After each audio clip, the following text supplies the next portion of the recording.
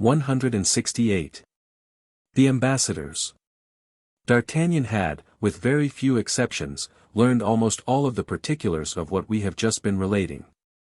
For among his friends he reckoned all the useful, serviceable people in the royal household, officious attendants who were proud of being recognized by the captain of the Musketeers. For the captain's influence was very great. And then, in addition to any ambitious views they may have imagined he could promote, they were proud of being regarded as worth being spoken to by a man as brave as D'Artagnan. In this manner D'Artagnan learned every morning what he had not been able either to see or to ascertain the night before, from the simple fact of his not being ubiquitous. So that, with the information he had been able by his own means to pick up during the day, and with what he had gathered from others, he succeeded in making up a bundle of weapons, which he was in the prudent habit of using only when occasion required. In this way, D'Artagnan's 2 eyes rendered him the same service as the 100 eyes of Argus. Political secrets, bedside revelations, hints or scraps of conversation dropped by the courtiers on the threshold of the royal antechamber, in this way D'Artagnan managed to ascertain, and to store away everything in the vast and impenetrable mausoleum of his memory, by the side of those royal secrets so dearly bought and faithfully preserved. He therefore knew of the king's interview with Colbert, and of the appointment made for the ambassadors in the morning, and, consequently, that the question of the medals would be brought up for debate. And, while he was arranging and constructing the conversation upon a few chance words which had reached his ears, he returned to his post in the royal apartments, so as to be there at the very moment the king awoke. It happened that the king rose very early, proving thereby that he, too, on his side, had slept but indifferently. Towards 7 o'clock, he half opened his door very gently. D'Artagnan was at his post.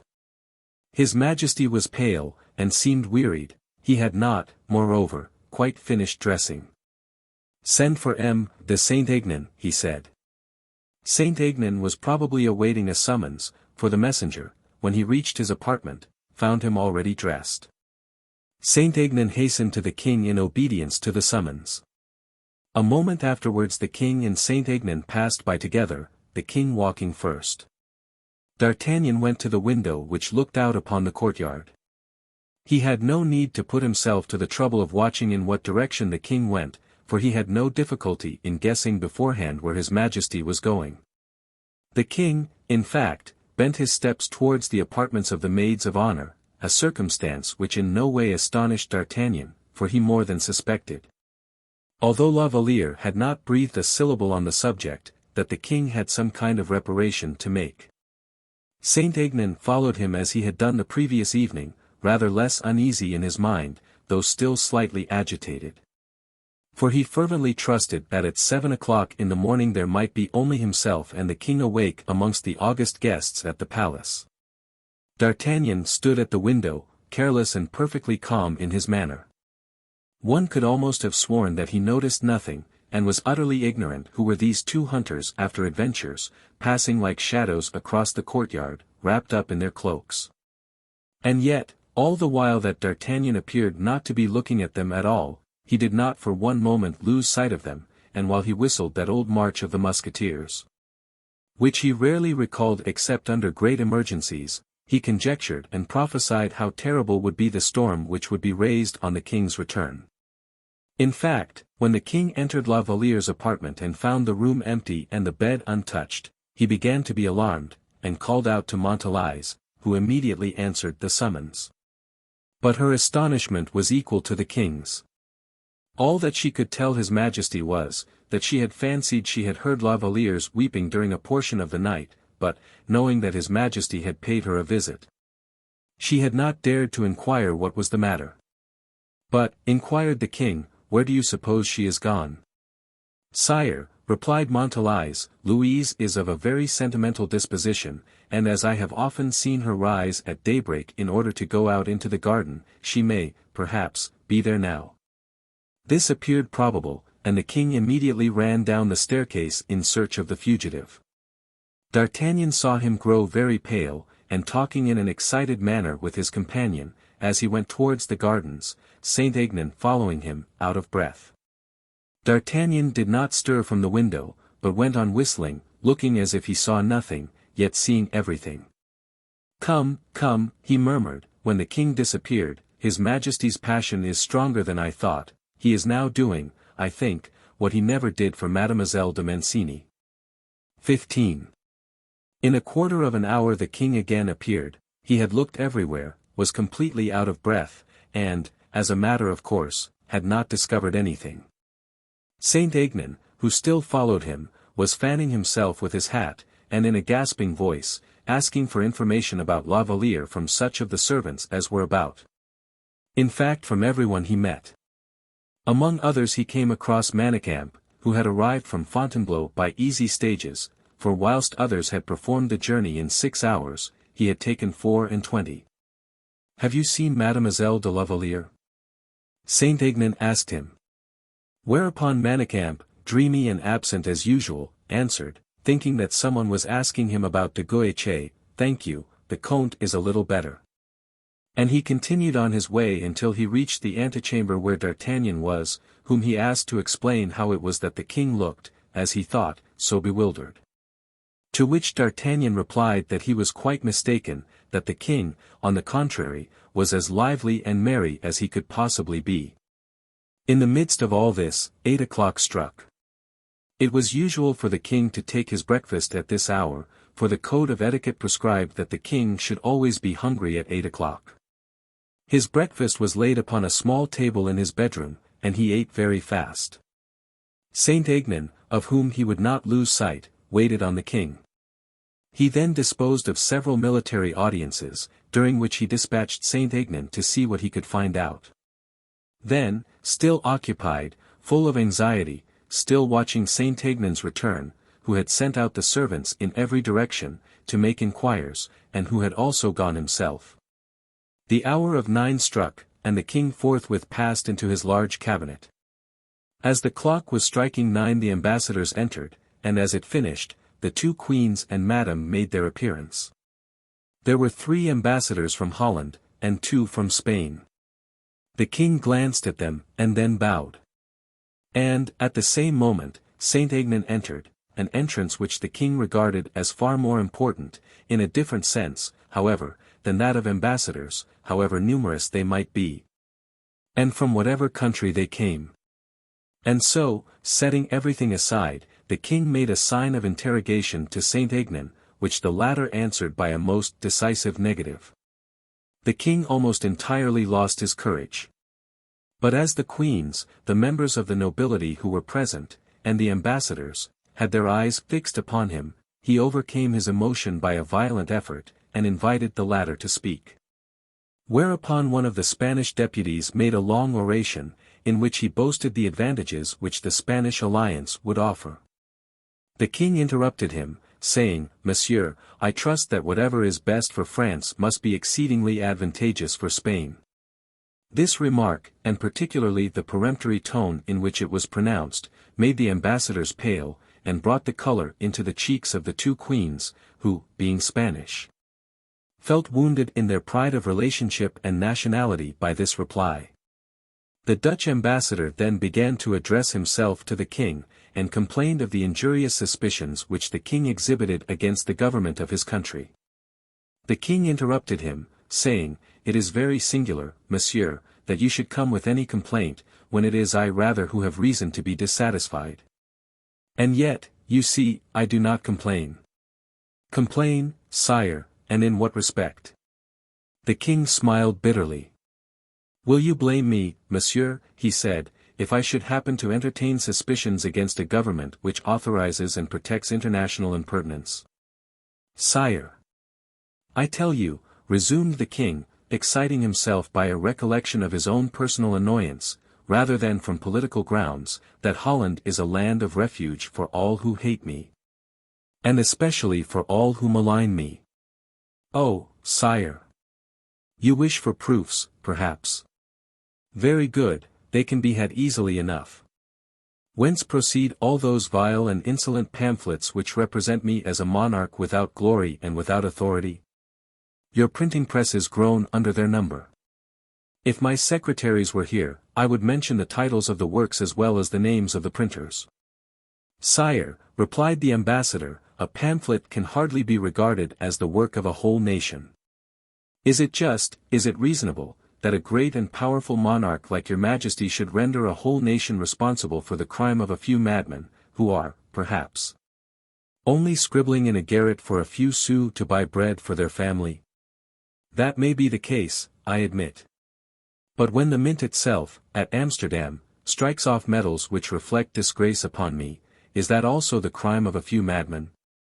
Medals, stammered out the ambassador. Medals, repeated the king, looking at Colbert. Your majesty, the ambassador ventured, should be quite sure.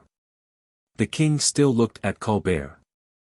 But Colbert appeared not to understand him, and maintained an unbroken silence, notwithstanding the king's repeated hints. D'Artagnan then approached the king, and taking a piece of money out of his pocket, he placed it in the king's hands, saying, "This is the medal your majesty alludes to." The king looked at it, and with a look which, ever since he had become his own master, was ever piercing as the eagle's, observed an insulting device representing Holland arresting the progress of the sun, with this inscription, "In conspectu meo stedet sol." In my presence the sun stands still, exclaimed the king, furiously. Ah! You will hardly deny it now, I suppose. And the sun, said D'Artagnan, is this, as he pointed to the panels of the cabinet, where the sun was brilliantly represented in every direction, with this motto, Nec pluribus impar. 16. Louis's anger, increased by the bitterness of his own personal sufferings, hardly required this additional circumstance to foment it. Everyone saw, from the kindling passion in the king's eyes, that an explosion was imminent. A look from Colbert kept postponed the bursting of the storm. The ambassador ventured to frame excuses by saying that the vanity of nations was a matter of little consequence. That Holland was proud that, with such limited resources, she had maintained her rank as a great nation, even against powerful monarchs, and that if a little smoke had intoxicated his countrymen, the king would be kindly disposed, and would excuse this intoxication. The king seemed as if he would be glad of some suggestion. He looked at Colbert, who remained impassible. Then at D'Artagnan, who simply shrugged his shoulders, a movement which was like the opening of the floodgates, whereby the king's anger, which he had restrained for so long a period, now burst forth. As no one knew what direction his anger might take, all preserved a dead silence. The second ambassador took advantage of it to begin his excuses also. While he was speaking, and while the king, who had again gradually returned to his own personal reflections, was automatically listening to the voice, full of nervous anxiety. With the air of an absent man listening to the murmuring of a cascade, D'Artagnan, on whose left hand Saint-Aignan was standing, approached the latter, and, in a voice which was loud enough to reach the king's ears, said, "Have you heard the news?" "What news?" said Saint-Aignan. "About La Valliere." The king started, and advanced his head. "What has happened to La Valliere?" inquired Saint-Aignan, in a tone which can easily be imagined. "Ah! Poor girl! She is going to take the veil." "The veil!" exclaimed Saint-Aignan. "The veil!" cried the king, in the midst of the ambassador's discourse. But then, mindful of the rules of etiquette, he mastered himself, still listening, however, with rapt attention. "What order?" inquired Saint-Aignan. "The Carmelites of Chaillot." "Who the deuce told you that?" "She did herself." "You have seen her, then?" "Nay, I even went with her to the Carmelites." The king did not lose a syllable of this conversation. And again he could hardly control his feelings. "But what was the cause of her flight?" inquired Saint-Aignan. "Because the poor girl was driven away from the court yesterday," replied D'Artagnan. He had no sooner said this, than the king, with an authoritative gesture, said to the ambassador, "Enough, monsieur, enough." Then, advancing towards the captain, he exclaimed, "Who says Mademoiselle de la Valliere is going to take the religious vows?" D'Artagnan, answered the favorite. "Is it true what you say?" said the king, turning towards the musketeer. As true as truth itself. The king clenched his hands, and turned pale. You have something further to add, D'Artagnan, he said. I know nothing more, sire. You added that Mademoiselle de la Valliere had been driven away from the court. Yes, sire. Is that true, also? Ascertain for yourself, sire. And from whom? Ah, sighed D'Artagnan, like a man who is declining to say anything further. The king almost bounded from his seat, regardless of ambassadors, ministers, courtiers, queens, and politics. The queen mother rose. She had heard everything, or, if she had not heard everything, she had guessed it. Madame, almost fainting from anger and fear, endeavored to rise as the queen mother had done. But she sank down again upon her chair, which by an instinctive movement she made roll back a few paces. Gentlemen, said the king, the audience is over.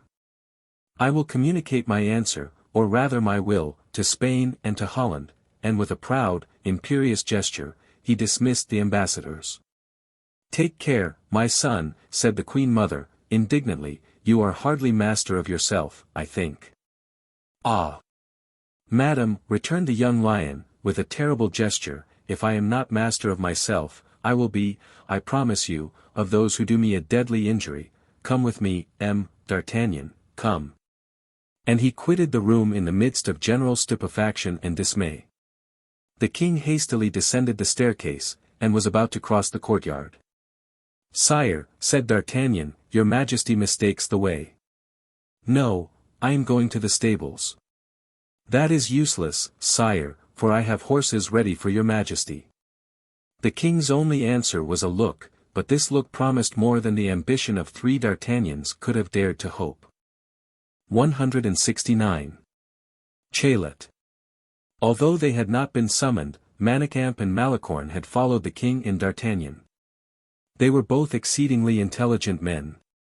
Except that Malicorne was too precipitate, owing to ambition, while Manicamp was frequently too tardy, owing to indolence. On this occasion, however, they arrived at precisely the proper moment. 5 horses were in readiness. 2 were seized upon by the king and D'Artagnan, 2 others by Manicamp and Malicorne, while a groom belonging to the stables mounted the 5th. The cavalcade set off at a gallop. D'Artagnan had been very careful in his selection of the horses, they were the very animals for distressed lovers, horses which did not simply run, but flew. Within 10 minutes after their departure, the cavalcade, amidst a cloud of dust, arrived at Chaillot. The king literally threw himself off his horse. But notwithstanding the rapidity with which he accomplished this maneuver, he found D'Artagnan already holding his stirrup.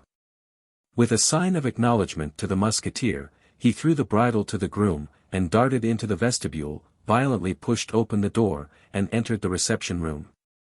Manicamp, Malicorne, and the groom remained outside, D'Artagnan alone following him. When he entered the reception-room, the first object which met his gaze was Louise herself, not simply on her knees, but lying at the foot of a large stone crucifix. The young girl was stretched upon the damp flagstones, scarcely visible in the gloom of the apartment, which was lighted only by means of a narrow window. Protected by bars and completely shaded by creeping plants. She was alone, inanimate, cold as the stone to which she was clinging. When the king saw her in this state, he thought she was dead, and uttered a loud cry, which made D'Artagnan hurry into the room. The king had already passed one of his arms round her body, and D'Artagnan assisted him in raising the poor girl, whom the torpor of death seemed already to have taken possession of. D'Artagnan seized hold of the alarm bell and rang with all his might. The Carmelite sisters immediately hastened at the summons, and uttered loud exclamations of alarm and indignation at the sight of the 2 men holding a woman in their arms. The superior also hurried to the scene of action, but far more a creature of the world than any of the female members of the court, notwithstanding her austerity of manners. She recognized the king at the first glance, by the respect which those present exhibited for him, as well as by the imperious and authoritative way in which he had thrown the whole establishment into confusion. As soon as she saw the king, she retired to her own apartments, in order to avoid compromising her dignity. But by one of the nuns she sent various cordials, Hungary water, etc., etc. And ordered that all the doors should immediately be closed, a command which was just in time, for the king's distress was fast becoming of a most clamorous and despairing character.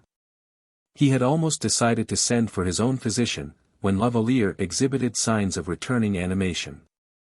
The first object which met her gaze, as she opened her eyes, was the king at her feet. In all probability she did not recognize him, for she uttered a deep sigh full of anguish and distress. Louis fixed his eyes devouringly upon her face. And when, in the course of a few moments, she recognized Louis, she endeavored to tear herself from his embrace. "Oh, heavens," she murmured, "is not the sacrifice yet made?" "No, no," exclaimed the king, "and it shall not be made, I swear." Notwithstanding her weakness and utter despair, she rose from the ground, saying, "It must be made, however, it must be. So do not stay me in my purpose. I leave you to sacrifice yourself." "I never, never," exclaimed the king. "Well," murmured D'Artagnan, "I may as well go now. As soon as they begin to speak, we may as well prevent there being any listeners." And he quitted the room, leaving the lovers alone.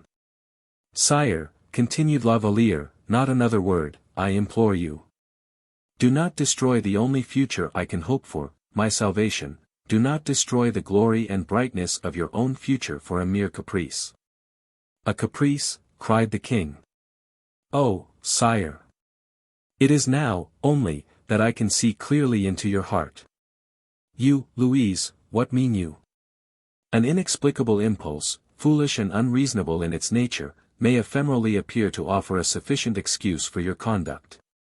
But there are duties imposed upon you which are incompatible with your regard for a poor girl such as I am. So, forget me. I forget you. You have already done so, once. Rather would I die. You cannot love one whose peace of mind you hold so lightly, and whom you so cruelly abandoned, last night, to the bitterness of death. What can you mean? Explain yourself, Louise. What did you ask me yesterday morning? To love you. What did you promise me in return? Never to let midnight pass without offering me an opportunity of reconciliation, if, by any chance, your anger should be roused against me. Oh! Forgive me, Louise, forgive me. I was mad from jealousy. Jealousy is a sentiment unworthy of a king, a man. You may become jealous again, and will end by killing me. Be merciful, then, and leave me now to die. Another word, Mademoiselle, in that strain, and you will see me expire at your feet. No, no, sire, I am better acquainted with my own demerits. And believe me, that to sacrifice yourself for one whom all despise, would be needless. Give me the names of those you have cause to complain of. I have no complaints, sire, to prefer against anyone, no one but myself to accuse. Farewell, sire, you are compromising yourself in speaking to me in such a manner. Oh! Be careful, Louise, in what you say, for you are reducing me to the darkness of despair. Oh! Sire, sire, leave me at least the protection of heaven, I implore you. No, no. Heaven itself shall not tear you from me. Save me, then, cried the poor girl, from those determined and pitiless enemies who are thirsting to annihilate my life and honor too. If you have courage enough to love me, show at least that you have power enough to defend me. But no, she whom you say you love, others insult and mock, and drive shamelessly away.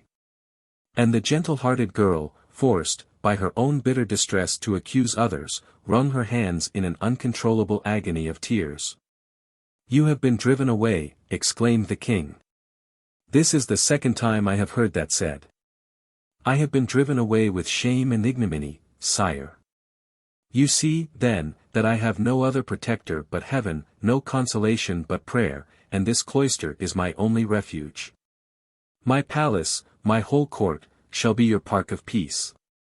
Oh! Fear nothing further now, Louise, those, be they men or women, who yesterday drove you away, shall tomorrow tremble before you, tomorrow, do I say? Nay, this very day I have already shown my displeasure, have already threatened. It is in my power, even now, to hurl the thunderbolt I have hitherto withheld. Louise, Louise, ye shall be bitterly revenged, tears of blood shall repay you for the tears you have shed. Give me only the names of your enemies. Never, never. How can I show any anger, then? Sire, those upon whom your anger would be prepared to fall, would force you to draw back your hand upraised to punish. Oh!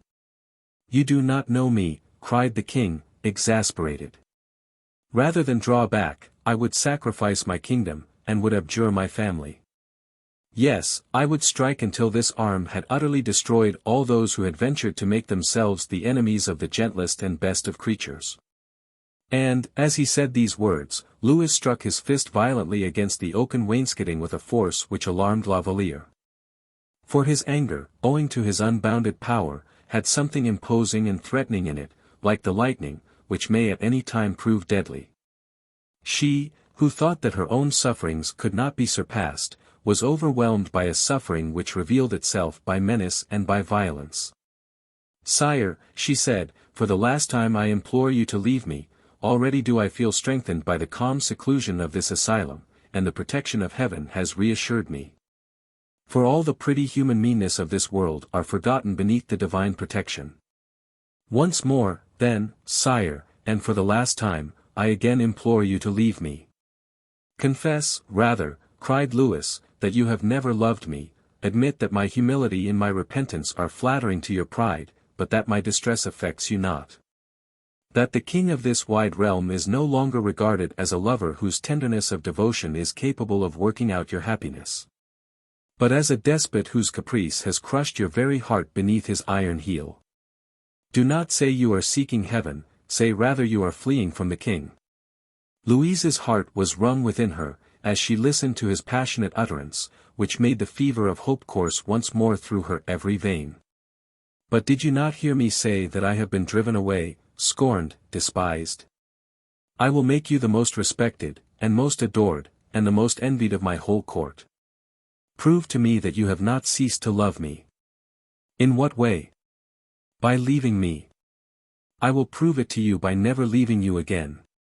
But do you imagine, sire, that I shall allow that? Do you imagine that I will let you come to an open rupture with every member of your family? Do you imagine that, for my sake, you could abandon mother, wife and sister? Ah! You have named them, then, at last, it is they, then, who have wrought this grievous injury. By the heaven above us, then, upon them shall my anger fall. That is the reason why the future terrifies me, why I refuse everything, why I do not wish you to revenge me. Tears enough have already been shed, sufficient sorrow and affliction have already been occasioned. I, at least, will never be the cause of sorrow, or affliction, or distress to whomsoever it may be, for I have mourned and suffered, and wept too much myself. And do you count my sufferings, my tears, as nothing? In heaven's name, sire, do not speak to me in that manner. I need all my courage to enable me to accomplish the sacrifice. Louise, Louise, I implore you. Whatever you desire, whatever you command, whether vengeance or forgiveness, your slightest wish shall be obeyed, but do not abandon me. Alas! Sire, we must part. You do not love me, then. Heaven knows I do. It is false, Louise, it is false. Oh! Sire, if I did not love you, I should let you do what you please. I should let you revenge me, in return for the insult which has been inflicted on me, I should accept the brilliant triumph to my pride which you propose. And yet, you cannot deny that I reject even the sweet compensation which your affection affords, that affection which for me is life itself. For I wished to die when I thought that you loved me no longer. Yes, yes, I now know, I now perceive it, you are the sweetest, best, and purest of women. There is no one so worthy as yourself, not alone of my respect and devotion, but also of the respect and devotion of all who surround me, and therefore no one shall be loved like yourself. No one shall ever possess the influence over me that you wield. You wish me to be calm, to forgive, be it so, you shall find me perfectly unmoved. You wish to reign by gentleness and clemency. I will be clement and gentle. Dictate for me the conduct you wish me to adopt, and I will obey blindly. In heaven's name, no, sire. What am I, a poor girl, to dictate to so great a monarch as yourself? You are my life, the very spirit and principle of my being. Is it not the spirit that rules the body? You love me, then, sire. On my knees, yes, with my hands upraised to you, yes, with all the strength and power of my being, yes. I love you so deeply, that I would lay down my life for you, gladly, at your merest wish. Oh! Sire, now I know you love me, I have nothing to wish for in the world. Give me your hand, sire. And then, farewell. I have enjoyed in this life all the happiness I was ever meant for. Oh! No, no. Your happiness is not a happiness of yesterday, it is of today, of tomorrow, ever enduring. The future is yours, everything which is mine is yours, too. Away with these ideas of separation, away with these gloomy, despairing thoughts. You will live for me, as I will live for you, Louise. And he threw himself at her feet, embracing her knees with the wildest transports of joy and gratitude. Oh! Sire, sire! All that is but a wild dream. Why, a wild dream? Because I cannot return to the court. Exiled, how can I see you again? Would it not be far better to bury myself in a cloister for the rest of my life, with the rich consolation that your affection gives me, with the pulses of your heart beating for me? And your latest confession of attachment still ringing in my ears? Exiled, you, exclaimed Louis XIV, and who dares to exile, let me ask, when I recall? Oh! Sire, something which is greater than and superior to the kings even, the world and public opinion. Reflect for a moment, you cannot love a woman who has been ignominiously driven away, love one whom your mother has stained with suspicions, one whom your sister has threatened with disgrace. Such a woman, indeed, would be unworthy of you. Unworthy. One who belongs to me. Yes, sire, precisely on that account. From the very moment she belongs to you, the character of your mistress renders her unworthy. You are right, Louise, every shade of delicacy of feeling is yours.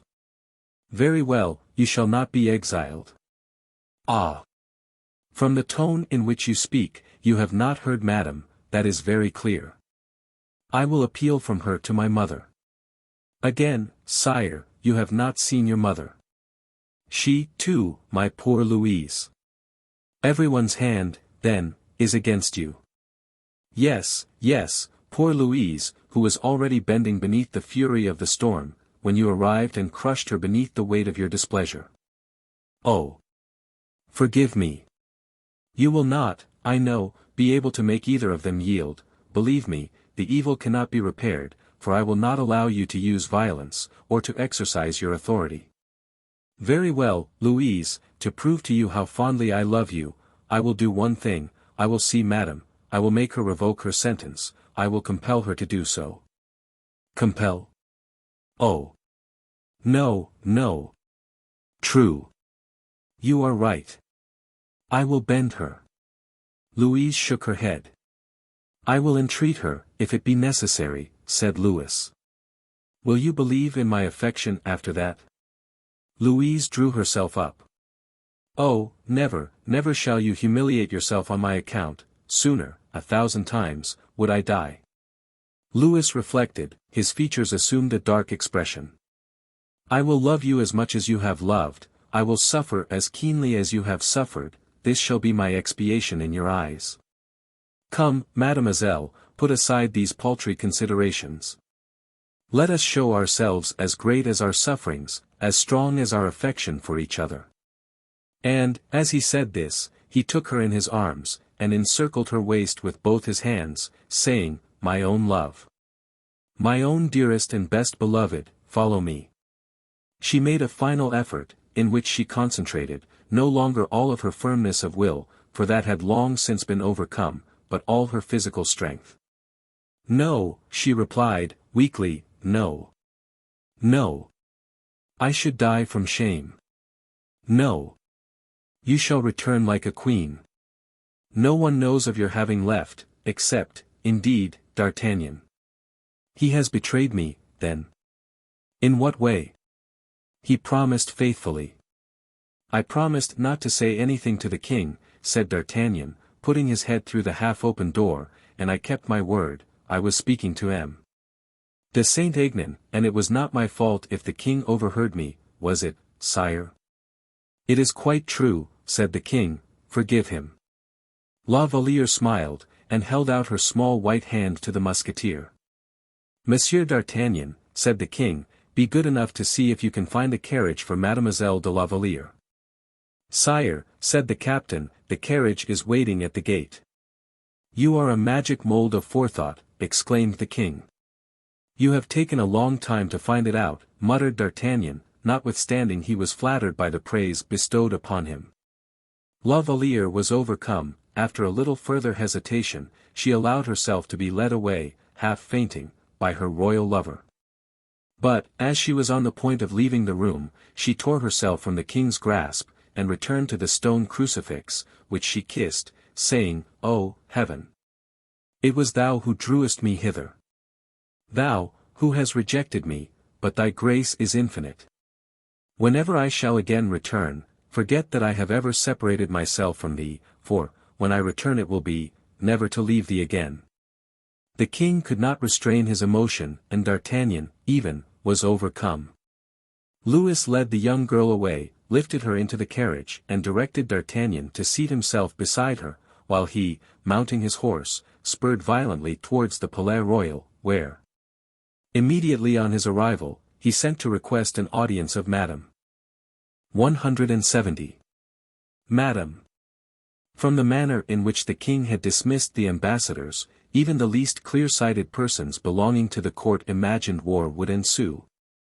The ambassadors themselves, but slightly acquainted with the king's domestic disturbances, had interpreted as directed against themselves the celebrated sentence, "If I be not master of myself, I, at least, will be so of those who insult me."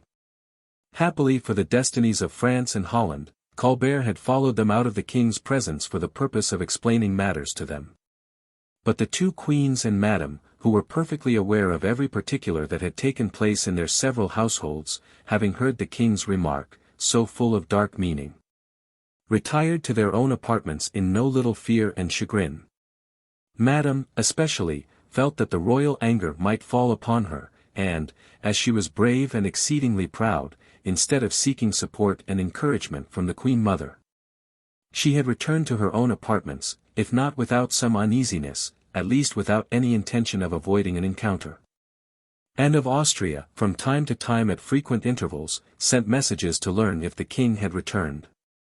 The silence which the whole palace preserved upon the matter, and upon Louise's disappearance, was indicative of a long train of misfortunes to all those who knew the haughty and irritable humor of the king. But Madame, unmoved in spite of all the flying rumors, shut herself up in her apartments, sent for Montalais, and, with a voice as calm as she could possibly command, desired her to relate all she knew about the event itself. At the moment that the eloquent Montalais was concluding, with all kinds of oratorical precautions, and was recommending, if not in actual language, at least in spirit, that she should show forbearance towards La Valliere, M. Malicorne made his appearance to beg an audience of Madame, on behalf of the king. Montalais's worthy friend bore upon his countenance all the signs of the very liveliest emotion. It was impossible to be mistaken. The interview which the king requested would be one of the most interesting chapters in the history of the hearts of kings and of men. Madame was disturbed by her brother-in-law's arrival. She did not expect it so soon, nor had she, indeed, expected any direct step on Louis's part. Besides, all women who wage war successfully by indirect means, are invariably neither very skillful nor very strong when it becomes a question of accepting a pitched battle. Madame, however, was not one who ever drew back. She had the very opposite defect or qualification, in whichever light it may be considered. She took an exaggerated view of what constituted real courage. And therefore the king's message, of which Malicorne had been the bearer, was regarded by her as the bugle note proclaiming the commencement of hostilities. She, therefore, boldly accepted the gage of battle. 5 minutes afterwards the king ascended the staircase. His color was heightened from having ridden hard. His dusty and disordered clothes formed a singular contrast with the fresh and perfectly arranged toilette of Madame, who, notwithstanding the rouge on her cheeks, turned pale as Louis entered the room. Louis lost no time in approaching the object of his visit. He sat down, and Montalice disappeared. "My dear sister," said the king, "you are aware that Mademoiselle de la Valliere fled from her own room this morning, and that she has retired to a cloister, overwhelmed by grief and despair." As he pronounced these words, the king's voice was singularly moved. "Your Majesty is the first to inform me of it," replied Madame. "I should have thought that you might have learned it this morning, during the reception of the ambassadors," said the king. "From your emotion, sire, I imagined that something extraordinary had happened, but without knowing what." The king, with his usual frankness, went straight to the point. "Why did you send Mademoiselle de la Valliere away?" "Because I had reason to be dissatisfied with her conduct," she replied, dryly.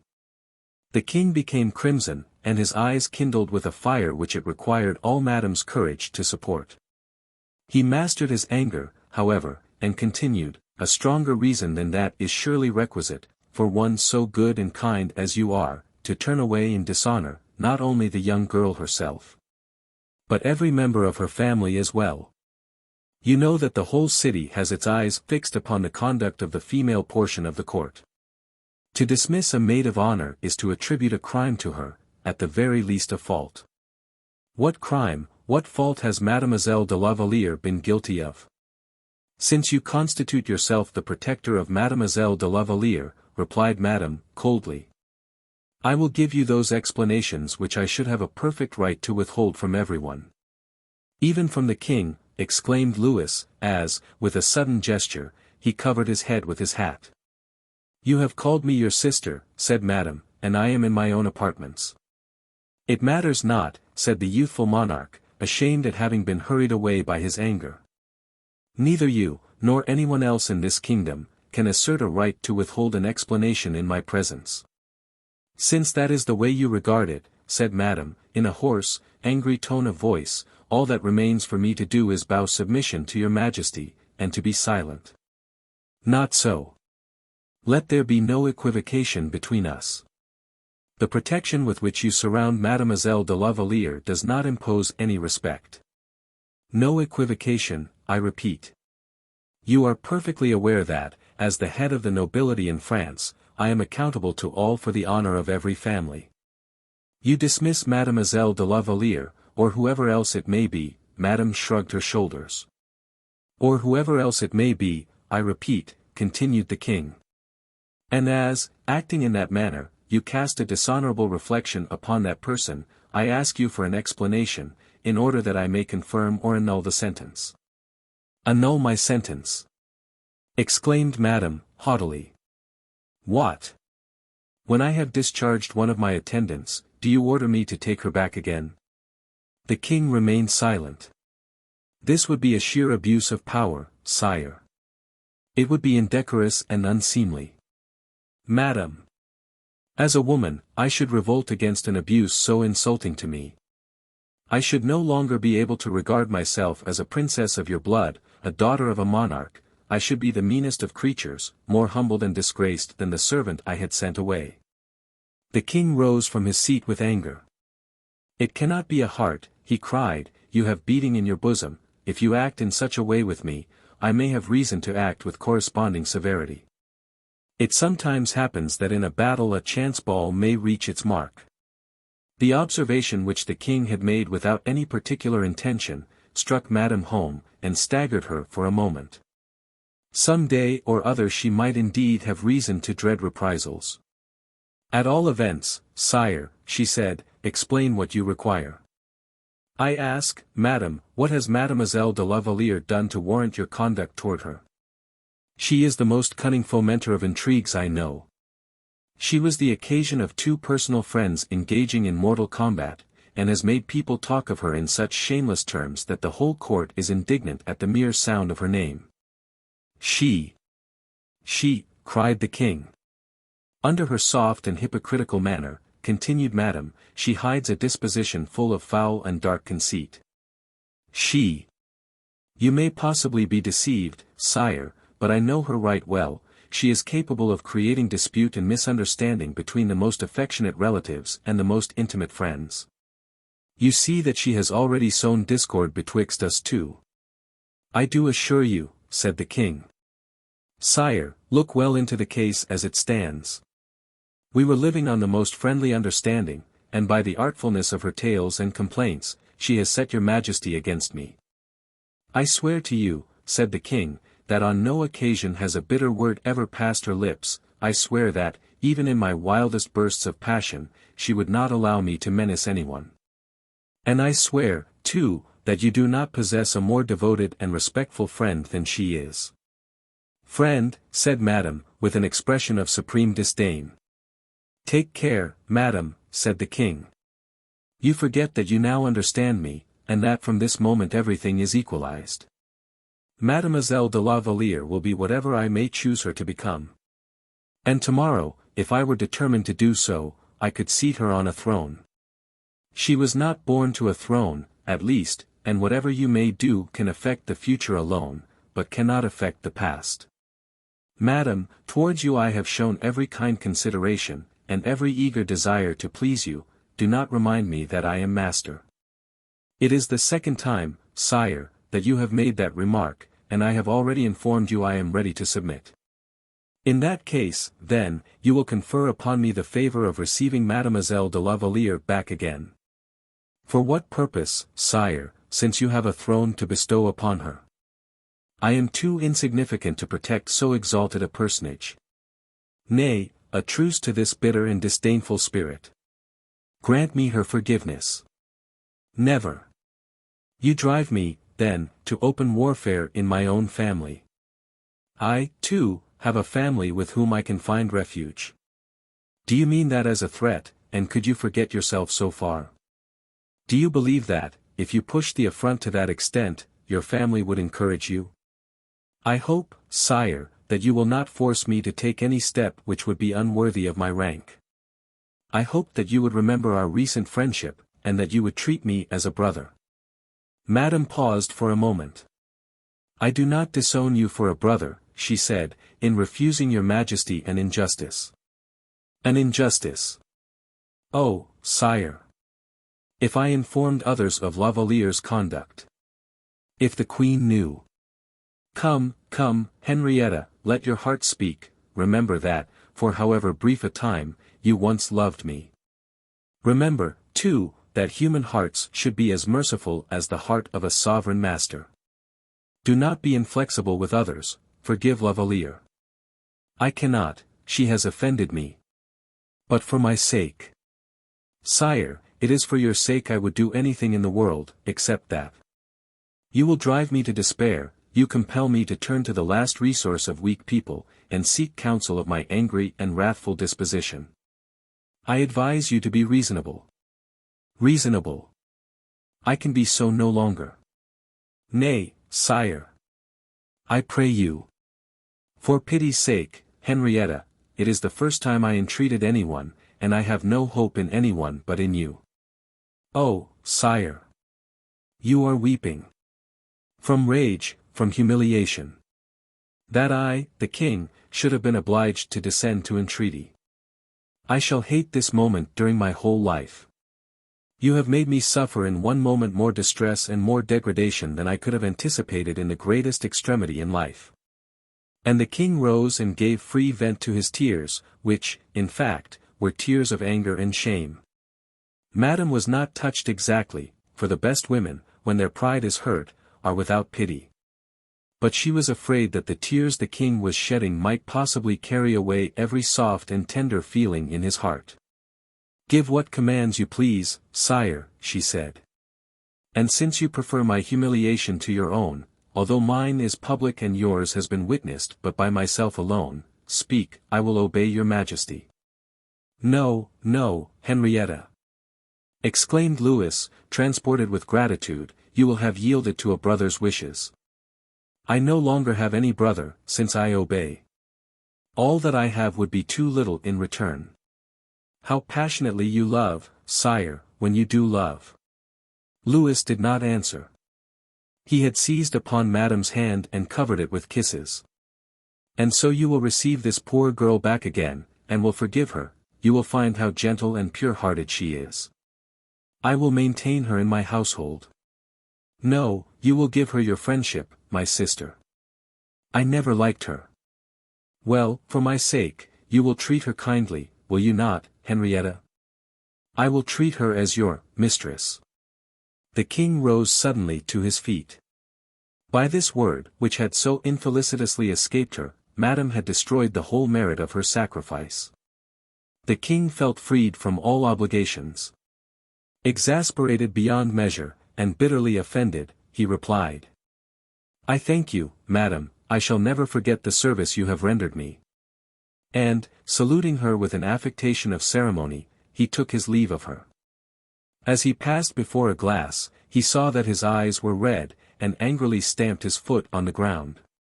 But it was too late, for Malicorne and D'Artagnan, who were standing at the door, had seen his eyes. The king has been crying, thought Malicorne. D'Artagnan approached the king with a respectful air, and said in a low tone of voice. Sire, it would be better to return to your own apartments by the small staircase. Why? Because the dust of the road has left its traces on your face, said D'Artagnan. By heavens!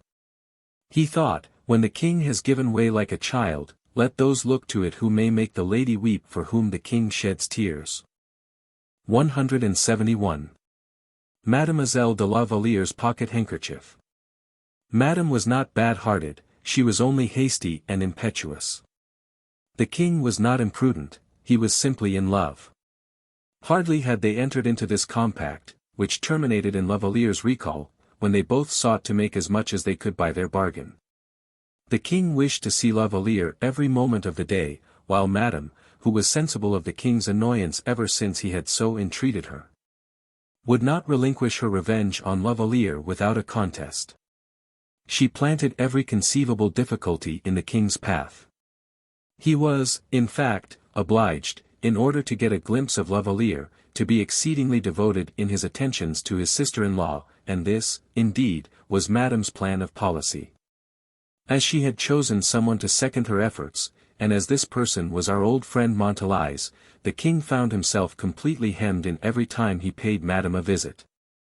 He was surrounded, and was never left a moment alone. Madame displayed in her conversation a charm of manner and brilliancy of wit which dazzled everybody. Montali's followed her, and soon rendered herself perfectly insupportable to the king, which was, in fact, the very thing she expected would happen. She then set Malicorne at the king, who found means of informing his majesty that there was a young person belonging to the court who was exceedingly miserable. And on the king inquiring who this person was, Malicorne replied that it was Mademoiselle de Montali's. To this the king answered that it was perfectly just that a person should be unhappy when she rendered others so. Whereupon Malicorne explained how matters stood. For he had received his directions from Montali's. The king began to open his eyes. He remarked that, as soon as he made his appearance, Madame made hers too. That she remained in the corridors until after he had left, that she accompanied him back to his own apartments, fearing that he might speak in the antechambers to one of her maids of honor. One evening she went further still. The king was seated, surrounded by the ladies who were present, and holding in his hand, concealed by his lace ruffle, a small note which he wished to slip into La Valliere's hand. Madame guessed both his intention and the letter too. It was difficult to prevent the king going wherever he pleased, and yet it was necessary to prevent his going near La Valliere, or speaking to her. As by so doing he could let the note fall into her lap behind her fan, or into her pocket-handkerchief. The king, who was also on the watch, suspected that a snare was being laid for him. He rose and pushed his chair, without affectation, near Mademoiselle de Chatillon, with whom he began to talk in a light tone. They were amusing themselves making rhymes. From Mademoiselle de Chatillon he went to Montalais, and then to Mademoiselle de Tonnay-Charente. And thus, by this skilful maneuver, he found himself seated opposite to La Valliere, whom he completely concealed. Madame pretended to be greatly occupied, altering a group of flowers that she was working in tapestry. The king showed the corner of his letter to La Valliere, and the latter held out her handkerchief with a look that signified, "Put the letter inside." Then, as the king had placed his own handkerchief upon his chair, he was adroit enough to let it fall on the ground, so that La Valliere slipped her handkerchief on the chair. The king took it up quietly, without anyone observing what he did, placed the letter within it, and returned the handkerchief to the place he had taken it from. There was only just time for La Valliere to stretch out her hand to take hold of the handkerchief with its valuable contents. But Madame, who had observed everything that had passed, said to Mademoiselle de Chatillon, "Chatillon, be good enough to pick up the king's handkerchief, if you please. It has fallen on the carpet." The young girl obeyed with the utmost precipitation, the king having moved from his seat, and La Valliere being in no little degree nervous and confused. "Ah! I beg your Majesty's pardon," said Mademoiselle de Chatillon, "you have two handkerchiefs, I perceive." And the king was accordingly obliged to put into his pocket La Valliere's handkerchief as well as his own. He certainly gained that souvenir of Louise, who lost, however, a copy of verses which had cost the king 10 hours' hard labor, and which, as far as he was concerned, was perhaps as good as a long poem. It would be impossible to describe the king's anger and La Valliere's despair, but shortly afterwards a circumstance occurred which was more than remarkable. When the king left, in order to retire to his own apartments, Malicorne, informed of what had passed, one can hardly tell how, was waiting in the antechamber. The antechambers of the Palais Royal are naturally very dark, and, in the evening, they were but indifferently lighted. Nothing pleased the king more than this dim light. As a general rule, love, whose mind and heart are constantly in a blaze, contemns all light, except the sunshine of the soul. And so the antechamber was dark. A page carried a torch before the king, who walked on slowly, greatly annoyed at what had recently occurred. Malicorne passed close to the king, almost stumbled against him in fact, and begged his forgiveness with the profoundest humility. But the king, who was in an exceedingly ill temper, was very sharp in his reproof to Malicorne, who disappeared as soon and as quietly as he possibly could. Louis retired to rest, having had a misunderstanding with the queen. And the next day, as soon as he entered the cabinet, he wished to have La Valliere's handkerchief in order to press his lips to it. He called his valet. "Fetch me," he said, "the coat I wore yesterday evening, but be very sure you do not touch anything it may contain." The order being obeyed, the king himself searched the pocket of the coat. He found only one handkerchief, and that his own, La Valliere's, had disappeared. Whilst busied with all kinds of conjectures and suspicions, a letter was brought to him from La Valliere. It ran thus: "How good and kind of you to have sent me those beautiful verses, how full of ingenuity and perseverance your affection is, how is it possible to help loving you so dearly? What does this mean?" Thought the king, there must be some mistake. "Look well about," said he to the valet, "for a pocket-handkerchief must be in one of my pockets. And if you do not find it, or if you have touched it," he reflected for a moment. To make a state matter of the loss of the handkerchief would be to act absurdly, and he therefore added, there was a letter of some importance inside the handkerchief, which had somehow got among the folds of it. "Sire," said the valet, "your Majesty had only one handkerchief, and that is it." "True, true," replied the king, setting his teeth hard together. "Oh, poverty, how I envy you! Happy is the man who can empty his own pockets of letters and handkerchiefs." He read La Valliere's letter over again, endeavoring to imagine in what conceivable way his verses could have reached their destination. There was a postscript to the letter. "I send you back by your messenger this reply, so unworthy of what you sent me. So far so good, I shall find out something now, he said delightedly. "Who is waiting, and who brought me this letter?" "M. Malicorne," replied the valet de chambre, timidly. "Desire him to come in." Malicorne entered. "You come from Mademoiselle de la Valliere?" said the king, with a sigh. "Yes, sire." "And you took Mademoiselle de la Valliere something from me?" "I, sire?" "Yes, you." "Oh, no, sire. Mademoiselle de la Valliere says so, distinctly." "Oh, sire, Mademoiselle de la Valliere is mistaken." The king frowned. "What jest is this?" he said. "Explain yourself. Why does Mademoiselle de la Valliere call you my messenger? What did you take to that lady? Speak, monsieur, and quickly." "Sire, I merely took Mademoiselle de la Valliere a pocket-handkerchief, that was all." "A handkerchief, what handkerchief?" "Sire, at the very moment when I had the misfortune to stumble against your majesty yesterday, a misfortune which I shall deplore to the last day of my life. Especially after the dissatisfaction which you exhibited, I remained, sire, motionless with despair, your majesty being at too great a distance to hear my excuses. When I saw something white lying on the ground." "Ah," said the king.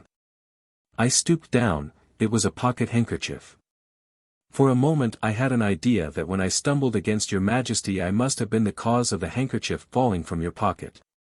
But as I felt it all over very respectfully, I perceived a cipher at one of the corners, and, on looking at it closely, I found that it was Mademoiselle de la Valliere's cipher. I presumed that on her way to Madame's apartment in the earlier part of the evening she had let her handkerchief fall, and I accordingly hastened to restore it to her as she was leaving. And that is all I gave to Mademoiselle de la Valliere, I entreat your majesty to believe."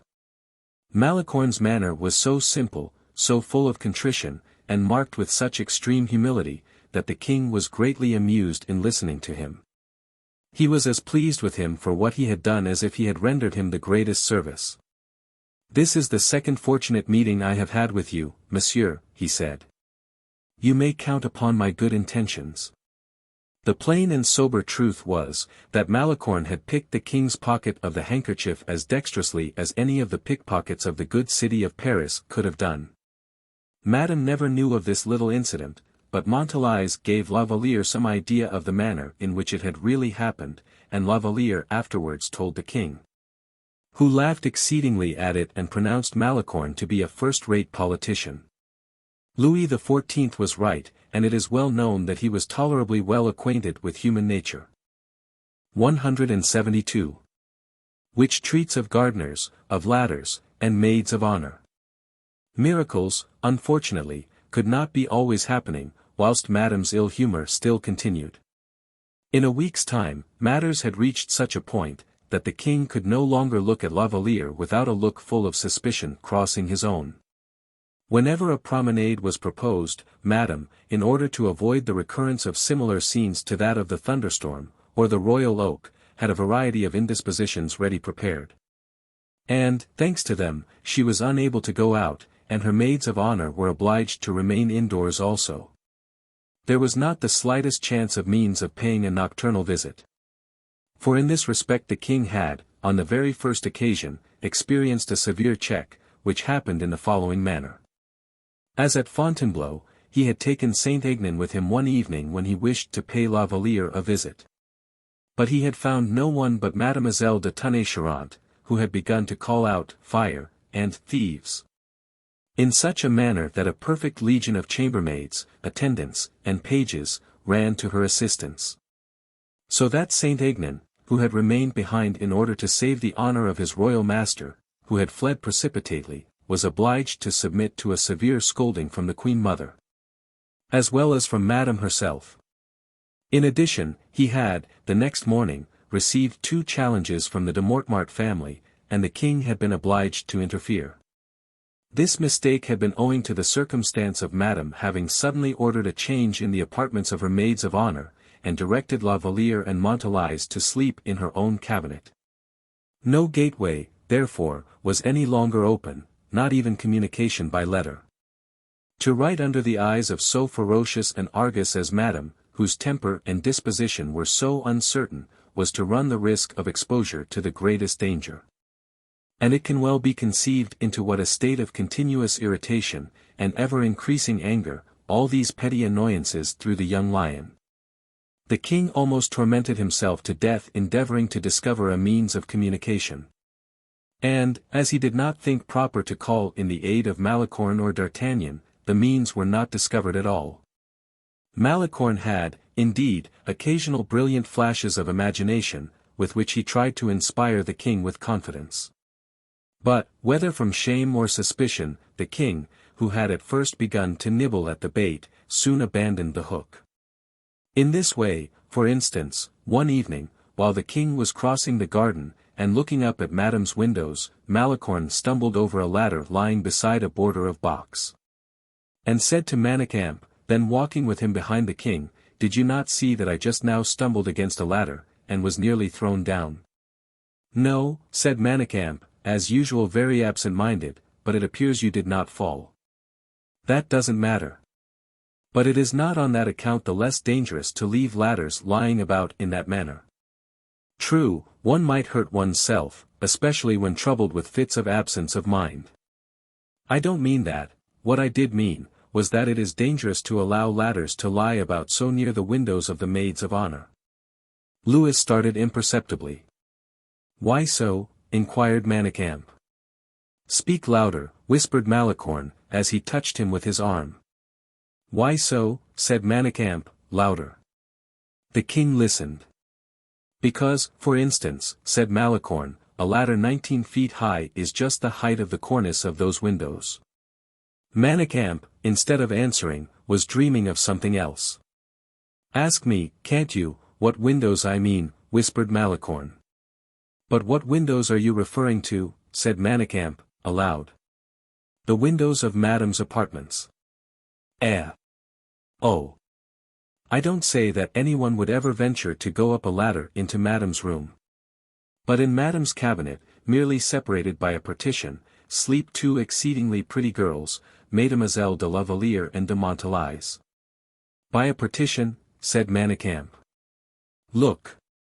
You see how brilliantly lighted Madame's apartments are. Well, do you see those two windows?" "Yes." "And that window close to the others, but more dimly lighted?" "Yes." "Well, that is the room of the maids of honor. Look, there is Mademoiselle de la Valliere opening the window. Ah! How many soft things could an enterprising lover say to her, if he only suspected that there was lying here a ladder 19 feet long, which would just reach the cornice. But she is not alone. You said Mademoiselle de Montalice is with her. Mademoiselle de Montalice counts for nothing. She is her oldest friend, and exceedingly devoted to her, a positive well, into which can be thrown all sorts of secrets one might wish to get rid of." The king did not lose a single syllable of this conversation. Malicorne even remarked that his majesty slackened his pace, in order to give him time to finish. So, when they arrived at the door, Louis dismissed everyone, with the exception of Malicorne, a circumstance which excited no surprise, for it was known that the king was in love. And they suspected he was going to compose some verses by moonlight, and, although there was no moon that evening, the king might, nevertheless, have some verses to compose. Everyone, therefore, took his leave, and, immediately afterwards, the king turned towards Malicorne, who respectfully waited until his majesty should address him. "What were you saying, just now, about a ladder, Monsieur Malicorne?" he asked. "Did I say anything about ladders, sire?" said Malicorne, looking up, as if in search of words which had flown away. "Yes, of a ladder 19 feet long."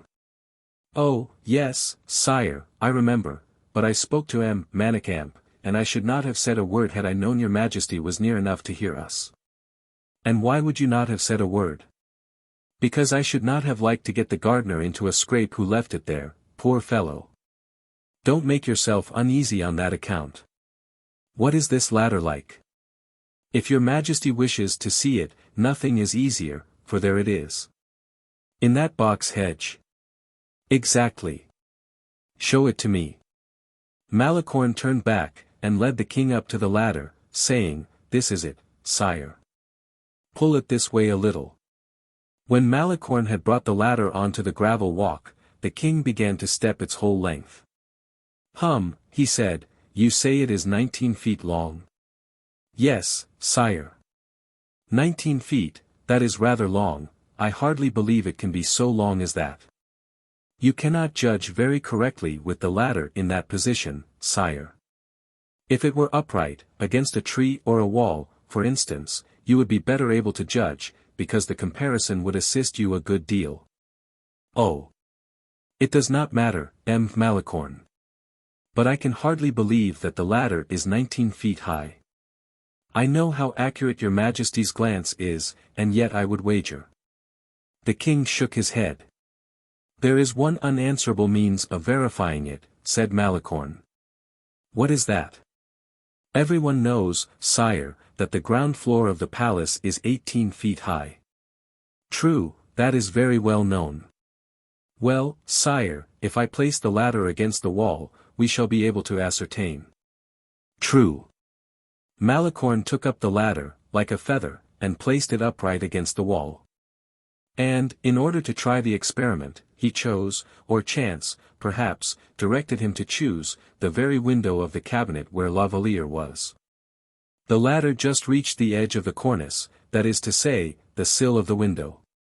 So that, by standing upon the last round but one of the ladder, a man of about the middle height, as the king was, for instance, could easily talk with those who might be in the room. Hardly had the ladder been properly placed, when the king, dropping the assumed part he had been playing in the comedy, began to ascend the rounds of the ladder, which Malicorne held at the bottom. But hardly had he completed half the distance when a patrol of Swiss guards appeared in the garden, and advanced straight towards them. The king descended with the utmost precipitation, and concealed himself among the trees. Malicorne at once perceived that he must offer himself as a sacrifice. For if he, too, were to conceal himself, the guard would search everywhere until they had found either himself or the king, perhaps both. It would be far better, therefore, that he alone should be discovered. And, consequently, Malicorne hid himself so clumsily that he was the only one arrested. As soon as he was arrested, Malicorne was taken to the guardhouse, and there he declared who he was, and was immediately recognized. In the meantime, by concealing himself first behind one clump of trees and then behind another, the king reached the side door of his apartment, very much humiliated, and still more disappointed. More than that, the noise made in arresting Malicorne had drawn La Valliere and Montalice to their window. And even Madame herself had appeared at her own, with a pair of wax candles, one in each hand, clamorously asking what was the matter. In the meantime, Malicorne sent for D'Artagnan, who did not lose a moment in hurrying to him. But it was in vain he attempted to make him understand his reasons, and in vain also that D'Artagnan did understand them. And, further, it was equally in vain that both their sharp and intuitive minds endeavored to give another turn to the adventure. There was no other resource left for Malicorne but to let it be supposed that he had wished to enter Mademoiselle de Montalise's apartment. As Saint-Aignan had passed for having wished to force Mademoiselle de Tonnay-Charente's door. Madame was inflexible. In the first place, because, if Malicorne had, in fact, wished to enter her apartment at night through the window, and by means of the ladder, in order to see Montalice, it was a punishable offense on Malicorne's part, and he must be punished accordingly. And, in the second place, if Malicorne, instead of acting in his own name, had acted as an intermediary between La Valliere and a person whose name it was superfluous to mention, his crime was in that case even greater, since love, which is an excuse for everything, did not exist in the case as an excuse. Madame therefore made the greatest possible disturbance about the matter, and obtained his dismissal from Monsieur's household, without reflecting, poor blind creature, that both Malicorne and Montalice held her fast in their clutches in consequence of her visit to de Guiche, and in a variety of other ways equally delicate. Montalice, who was perfectly furious, wished to revenge herself immediately, but Malicorne pointed out to her that the king's countenance would repay them for all the disgraces in the world, and that it was a great thing to have to suffer on his Majesty's account. Malicorne was perfectly right, and, therefore, although Montalice had the spirit of 10 women in her, he succeeded in bringing her round to his own opinion. And we must not omit to state that the king helped them to console themselves, for, in the first place, he presented Malicorne with 50,000 francs as a compensation for the post he had lost. And, in the next place, he gave him an appointment in his own household. Delighted to have an opportunity of revenging himself in such a manner upon Madame for all she had made him and La Valliere suffer. But as Malicorne could no longer carry significant handkerchiefs for him or plant convenient ladders, the royal lover was in a terrible state. There seemed to be no hope, therefore, of ever getting near La Valliere again, so long as she should remain at the Palais Royal. All the dignities and all the money in the world could not remedy that. Fortunately, however, Malicorne was on the lookout, and this so successfully that he met Montalice, who, to do her justice, it must be admitted, was doing her best to meet Malicorne. "What do you do during the night in Madame's apartment?" he asked the young girl. "Why, I go to sleep, of course," she replied. "But it is very wrong to sleep. It can hardly be possible that, with the pain you are suffering, you can manage to do so." "And what am I suffering from, may I ask? Are you not in despair at my absence?" "Of course not, since you have received 50,000 francs and an appointment in the king's household. That is a matter of no moment. You are exceedingly afflicted at not seeing me as you used to see me formerly, and more than all, you are in despair at my having lost Madame's confidence. Come now, is not that true?" "Perfectly true." "Very good. Your distress of mind prevents you sleeping at night, and so you sob, and sigh, and blow your nose 10 times every minute as loud as possible. But, my dear Malicorne, Madame cannot endure the slightest noise near her." "I know that perfectly well, of course she can't endure anything. And so, I tell you, when she hears your deep distress, she will turn you out of her rooms without a moment's delay." "I understand. Very fortunate you do. Well, and what will happen next?" "The next thing that will happen will be, that La Valliere, finding herself alone without you, will groan and utter such loud lamentations, that she will exhibit despair enough for 2. In that case she will be put into another room, don't you see?" "Precisely so." "Yes, but which?" "Which? Yes, that will puzzle you to say, Mr. Inventor General." "Not at all.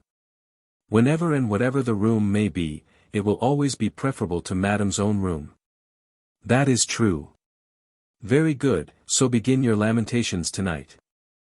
"I certainly will not fail to do so."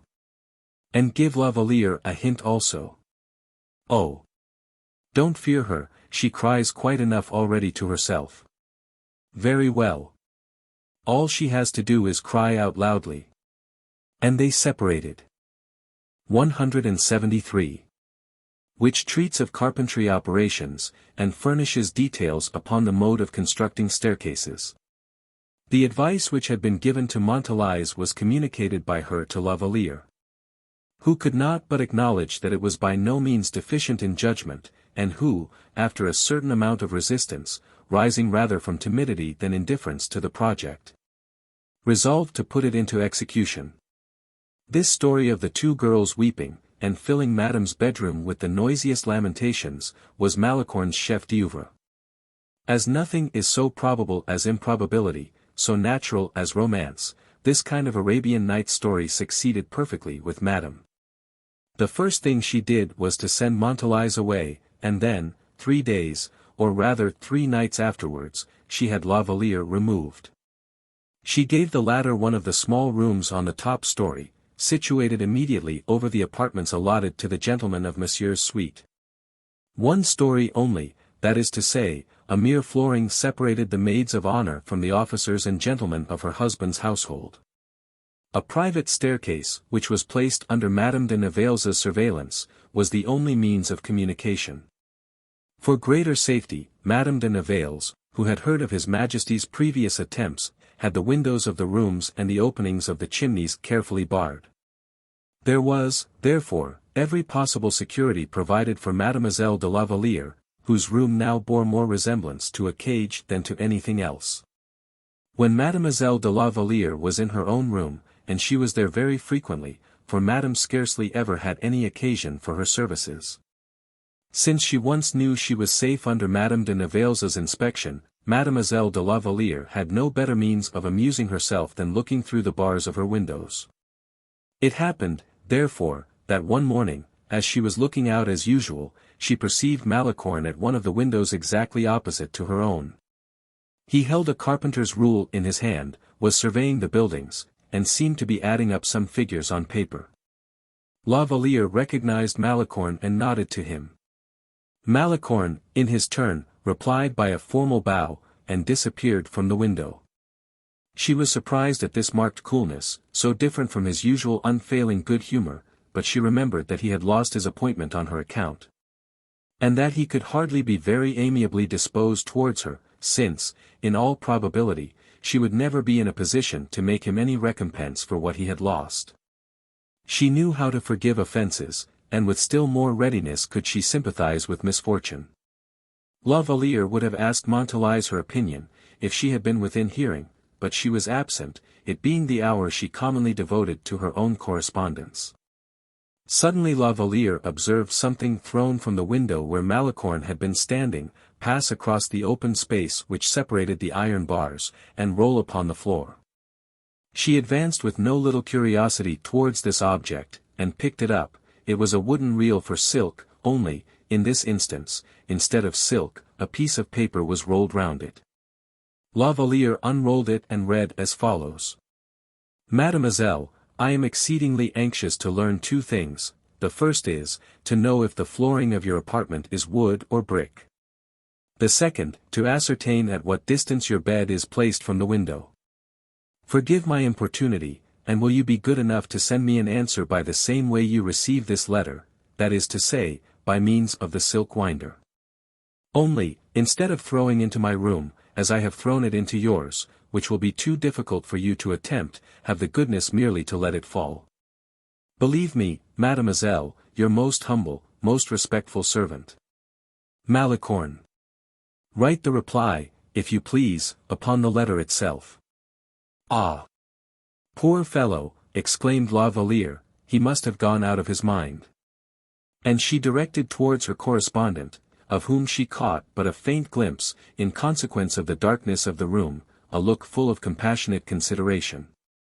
Malicorne understood her, and shook his head, as if he meant to say, No, no, I am not out of my mind, be quite satisfied. She smiled, as if still in doubt. No, no, he signified by a gesture, my head is right, and pointed to his head, then, after moving his hand like a man who writes very rapidly, he put his hands together as if entreating her to write. La Valliere, even if he were mad, saw no impropriety in doing what Malicorne requested her. She took a pencil and wrote, wood, and then walked slowly from her window to her bed, and wrote, 6 paces, and having done this, she looked out again at Malicorne, who bowed to her, signifying that he was about to descend. La Valliere understood that it was to pick up the silk winder. She approached the window, and, in accordance with Malicorne's instructions, let it fall. The winder was still rolling along the flagstones as Malicorne started after it, overtook and picked it up, and beginning to peel it as a monkey would do with a nut, he ran straight towards M. de Saint-Aignan's apartment. Saint-Aignan had chosen, or rather solicited, that his rooms might be as near the king as possible, as certain plants seek the sun's rays in order to develop themselves more luxuriantly. His apartment consisted of 2 rooms, in that portion of the palace occupied by Louis XIV himself. M. de Saint-Aignan was very proud of this proximity, which afforded easy access to his majesty, and, more than that, the favor of occasional unexpected meetings. At the moment we are now referring to, he was engaged in having both his rooms magnificently carpeted, with expectation of receiving the honor of frequent visits from the king. For his majesty, since his passion for La Valliere, had chosen Saint-Aignan as his confidant, and could not, in fact, do without him either night or day. Malicorne introduced himself to the Comte, and met with no difficulties, because he had been favorably noticed by the king.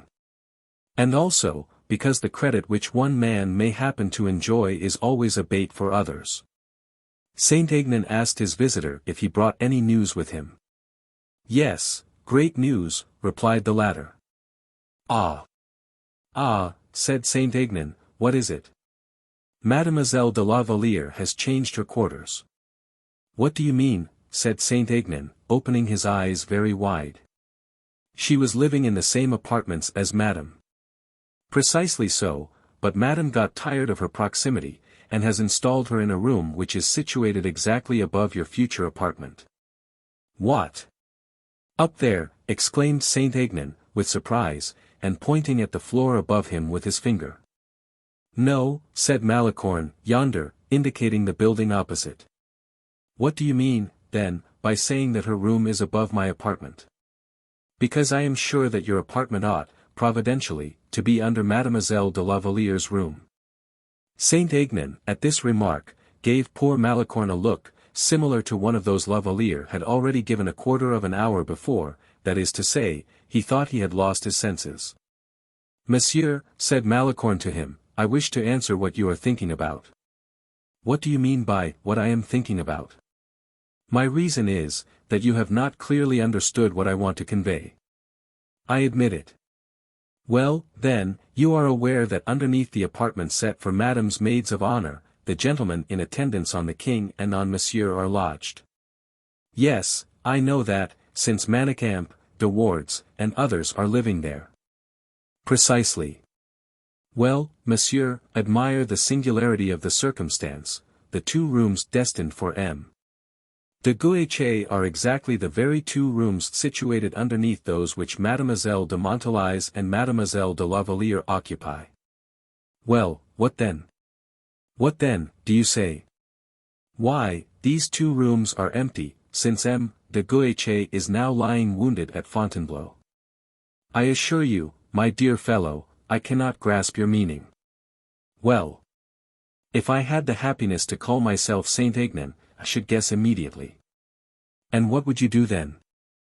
I should at once change the rooms I am occupying here, for those which M.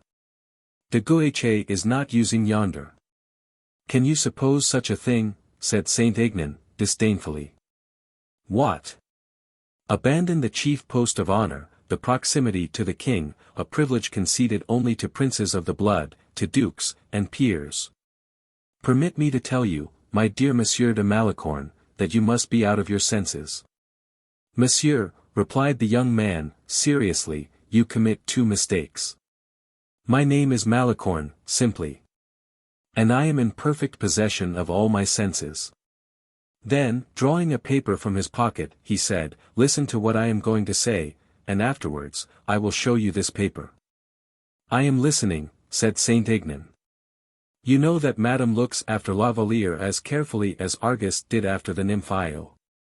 I do. You know that the king has sought for an opportunity, but uselessly, of speaking to the prisoner, and that neither you nor myself have yet succeeded in procuring him this piece of good fortune. You certainly ought to know something about the subject, my poor Malicorne, said Saint-Aignan, smiling. Very good. What do you suppose would happen to the man whose imagination devised some means of bringing the lovers together? Oh! The king would set no bounds to his gratitude. Let me ask you, then, M. de Saint-Aignan, whether you would not be curious to taste a little of this royal gratitude? Certainly, replied Saint-Aignan, any favor of my master, as a recognition of the proper discharge of my duty, would assuredly be most precious. In that case, look at this paper, Monsieur le Comte. What is it, a plan? Yes, a plan of M. de Guiche's 2 rooms, which, in all probability, will soon be your 2 rooms. Oh! No, whatever may happen. Why so? Because my rooms are the envy of too many gentlemen, to whom I certainly shall not give them up, M. de Roquelaure, for instance, M. de la Ferté, and M. de Dangeau, would all be anxious to get them. In that case I shall leave you, Monsieur le Comte, and I shall go and offer to one of those gentlemen the plan I have just shown you, together with the advantages annexed to it. But why do you not keep them for yourself? Inquired Saint-Aignan, suspiciously. Because the king would never do me the honor of paying me a visit openly, whilst he would readily go and see any one of those gentlemen. What? The king would go and see any one of those gentlemen? Go. Most certainly he would 10 times instead of once. Is it possible you can ask me if the king would go to an apartment which would bring him nearer to Mademoiselle de la Valliere?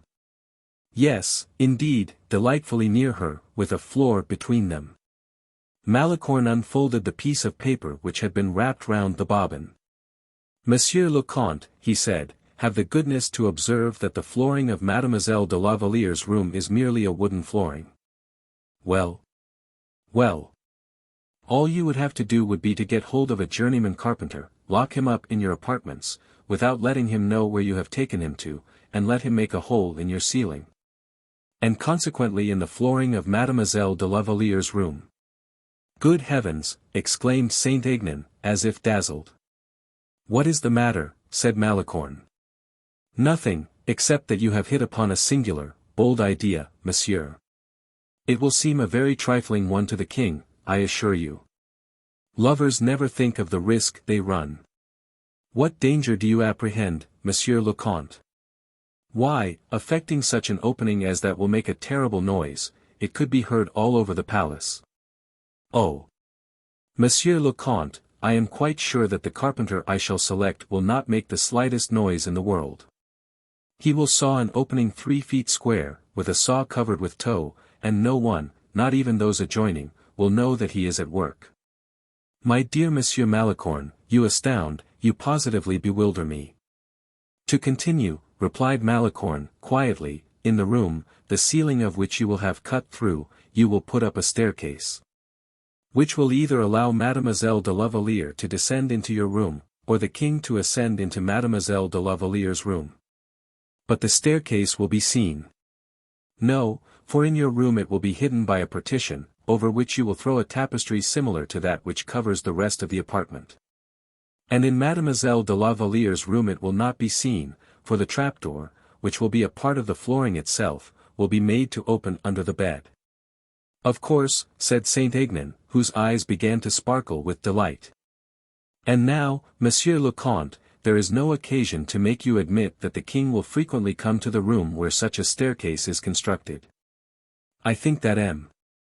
Dangeau, particularly, will be struck by my idea, and I shall now go and explain to him.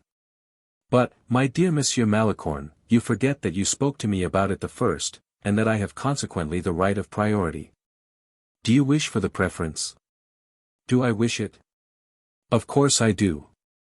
The fact is, Monsieur de Saint-Aignan, I am presenting you with a Jacob's ladder, which is better than the promise of an additional step in the peerage, perhaps.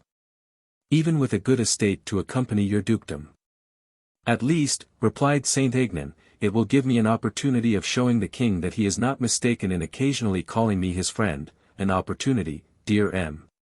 Malicorne, for which I am indebted to you. And which you will not forget to remember, inquired Malicorne, smiling. Nothing will delight me more, monsieur. But I am not the king's friend. I am simply his attendant. Yes, and if you imagine that that staircase is as good as a dukedom for myself, I think there will certainly be letters of nobility at the top of it for you. Malicorne bowed. All I have to do now, said Saint-Aignan, is to move as soon as possible. I do not think the king will object to it. Ask his permission, however. I will go and see him this very moment. And I will run and get the carpenter I was speaking of. When will he be here? This very evening. Do not forget your precautions. He shall be brought with his eyes bandaged. And I will send you one of my carriages. Without arms. And one of my servants without livery. But stay, what will La Valliere say if she sees what is going on? Oh! I can assure you she will be very much interested in the operation, and I am equally sure that if the king has not courage enough to ascend to her room, she will have sufficient curiosity to come down to him. We will live in hope, said Saint-Aignan, and now I am off to his majesty. At what time will the carpenter be here? At 8 o'clock. How long do you suppose he will take to make this opening? About a couple of hours, only afterwards he must have sufficient time to construct what may be called the hyphen between the two rooms. One night and a portion of the following day will do, we must not reckon upon less than 2 days, including putting up the staircase. 2 days, that is a very long time. Nay. When one undertakes to open up communications with paradise itself, we must at least take care that the approaches are respectable. Quite right, so farewell for a short time, dear M. Malicorne. I shall begin to remove the day after tomorrow, in the evening. 174. The Promenade by Torchlight. Saint-Aignan, delighted with what he had just heard, and rejoiced at what the future foreshadowed for him, bent his steps towards de Guiche's 2 rooms. He who, a quarter of an hour previously, would hardly yield up his own rooms for 1,000,000 francs, was now ready to expend 1,000,000, if it were necessary. Upon the acquisition of the 2 happy rooms he coveted so eagerly. But he did not meet with so many obstacles. M. de Guiche did not yet know where he was to lodge, and, besides, was still too far ill to trouble himself about his lodgings. And so Saint-Aignan obtained de Guiche's 2 rooms without difficulty. As for M. d'Anjou, he was so immeasurably delighted, that he did not even give himself the trouble to think whether Saint-Aignan had any particular reason for removing. Within an hour after Saint-Aignan's new resolution, he was in possession of the 2 rooms, and 10 minutes later Malicorne entered, followed by the upholsterers. During this time, the king asked for Saint-Aignan, the valet ran to his late apartments and found him, d'Anjou there, d'Anjou sent him on to de Guiche's, and Saint-Aignan was found there. But a little delay had of course taken place, and the king had already exhibited once or twice evident signs of impatience, when Saint-Aignan entered his royal master's presence, quite out of breath. "You, too, abandon me, then," said Louis XIV, in a similar tone of lamentation to that with which Caesar, 1800 years previously, had pronounced the et tu quoque. "Sire, I am far from abandoning you, for, on the contrary, I am busily occupied in changing my lodgings." "What do you mean? I thought you had finished moving 3 days ago." "Yes, sire. But I don't find myself comfortable where I am, so I am going to change to the opposite side of the building." "Was I not right when I said you were abandoning me?" exclaimed the king. "Oh! This exceeds all endurance. But so it is, there was only one woman for whom my heart cared at all, and all my family is leagued together to tear her from me. And my friend, to whom I confided my distress, and who helped me to bear up under it, has become wearied of my complaints and is going to leave me without even asking my permission." Saint-Aignan began to laugh. The king at once guessed there must be some mystery in this want of respect. "What is it?" cried the king, full of hope. "This, sire, that the friend whom the king calumniates is going to try if he cannot restore to his sovereign the happiness he has lost." "Are you going to let me see La Valliere?" said Louis XIV. "I cannot say so, positively, but I hope so." How, tell me that, Saint-Aignan. "I wish to know what your project is, and to help you with all my power." "Sire," replied Saint-Aignan, "I cannot, even myself, tell very well how I must set about attaining success, but I have every reason to believe that from tomorrow." "Tomorrow, do you say? What happiness! But why are you changing your rooms?" "In order to serve your majesty to better advantage." "How can your moving serve me? Do you happen to know where the 2 rooms destined for de Guiche are situated?" "Yes." "Well, your majesty now knows where I am going." "Very likely, but that does not help me." "What? Is it possible that you do not understand, sire, that above de Guiche's lodgings are 2 rooms, one of which is Mademoiselle Montalisa's, and the other La Valliere's, is it not so, Saint-Aignan?" "Oh! Yes. It is a brilliant idea, Saint-Aignan, a true friend's idea, a poet's idea. By bringing me nearer her from whom the world seems to unite to separate me, you are far more than Pylades was for Orestes, or Patroclus for Achilles." Sire, said Aignan, with a smile, I question whether, if your majesty were to know my projects in their full extent, you would continue to pronounce such a pompous eulogium upon me. Ah! Sire, I know how very different are the epithets which certain Puritans of the court will not fail to apply to me when they learn of what I intend to do for your majesty. Saint-Aignan, I am dying with impatience, I am in a perfect fever, I shall never be able to wait until tomorrow. Why, tomorrow is an eternity. And yet, sire, I shall require you, if you please, to go out presently and divert your impatience by a good walk. With you, agreed, we will talk about your projects, we will talk of her. Nay, sire, I remain here. Whom shall I go out with, then? With the queen and all the ladies of the court. Nothing shall induce me to do that, Saint-Aignan. And yet, sire, you must. Must? No, 1,000 times no. I will never again expose myself to the horrible torture of being close to her, of seeing her, of touching her dress as I pass by her, and yet not be able to say a word to her. No, I renounce a torture which you suppose will bring me happiness, but which consumes and eats away my very life.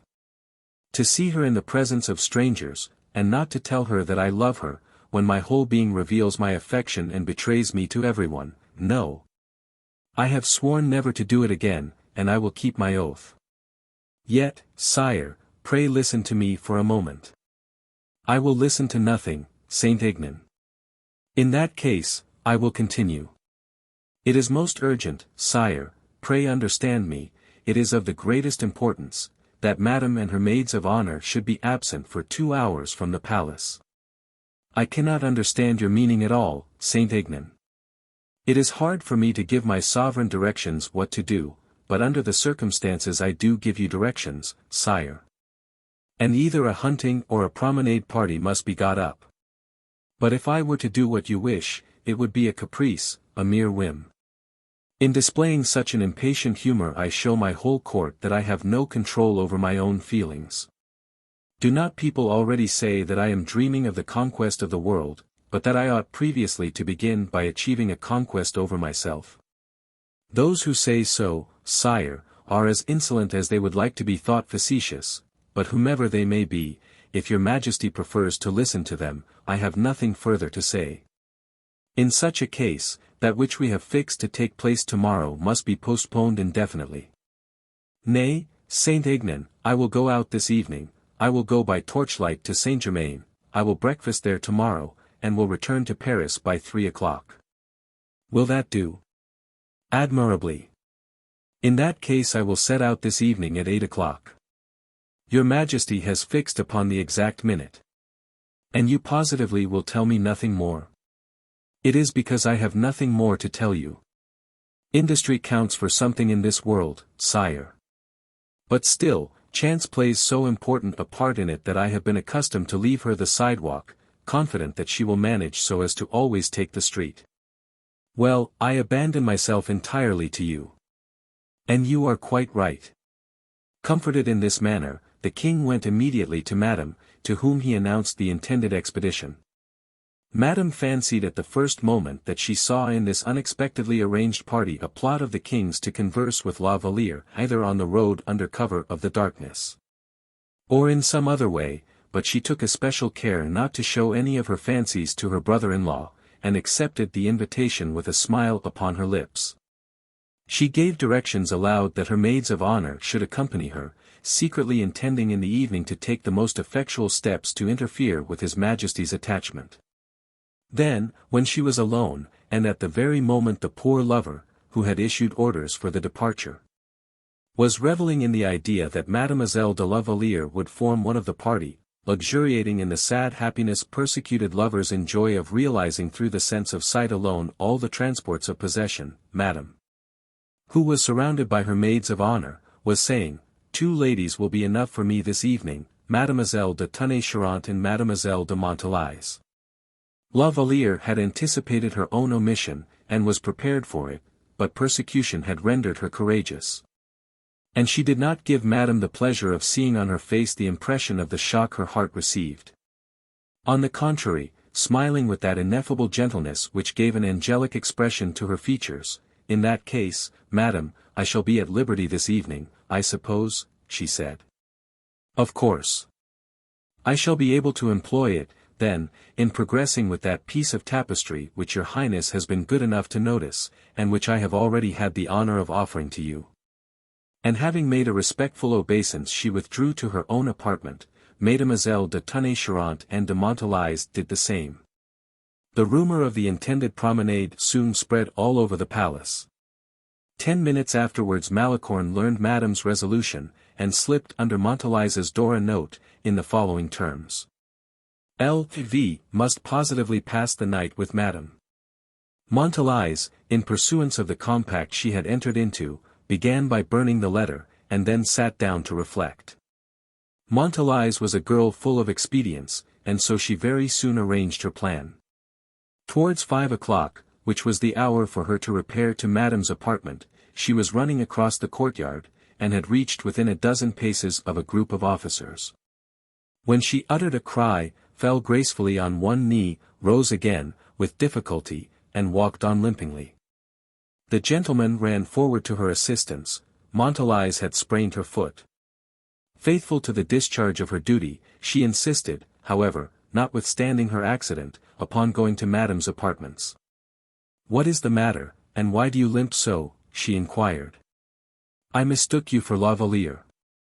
Montalice related how it had happened, that in hurrying on, in order to arrive as quickly as possible, she had sprained her foot. Madame seemed to pity her, and wished to have a surgeon sent for immediately, but she, assuring her that there was nothing really serious in the accident, said, "My only regret, madame, is that it will preclude my attendance on you, and I should have begged Mademoiselle de la Valliere to take my place with your Royal Highness, but, seeing that Madame frowned, she added, I have not done so." "Why did you not do so?" inquired Madame. "Because poor La Valliere seemed so happy to have her liberty for a whole evening and night too, that I did not feel courageous enough to ask her to take my place." "What, is she so delighted as that?" inquired Madame, struck by these words. "She is wild with delight. She, who is always so melancholy, was singing like a bird. Besides, your Highness knows how much she detests going out, and also that her character has a spice of wildness in it." "So," thought Madame, "this extreme delight hardly seems natural to me. She has already made all her preparations for dining in her own room tête-à-tête with one of her favorite books. And then, as your Highness has 6 other young ladies who would be delighted to accompany you, I did not make my proposal to La Valliere." Madame did not say a word in reply. "Have I acted properly?" continued Montalice, with a slight fluttering of the heart. Seeing the little success that seemed to attend the ruse de guerre which she had relied upon with so much confidence that she had not thought it even necessary to try and find another. "Does Madame approve of what I have done?" she continued. Madame was reflecting that the king could very easily leave Saint-Germain during the night, and that, as it was only 4 leagues and a half from Paris to Saint-Germain, he might readily be in Paris in an hour's time. "Tell me," she said, "whether La Valliere, when she heard of your accident, offered at least to bear you company?" "Oh! She does not yet know of my accident. But even did she know of it, I most certainly should not ask her to do anything that might interfere with her own plans. I think she wishes this evening to realize quietly by herself that amusement of the late king, when he said to M. de Cinq-Mars, let us amuse ourselves by doing nothing, and making ourselves miserable." Madame felt convinced that some mysterious love adventure lurked behind this strong desire for solitude. The secret might be Louis's return during the night. It could not be doubted any longer La Valliere had been informed of his intended return, and that was the reason for her delight at having to remain behind at the Palais Royal. It was a plan settled and arranged beforehand. "I will not be their dupe though," said Madame, and she took a decisive step. "Mademoiselle de Montalice," she said, "will you have the goodness to inform your friend, Mademoiselle de la Valliere, that I am exceedingly sorry to disarrange her projects of solitude. But that instead of becoming ennuyée by remaining behind alone as she wished, she will be good enough to accompany us to Saint-Germain and get ennuyée there. Ah! Poor La Valliere, said Montalais, compassionately, but with her heart throbbing with delight. Oh, madam, could there not be some means? Enough, said madame, I desire it. I prefer Mademoiselle La Baume Le Blanc's society to that of anyone else. Go, and send her to me, and take care of your foot. Montalais did not wait for the order to be repeated. She returned to her room, almost forgetting to feign lameness, wrote an answer to Malicorne, and slipped it under the carpet. The answer simply said, she shall. A Spartan could not have written more laconically. By this means, thought Madame, I will look narrowly after all on the road. She shall sleep near me during the night, and His Majesty must be very clever if he can exchange a single word with Mademoiselle de la Valliere. La Valliere received the order to set off with the same indifferent gentleness with which she had received the order to play Cinderella.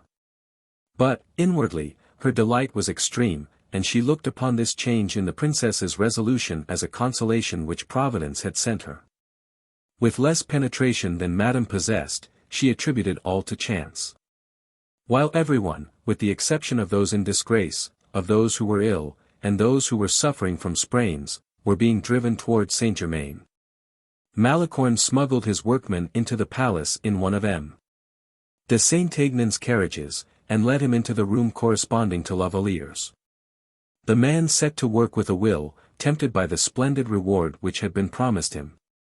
As the very best tools and implements had been selected from the reserve stock belonging to the engineers attached to the king's household, and among others, a saw with teeth so sharp and well-tempered that it was able, under water even, to cut through oaken joists as hard as iron, the work in question advanced very rapidly.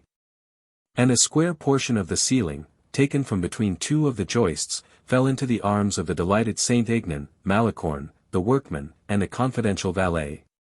The latter being one brought into the world to see and hear everything, but to repeat nothing. In accordance with a new plan indicated by Malicorne, the opening was effected in an angle of the room, and for this reason. As there was no dressing closet adjoining La Valliere's room, she had solicited, and had that very morning obtained, a large screen intended to serve as a partition. The screen that had been allotted her was perfectly sufficient to conceal the opening, which would, besides, be hidden by all the artifices skilled cabinetmakers would have at their command. The opening having been made, the workman glided between the joists, and found himself in La Valliere's room. When there, he cut a square opening in the flooring, and out of the boards he manufactured a trap so accurately fitting into the opening that the most practised eye could hardly detect the necessary interstices made by its lines of juncture with the floor. Malicorne had provided for everything. A ring and a couple of hinges which had been bought for the purpose, were affixed to the trapdoor. And a small circular staircase, packed in sections, had been bought ready-made by the industrious Malicorne, who had paid 2,000 francs for it. It was higher than was required, but the carpenter reduced the number of steps, and it was found to suit exactly. This staircase, destined to receive so illustrious a burden, was merely fastened to the wall by a couple of iron clamps. And its base was fixed into the floor of the Comte's room by 2 iron pegs screwed down tightly, so that the king, and all his cabinet councillors too, might pass up and down the staircase without any fear. Every blow of the hammer fell upon a thick pad or cushion, and the saw was not used until the handle had been wrapped in wool, and the blade steeped in oil. The noisiest part of the work, moreover, had taken place during the night and early in the morning, that is to say, when La Valliere and Madame were both absent. When, about 2 o'clock in the afternoon, the court returned to the Palais Royal, La Valliere went up into her own room. Everything was in its proper place, not the smallest particle of sawdust, not the smallest chip, was left to bear witness to the violation of her domicile. Saint-Aignan, however, wishing to do his utmost in forwarding the work, had torn his fingers and his shirt too, and had expended no ordinary amount of perspiration in the king's service. The palms of his hands were covered with blisters, occasioned by his having held the ladder for Malicorne. He had, moreover, brought up, one by one, the 7 pieces of the staircase, each consisting of 2 steps. In fact, we can safely assert that, if the king had seen him so ardently at work, his majesty would have sworn an eternal gratitude towards his faithful attendant. As Malicorne anticipated, the workman had completely finished the job in 24 hours. He received 24 louis, and left, overwhelmed with delight, for he had gained in one day as much as 6 months' hard work would have procured him. No one had the slightest suspicion of what had taken place in the room under Mademoiselle de la Valliere's apartment. But in the evening of the second day, at the very moment La Valliere had just left Madame's circle and returned to her own room, she heard a slight creaking sound in one corner. Astonished, she looked to see whence it proceeded, and the noise began again. "Who is there?" she said, in a tone of alarm. "It is I, Louise," replied the well-known voice of the king. You! Cried the young girl, who for a moment fancied herself under the influence of a dream. "But where?" "You, sire." "Here," replied the king, opening one of the folds of the screen, and appearing like a ghost at the end of the room. La Valliere uttered a loud cry, and fell trembling into an armchair, as the king advanced respectfully towards her. 175. The apparition. La Valliere very soon recovered from her surprise, for, owing to his respectful bearing, the king inspired her with more confidence by his presence than his sudden appearance had deprived her of. But, as he noticed that which made La Valliere most uneasy was the means by which he had effected an entrance into her room, he explained to her the system of the staircase concealed by the screen, and strongly disavowed the notion of his being a supernatural appearance. "Oh, sire," said La Valliere, shaking her fair head with a most engaging smile, "present or absent, you do not appear to my mind more at one time than at another." "Which means, Louise?" "Oh, what you know so well, sire. That there is not one moment in which the poor girl whose secret you surprised at Fontainebleau, and whom you came to snatch from the foot of the cross itself, does not think of you. Louise, you overwhelm me with joy and happiness." La Valliere smiled mournfully, and continued, "But, sire, have you reflected that your ingenious invention could not be of the slightest service to us?" "Why so?" "Tell me, I am waiting most anxiously." "Because this room may be subject to being searched at any moment of the day. Madame herself may, at any time, come here accidentally. My companions run in at any moment they please. To fasten the door on the inside, is to denounce myself as plainly as if I had written above, 'No admittance, the king is within.' Even now, sire, at this very moment, there is nothing to prevent the door opening, and your majesty being seen here." "In that case," said the king, laughingly, "I should indeed be taken for a phantom, for no one can tell in what way I came here. Besides, it is only spirits that can pass through brick walls, or floors and ceilings. Oh, sire, reflect for a moment how terrible the scandal would be. Nothing equal to it could ever have been previously said about the maids of honor, poor creatures, whom evil report, however, hardly ever spares. And your conclusion from all this, my dear Louise, come, explain yourself." "Alas! It is a hard thing to say, but your majesty must suppress staircase plots, surprises and all. For the evil consequences which would result from your being found here would be far greater than our happiness in seeing each other." "Well, Louise," replied the king, tenderly, "instead of removing this staircase by which I have ascended, there is a far more simple means, of which you have not thought." "A means, another means." "Yes, another." "Oh, you do not love me as I love you, Louise, since my invention is quicker than yours."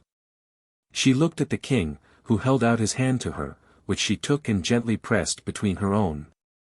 "You were saying," continued the king, "that I shall be detected coming here, where anyone who pleases can enter." "Stay, sire. At this very moment, even while you are speaking about it, I tremble with dread of your being discovered. But you would not be found out, Louise, if you were to descend the staircase which leads to the room underneath." "Oh, sire! What do you say?" cried Louise, in alarm. "You do not quite understand me, Louise, since you get offended at my very first word. First of all, do you know to whom the apartments underneath belong?" To M. de Guiche, sire, I believe. Not at all, they are M. de Saint-Aignan's. Are you sure? Cried La Valliere, and this exclamation which escaped from the young girl's joyous heart made the king's heart throb with delight. Yes, to Saint-Aignan, our friend, he said. But, sire, returned La Valliere, I cannot visit M. de Saint-Aignan's rooms any more than I could M. de Guiche's. It is impossible, impossible. And yet, Louise, I should have thought that, under the safe conduct of the king, you would venture anything. Under the safe conduct of the king, she said, with a look full of tenderness. You have faith in my word, I hope, Louise. Yes, sire, when you are not present, but when you are present, when you speak to me, when I look upon you, I have faith in nothing. What can possibly be done to reassure you? It is scarcely respectful, I know, to doubt the king, but, for me, you are not the king. Thank heaven, I, at least, hope so most devoutly. You see how anxiously I am trying to find or invent a means of removing all difficulty. Stay, would the presence of a third person reassure you? The presence of M. de Saint-Aignan would, certainly. Really, Louise, you wound me by your suspicions. Louise did not answer, she merely looked steadfastly at him with that clear, piercing gaze which penetrates the very heart, and said softly to herself, Alas! Alas!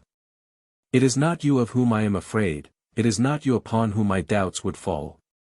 Well, said the king, sighing, I agree, and M. de Saint-Aignan, who enjoys the inestimable privilege of reassuring you, shall always be present at our interviews, I promise you. You promise that, sire? Upon my honor as a gentleman. And you, on your side? Oh, wait, sire, that is not all yet, for such conversations ought, at least, to have a reasonable motive of some kind for M. de Saint-Aignan. Dear Louise, every shade of delicacy of feeling is yours, and my only study is to equal you on that point. It shall be just as you wish, therefore our conversations shall have a reasonable motive, and I have already hit upon one, so that from tomorrow, if you like. Tomorrow? Do you mean that is not soon enough? Exclaimed the king, caressing La Valliere's hand between his own. At this moment the sound of steps was heard in the corridor. Sire! Sire! Cried La Valliere, someone is coming, do you hear? Oh, fly! Fly! I implore you. The king made but one bound from the chair where he was sitting to his hiding place behind the screen. He had barely time, for as he drew one of the folds before him, the handle of the door was turned, and Montalais appeared at the threshold. As a matter of course she entered quite naturally, and without any ceremony. For she knew perfectly well that to knock at the door beforehand would be showing a suspicion towards La Valliere which would be displeasing to her.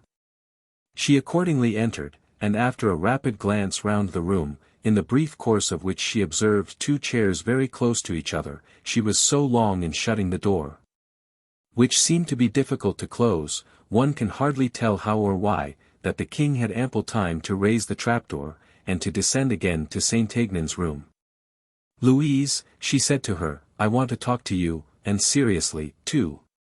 Good heavens! My dear what is the matter now? The matter is, that Madame suspects everything. Explain yourself.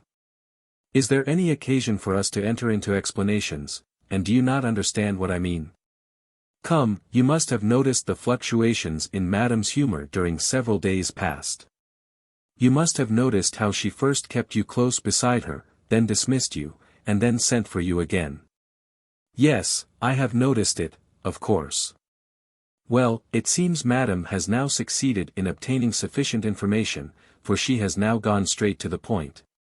As there is nothing further left in France to withstand the torrent which sweeps away all obstacles before it. You know what I mean by the torrent? La Valliere hid her face in her hands.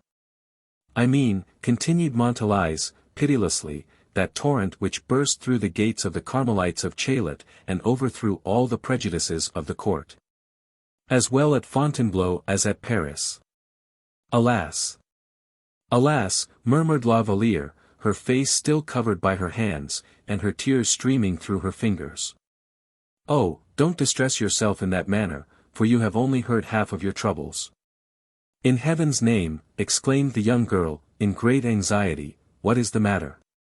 "Well, then, this is how the matter stands, madam, who can no longer rely upon any further assistance in France. For she has, one after the other, made use of the two queens, of Monsieur, and the whole court, too, now bethinks herself of a certain person who has certain pretended rights over you." La Valliere became as white as a marble statue. "This person," continued Madame, "is not in Paris at this moment, but, if I am not mistaken, is, just now, in England." "Yes, yes," breathed La Valliere, almost overwhelmed with terror. "And is to be found, I think, at the court of Charles II, am I right?" "Yes." "Well, this evening a letter has been dispatched by Madame to St. James's, with directions for the courier to go straight to Hampton Court, which I believe is one of the royal residences. Situated about a dozen miles from London." "Yes, well." "Well.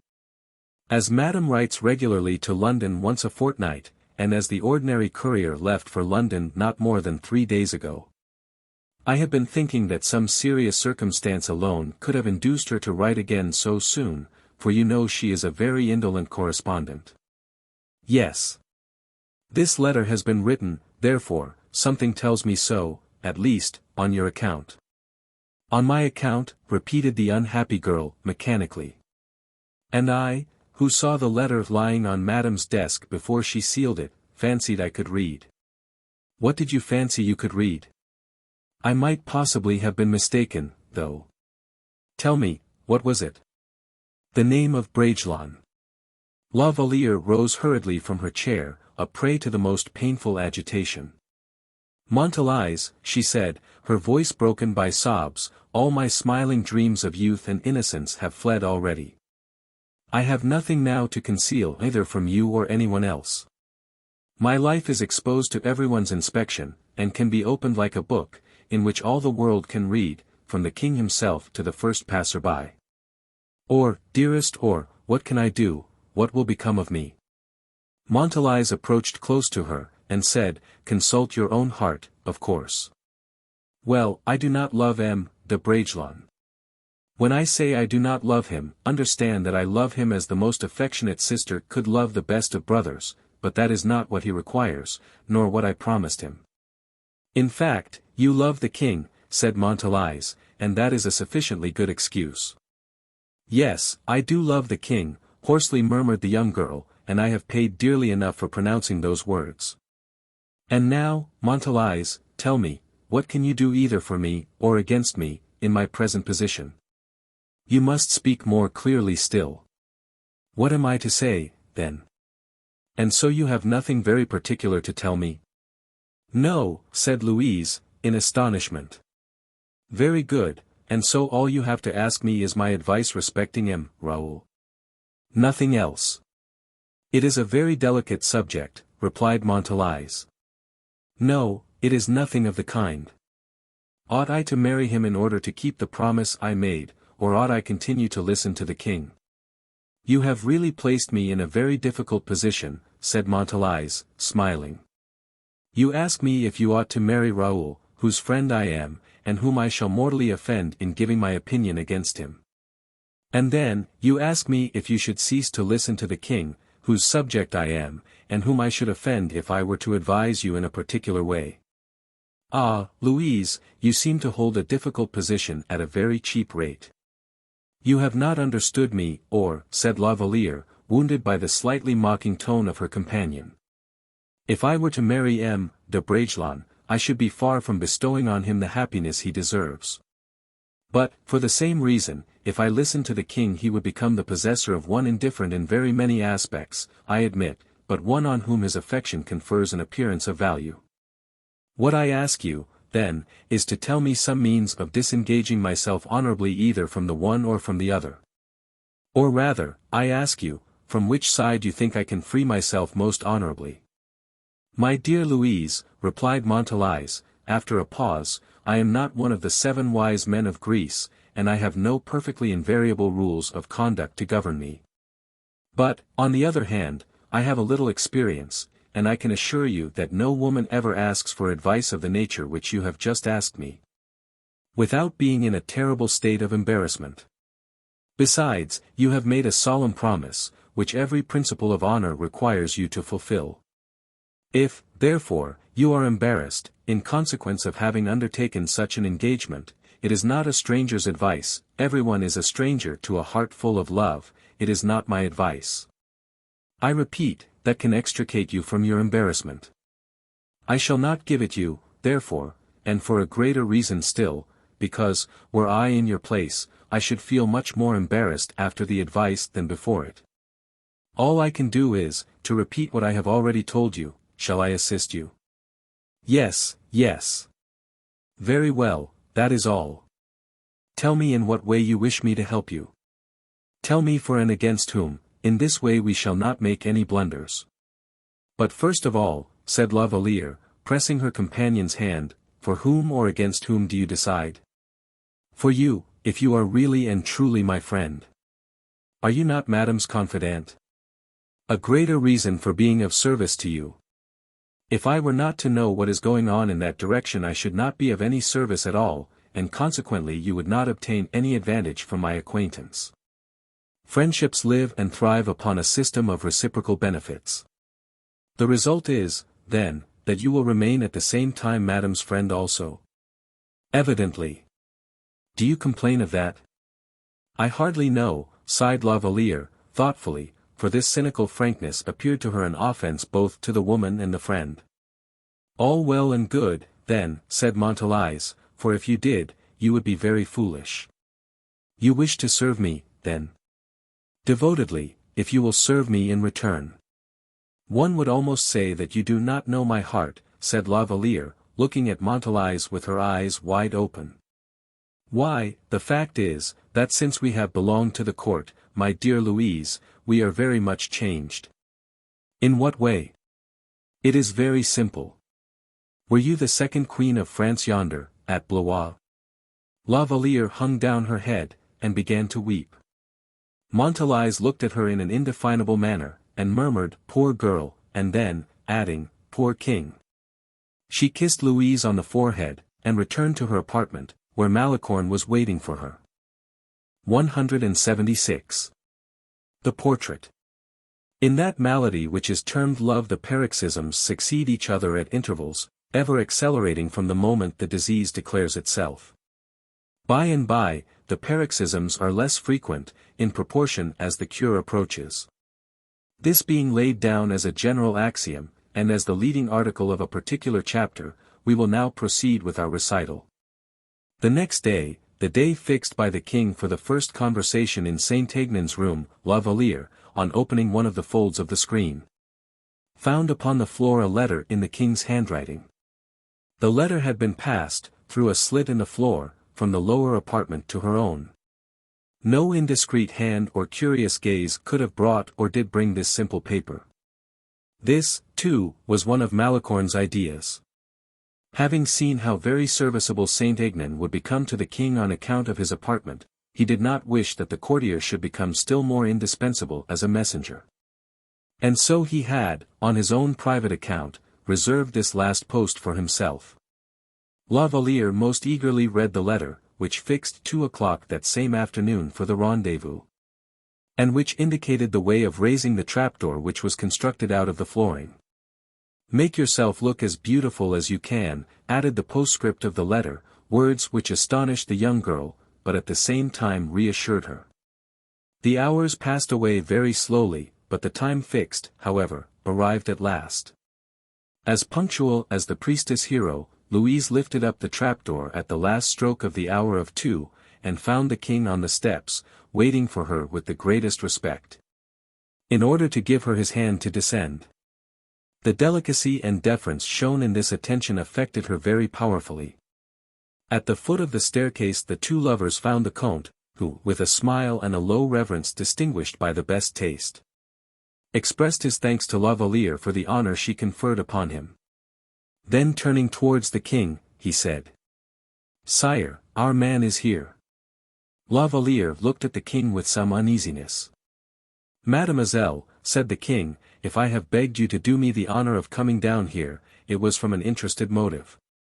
I have procured a most admirable portrait painter, who is celebrated for the fidelity of his likenesses, and I wish you to be kind enough to authorize him to paint yours.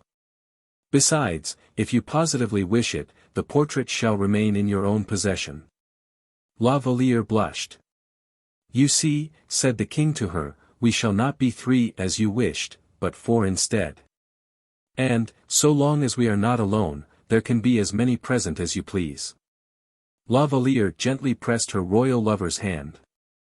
"Shall we pass into the next room, sire?" said Saint-Aignan, opening the door to let his guests precede him. The king walked behind La Valliere, and fixed his eyes lingeringly and passionately upon that neck as white as snow, upon which her long fair ringlets fell in heavy masses. La Valliere was dressed in a thick silk robe of pearl grey color, with a tinge of rose, with jet ornaments, which displayed to greater effect the dazzling purity of her skin. Holding in her slender and transparent hands a bouquet of heartsease, Bengal roses, and clematis, surrounded with leaves of the tenderest green, above which uprose, like a tiny goblet spilling magic influence, a Harlem tulip of grey and violet tints of a pure and beautiful species, which had cost the gardener 5 years' toil of combinations and the king 5,000 francs. Louis had placed this bouquet in La Valliere's hand as he saluted her. In the room, the door of which Saint-Aignan had just opened, a young man was standing, dressed in a purple velvet jacket, with beautiful black eyes and long brown hair. It was the painter. His canvas was quite ready, and his palette prepared for use. He bowed to La Valliere with the grave curiosity of an artist who is studying his model, saluted the king discreetly, as if he did not recognize him, and as he would, consequently, have saluted any other gentleman. Then, leading Mademoiselle de la Valliere to the seat he had arranged for her, he begged her to sit down. The young girl assumed an attitude graceful and unrestrained, her hands occupied and her limbs reclining on cushions. And in order that her gaze might not assume a vague or affected expression, the painter begged her to choose some kind of occupation, so as to engage her attention. Whereupon Louis XIV, smiling, sat down on the cushions at La Valliere's feet. So that she, in the reclining posture she had assumed, leaning back in the armchair, holding her flowers in her hand, and he, with his eyes raised towards her and fixed devouringly on her face, they both together formed so charming a group, that the artist contemplated painting it with professional delight, while on his side, Saint-Aignan regarded them with feelings of envy. The painter sketched rapidly. And very soon, beneath the earliest touches of the brush, there started into life, out of the grey background, the gentle, poetry-breathing face, with its soft calm eyes and delicately tinted cheeks, and framed in the masses of hair which fell about her neck. The lovers, however, spoke but little, and looked at each other a great deal.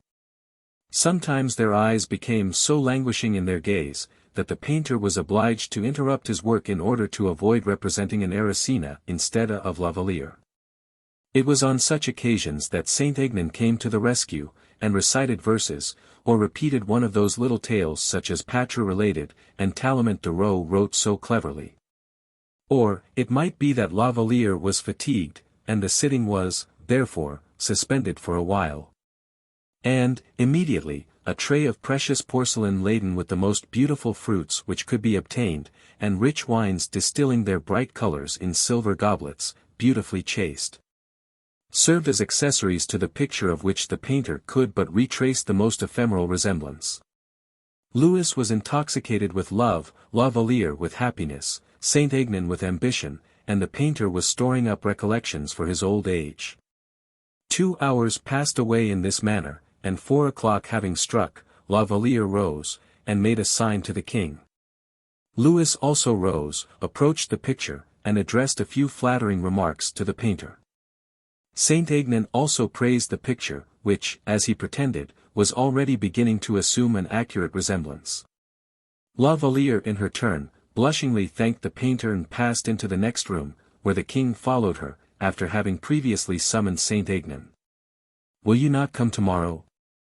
he said to La Valliere. Oh! Sire, pray think that someone will be sure to come to my room, and will not find me there. Well? What will become of me in that case? You are very apprehensive, Louise. But at all events, suppose Madame were to send for me? Oh! Replied the king, will the day never come when you yourself will tell me to brave everything so that I may not have to leave you again? On that day, sire, I shall be quite out of my mind, and you must not believe me. Tomorrow, Louise. La Valliere sighed, but, without the courage to oppose her royal lover's wish, she repeated, tomorrow, then, since you desire it, sire, and with these words she ran lightly up the stairs. And disappeared from her lover's gaze.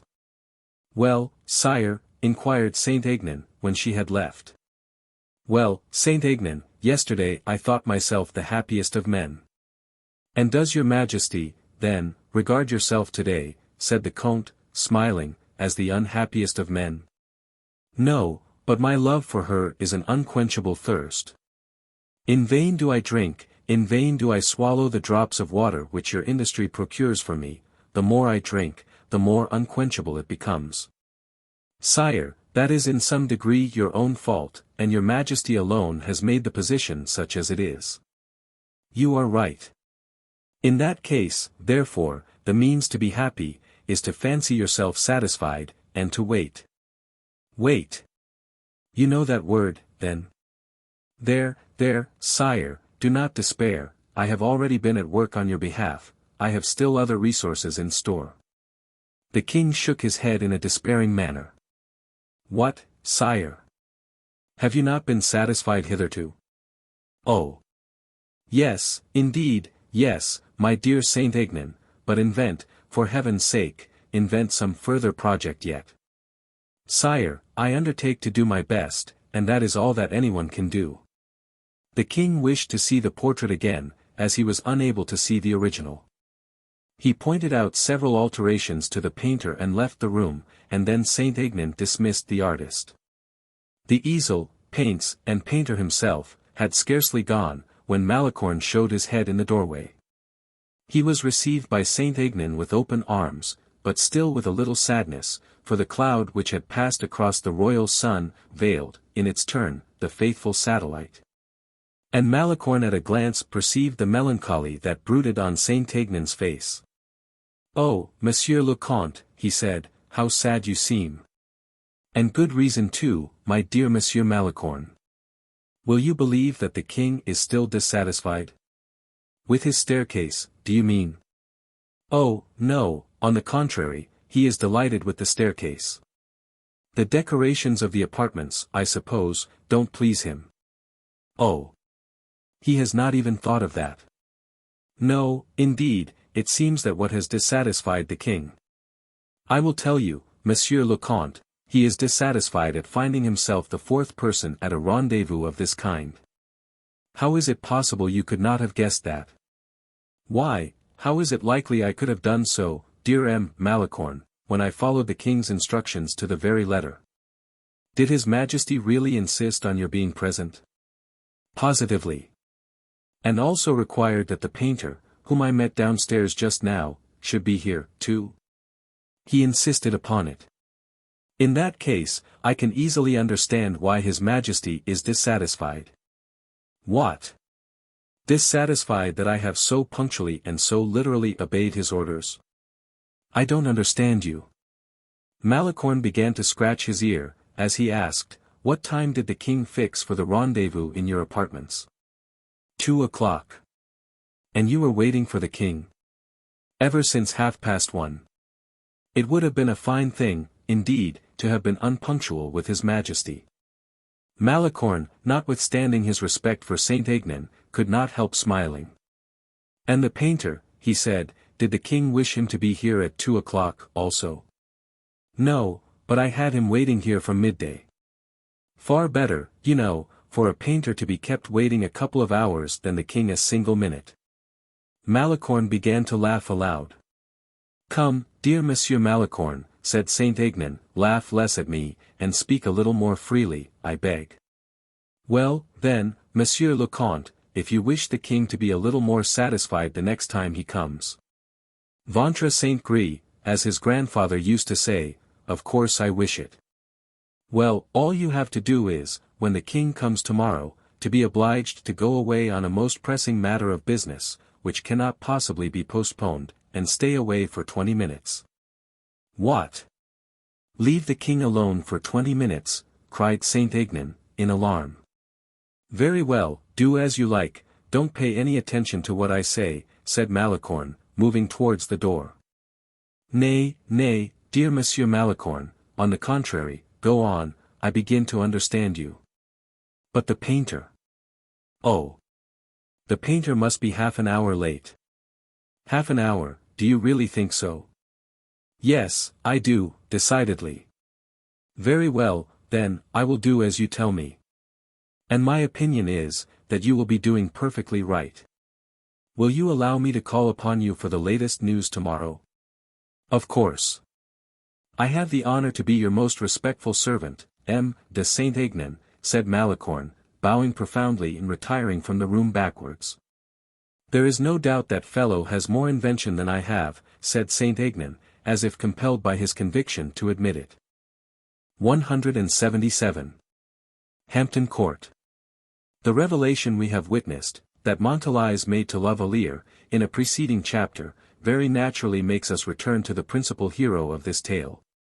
A poor wandering knight, roving about at the king's caprice. If our readers will be good enough to follow us, we will, in his company, cross that strait, more stormy than the Euripus, which separates Calais from Dover. We will speed across that green and fertile country, with its numerous little streams, through Maidstone, and many other villages and towns, each prettier than the other. And, finally, arrive at London. From thence, like bloodhounds following a track, after having ascertained that Raoul had made his first stay at Whitehall, his second at St. James's, and having learned that he had been warmly received by Monk, and introduced to the best society of Charles II's court. We will follow him to one of Charles II's summer residences near the lively little village of Kingston, at Hampton Court, situated on the Thames. The river is not, at that spot, the boastful highway which bears upon its broad bosom its thousands of travellers. Nor are its waters black and troubled as those of Cocytus, as it boastfully asserts, I, too, am cousin of the old ocean. No, at Hampton Court it is a soft and murmuring stream, with moss-fringed banks, reflecting, in its broad mirror, the willows and beeches which ornament its sides. And on which may occasionally be seen a light bark indolently reclining among the tall reeds, in a little creek formed of alders and forget-me-nots.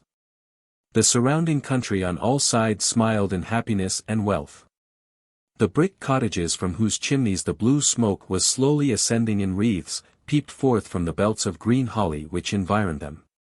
Children dressed in red frocks appeared and disappeared amidst the high grass, like poppies bowed by the gentler breath of the passing breeze. The sheep, ruminating with half-closed eyes, lay lazily about under the shadow of the stunted aspens, while, far and near, the kingfishers, plumed with emerald and gold, skimmed swiftly along the surface of the water, like a magic ball heedlessly touching, as he passed, the line of his brother angler, who sat watching in his boat the fish as they rose to the surface of the sparkling stream. High above this paradise of dark shadows and soft light, rose the palace of Hampton Court, built by Wolsey, a residence the haughty cardinal had been obliged, timid courtier that he was, to offer to his master, Henry VIII, who had glowered with envy and cupidity at the magnificent new home. Hampton Court, with its brick walls, its large windows, its handsome iron gates, as well as its curious bell turrets, its retired covered walks, and interior fountains, like those of the Alhambra, was a perfect bower of roses, jasmine, and clematis.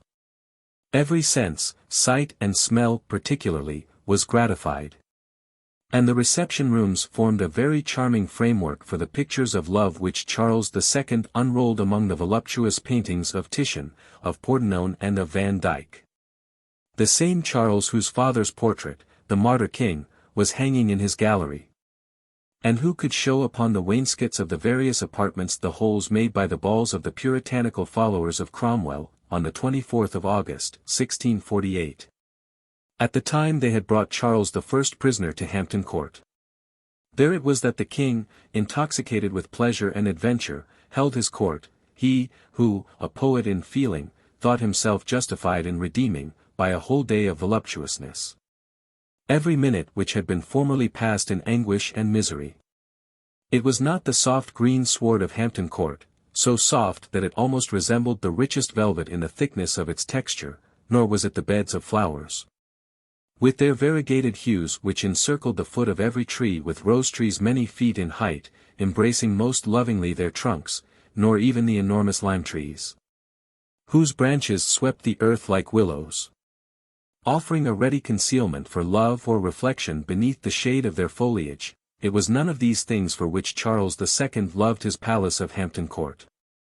Perhaps it might have been that beautiful sheet of water, which the cool breeze rippled like the wavy undulations of Cleopatra's hair, waters bedecked with cresses and white water lilies, whose chaste bulbs which, coyly unfolding themselves beneath the sun's warm rays, reveal the golden gems which lie concealed within their milky petals, murmuring waters, on the bosom of which black swans majestically floated, and the graceful waterfowl, with their tender broods covered with silken down, darted restlessly in every direction, in pursuit of the insects among the reeds, or the fogs in their mossy retreats.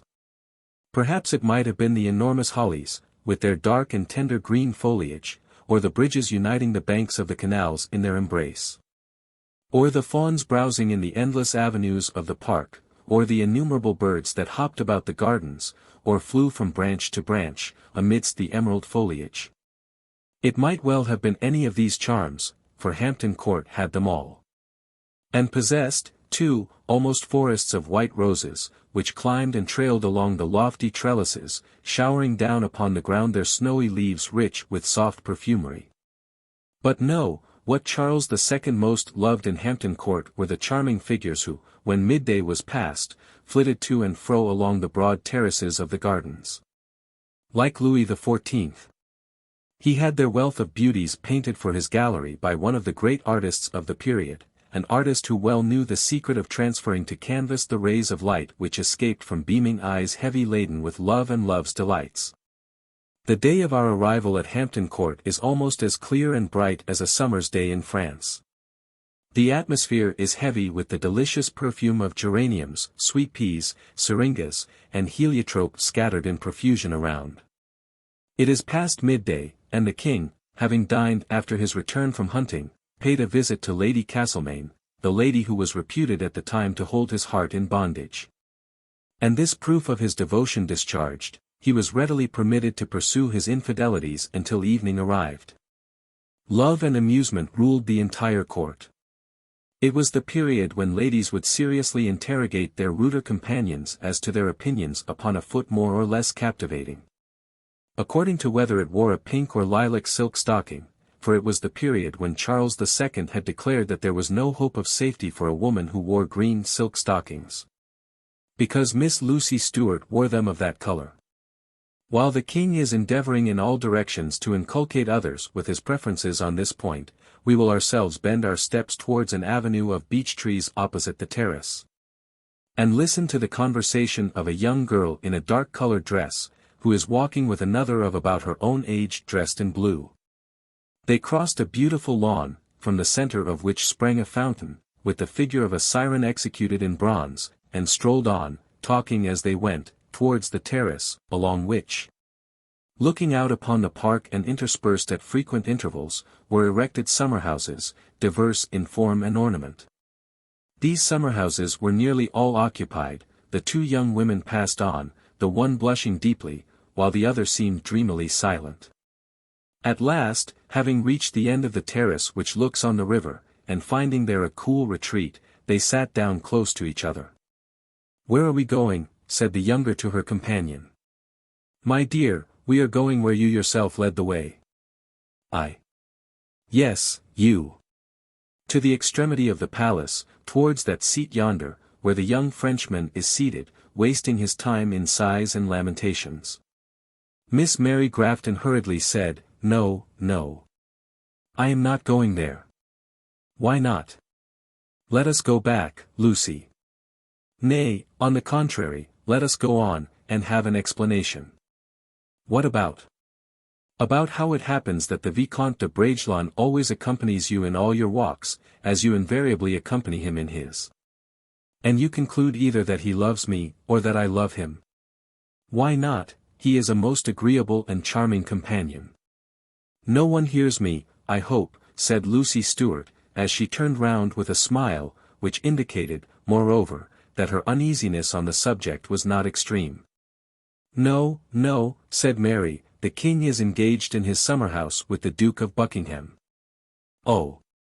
Apropos of the Duke, Mary, it seems he has shown you great attention since his return from France.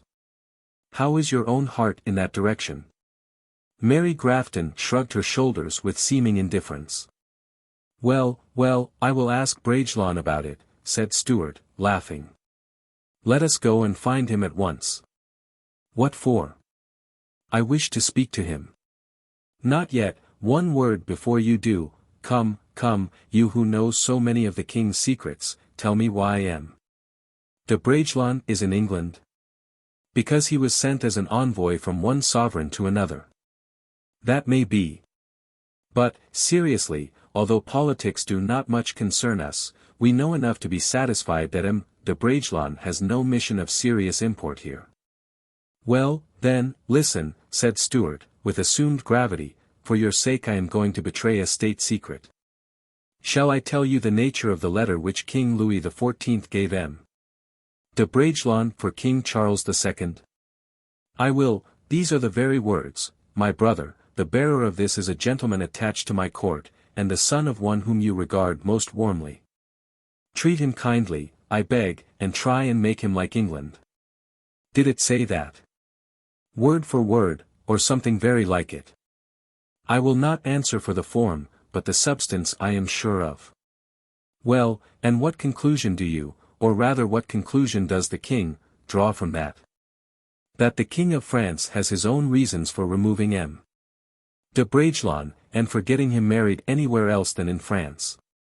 So that, then, in consequence of this letter, King Charles received de Bragelonne, as you are aware, in the most distinguished and friendly manner. The handsomest apartments in Whitehall were allotted to him. And as you are the most valuable and precious person in his court, inasmuch as you have rejected his heart, nay, do not blush, he wished you to take a fancy to this Frenchman. And he was desirous to confer upon him so costly a prize. And this is the reason why you, the heiress of £300,000, a future duchess, so beautiful, so good, have been thrown in Bragelonne's way. In all the promenades and parties of pleasure to which he was invited.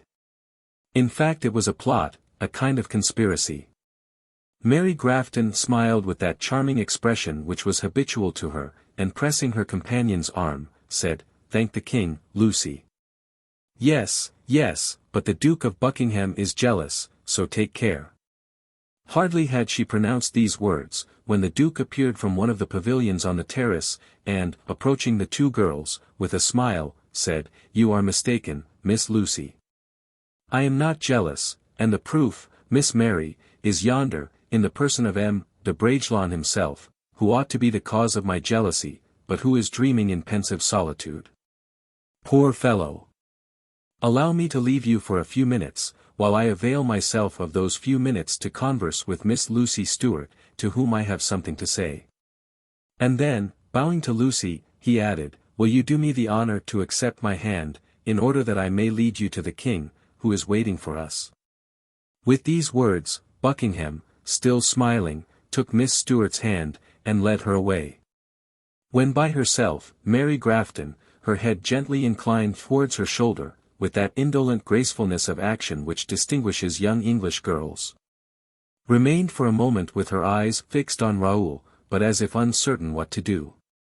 At last, after first blushing violently, and then turning deadly pale, thus revealing the internal combat which assailed her heart, she seemed to make up her mind to adopt a decided course. And with a tolerably firm step, advanced towards the seat on which Raoul was reclining, buried in the profoundest meditation, as we have already said. The sound of Miss Mary's steps, though they could hardly be heard upon the green sward, awakened Raoul from his musing attitude. He turned round, perceived the young girl, and walked forward to meet the companion whom his happy destiny had thrown in his way. "I have been sent to you, monsieur," said Mary Grafton. "Will you take care of me?" "To whom is my gratitude due, for so great a happiness?" inquired Raoul. "To the Duke of Buckingham," replied Mary, affecting a gaiety she did not really feel. "To the Duke of Buckingham, do you say, he who so passionately seeks your charming society? Am I really to believe you are serious, mademoiselle? The fact is, monsieur, you perceive, that everything seems to conspire to make us pass the best, or rather the longest, part of our days together. Yesterday it was the king who desired me to beg you to seat yourself next to me at dinner. Today, it is the Duke of Buckingham who begs me to come and place myself near you on this seat." "And he has gone away in order to leave us together?" asked Raoul, with some embarrassment. "Look yonder, at the turning of that path, he is just out of sight, with Miss Stewart." "Are these polite attentions usual in France, Monsieur le Vicomte?" "I cannot very precisely say what people do in France, mademoiselle, for I can hardly be called a Frenchman. I have resided in many countries, and almost always as a soldier, and then, I have spent a long period of my life in the country. I am almost a savage." "You do not like your residence in England, I fear." "I scarcely know," said Raoul, inattentively, and sighing deeply at the same time. "What? You do not know?" "Forgive me," said Raoul, shaking his head, and collecting his thoughts, "I did not hear you." "Oh," said the young girl, sighing in her turn, "how wrong the Duke was to send me here." "Wrong?"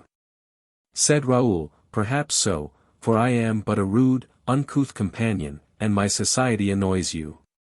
The Duke did, indeed, very wrong to send you." "It is precisely," replied Mary Grafton, in a clear, calm voice, "because your society does not annoy me, that the Duke was wrong to send me to you." It was now Raoul's turn to blush. "But," he resumed, "how happens it that the Duke of Buckingham should send you to me, and why did you come? The Duke loves you, and you love him." "No," replied Mary, seriously, "the Duke does not love me, because he is in love with the Duchess d'Orleans, and, as for myself, I have no affection for the Duke." Raoul looked at the young lady with astonishment. "Are you a friend of the Duke of Buckingham?" she inquired. "The Duke has honored me by calling me so ever since we met in France." "You are simple acquaintances, then?" "No, for the Duke is the most intimate friend of one whom I regard as a brother." "The Duc de Guiche?" "Yes. He who is in love with Madame la Duchesse d'Orleans." "Oh! What is that you are saying?" "And who loves him in return," continued the young girl, quietly. Raoul bent down his head, and Mary Grafton, sighing deeply, continued, "They are very happy. But, leave me, Monsieur de Bragelonne, for the Duke of Buckingham has given you a very troublesome commission in offering me as a companion for your promenade. Your heart is elsewhere, and it is with the greatest difficulty you can be charitable enough to lend me your attention. Confess truly, it would be unfair on your part, Vicomte, not to admit it." "Madam, I do confess it." She looked at him steadily. He was so noble and so handsome in his bearing, his eyes revealed so much gentleness, candor, and resolution, that the idea could not possibly enter her mind that he was either rudely discourteous or a mere simpleton. She only perceived, clearly enough, that he loved another woman, and not herself, with the whole strength of his heart. "Ah! I now understand you," she said. "You have left your heart behind you in France." Raoul bowed. "The Duke is aware of your affection?" "No one knows it," replied Raoul. "Why, therefore, do you tell me?" "Nay, answer me." "I cannot."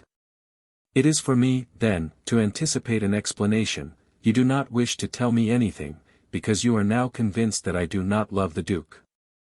Because you see that I possibly might have loved you, because you are a gentleman of noble and delicate sentiments.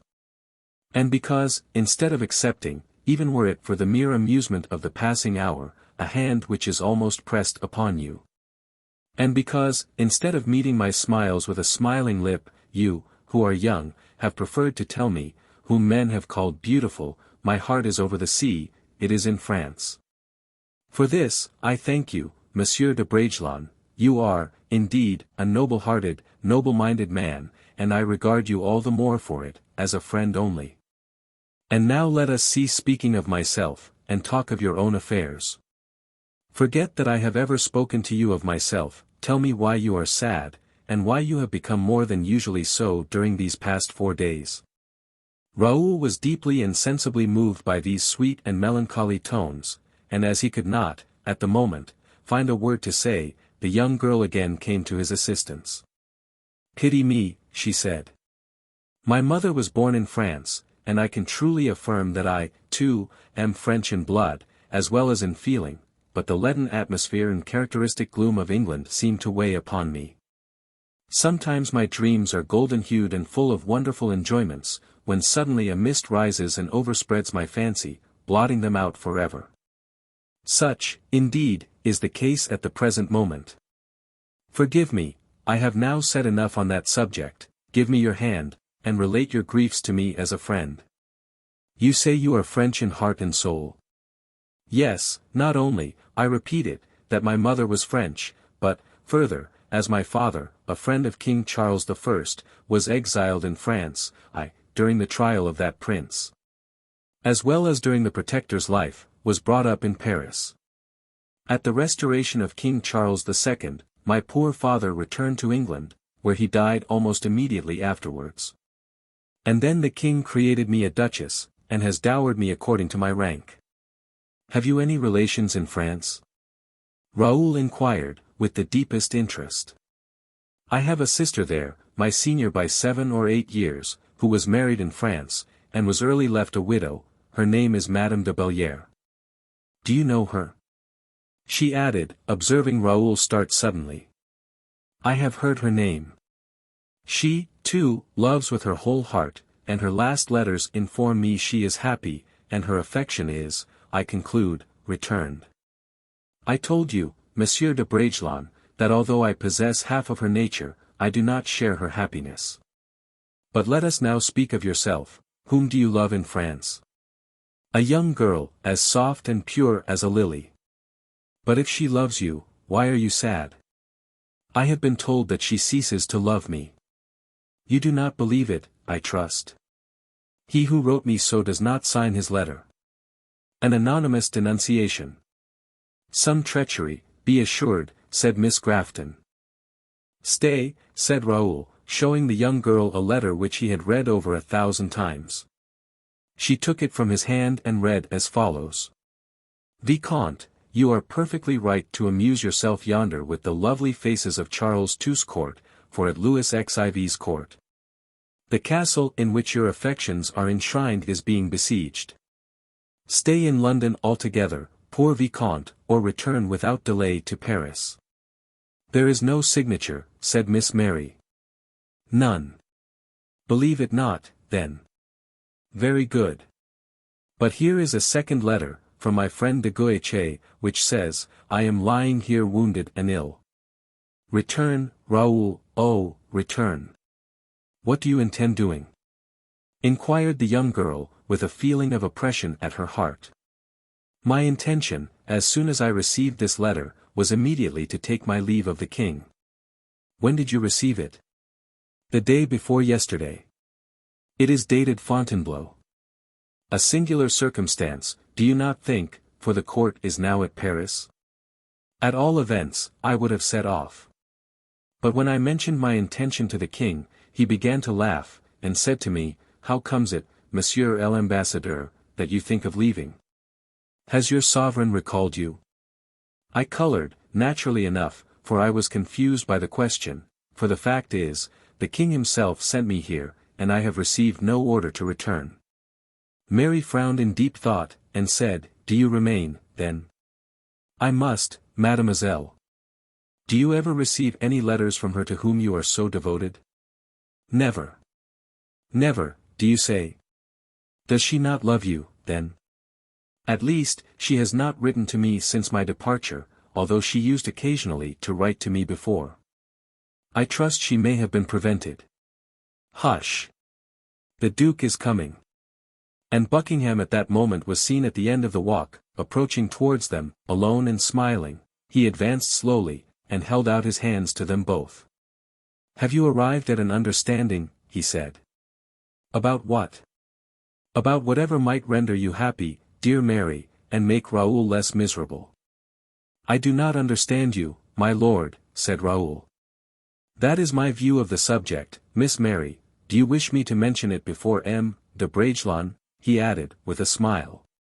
"If you mean," replied the young girl, haughtily, "that I was not indisposed to love M. de Bragelonne, that is useless, for I have told him so myself." Buckingham reflected for a moment, and, without seeming in any way discountenanced, as she expected, he said, "My reason for leaving you with M. de Bragelonne was, that I thoroughly knew your refined delicacy of feeling, no less than the perfect loyalty of your mind and heart, and I hoped that M. de Bragelonne's cure might be effected by the hands of a physician such as you are. But, my lord, before you spoke of M. de Bragelonne's heart, you spoke to me of your own. Do you mean to effect the cure of two hearts at the same time?" "Perfectly true, madam. But you will do me the justice to admit that I have long discontinued a useless pursuit, acknowledging that my own wound is incurable." "My lord," said Mary, collecting herself for a moment before she spoke, "M. de Bragelonne is happy, for he loves and is beloved. He has no need of such a physician as I can be." "M. de Bragelonne," said Buckingham, "is on the very eve of experiencing a serious misfortune, and he has greater need than ever of sympathy and affection." "Explain yourself, my lord," inquired Raoul, anxiously. "No, gradually I will explain myself, but, if you desire it, I can tell Miss Grafton what you may not listen to yourself." "My lord, you are putting me to the torture. You know something you wish to conceal from me." "I know that Miss Mary Grafton is the most charming object that a heart ill at ease could possibly meet with in its way through life." "I have already told you that the Vicomte de Bragelonne loves elsewhere," said the young girl. "He is wrong, then." "Do you assume to know, my lord, that I am wrong?" "Yes." "Whom is it that he loves, then?" exclaimed the young girl. "He loves a lady who is unworthy of him," said Buckingham, with that calm, collected manner peculiar to Englishmen. Miss Grafton uttered a cry, which, together with the remark that Buckingham had that moment made, spread over de Bragelonne's features a deadly paleness, arising from the sudden surprise. And also from a vague fear of impending misfortune. "My lord," he exclaimed, "you have just pronounced words which compel me, without a moment's delay, to seek their explanation in Paris." "You will remain here," said Buckingham, "because you have no right to leave. And no one has the right to quit the service of the king for that of any woman, even were she as worthy of being loved as Mary Grafton is." "You will tell me all, then?" "I will, on condition that you will remain." "I will remain, if you will promise to speak openly and without reserve." Thus far had their conversation proceeded, and Buckingham, in all probability, was on the point of revealing, not indeed all that had taken place, but at least all he was aware of. When one of the king's attendants appeared at the end of the terrace, and advanced towards the summer-house where the king was sitting with Lucy Stuart. A courier followed him, covered with dust from head to foot, and who seemed as if he had but a few moments before dismounted from his horse. "The courier from France." "Madame's courier!" exclaimed Raoul, recognizing the princess's livery. And while the attendant and the courier advanced towards the king, Buckingham and Miss Grafton exchanged a look full of intelligence with each other. 178. The courier from Madame. Charles II was busily engaged in proving, or in endeavoring to prove, to Miss Stuart that she was the only person for whom he cared at all. And consequently was avowing to her an affection similar to that which his ancestor Henry IV had entertained for Gabrielle.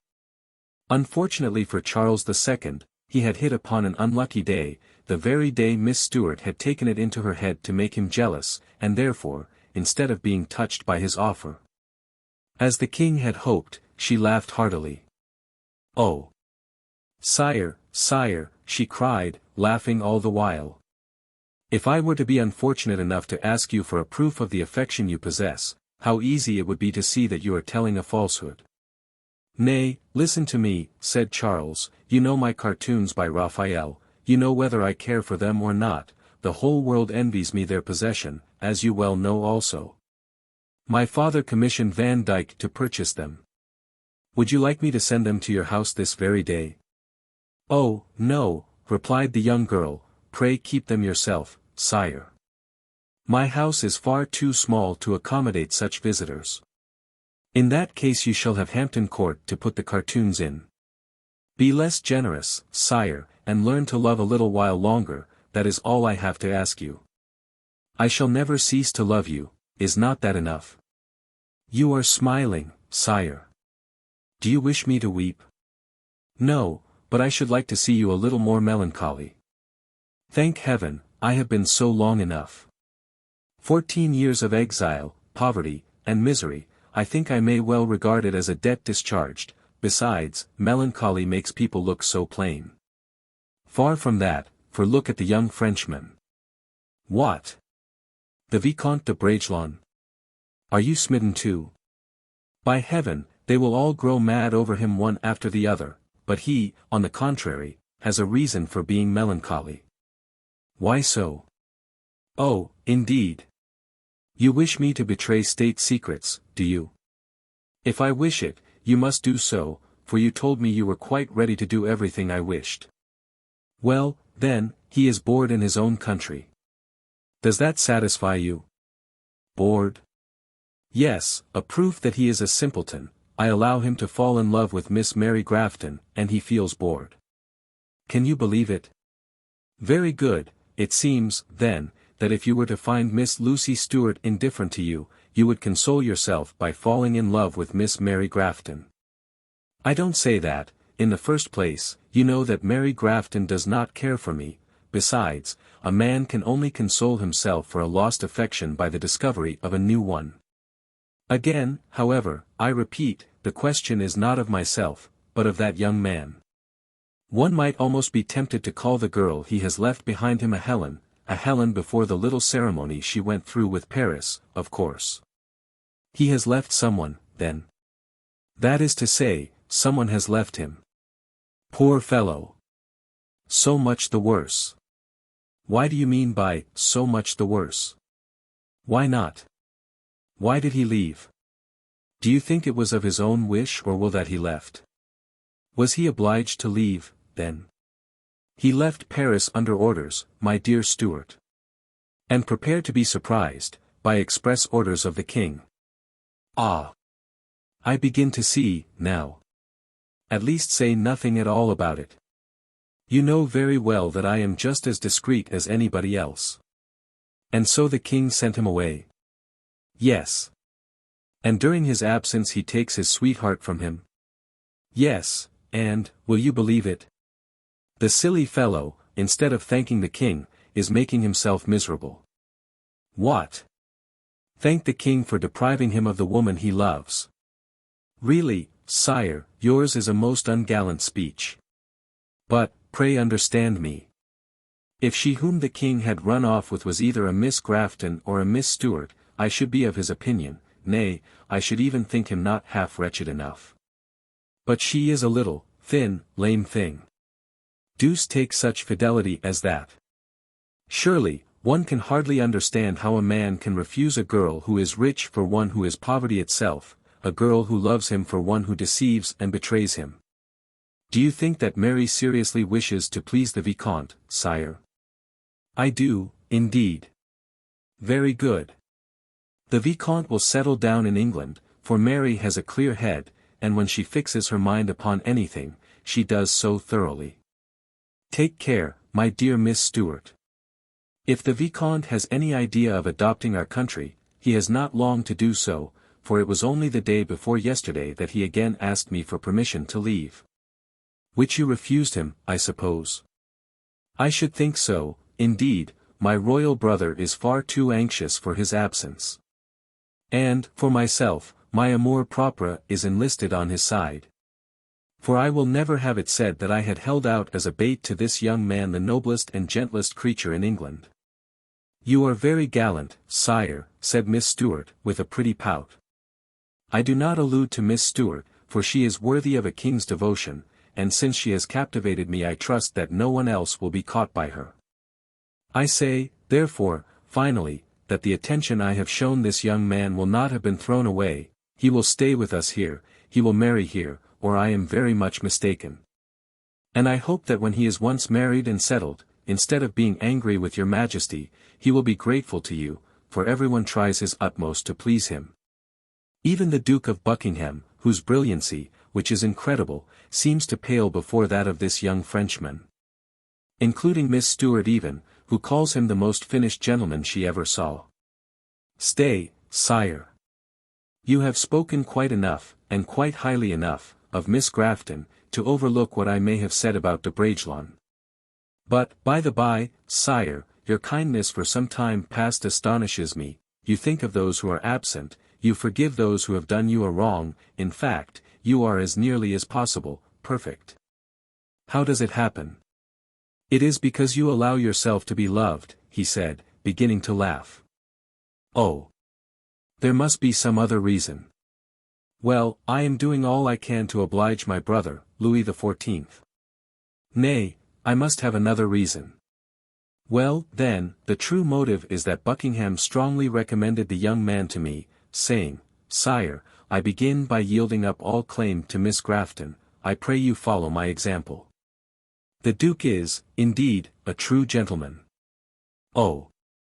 Of course, it is Buckingham's turn now, I suppose, to turn your head.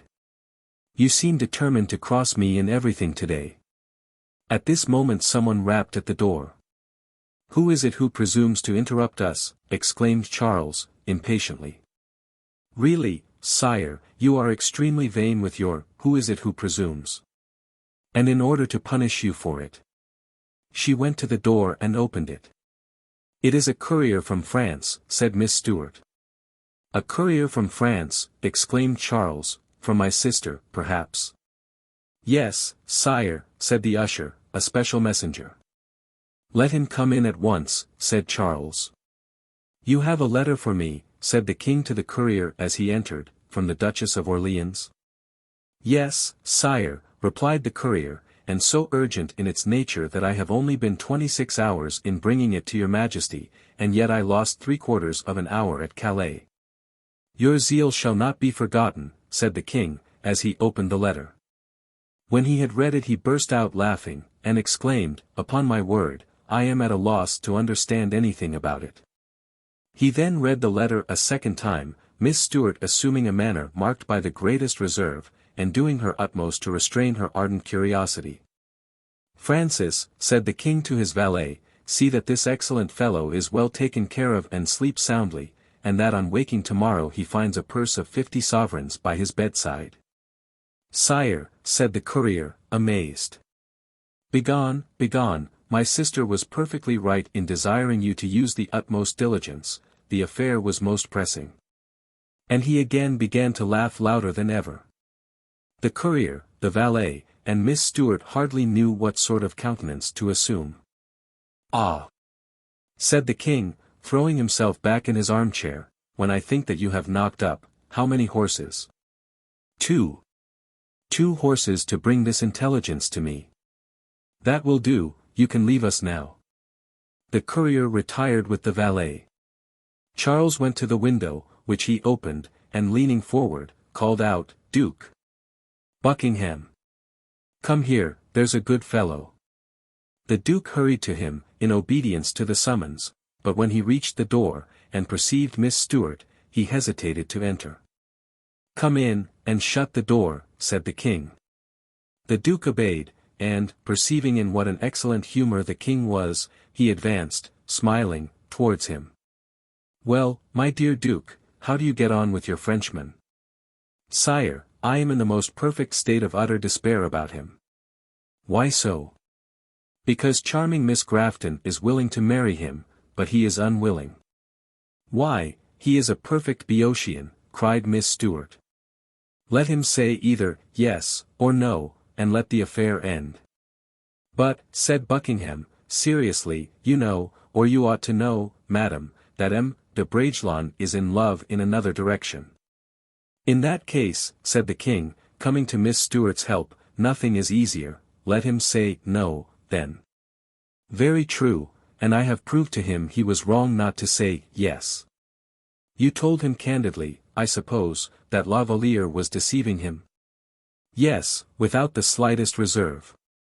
And, as soon as I had done so, he gave a start, as if he were going to clear the channel at a bound. At all events, said Miss Stuart, he has done something. And a very good thing too, upon my word. But, said Buckingham, I stopped him. I have left him and Miss Mary in conversation together, and I sincerely trust that now he will not leave, as he seemed to have an idea of doing. An idea of leaving England, cried the king. I, at one moment, hardly thought that any human power could have prevented him, but Miss Mary's eyes are now bent fully on him, and he will remain. Well, that is the very thing which deceives you, Buckingham, said the king, with a peal of laughter. The poor fellow is predestined. Predestined to what?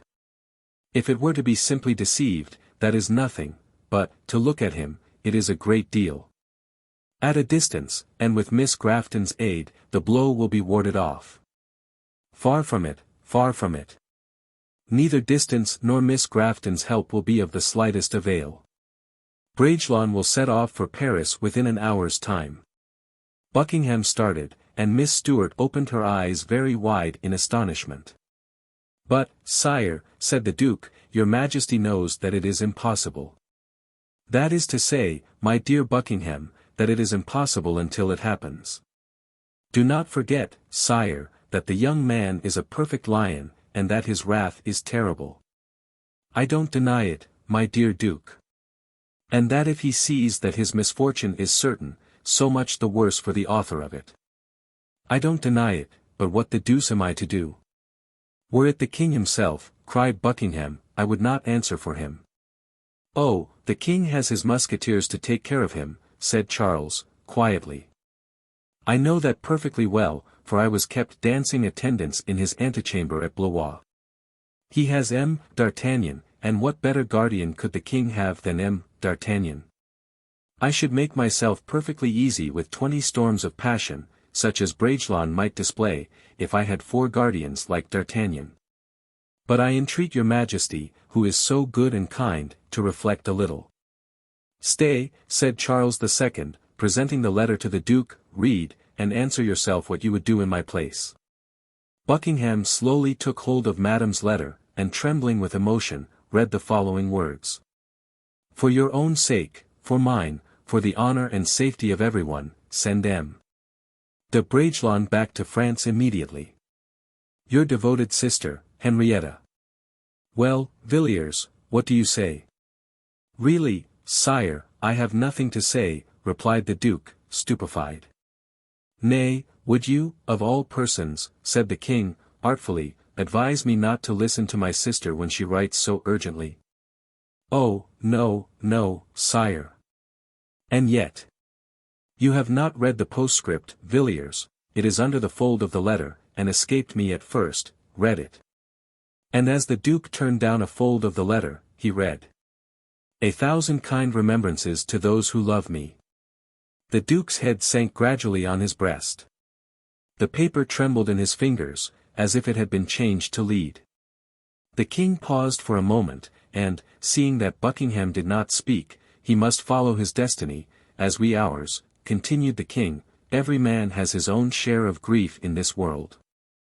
I have had my own, I have had that of others who belong to me, and have thus had a double weight of woe to endure, but the deuce take all my cares now. Go, and bring our friend here, Villiers. The Duke opened the trellised door of the summer-house, and pointing at Raoul and Mary, who were walking together side by side, said, What a cruel blow, sire, for poor Miss Grafton. Nonsense. Call him, said Charles II, knitting his black brows together, everyone seems to be sentimental here. There, look at Miss Stuart, who is wiping her eyes, now deuce take the French fellow. The Duke called to Raoul, and taking Miss Grafton by the hand, he led her towards the king. Monsieur de Bragelonne, said Charles II, did you not ask me the day before yesterday for permission to return to Paris? Yes, sire, replied Raoul, greatly puzzled by this address. And I refused you, I think. Yes, sire. For which you were angry with me. No, sire, your Majesty had no doubt excellent reasons for withholding it. For you are so wise and so good that everything you do is well done. I alleged, I believe, as a reason, that the King of France had not recalled you. Yes, sire, that was the reason you assigned. Well, M. de Bragelonne, I have reflected over the matter since. If the king did not, in fact, fix your return, he begged me to render your sojourn in England as agreeable as possible. Since, however, you ask my permission to return, it is because your longer residence in England is no longer agreeable to you. I do not say that, sire. No, but your request, at least, said the king, signified that another place of residence would be more agreeable to you than this. At this moment Raoul turned towards the door, against which Miss Grafton was leaning, pale and sorrow-stricken. Her other hand was passed through the Duke's arm. You do not reply, pursued Charles, the proverb is plain enough, that silence gives consent. Very good, Monsieur de Bragelonne, I am now in a position to satisfy you. Whenever you please, therefore, you can leave for Paris, for which you have my authority. Sire! Exclaimed Raoul, while Mary stifled an exclamation of grief which rose to her lips, unconsciously pressing Buckingham's arm. You can be at Dover this evening, continued the king, the tide serves at 2 o'clock in the morning. Raoul, astounded, stammered out a few broken sentences, which equally answered the purpose both of thanks and of excuse. I therefore bid you adieu, Monsieur de Bragelonne, and wish you every sort of prosperity, said the king, rising. You will confer a pleasure on me by keeping this diamond in remembrance of me. I had intended it as a marriage gift. Miss Grafton felt her limbs almost giving way, and, as Raoul received the ring from the king's hand, he, too, felt his strength and courage failing him. He addressed a few respectful words to the king, a passing compliment to Miss Stuart, and looked for Buckingham to bid him adieu. The king profited by this moment to disappear. Raoul found the Duke engaged in endeavoring to encourage Miss Grafton. Tell him to remain, I implore you, said Buckingham to Mary. No, I will tell him to go, replied Miss Grafton, with returning animation. I am not one of those women who have more pride than heart. If she whom he loves is in France, let him return thither and bless me for having advised him to go and seek his happiness there. If, on the contrary, she shall have ceased to love him, let him come back here again, I shall still love him, and his unhappiness will not have lessened him in my regard. In the arms of my house you will find that which heaven has engraven on my heart, habenti parum, egenti cuncta. To the rich is accorded little, to the poor everything. I do not believe, Bragelonne, that you will find yonder the equivalent of what you leave behind you here. I think, or at least hope, said Raoul, with a gloomy air, that she whom I love is worthy of my affection. But if it be true she is unworthy of me, as you have endeavored to make me believe, I will tear her image from my heart, Duke, even if my heart breaks in the attempt. Mary Grafton gazed upon him with an expression of the most indefinable pity, and Raoul returned her look with a sweet, sorrowful smile, saying, Mademoiselle, the diamond which the king has given me was destined for you, give me leave to offer it for your acceptance. If I marry in France, you will send it me back. If I do not marry, keep it. And he bowed and left her. What does he mean? Thought Buckingham, while Raoul pressed Mary's icy hand with marks of the most reverential respect. Mary understood the look that Buckingham fixed upon her. If it were a wedding ring, I would not accept it, she said. And yet you were willing to ask him to return to you. Oh! Duke, cried the young girl in heartbroken accents, a woman such as I am is never accepted as a consolation by a man like him. You do not think he will return, then? Never, said Miss Grafton, in a choking voice. And I grieve to tell you, Mary, that he will find yonder his happiness destroyed, his mistress lost to him. His honor even has not escaped. What will be left him, then, Mary, equal to your affection? Answer, Mary, you who know yourself so well. Miss Grafton placed her white hand on Buckingham's arm, and, while Raoul was hurrying away with headlong speed, she repeated in dying accents the line from Romeo and Juliet. I must be gone and live, or stay and die. As she finished the last word, Raoul disappeared. Miss Grafton returned to her own apartments, paler than death. Buckingham availed himself of the arrival of the courier, who had brought the letter to the king, to write to Madame and to the Comte de Goeche. The king had not been mistaken, for at 2 in the morning the tide was at full flood, and Raoul had embarked for France. 179. Saint-Aignan follows Malicorne's advice. The king most assiduously followed the progress which was made in La Valliere's portrait, and did so with a care and attention arising as much from a desire that it should resemble her as from the wish that the painter should prolong the period of its completion as much as possible. It was amusing to observe him follow the artist's brush, awaiting the completion of a particular plan, or the result of a combination of colors, and suggesting various modifications to the painter, which the latter consented to adopt with the most respectful docility. And again, when the artist, following Malicorne's advice, was a little late in arriving, and when Saint-Aignan had been obliged to be absent for some time, it was interesting to observe, though no one witnessed them, those moments of silence full of deep expression, which united in one sigh two souls most disposed to understand each other, and who by no means objected to the quiet meditation they enjoyed together. The minutes flew rapidly by, as if on wings, and as the king drew closer to Louise and bent his burning gaze upon her, a noise was suddenly heard in the anteroom. It was the artist, who had just arrived. Saint-Aignan, too, had returned, full of apologies. And the king began to talk and La Valliere to answer him very hurriedly, their eyes revealing to Saint-Aignan that they had enjoyed a century of happiness during his absence. In a word, Malicorne, philosopher that he was, though he knew it not, had learned how to inspire the king with an appetite in the midst of plenty, and with desire in the assurance of possession. La Valliere's fears of interruption had never been realized, and no one imagined she was absent from her apartment 2 or 3 hours every day. She pretended that her health was very uncertain.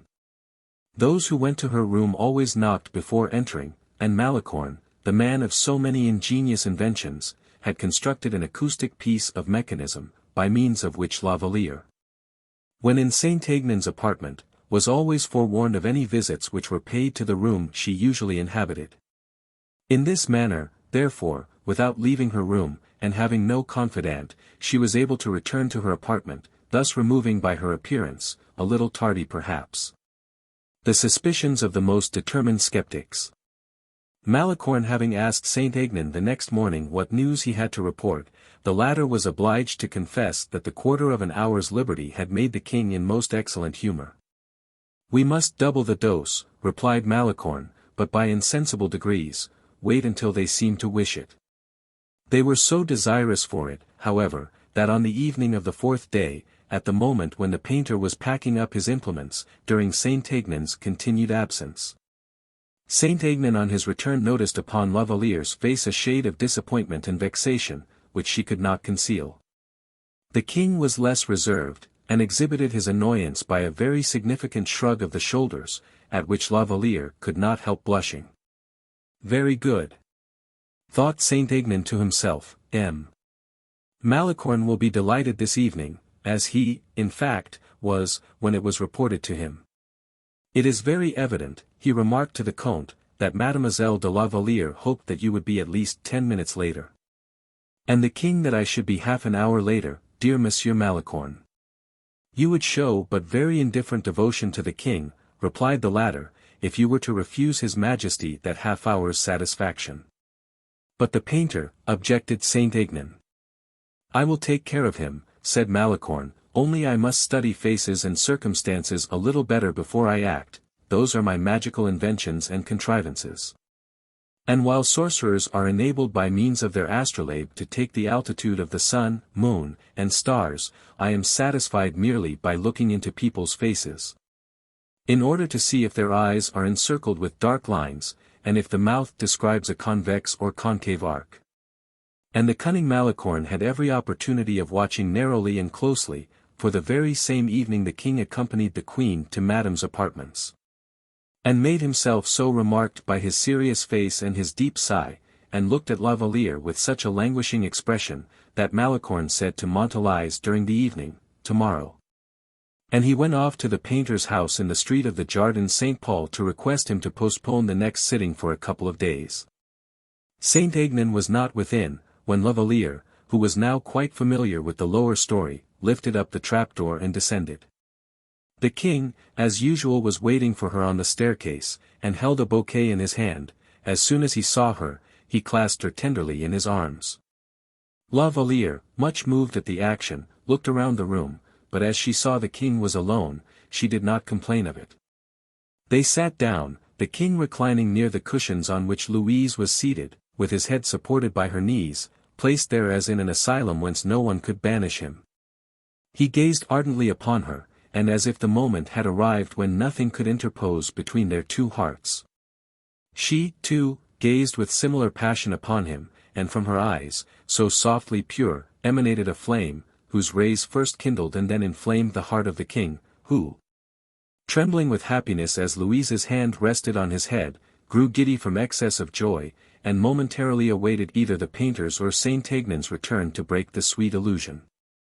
But the door remained closed, and neither Saint-Aignan nor the painter appeared, nor did the hangings even move. A deep mysterious silence reigned in the room, a silence which seemed to influence even the songbirds in their gilded prisons. The king, completely overcome, turned round his head and buried his burning lips in La Valliere's hands, who, herself faint, with excess of emotion, pressed her trembling hands against her lover's lips. Louis threw himself upon his knees, and as La Valliere did not move her head, the king's forehead being within reach of her lips, she furtively passed her lips across the perfumed locks which caressed her cheeks. The king seized her in his arms, and, unable to resist the temptation, they exchanged their first kiss, that burning kiss, which changes love into delirium.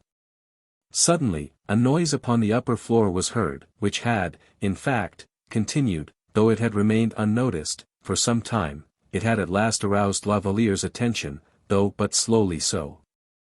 As the noise, however, continued, as it forced itself upon the attention, and recalled the poor girl from her dreams of happiness to the sad realities of life, she rose in a state of utter bewilderment, though beautiful in her disorder, saying, "Someone is waiting for me above. Louis, Louis, do you not hear? Well. And am I not waiting for you, also?" said the king, with infinite tenderness of tone. "Let others henceforth wait for you." But she gently shook her head, as she replied, "Happiness hidden, power concealed, my pride should be as silent as my heart." The noise was again resumed. "I hear Montalise's voice," she said, and she hurried up the staircase. The king followed her, unable to let her leave his sight, and covering her hand with his kisses. "Yes, yes," repeated La Valliere, who had passed halfway through the opening. "Yes, it is Montalice who is calling me, something important must have happened." "Go then, dearest love," said the king, "but return quickly." "No, no, not today, sire. Adieu." "Adieu," she said, as she stooped down once more to embrace her lover, and escaped. Montalice was, in fact, waiting for her, very pale and agitated.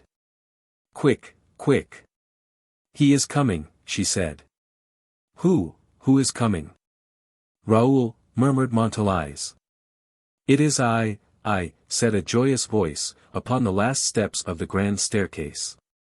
La Valliere uttered a terrible shriek and threw herself back. "I am here, dear Louise," said Raoul, running towards her. "I knew but too well that you had not ceased to love me." La Valliere with a gesture, partly of extreme terror, and partly as if invoking a blessing, attempted to speak, but could not articulate one word. "No, no. she said, as she fell into Montalise's arms, murmuring, "Do not touch me, do not come near me." Montalise made a sign to Raoul, who stood almost petrified at the door, and did not even attempt to advance another step into the room. Then, looking towards the side of the room where the screen was, she exclaimed, "Imprudent girl, she has not even closed the trapdoor." And she advanced towards the corner of the room to close the screen, and also, behind the screen, the trapdoor. But suddenly the king, who had heard Louise's exclamation, darted through the opening, and hurried forward to her assistance. He threw himself on his knees before her, as he overwhelmed Montalise with questions, who hardly knew where she was. At the moment, however, when the king threw himself on his knees, a cry of utter despair rang through the corridor, accompanied by the sound of retreating footsteps. The king wished to see who had uttered the cry and whose were the footsteps he had heard. And it was in vain that Montalise sought to retain him, for Louis, quitting his hold of La Valliere, hurried towards the door, too late, however, for Raoul was already at a distance. And the king only beheld a shadow that quickly vanished in the silent corridor. Chapter 3. The Man in the Iron Mask. 180. Two Old Friends. Whilst everyone at court was busily engaged with his own affairs, a man mysteriously took up his post behind the Place de Grève.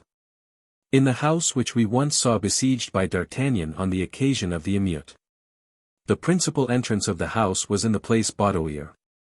It was tolerably large, surrounded by gardens, enclosed in the Rue Saint-Jean by the shops of toolmakers, which protected it from prying looks, and was walled in by a triple rampart of stone, noise, and verdure, like an embalmed mummy in its triple coffin. The man we have just alluded to walked along with a firm step, although he was no longer in his early prime. His dark cloak and long sword plainly revealed one who seemed in search of adventures. And, judging from his curling mustache, his fine smooth skin, which could be seen beneath his sombrero, it would not have been difficult to pronounce that gallantry had not a little share in his adventures.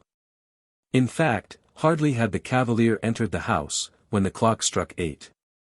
And 10 minutes afterwards a lady, followed by a servant armed to the teeth, approached and knocked at the same door, which an old woman immediately opened for her. The lady raised her veil as she entered, though no longer beautiful or young, she was still active and of an imposing carriage. She concealed, beneath a rich toilette and the most exquisite taste, an age which Ninon de L'Enclos alone could have smiled at with impunity. Hardly had she reached the vestibule, when the cavalier, whose features we have only roughly sketched, advanced towards her, holding out his hand. "Good day, my dear duchess," he said. "How do you do, my dear Aramis?" replied the duchess. He led her to a most elegantly furnished apartment, on whose high windows were reflected the expiring rays of the setting sun, which filtered gaudily through the dark green needles of the adjacent firs. They sat down side by side. Neither of them thought of asking for additional light in the room, and they buried themselves as it were in the shadow, as if they wished to bury themselves in forgetfulness. "Chevalier," said the duchess, "you have never given me a single sign of life since our interview at Fontainebleau, and I confess that your presence there on the day of the Franciscan's death, and your initiation in certain secrets, caused me the liveliest astonishment I ever experienced in my whole life. I can explain my presence there to you, as well as my initiation," said Aramis. "But let us, first of all," said the duchess, "talk a little of ourselves, for our friendship is by no means of recent date." "Yes, madam, and if heaven wills it, we shall continue to be friends, I will not say for a long time, but forever." "That is quite certain, chevalier, and my visit is a proof of it." "Our interests, duchess, are no longer the same as they used to be," said Aramis, smiling without apprehension in the growing gloom by which the room was overcast. For it could not reveal that his smile was less agreeable and not so bright as formerly. "No, chevalier, at the present day we have other interests. Every period of life brings its own. And, as we now understand each other in conversing, as perfectly as we formerly did without saying a word, let us talk, if you like." "I am at your orders, duchess." Ah! I beg your pardon, how did you obtain my address, and what was your object? You ask me why. I have told you. Curiosity in the first place. I wished to know what you could have to do with the Franciscan, with whom I had certain business transactions, and who died so singularly. You know that on the occasion of our interview at Fontainebleau, in the cemetery, at the foot of the grave so recently closed. We were both so much overcome by our emotions that we omitted to confide to each other what we may have to say. Yes, madam. Well, then, I had no sooner left you than I repented, and have ever since been most anxious to ascertain the truth. You know that Madame de Longueville and myself are almost one, I suppose. I was not aware, said Aramis, discreetly. I remembered, therefore, continued the duchess, that neither of us said anything to the other in the cemetery. That you did not speak of the relationship in which you stood to the Franciscan, whose burial you superintended, and that I did not refer to the position in which I stood to him. All which seemed very unworthy of two such old friends as ourselves, and I have sought an opportunity of an interview with you in order to give you some information that I have recently acquired. And to assure you that Marie Michon, now no more, has left behind her one who has preserved her recollection of events. Aramis bowed over the duchess's hand, and pressed his lips upon it. You must have had some trouble to find me again, he said. Yes, she answered, annoyed to find the subject taking a turn which Aramis wished to give it, but I knew you were a friend of M. Fouquet's, and so I inquired in that direction. A friend? Oh! Exclaimed the chevalier, I can hardly pretend to be that. A poor priest who has been favored by a generous protector, and whose heart is full of gratitude and devotion, is all that I pretend to be to M. Fouquet. He made you a bishop. Yes, duchess. A very good retiring pension for so handsome a musketeer. Yes, in the same way that political intrigue is for yourself, thought Aramis. And so, he added, you inquired after me at M. Fouquet's. Easily enough.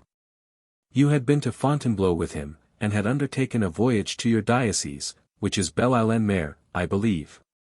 No, madam, said Aramis. My diocese is Vannes. I meant that. I only thought that Belle-Ile-en-Mer is a property belonging to M. Fouquet, nothing more. Ah! I had been told that Belle-Isle was fortified. Besides, I know how great the military knowledge is you possess. I have forgotten everything of the kind since I entered the church, said Aramis, annoyed. Suffice it to know that I learned you had returned from Vannes, and I sent off to one of our friends, M. Le Comte de la Fere, who is discretion itself, in order to ascertain it, but he answered that he was not aware of your address. So like Athos, thought the bishop, the really good man never changes. Well, then, you know that I cannot venture to show myself here, and that the Queen Mother has always some grievance or other against me. Yes, indeed, and I am surprised at it. Oh! There are various reasons for it. But, to continue, being obliged to conceal myself, I was fortunate enough to meet with M. d'Artagnan, who was formerly one of your old friends, I believe. A friend of mine still, duchess. He gave me certain information, and sent me to M. Basmos, the governor of the Bastille. Aramis was somewhat agitated at this remark, and a light flashed from his eyes in the darkness of the room, which he could not conceal from his keen-sighted friend. M. de Basmos. He said, why did D'Artagnan send you to M. de Basmos? I cannot tell you. What can this possibly mean? Said the bishop, summoning all the resources of his mind to his aid, in order to carry on the combat in a befitting manner. M. de Basmos is greatly indebted to you, D'Artagnan told me. True, he is so. And the address of a creditor is as easily ascertained as that of a debtor. Very true, and so Basmos indicated to you. Saint-Mandé, where I forwarded a letter to you. Which I have in my hand, and which is most precious to me, said Aramis, because I am indebted to it for the pleasure of seeing you here. The duchess, satisfied at having successfully overcome the various difficulties of so delicate an explanation, began to breathe freely again, which Aramis, however, could not succeed in doing. We had got as far as your visit to M. Basmos, I believe. Nay, she said, laughing, farther than that. In that case we must have been speaking about the grudge you have against the Queen Mother. Further still, she returned, further still. We were talking of the connection which existed between you and the Franciscan, said Aramis, interrupting her eagerly. Well, I am listening to you very attentively. It is easily explained, returned the duchess. You know that I am living at Brussels with M. de Lakes. I heard so. You know that my children have ruined and stripped me of everything. How terrible, dear duchess. Terrible indeed. This obliged me to resort to some means of obtaining a livelihood, and, particularly, to avoid vegetating for the remainder of my existence. I had old hatreds to turn to account, old friendships to make use of. I no longer had either credit or protectors. You, who had extended protection towards so many persons, said Aramis, softly. It is always the case, Chevalier. Well, at the present time I am in the habit of seeing the King of Spain very frequently. Ah! Who has just nominated a general of the Jesuits, according to the usual custom. Is it usual, indeed? Were you not aware of it? I beg your pardon, I was inattentive. You must be aware of that, you who were on such good terms with the Franciscan. With the general of the Jesuits, you mean? Exactly. Well, then, I have seen the King of Spain, who wished to do me a service, but was unable. He gave me recommendations, however, to Flanders, both for myself and for Lakes too. And conferred a pension on me out of the funds belonging to the order. Of Jesuits? Yes. The general, I mean the Franciscan, was sent to me. And, for the purpose of conforming with the requisitions of the statutes of the order, and of entitling me to the pension, I was reputed to be in a position to render certain services. You are aware that that is the rule? No, I did not know it, said Aramis. Madame de Chevreuse paused to look at Aramis, but it was perfectly dark. Well, such is the rule, however, she resumed. I had, therefore, to appear to possess a power of usefulness of some kind or other, and I proposed to travel for the order, and I was placed on the list of affiliated travelers. You understand it was a formality, by means of which I received my pension, which was very convenient for me. Good heavens! Duchess, what you tell me is like a dagger thrust. You obliged to receive a pension from the Jesuits? No, Chevalier. From Spain. Except for a conscientious scruple, Duchess, you will admit that it is pretty nearly the same thing. No, not at all. But surely of your magnificent fortune there must remain. Dampierre is all that remains. And that is handsome enough. Yes. But Dampierre is burdened, mortgaged, and almost fallen to ruin, like its owner. And can the Queen Mother know and see all that, without shedding a tear? Said Aramis, with a penetrating look, which encountered nothing but darkness. Yes. She has forgotten everything. You, I believe, attempted to get restored to favor. Yes. But, most singularly, the young king inherits the antipathy his dear father had for me.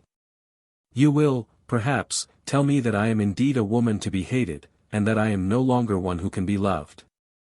Dear Duchess, pray come quickly to the cause that brought you here, for I think we can be of service to each other. Such has been my own thought. I came to Fontainebleau with a double object in view. In the first place, I was summoned there by the Franciscan whom you knew. By the by, how did you know him? For I have told you my story, and have not yet heard yours. I knew him in a very natural way, Duchess. I studied theology with him at Parma. We became fast friends. And it happened, from time to time, that business, or travel, or war, separated us from each other. You were, of course, aware that he was the general of the Jesuits? I suspected it. But by what extraordinary chance did it happen that you were at the hotel when the affiliated travelers met together? Oh, said Aramis, in a calm voice, it was the merest chance in the world. I was going to Fontainebleau to see M. Fouquet, for the purpose of obtaining an audience of the king. I was passing by, unknown, I saw the poor dying monk in the road, and recognized him immediately. You know the rest, he died in my arms. Yes, but bequeathing to you so vast a power that you issue your sovereign orders and directions like a monarch. He certainly did leave me a few commissions to settle. And what for me? I have told you, a sum of 12,000 livres was to be paid to you. I thought I had given you the necessary signature to enable you to receive it. Did you not get the money? Oh. Yes, yes. You give your orders, I am informed, with so much mystery, and such a majestic presence, that it is generally believed you are the successor of the defunct chief. Aramis colored impatiently, and the duchess continued, I have obtained my information, she said, from the King of Spain himself, and he cleared up some of my doubts on the point. Every general of the Jesuits is nominated by him, and must be a Spaniard, according to the statutes of the order. You are not a Spaniard, nor have you been nominated by the King of Spain. Aramis did not reply to this remark, except to say, you see, duchess, how greatly you were mistaken, since the King of Spain told you that. Yes, my dear Aramis. But there was something else which I have been thinking of. What is that? You know, I believe, something about most things, and it occurred to me that you know the Spanish language. Every Frenchman who has been actively engaged in the Fronde knows Spanish. You have lived in Flanders? 3 years. And have stayed at Madrid? 15 months. You are in a position, then, to become a naturalized Spaniard, when you like. Really, said Aramis, with a frankness which deceived the duchess. Undoubtedly. 2 years' residence and an acquaintance with the language are indispensable. You have upwards of 4 years, more than double the time necessary. What are you driving at, duchess? At this, I am on good terms with the King of Spain. And I am not on bad terms, thought Aramis to himself. Shall I ask the king, continued the duchess, to confer the succession to the Franciscan's post upon you? Oh, duchess. You have it already, perhaps, she said. No, upon my honor. Very well, then, I can render you that service. Why did you not render the same service to M. de Lakes, duchess? He is a very talented man, and one you love, besides. Yes, no doubt. But, at all events, putting Lakes aside, will you have it? No, I thank you, duchess. She paused. He is nominated, she thought. And then resumed aloud, if you refuse me in this manner, it is not very encouraging for me, supposing I should have something to ask of you. Oh.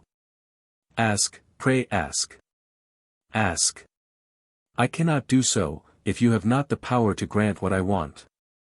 However limited my power and ability, ask all the same. I need a sum of money, to restore Dampierre. Ah. Replied Aramis, coldly, money. Well, duchess, how much would you require? Oh. A tolerably round sum. So much the worse, you know I am not rich. No, no. But the order is, and if you had been the general. You know I am not the general, I think.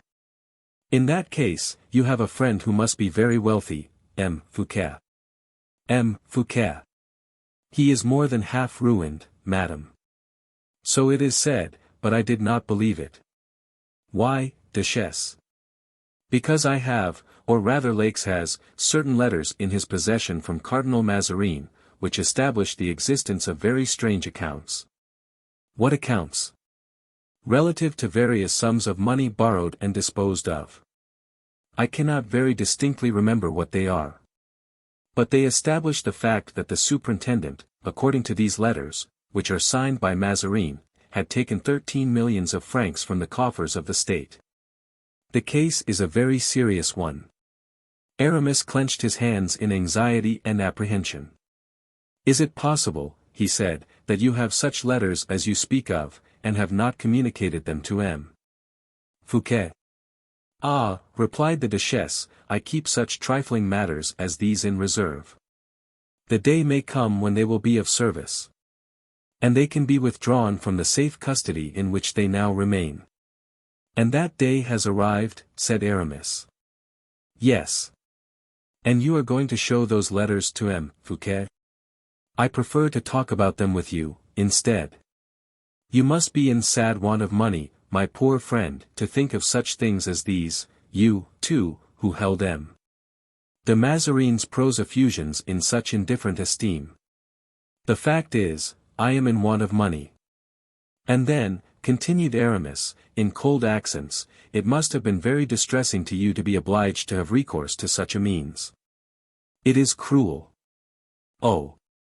If had wished to do harm instead of good, said Madame de Chevreuse, instead of asking the general of the order, or M. Fouquet, for the 500,000 francs I require, 500,000 francs. Yes, no more. Do you think it much? I require at least as much as that to restore Dampierre. Yes, madam. I say, therefore, that instead of asking for this amount, I should have gone to see my old friend the Queen Mother.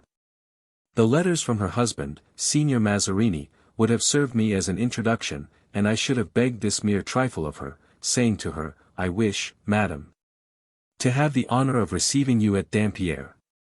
Permit me to put Dampierre in a fit state for that purpose. Aramis did not return a single word. Well, she said, what are you thinking about? I am making certain additions, said Aramis. And M. Fouquet subtractions. I, on the other hand, am trying my hand at the art of multiplication. What excellent calculators we all three are. How well we might understand one another. Will you allow me to reflect? Said Aramis. No, for with such an opening between people like ourselves, yes, or no, is the only answer, and that an immediate one.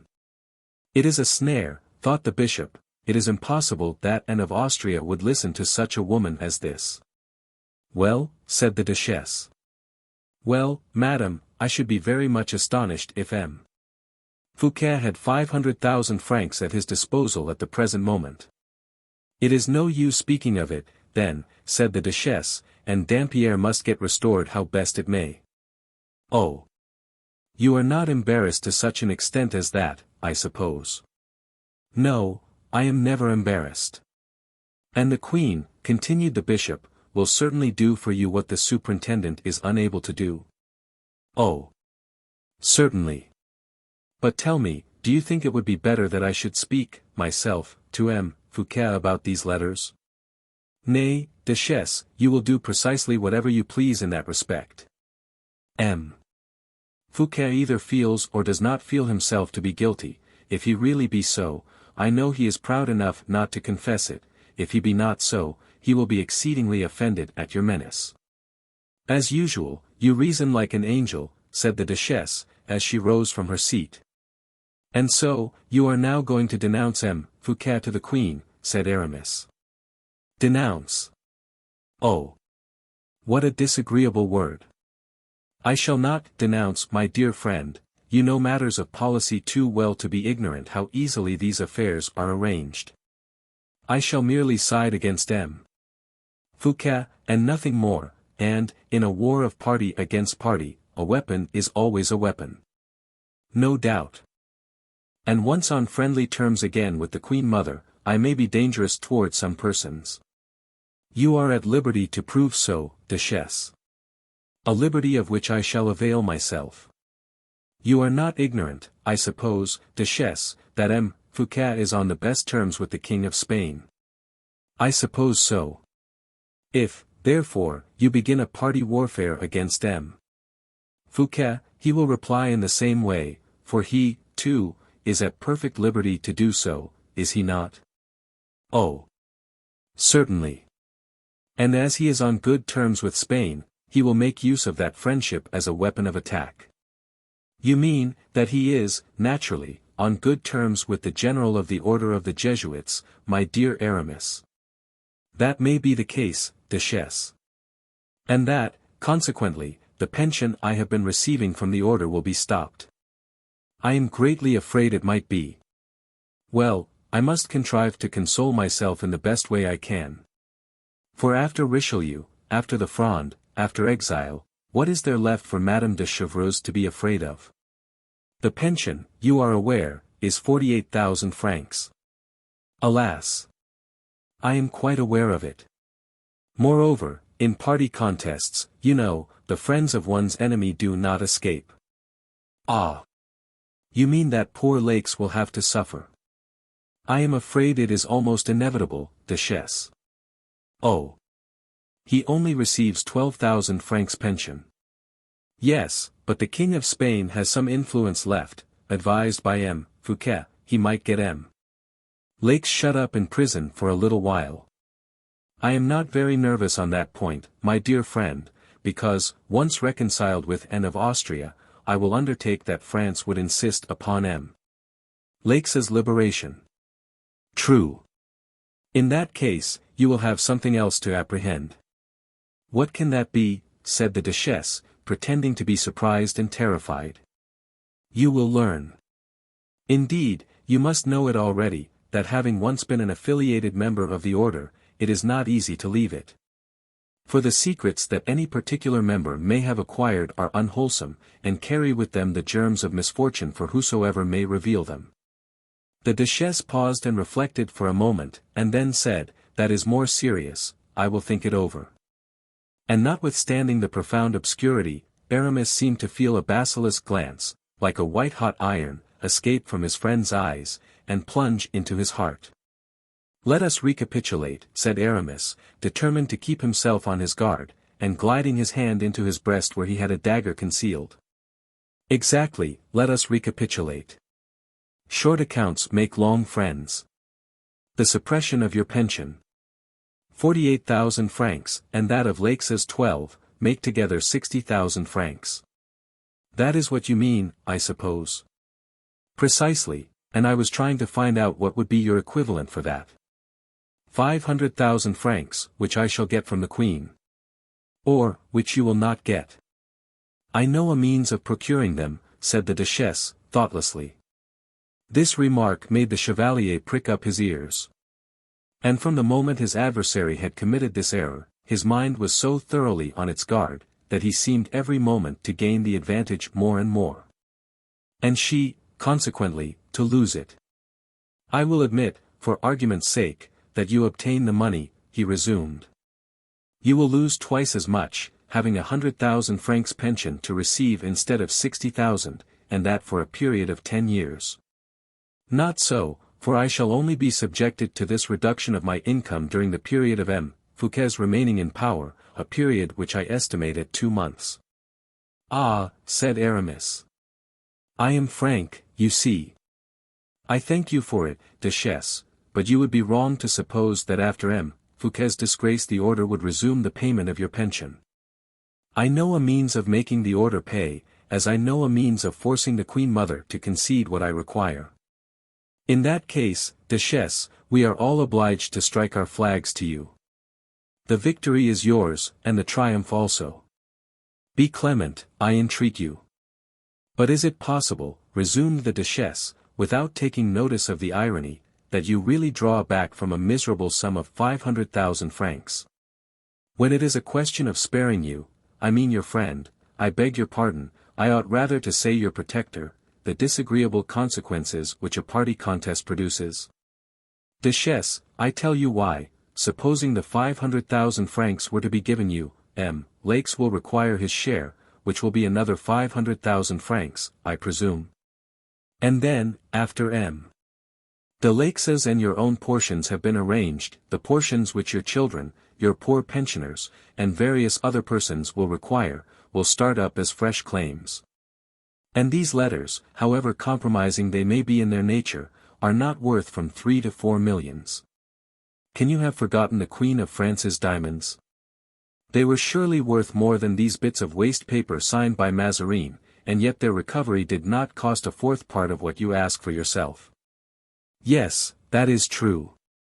But the merchant values his goods at his own price, and it is for the purchaser to buy or refuse. Stay a moment, duchess, would you like me to tell you why I will not buy your letters? Pray tell me. Because the letters you claim to be Mazarin's are false. What an absurdity. I have no doubt of it, for it would, to say the least, be very singular, that after you had quarrelled with the Queen through M. Mazarin's means, you should have kept up any intimate acquaintance with the latter. It would look as if you had been acting as a spy, and upon my word, I do not like to make use of the word. Oh! Pray do. You great complacence would seem suspicions, at all events. That is quite true, but the contents of the letters are even more so. I pledge you my word, duchess, that you will not be able to make use of it with the Queen. Oh! Yes, indeed, I can make use of everything with the Queen. Very good, thought Aramis. Croak on, old owl, hiss, beldam viper. But the duchess had said enough, and advanced a few steps towards the door. Aramis, however, had reserved one exposure which she did not expect. He rang the bell, candles immediately appeared in the adjoining room, and the bishop found himself completely encircled by lights, which shone upon the worn, haggard face of the duchess, revealing every feature but too clearly. Aramis fixed a long ironical look upon her pale, thin, withered cheeks, her dim, dull eyes, and upon her lips, which she kept carefully closed over her discolored scanty teeth. He, however, had thrown himself into a graceful attitude, with his haughty and intelligent head thrown back. He smiled so as to reveal teeth still brilliant and dazzling. The antiquated coquette understood the trick that had been played her. She was standing immediately before a large mirror, in which her decrepitude, so carefully concealed, was only made more manifest. And, thereupon, without even saluting Aramis, who bowed with the ease and grace of the musketeer of early days, she hurried away with trembling steps, which her very precipitation only the more impeded. Aramis sprang across the room, like a zephyr, to lead her to the door. Madame de Chevreuse made a sign to her servant, who resumed his musket. And she left the house where such tender friends had not been able to understand each other only because they had understood each other too well. 181. Wherein may be seen that a bargain which cannot be made with one person, can be carried out with another. Aramis had been perfectly correct in his supposition. For hardly had she left the house in the Place Baudoyer than Madame de Chevreuse proceeded homeward. She was doubtless afraid of being followed, and by this means thought she might succeed in throwing those who might be following her off their guard. But scarcely had she arrived within the door of the hotel, and hardly had assured herself that no one who could cause her any uneasiness was on her track, when she opened the door of the garden, leading into another street, and hurried towards the Rue Croix de Petit Champs, where M. Colbert resided. We have already said that evening, or rather night, had closed in. It was a dark, thick night, besides. Paris had once more sunk into its calm, quiescent state, enshrouding alike within its indulgent mantle the high-born duchess carrying out her political intrigue, and the simple citizen's wife, who, having been detained late by a supper in the city, was making her way slowly homewards, hanging on the arm of a lover, by the shortest possible route. Madame de Chevreuse had been too well accustomed to nocturnal political intrigues to be ignorant that a minister never denies himself, even at his own private residence, to any young and beautiful woman who may chance to object to the dust and confusion of a public office, or to old women, as full of experience as of years, who dislike the indiscreet echo of official residences. A valet received the duchess under the peristyle, and received her, it must be admitted, with some indifference of manner. He intimated, after having looked at her face, that it was hardly at such an hour that one so advanced in years as herself could be permitted to disturb Monsieur Colbert's important occupations. But Madame de Chevreuse, without looking or appearing to be annoyed, wrote her name upon a leaf of her tablets, a name which had but too frequently sounded so disagreeably in the ears of Louis XIII and of the great cardinal. She wrote her name in the large, ill-formed characters of the higher classes of that period, folded the paper in a manner peculiarly her own, handed it to the valet, without uttering a word, but with so haughty and imperious a gesture, that the fellow, well accustomed to judge of people from their manners and appearance, perceived at once the quality of the person before him, bowed his head, and ran to M. Colbert's room. The minister could not control a sudden exclamation as he opened the paper. And the valet, gathering from it the interest with which his master regarded the mysterious visitor, returned as fast as he could to beg the duchess to follow him. She ascended to the first floor of the beautiful new house very slowly, rested herself on the landing place, in order not to enter the apartment out of breath, and appeared before M. Colbert, who, with his own hands, held both the folding doors open. The duchess paused at the threshold, for the purpose of well studying the character of the man with whom she was about to converse. At the first glance, the round, large, heavy head, thick brows, and ill-favored features of Colbert, who wore, thrust low down on his head, a cap like a priest's calotte, seemed to indicate that but little difficulty was likely to be met with in her negotiations with him, but also that she was to expect as little interest in the discussion of particulars. For there was scarcely any indication that the rough and uncouth nature of the man was susceptible to the impulses of a refined revenge, or of an exalted ambition. But when, on closer inspection, the duchess perceived the small, piercingly black eyes, the longitudinal wrinkles of his high and massive forehead, the imperceptible twitching of the lips, on which were apparent traces of rough good humor, Madame de Chevreuse altered her opinion of him, and felt she could say to herself, "I have found the man I want." "What is the subject, madam, which procures me the honor of a visit from you?" he inquired.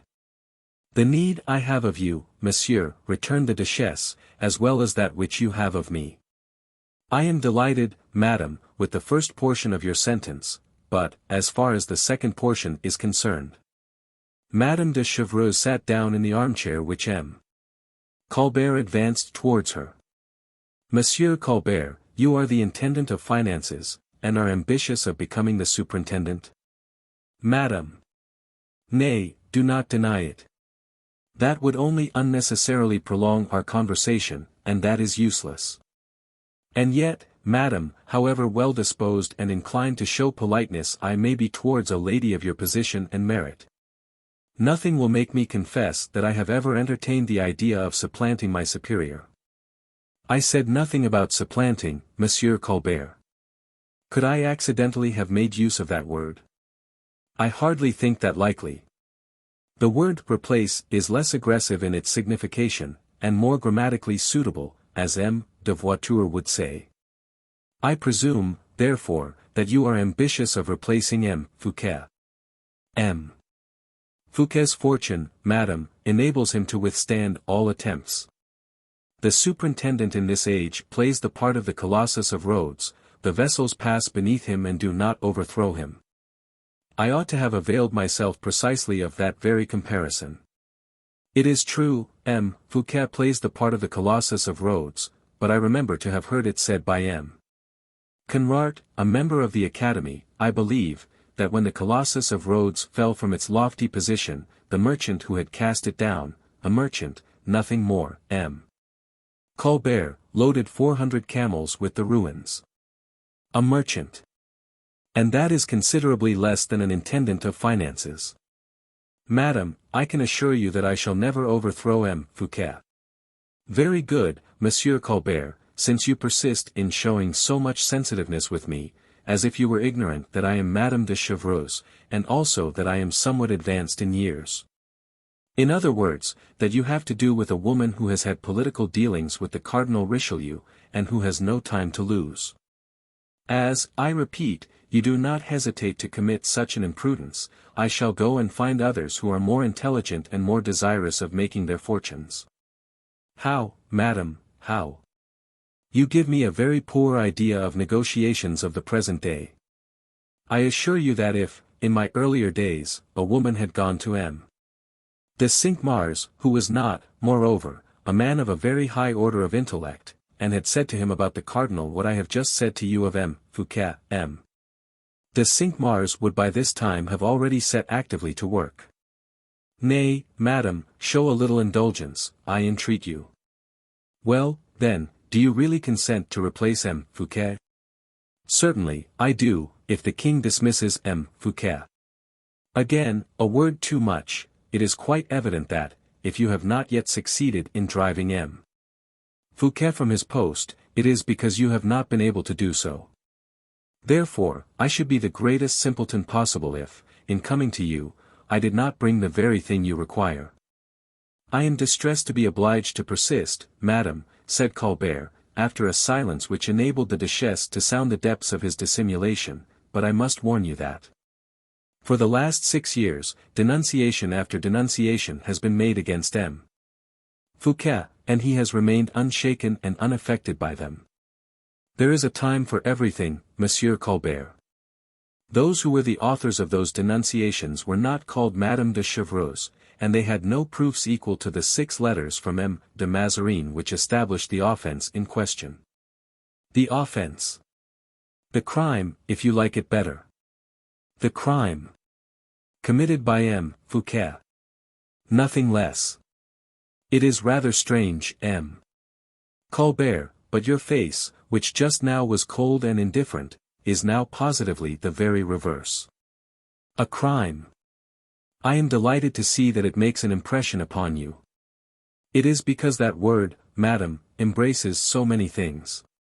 It embraces the post of superintendent of finance for yourself, and a letter of exile, or the Bastille, for M. Fouquet. Forgive me, Madame la Duchesse, but it is almost impossible that M. Fouquet can be exiled, to be imprisoned or disgraced, that is already a great deal. Oh, I am perfectly aware of what I am saying, returned Madame de Chevreuse, coldly. I do not live at such a distance from Paris as not to know what takes place there. The king does not like M. Fouquet, and he would willingly sacrifice M. Fouquet if an opportunity were only given him. It must be a good one, though. Good enough, and one I estimate to be worth 500,000 francs. In what way? Said Colbert. I mean, monsieur, that holding this opportunity in my own hands, I will not allow it to be transferred to yours except for a sum of 500,000 francs. I understand you perfectly, madam. But since you have fixed a price for the sale, let me now see the value of the articles to be sold. Oh, a mere trifle. 6 letters, as I have already told you, from M. de Mazarin, and the autographs will most assuredly not be regarded as too highly priced, if they establish, in an irrefutable manner, that M. Fouquet has embezzled large sums of money from the treasury and appropriated them to his own purposes. In an irrefutable manner, do you say? Observed Colbert, whose eyes sparkled with delight. Perfectly so. Would you like to read the letters? With all my heart. Copies, of course. Of course, the copies, said the duchess, as she drew from her bosom a small packet of papers flattened by her velvet bodice. Read, she said. Colbert eagerly snatched the papers and devoured them.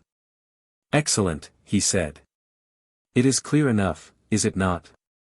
Yes, madam, yes, M. Mazarin must have handed the money to M. Fouquet, who must have kept it for his own purposes, but the question is, what money? Exactly, what money? If we come to terms I will join to these 6 letters a 7th, which will supply you with the fullest particulars. Colbert reflected. And the originals of these letters? A useless question to ask, exactly as if I were to ask you, Monsieur Colbert, whether the money-bags you will give me will be full or empty. Very good, madam. Is it concluded? No. For there is one circumstance to which neither of us has given any attention. Name it. M.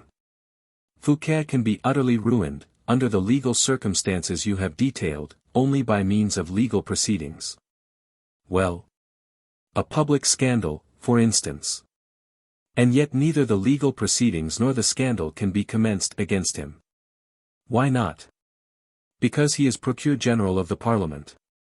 Because, too, in France, all public administrators, the army, justice itself, and commerce, are intimately connected by ties of good fellowship, which people call l'esprit de corps.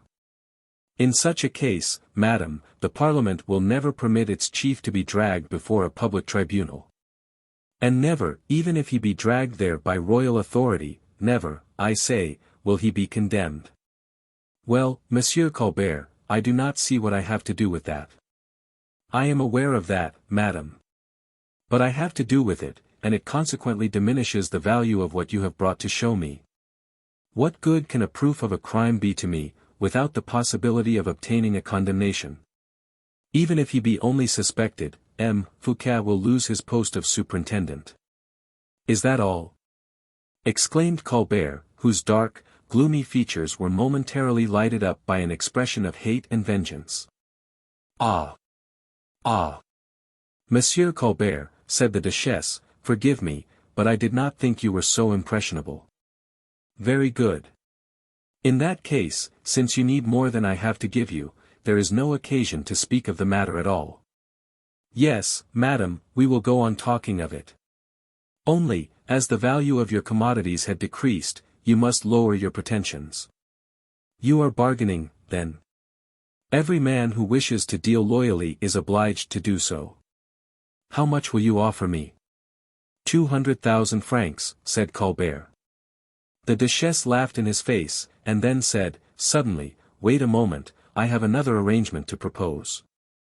Will you give me 300,000 francs? No, no. Oh, you can either accept or refuse my terms, besides, that is not all. More still. You are becoming too impracticable to deal with, madam. Less so than you think, perhaps, for it is not money I am going to ask you for. What is it, then? A service. You know that I have always been most affectionately attached to the Queen, and I am desirous of having an interview with Her Majesty. With the Queen? Yes, Monsieur Colbert, with the Queen, who is, I admit, no longer my friend, and who has ceased to be so for a long time past, but who may again become so if the opportunity be only given her. Her Majesty has ceased to receive anyone, madam. She is a great sufferer, and you may be aware that the paroxysms of her disease occur with greater frequency than ever. That is the very reason why I wish to have an interview with Her Majesty, for in Flanders there is a great variety of these kinds of complaints. What, cancers, a fearful, incurable disorder. Do not believe that, Monsieur Colbert. The Flemish peasant is somewhat a man of nature, and his companion for life is not alone a wife, but a female laborer also. For while he is smoking his pipe, the woman works, it is she who draws the water from the well, she who loads the mule or the ass, and even bears herself a portion of the burden. Taking but little care of herself, she gets knocked about first in one direction, and then in another, and very often is beaten by her husband, and cancers frequently rise from contusions. True, true, said Colbert. The Flemish women do not die the sooner on that account. When they are great sufferers from this disease they go in search of remedies, and the Béguines of Bruges are excellent doctors for every kind of disease. They have precious waters of one sort or another, specifics of various kinds. And they give a bottle of it and a wax candle to the sufferer, whereby the priests are gainers, and heaven is served by the disposal of both their wares. I will take the Queen some of this holy water, which I will procure from the Béguines of Bruges. Her Majesty will recover, and will burn as many wax candles as she may see fit. You see, Monsieur Colbert, to prevent my seeing the Queen is almost as bad as committing the crime of regicide. You are undoubtedly, Madame la Duchesse, a woman of exceedingly great abilities, and I am more than astounded at their display. Still I cannot but suppose that this charitable consideration towards the Queen in some measure covers a slight personal interest for yourself. I have not given myself the trouble to conceal it, that I am aware of, Monsieur Colbert. You said, I believe, that I had a slight personal interest. On the contrary, it is a very great interest, and I will prove it to you, by resuming what I was saying. If you procure me a personal interview with Her Majesty, I will be satisfied with the 300,000 francs I have claimed. If not, I shall keep my letters, unless, indeed, you give me, on the spot, 500,000 francs. And rising from her seat with this decisive remark, the old duchess plunged M. Colbert into a disagreeable perplexity. To bargain any further was out of the question, and not to bargain was to pay a great deal too dearly for them. Madam, he said, I shall have the pleasure of handing over 100,000 crowns, but how shall I get the actual letters themselves? In the simplest manner in the world, my dear Monsieur Colbert. Whom will you trust? The financier began to laugh, silently, so that his large eyebrows went up and down like the wings of a bat, upon the deep lines of his yellow forehead. No one, he said. You surely will make an exception in your own favor, Monsieur Colbert. In what way, madam? I mean that, if you would take the trouble to accompany me to the place where the letters are, they would be delivered into your own hands, and you would be able to verify and check them. Quite true. You would bring the 100,000 crowns with you at the same time, for I, too, do not trust anyone. Colbert colored to the tips of his ears. Like all eminent men in the art of figures, he was of an insolent and mathematical probity. I will take with me, madam, he said, 2 orders for the amount agreed upon, payable at my treasury. Will that satisfy you? Would that the orders on your treasury were for 2 millions, Monsieur l'Intendant. I shall have the pleasure of showing you the way, then. Allow me to order my carriage. I have a carriage below, monsieur. Colbert coughed like an irresolute man. He imagined, for a moment, that the proposition of the duchess was a snare. That perhaps someone was waiting at the door, and that she whose secret had just been sold to Colbert for 100,000 crowns, had already offered it to Fouquet for the same sum. As he still hesitated, the duchess looked at him full in the face. You prefer your own carriage, she said. I admit I do. You suppose I am going to lead you into a snare or trap of some sort or other. Madame la Duchesse, you have the character of being somewhat inconsiderate at times, as I am reputed a sober, solemn character, a jest or practical joke might compromise me. Yes. The fact is, you are afraid. Well, then, take your own carriage, as many servants as you like, only think well of what I am going to say. What we two may arrange between ourselves, we are the only persons who will know. If a third person is present we might as well tell the whole world about it. After all, I do not make a point of it. My carriage shall follow yours, and I shall be satisfied to accompany you in your own carriage to the Queen. To the Queen? Have you forgotten that already? Is it possible that one of the clauses of the agreement of so much importance to me, can have escaped you so soon? How trifling it seems to you, indeed. If I had known it I should have asked double what I have done. I have reflected, madam, and I shall not accompany you. Really, and why not? Because I have the most perfect confidence in you. You overpower me. But, provided I receive the 100,000 crowns? Here they are, madam, said Colbert, scribbling a few lines on a piece of paper, which he handed to the duchess, adding, you are paid. The trait is a fine one, Monsieur Colbert, and I will reward you for it, she said, beginning to laugh. Madame de Chevreuse' laugh was a very sinister sound. A man with youth, faith, love, life itself, throbbing in his heart, would prefer a sob to such a lamentable laugh. The duchess opened the front of her dress and drew forth from her bosom, somewhat less white than it once had been, a small packet of papers, tied with a flame-colored ribbon, and, still laughing, she said, there, Monsieur Colbert, are the originals of Cardinal Mazarin's letters. They are now your own property, she added, refastening the body of her dress, your fortune is secured. And now accompany me to the Queen. No, madam. If you are again about to run the chance of Her Majesty's displeasure, and it were known at the Palais Royal that I had been the means of introducing you there, the Queen would never forgive me while she lived. No, there are certain persons at the palace who are devoted to me, who will procure you an admission without my being compromised. Just as you please, provided I enter. What do you term those religious women at Bruges who cure disorders? Béguines. Good, are you one? As you please, but I must soon cease to be one. That is your affair. Excuse me, but I do not wish to be exposed to a refusal. That is again your own affair, madam. I am going to give directions to the head valet of the gentleman in waiting on the Queen to allow admission to a Béguine, who brings an effectual remedy for Her Majesty's sufferings. You are the bearer of my letter, you will undertake to be provided with the remedy, and will give every explanation on the subject. I admit a knowledge of a Béguine, but I deny all knowledge of Madame de Chevreuse. Here, Madame, then, is your letter of introduction. 182. The Skin of the Bear.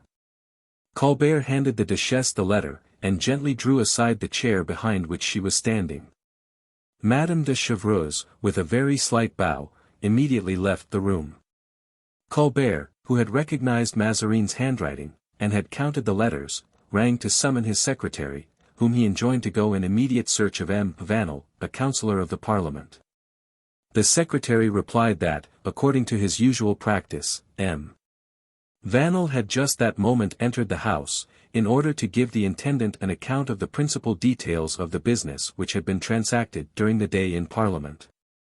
Colbert approached one of the lamps, read the letters of the deceased cardinal over again, smiled repeatedly as he recognized the great value of the papers Madame de Chevreuse had just delivered, and burying his head in his hands for a few minutes, reflected profoundly. In the meantime, a tall, loosely made man entered the room. His spare, thin face, steady look, and hooked nose, as he entered Colbert's cabinet, with a modest assurance of manner, revealed a character at once supple and decided, supple towards the master who could throw him the prey, firm towards the dogs who might possibly be disposed to dispute its possession. M. Vanel carried a voluminous bundle of papers under his arm, and placed it on the desk on which Colbert was leaning both his elbows, as he supported his head. "Good day, M.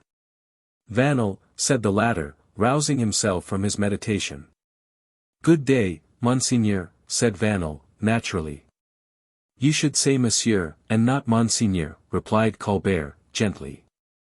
"We give the title of Monseigneur to ministers," returned Vanel, with extreme self-possession, "and you are a minister." "Not yet. You are so in point of fact, and I call you Monseigneur accordingly, besides you are Seigneur for me, and that is sufficient. If you dislike my calling you Monseigneur before others, allow me, at least, to call you so in private." Colbert raised his head as if to read, or try to read, upon Vanel's face how much or how little sincerity entered into this protestation of devotion. But the councillor knew perfectly well how to sustain the weight of such a look, even backed with the full authority of the title he had conferred. Colbert sighed. He could not read anything in Vanel's face, and Vanel might possibly be honest in his professions, but Colbert recollected that this man, inferior to himself in every other respect, was actually his master in virtue of the fact of his having a wife. As he was pitying this man's lot, Vanel coldly drew from his pocket a perfumed letter, sealed with Spanish wax, and held it towards Colbert, saying, "A letter from my wife, Monseigneur." Colbert coughed, took, opened and read the letter, and then put it carefully away in his pocket, while Vanel turned over the leaves of the papers he had brought with him with an unmoved and unconcerned air. "Vanel," he said suddenly to his protégé, "you are a hard-working man, I know. Would 12 hours daily labor frighten you? I work 15 hours every day." "Impossible. A councillor need not work more than 3 hours a day in Parliament." "Oh. I am working up some returns for a friend of mine in the Department of Accounts, and, as I still have spare time on my hands, I am studying Hebrew." "Your reputation stands high in the Parliament, Vanel." "I believe so, Monseigneur." "You must not grow rusty in your post of councillor." "What must I do to avoid it?" "Purchase a high place. Mean and low ambitions are very difficult to satisfy. Small purses are the most difficult ones to fill, Monseigneur." "What post have you in view?" said Colbert. "I see none, not one." "There is one, certainly, but one need be almost the king himself to be able to buy it without inconvenience. And the king will not be inclined, I suppose, to purchase the post of procureur general." At these words, Vanel fixed his peculiar, humble, dull look upon Colbert, who could hardly tell whether Vanel comprehended him or not. "Why do you speak to me, Monseigneur," said Vanel, "of the post of procureur general to the Parliament? I know no other post than the one M. Fouquet fills. Exactly so, my dear counsellor. You are not over fastidious, Monseigneur, but before the post can be bought, it must be offered for sale.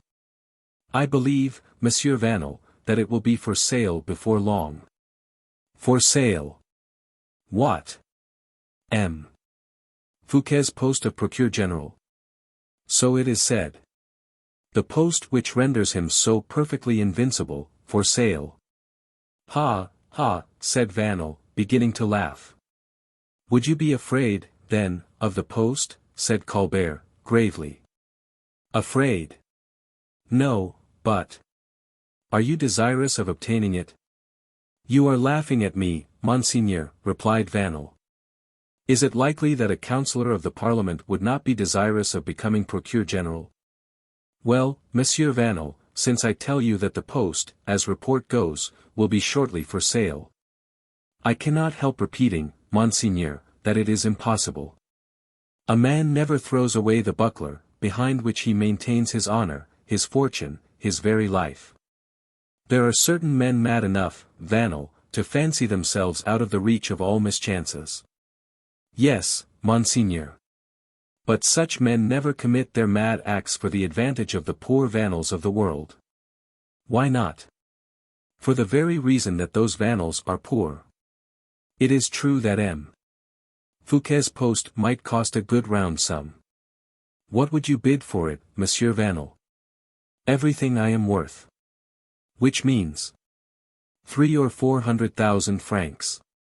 And the post is worth 1.5 million, at the very lowest. I know persons who have offered 1,700,000 francs, without being able to persuade M. Fouquet to sell. Besides, supposing it were to happen that M. Fouquet wished to sell, which I do not believe, in spite of what I have been told. Ah! You have heard something about it, then, who told you? M. de Gourville, M. Polisson, and others. Very good, if, therefore, M. Fouquet did wish to sell. I could not buy it just yet, since the superintendent will only sell for ready money, and no one has 1.5 million to put down at once. Colbert suddenly interrupted the councillor by an imperious gesture. He had begun to meditate. Observing his superior's serious attitude, and his perseverance in continuing the conversation on this subject, Vanel awaited the solution without venturing to precipitate it. Explain to me the privileges which this post confers. The right of impeaching every French subject who is not a prince of the blood. The right of quashing all proceedings taken against any Frenchman, who is neither king nor prince. The Procureur General is the king's right hand to punish the guilty. The office is the means whereby also he can evade the administration of justice. M. Fouquet, therefore, would be able, by stirring up Parliament, to maintain himself even against the king. And the king could as easily, by humouring M. Fouquet, get his edicts registered in spite of every opposition and objection. The Procureur General can be made a very useful or a very dangerous instrument. Vanel, would you like to be Procureur General? Said Colbert, suddenly, softening both his look and his voice. I. Exclaimed the latter, I have already had the honor to represent to you that I want about 1,100,000 francs to make up the amount. Borrow that sum from your friends. I have no friends richer than myself. You are an honest and honorable man, Vanel. Ah! Monseigneur, if the world would only think as you do. I think so, and that is quite enough. And if it should be needed, I will be your security. Do not forget the proverb, Monseigneur. What is it? That he who becomes responsible for another has to pay for his fancy. Let that make no difference. Vanel rose, bewildered by this offer which had been so suddenly and unexpectedly made to him. You are not trifling with me, Monseigneur, he said. Stay. You say that M. Gourville has spoken to you about M. Fouquet's post. Yes, and M. Polisson, also. Officially so, or only through their own suggestion. These were their very words. The Parliament members are as proud as they are wealthy. They ought to club together 2 or 3 millions among themselves, to present to their protector and leader, M. Fouquet. And what did you reply? I said that, for my own part, I would give 10,000 francs if necessary. Ah! You like M. Fouquet, then, exclaimed Colbert, with a look of hatred. No, but M. Fouquet is our chief. He is in debt, is on the high road to ruin, and we ought to save the honor of the body of which we are members. Exactly, and that explains why M. Fouquet will be always safe and sound, so long as he occupies his present post, replied Colbert. Thereupon, said Vanel, M. Gourville added, if we were to do anything out of charity to M. Fouquet, it could not be otherwise than most humiliating to him, and he would be sure to refuse it. Let the Parliament subscribe among themselves to purchase, in a proper manner, the post of Procureur General. In that case, all would go well, the honor of our body would be saved, and M. Fouquet's pride spared. That is an opening. I considered it so, Monseigneur. Well, Monsieur Vanel, you will go at once, and find out either M. Gourville or M. Polisson. Do you know any other friend of M. Fouquet? I know M. de La Fontaine very well. La Fontaine, the rhymester?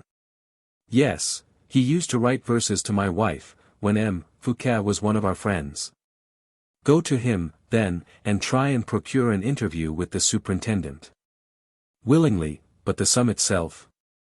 On the day and hour you arrange to settle the matter, Monsieur Vanel, you shall be supplied with the money, so do not make yourself uneasy on that account. Monseigneur, such munificence! You eclipse kings even, you surpass M. Fouquet himself. Stay a moment, do not let us mistake each other, I do not make you a present of 1,400,000 francs, Monsieur Vanel. For I have children to provide for, but I will lend you that sum. Ask whatever interest, whatever security you please, Monseigneur, I am quite ready. And when all your requisitions are satisfied, I will still repeat, that you surpass kings and M. Fouquet in munificence. What conditions do you impose? The repayment in 8 years, and a mortgage upon the appointment itself. Certainly. Is that all? Wait a moment. I reserve to myself the right of purchasing the post from you at 150,000 francs profit for yourself, if, in your mode of filling the office, you do not follow out a line of conduct in conformity with the interests of the king and with my projects. Ah, said Vanel, in an altered tone. Is there anything in that which can possibly be objectionable to you, Monsieur Vanel? Said Colbert, coldly. Oh. No, no, replied Vanel, nervously. Very good. We will sign an agreement to that effect whenever you like. And now go as quickly as you can to M. Fouquet's friend, obtain an interview with the superintendent. Do not be too difficult in making whatever concessions may be required of you, and when once the arrangements are all made, I will press him to sign. Be most careful to do nothing of the kind. Do not speak of signatures with him, Fouquet, nor of deeds, nor even ask him to pass his word. Understand this, otherwise you will lose everything. All you have to do is to get M. Fouquet to give you his hand on the matter. Go, go. 183. An interview with the Queen Mother. The Queen Mother was in the bedroom at the Palais Royal, with Madame de Motteville and Señora Molina. King Louis, who had been impatiently expected the whole day, had not made his appearance, and the Queen, who was growing impatient, had often sent to inquire about him. The moral atmosphere of the court seemed to indicate an approaching storm. The courtiers and the ladies of the court avoided meeting in the antechambers and the corridors in order not to converse on compromising subjects. Monsieur had joined the king early in the morning for a hunting party, Madame remained in her own apartment, cool and distant to everyone. And the Queen Mother, after she had said her prayers in Latin, talked of domestic matters with her two friends in pure Castilian. Madame de Motteville, who understood the language perfectly, answered her in French. When the three ladies had exhausted every form of dissimulation and of politeness, as a circuitous mode of expressing that the king's conduct was making the queen and the Queen Mother pine away through sheer grief and vexation, and when, in the most guarded and polished phrases, They had fulminated every variety of imprecation against Mademoiselle de la Valliere. The Queen Mother terminated her attack by an exclamation indicative of her own reflections and character. "Estos hijos," said she to Molina, which means, "these children." Words full of meaning on a mother's lips, words full of terrible significance in the mouth of a queen who, like Anne of Austria, hid many curious secrets in her soul. "Yes," said Molina, "children, children. For whom every mother becomes a sacrifice." "Yes," replied the queen, "a mother sacrifices everything, certainly." She did not finish her phrase. For she fancied, when she raised her eyes towards the full-length portrait of the pale Louis XIII, that light once more flashed from her husband's dull eyes, and his nostrils grew livid with wrath. The portrait seemed animated by a living expression, speak it did not, but it seemed to threaten. A profound silence succeeded the queen's last remark. La Molina began to turn over ribbons and laces on a large worktable. Madame de Motteville, surprised at the look of mutual intelligence which had been exchanged between the confidante and her mistress, cast down her eyes like a discreet woman. And pretending to be observant of nothing that was passing, listened with the utmost attention to every word. She heard nothing, however, but a very insignificant hum on the part of the Spanish duenna, who was the incarnation of caution, and a profound sigh on that of the queen. She looked up immediately. "You are suffering," she said. "No, Motteville, no, why do you say that? Your Majesty almost groaned just now." "You are right, I did sigh, in truth. Monsieur Valot is not far off. I believe he is in Madame's apartment." "Why is he with Madame?" "Madame is troubled with nervous attacks. A very fine disorder, indeed. There is little good in M. Valot being there, when a very different physician would quickly cure Madame." Madame de Motteville looked up with an air of great surprise, as she replied, "Another doctor instead of M. Valot? Whom do you mean?" "Occupation, Motteville, occupation. If anyone is really ill, it is my poor daughter. And your Majesty, too. Less so this evening, though." "Do not believe that too confidently, Madame," said de Motteville. And, as if to justify her caution, a sharp, acute pain seized the queen, who turned deadly pale, and threw herself back in the chair, with every symptom of a sudden fainting fit. Molina ran to a richly gilded tortoise-shell cabinet, from which she took a large rock crystal bottle of scented salts, and held it to the queen's nostrils, who inhaled it wildly for a few minutes. And murmured, "It is hastening my death, but heavens will be done." "Your Majesty's death is not so near at hand," added Molina, replacing the smelling bottle in the cabinet. "Does your Majesty feel better now?" inquired Madame de Motteville. "Much better," returned the queen, placing her finger on her lips, to impose silence on her favorite. "It is very strange," remarked Madame de Motteville, after a pause. "What is strange?" said the queen. "Does your Majesty remember the day when this pain attacked you for the first time?" "I remember only that it was a grievously sad day for me, Motteville." "But your Majesty did not always regard that day as a sad one." "Why?" "Because 23 years ago, on that very day, His present Majesty, your own glorious son, was born at the very same hour." The queen uttered a loud cry, buried her face in her hands, and seemed utterly prostrated for some minutes. But whether from recollections which arose in her mind, or from reflection, or even with sheer pain, was doubtful. La Molina darted a look at Madame de Motteville, so full of bitter reproach, that the poor woman, perfectly ignorant of its meaning, was in her own exculpation on the point of asking an explanation. When, suddenly, Anne of Austria arose and said, "Yes, the 5th of September. My sorrow began on the 5th of September. The greatest joy, one day, the deepest sorrow the next, the sorrow," she added, "the bitter expiation of a too excessive joy." And, from that moment, Anne of Austria, whose memory and reason seemed to be suspended for the time, remained impenetrable, with vacant look, mind almost wandering, and hands hanging heavily down. As if life had almost departed. "We must put her to bed," said La Molina. Presently, Molina. Let us leave the queen alone, added the Spanish attendant. Madame de Motteville rose. Large tears were rolling down the queen's pallid face, and Molina, having observed this sign of weakness, fixed her black vigilant eyes upon her. Yes, yes, replied the queen. Leave us, Motteville, go. The word us produced a disagreeable effect upon the ears of the French favorite. For it signified that an interchange of secrets, or of revelations of the past, was about to be made, and that one person was de trop in the conversation which seemed likely to take place. Will Molina, alone, be sufficient for your majesty tonight? Inquired the French woman. Yes, replied the queen. Madame de Motteville bowed in submission, and was about to withdraw, when suddenly an old female attendant, dressed as if she had belonged to the Spanish court of the year 1620, opened the door. And surprised the queen in her tears. The remedy, she cried, delightedly, to the queen, as she unceremoniously approached the group. What remedy? Said Anne of Austria. For your majesty's sufferings, the former replied. Who brings it? Asked Madame de Motteville, eagerly. Monsieur Valot. No, a lady from Flanders.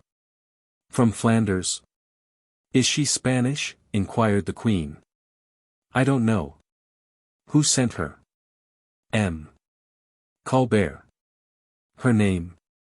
She did not mention it. Her position in life? She will answer that herself. Who is she? She is masked. Go, Molina, go and see, cried the queen. It is needless, suddenly replied a voice, at once firm and gentle in its tone, which proceeded from the other side of the tapestry hangings. A voice which made the attendant start, and the queen tremble excessively. At the same moment, a masked female appeared through the hangings, and, before the queen could speak a syllable she added, I am connected with the order of the Béguines of Bruges, and do, indeed, bring with me the remedy which is certain to effect a cure of your majesty's complaint. No one uttered a sound, and the Béguine did not move a step. Speak, said the queen. I will, when we are alone, was the answer. Anne of Austria looked at her attendants, who immediately withdrew. The Béguine, thereupon, advanced a few steps towards the queen, and bowed reverently before her. The queen gazed with increasing mistrust at this woman, who, in her turn, fixed a pair of brilliant eyes upon her, through her mask. The Queen of France must, indeed, be very ill, said Anne of Austria, if it is known at the Béguinage of Bruges that she stands in need of being cured. Your Majesty is not irremediably ill. But tell me how you happen to know I am suffering. Your Majesty has friends in Flanders. Since these friends, then, sent you, mention their names. Impossible, madam, since your Majesty's memory has not been awakened by your heart. Anne of Austria looked up, endeavoring to discover through the mysterious mask, and this ambiguous language, the name of her companion, who expressed herself with such familiarity and freedom.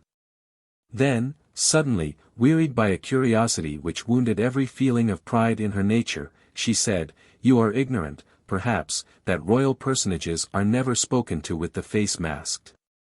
Deign to excuse me, madam, replied the Béguine, humbly. I cannot excuse you. I may, possibly, forgive you, if you throw your mask aside. I have made a vow, madam, to attend and aid all afflicted and suffering persons, without ever permitting them to behold my face. I might have been able to administer some relief to your body and to your mind, too, but since your Majesty forbids me, I will take my leave. Adieu, madam, adieu. These words were uttered with a harmony of tone and respect of manner that disarmed the queen of all anger and suspicion, but did not remove her feeling of curiosity. You are right, she said. It ill becomes those who are suffering to reject the means of relief heaven sends them. Speak, then. And may you, indeed, be able, as you assert, to administer relief to my body. Let us first speak a little of the mind, if you please, said the Béguine, of the mind, which, I am sure, must also suffer. My mind? There are cancers so insidious in their nature that their very pulsations cannot be felt. Such cancers, madam, leave the ivory whiteness of the skin unblemished, and putrefy not the firm, fair flesh, with their blue tints. The physician who bends over the patient's chest hears not, though he listens, the insatiable teeth of the disease grinding onward through the muscles, and the blood flows freely on. The knife has never been able to destroy, and rarely, even temporarily, to disarm the rage of these mortal scourges. Their home is in the mind, which they corrupt. They gnaw the whole heart until it breaks. Such, madam, are the cancers fatal to queens. Are you, too, free from their scourge? And slowly raised her arm, dazzling in its perfect whiteness, and pure in its rounded outlines as it was in the time of her earlier days. The evils to which you allude, she said, are the condition of the lives of the high in rank upon earth, to whom heaven has imparted mind. When those evils become too heavy to be borne, heaven lightens their burdens by penitence and confession. Thus, only, we lay down our burden and the secrets that oppress us. But, forget not that the same gracious heaven, in its mercy, apportions to their trials the strength of the feeble creatures of its hand, and my strength has enabled me to bear my burden. For the secrets of others, the silence of heaven is more than sufficient. For my own secrets, that of my confessor is enough. You are as courageous, madam, I see, as ever, against your enemies. You do not acknowledge your confidence in your friends. Queens have no friends. If you have nothing further to say to me, if you feel yourself inspired by heaven as a prophetess, leave me, I pray, for I dread the future. I should have supposed, said the Beguine, resolutely, that you would rather have dreaded the past. Hardly had these words escaped her lips, than the queen rose up proudly. Speak, she cried, in a short, imperious tone of voice, explain yourself briefly, quickly, entirely, or, if not. Nay, do not threaten me, your majesty, said the Beguine, gently. I came here to you full of compassion and respect. I came here on the part of a friend. Prove that to me. Comfort, instead of irritating me. Easily enough, and your majesty will see who is friendly to you. What misfortune has happened to your majesty during these 23 years past? Serious misfortunes, indeed. Have I not lost the king? I speak not of misfortunes of that kind. I wish to ask you, if, since the birth of the king, any indiscretion on a friend's part has caused your majesty the slightest serious anxiety or distress. I do not understand you, replied the queen, clenching her teeth in order to conceal her emotion. I will make myself understood, then. Your majesty remembers that the king was born on the 5th of September, 1638, at 11:15. Yes, stammered out the queen. At 12:30, continued the Beguine, the dauphin, who had been baptized by Monseigneur de Meaux in the king's and your own presence, was acknowledged as the heir of the crown of France. The king then went to the chapel of the old Château de Saint-Germain, to hear the Te Deum chanted. Quite true, murmured the queen. Your majesty's conferment took place in the presence of Monsieur, his majesty's late uncle, of the princes, and of the ladies attached to the court. The king's physician, Bouvard, and Honoré, the surgeon, were stationed in the antechamber. Your majesty slept from 3 o'clock until 7, I believe. Yes. But you tell me no more than everyone else knows as well as you and myself. I am now, madam, approaching that which very few persons are acquainted with. Very few persons, did I say, alas. I might say 2 only, for formerly there were but 5 in all, and, for many years past, the secret has been well preserved by the deaths of the principal participators in it. The late king sleeps now with his ancestors. Perron, the midwife, soon followed him. Laporte is already forgotten. The queen opened her lips as though to reply. She felt, beneath her icy hand, with which she kept her face half concealed, the beads of perspiration on her brow. It was 8 o'clock, pursued the Beguine. The king was seated at supper, full of joy and happiness. Around him on all sides arose wild cries of delight and drinking of healths. The people cheered beneath the balconies. The Swiss guards, the Musketeers, and the royal guards wandered through the city, borne about in triumph by the drunken students. Those boisterous sounds of general joy disturbed the Dauphin, the future King of France, who was quietly lying in the arms of Madame de Hausac, his nurse, and whose eyes, as he opened them, and stared about, might have observed 2 crowns at the foot of his cradle. Suddenly your Majesty uttered a piercing cry, and Dame Perron immediately flew to your bedside. The doctors were dining in a room at some distance from your chamber. The palace, deserted from the frequency of the eruptions made into it, was without either sentinels or guards. The midwife, having questioned and examined your Majesty, gave a sudden exclamation as if in wild astonishment, and taking you in her arms, bewildered almost out of her senses from sheer distress of mind, dispatched Laporte to inform the king that Her Majesty the Queen Mother wished to see him in her room. Laporte, you are aware, madam, was a man of the most admirable calmness and presence of mind. He did not approach the king as if he were the bearer of alarming intelligence and wished to inspire the terror he himself experienced.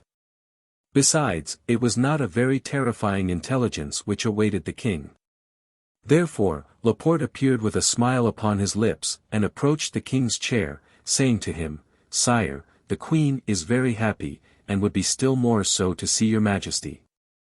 On that day, Louis XIII would have given his crown away to the veriest beggar for a "God bless you." Animated, light-hearted, and full of gaiety, the king rose from the table, and said to those around him, in a tone that Henry IV might have adopted, "Gentlemen, I am going to see my wife." He came to your beside, madam, at the very moment Dame Perron presented to him a second prince, as beautiful and healthy as the former, and said, "Sire, Heaven will not allow the kingdom of France to fall into the female line." The king, yielding to a first impulse, clasped the child in his arms, and cried, "Oh, Heaven, I thank thee." At this part of her recital, the Beguine paused, observing how intensely the queen was suffering. She had thrown herself back in her chair, and with her head bent forward and her eyes fixed, listened without seeming to hear, and her lips moving convulsively, either breathing a prayer to heaven or imprecations on the woman standing before her. Ah! I do not believe that, if, because there could be but one dauphin in France, exclaimed the Beguine, the queen allowed that child to vegetate, banished from his royal parents' presence. She was on that account an unfeeling mother.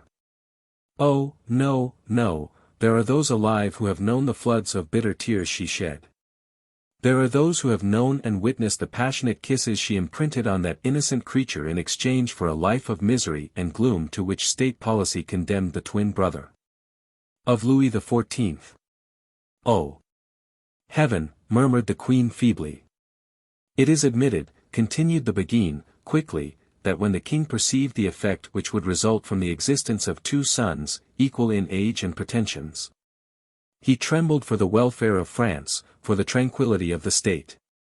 And it is equally well known that Cardinal de Richelieu, by the direction of Louis XIII, thought over the subject with deep attention, and after an hour's meditation in His Majesty's cabinet, he pronounced the following sentence: "One prince means peace and safety for the state. 2 competitors, civil war and anarchy." The queen rose suddenly from her seat, pale as death, and her hands clenched together. "You know too much," she said, in a hoarse, thick voice, "since you refer to secrets of state. As for the friends from whom you have acquired this secret, they are false and treacherous. You are their accomplice in the crime which is being now committed. Now, throw aside your mask, or I will have you arrested by my captain of the guards. Do not think that this secret terrifies me. You have obtained it, you shall restore it to me. Never shall it leave your bosom, for neither your secret nor your own life belong to you from this moment." And of Austria, joining gesture to the threat, advanced a couple of steps towards the Beguine. "Learn," said the latter, "to know and value the fidelity, the honor, and secrecy of the friends you have abandoned." And, then, suddenly she threw aside her mask. "Madame de Chevreuse!" exclaimed the queen. "With your Majesty, the sole living confidant of the secret." "Ah," murmured Anne of Austria, "come and embrace me, Duchess." Alas! You kill your friend in thus trifling with her terrible distress. And the queen, leaning her head upon the shoulder of the old duchess, burst into a flood of bitter tears. "How young you are, still," said the latter, in a hollow voice, "you can weep." 184. Two friends. The queen looked steadily at Madame de Chevreuse, and said, "I believe you just now made use of the word happy, in speaking of me. Hitherto, duchess, I had thought it impossible that a human creature could anywhere be found more miserable than the Queen of France. Your afflictions, madam, have indeed been terrible enough. But by the side of those great and grand misfortunes to which we, two old friends, separated by men's malice, were just now alluding, you possess sources of pleasure. Slight enough in themselves it may be, but greatly envied by the world." "What are they?" said Anne of Austria, bitterly. "What can induce you to pronounce the word pleasure, duchess, you who, just now, admitted that my body and my mind both stood in need of remedies?" Madame de Chevreuse collected herself for a moment, and then murmured, "How far removed kings are from other people." "What do you mean?" "I mean that they are so far removed from the vulgar herd that they forget that others often stand in need of the bare necessities of life. They are like the inhabitant of the African mountains, who, gazing from the verdant tableland, refreshed by the rills of melted snow, cannot comprehend that the dwellers in the plains below are perishing from hunger and thirst in the midst of the desert, burnt up by the heat of the sun." The queen colored, for she now began to perceive the drift of her friend's remark. "It was very wrong," she said, "to have neglected you. Oh, madam, I know the king has inherited the hatred his father bore me. The king would exile me if he knew I were in the Palais Royal." "I cannot say that the king is very well disposed towards you, duchess," replied the queen. "But I could, secretly, you know." The duchess's disdainful smile produced a feeling of uneasiness in the queen's mind. "Duchess," she hastened to add, "you did perfectly right to come here, even were it only to give us the happiness of contradicting the report of your death. Has it been rumored, then, that I was dead?" "Everywhere. And yet my children did not go into mourning." "Ah! You know, duchess, the court is very frequently moving about from place to place. We see Albert de Luynes but seldom, and many things escape our minds in the midst of the preoccupations that constantly beset us. Your Majesty ought not to have believed the report of my death." "Why not?" "Alas! We are all mortal. And you may perceive how rapidly I, your younger sister, as we used formerly to say, am approaching the tomb. If your Majesty believed me dead, you ought, in that case, to have been astonished not to have received the news. Death not unfrequently takes us by surprise, duchess. Oh! Your Majesty, those who are burdened with secrets such as we have just now discussed must, as a necessity of their nature, satisfy their craving desire to divulge them. And they feel they must gratify that desire before they die. Among the various preparations for their final journey, the task of placing their papers in order is not omitted." The queen started. "Your Majesty will be sure to learn, in a particular manner, the day of my death." "In what way?" "Because your Majesty will receive the next day, under several coverings, everything connected with our mysterious correspondence of former times."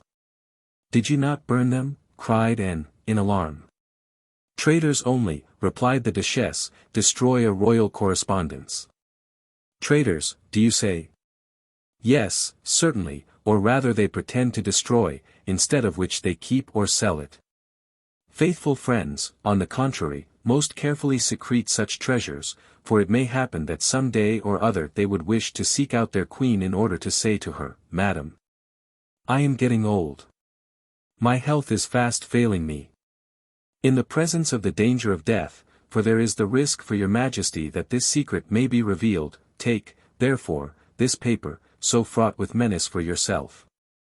And trust not to another to burn it for you." "What paper do you refer to?"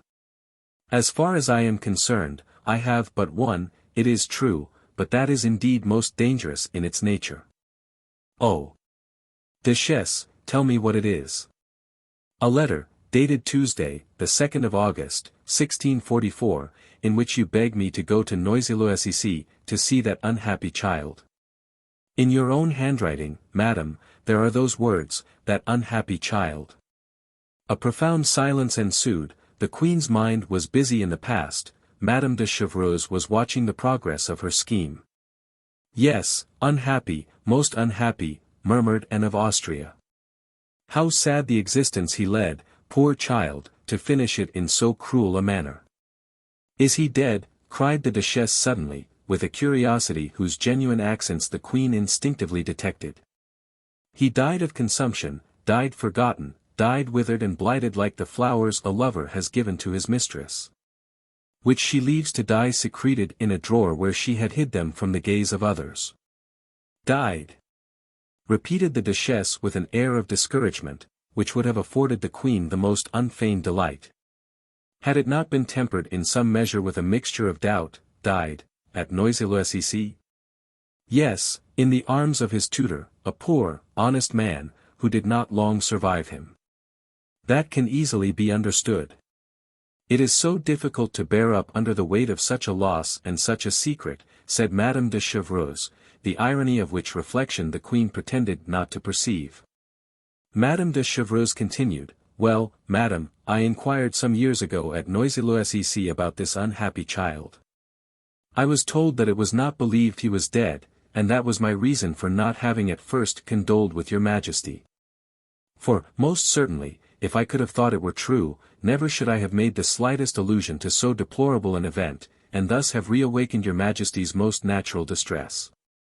You say that it is not believed the child died at Noisy? No, madam. What did they say about him, then? They said, but, no doubt, they were mistaken. Nay, speak, speak. They said, that one evening, about the year 1645, a lady, beautiful and majestic in her bearing, which was observed notwithstanding the mask and the mantle that concealed her figure, a lady of rank, of very high rank, no doubt, came in a carriage to the place where the road branches off. The very same spot, you know, where I awaited news of the young prince when your Majesty was graciously pleased to send me there. Well, well. That the boy's tutor, or guardian, took the child to this lady. Well, what next? That both the child and his tutor left that part of the country the very next day. There, you see there is some truth in what you relate, since, in point of fact, the poor child died from a sudden attack of illness, which makes the lives of all children, as doctors say, suspended as it were by a thread. What your Majesty says is quite true, no one knows it better than yourself, no one believes it more strongly than myself. But yet, how strange it is. What can it now be? Thought the Queen. The person who gave me these details, who was sent to inquire after the child's health. Did you confide such a charge to anyone else? Oh, Duchess. Someone as dumb as your Majesty, as dumb as myself. We will suppose it was myself, madam. This someone, some months after, passing through Touraine, recognized both the tutor and the child, too.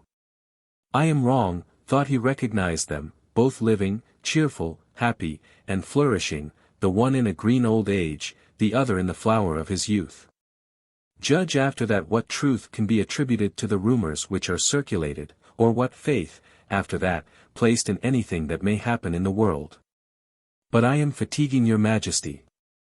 It was not my intention, however, to do so, and I will take my leave of you, after renewing to you the assurance of my most respectful devotion. Stay, Duchess. Let us first talk a little about yourself. Of myself, madam. I am not worthy that you should bend your looks upon me. Why not, indeed? Are you not the oldest friend I have? Are you angry with me, Duchess? I, indeed.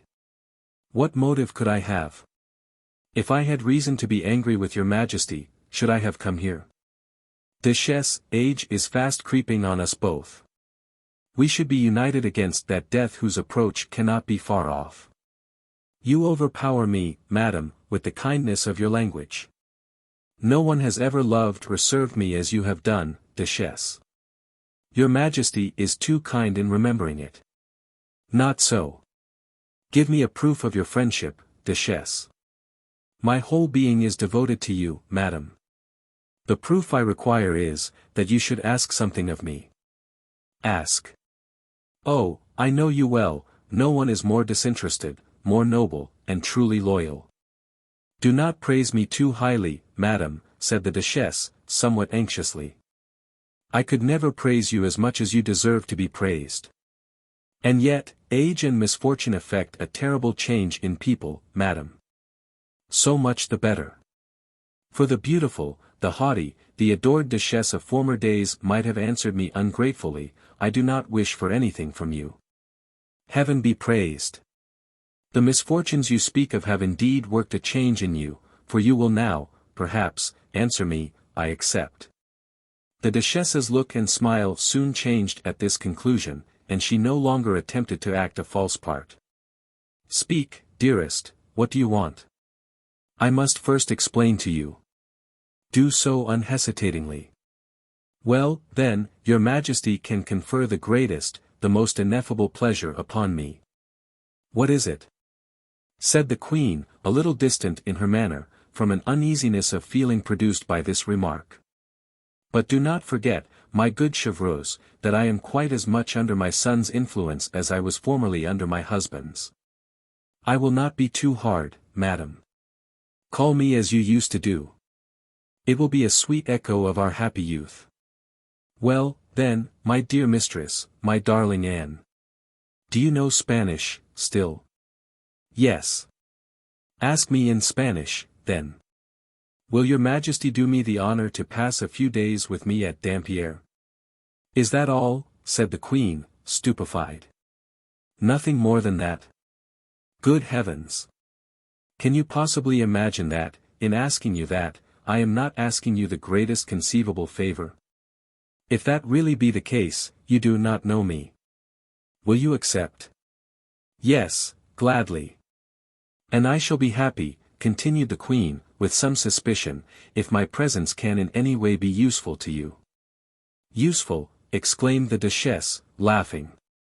Oh, no, no, agreeable, delightful, if you like, and you promise me, then. I swear it, said the Queen, whereupon the Duchess seized her beautiful hand, and covered it with kisses. The Queen could not help murmuring to herself, she is a good-hearted woman, and very generous, too. Will your Majesty consent to wait a fortnight before you come? Certainly, but why? Because, said the Duchess, knowing me to be in disgrace, no one would lend me the 100,000 francs, which I require to put Dampierre into a state of repair. But when it is known that I require that sum for the purpose of receiving your Majesty at Dampierre properly, all the money in Paris will be at my disposal. Ah! Said the Queen, gently nodding her head in sign of intelligence, 100,000 francs.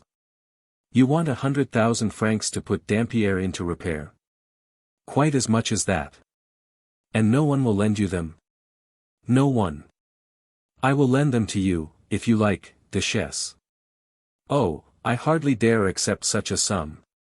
You would be wrong if you did not. Besides, 100,000 francs is really not much. I know but too well that you never set a right value upon your silence and secrecy. Push that table a little towards me, Duchess, and I will write you an order on M. Colbert, no, on M. Fouquet, who is a far more courteous and obliging man. Will he pay it, though?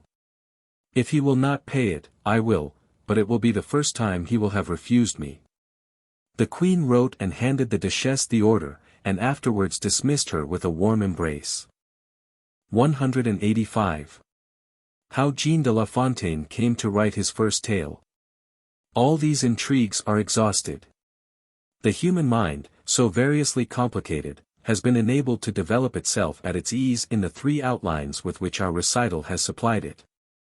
It is not unlikely that, in the future we are now preparing, a question of politics and intrigues may still arise.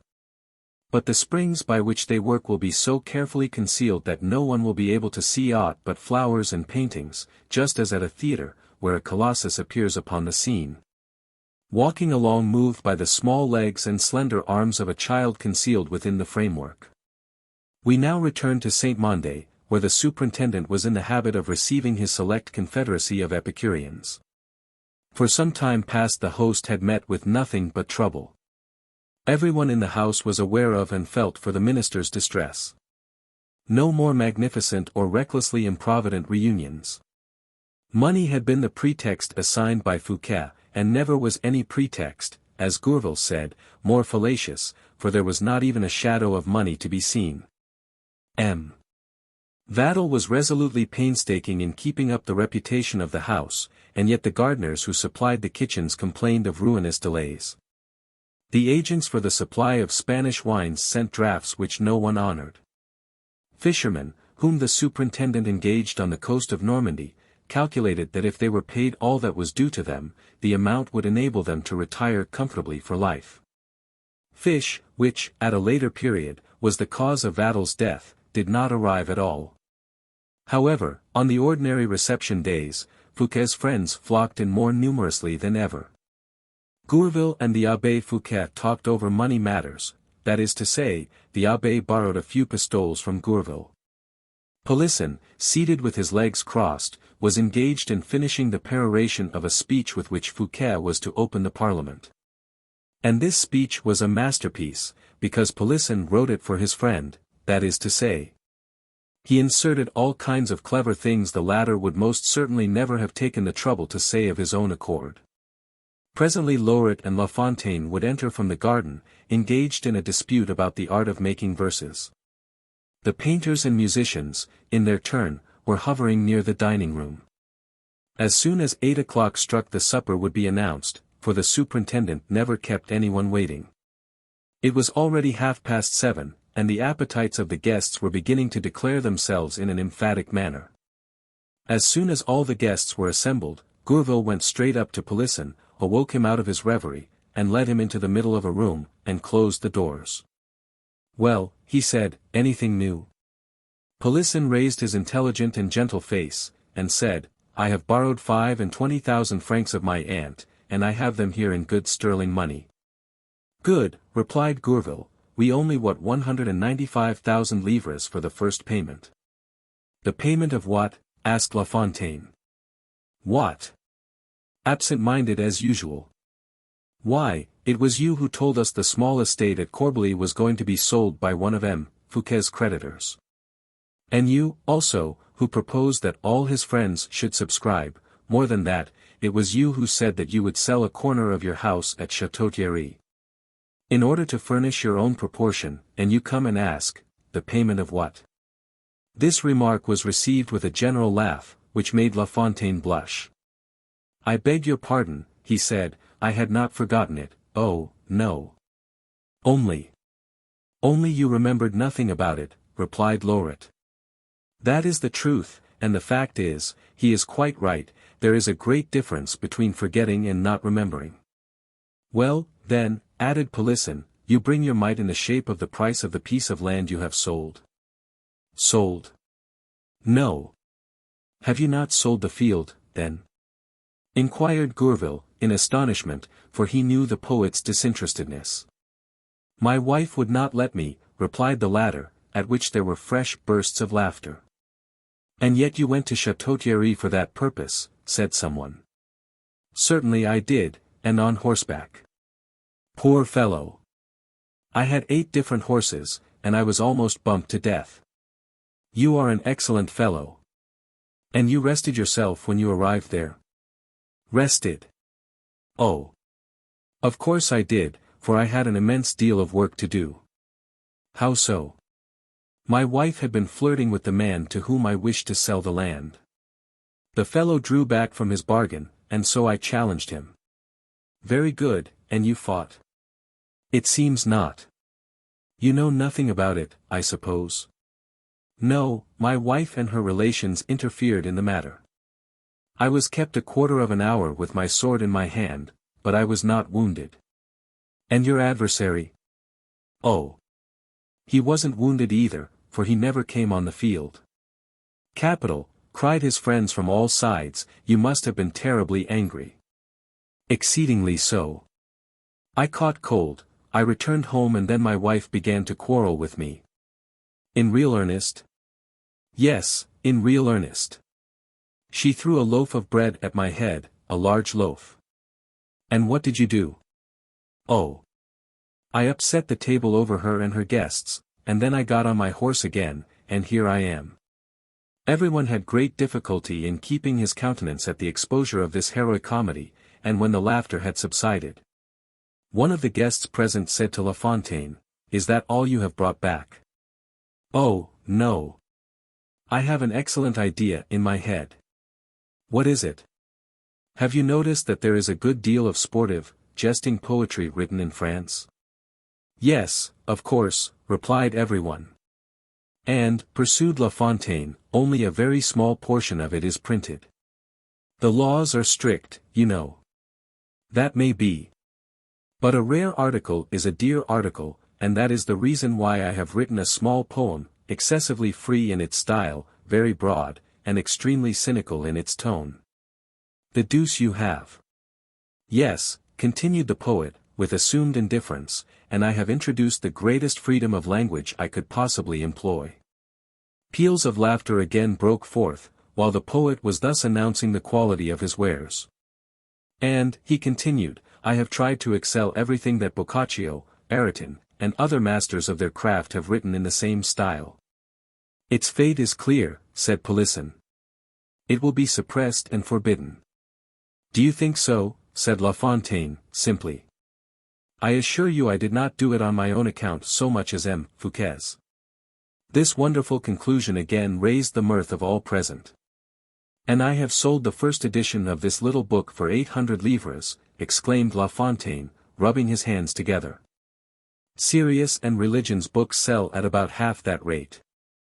"It would have been better," said Gourville, "to have written 2 religious books instead."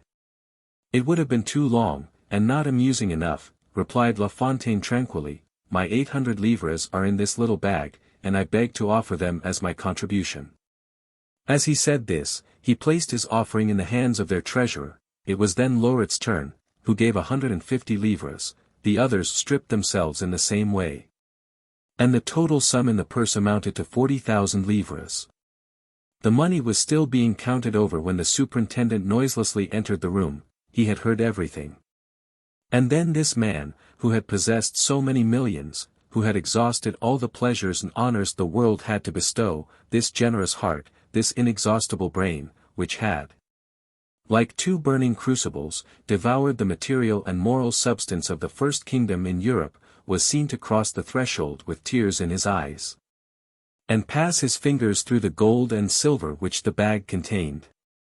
"Poor offering," he said, in a softened and affected tone of voice, "you will disappear into the smallest corner of my empty purse. But you have filled to overflowing that which no one can ever exhaust, my heart. Thank you, my friends, thank you."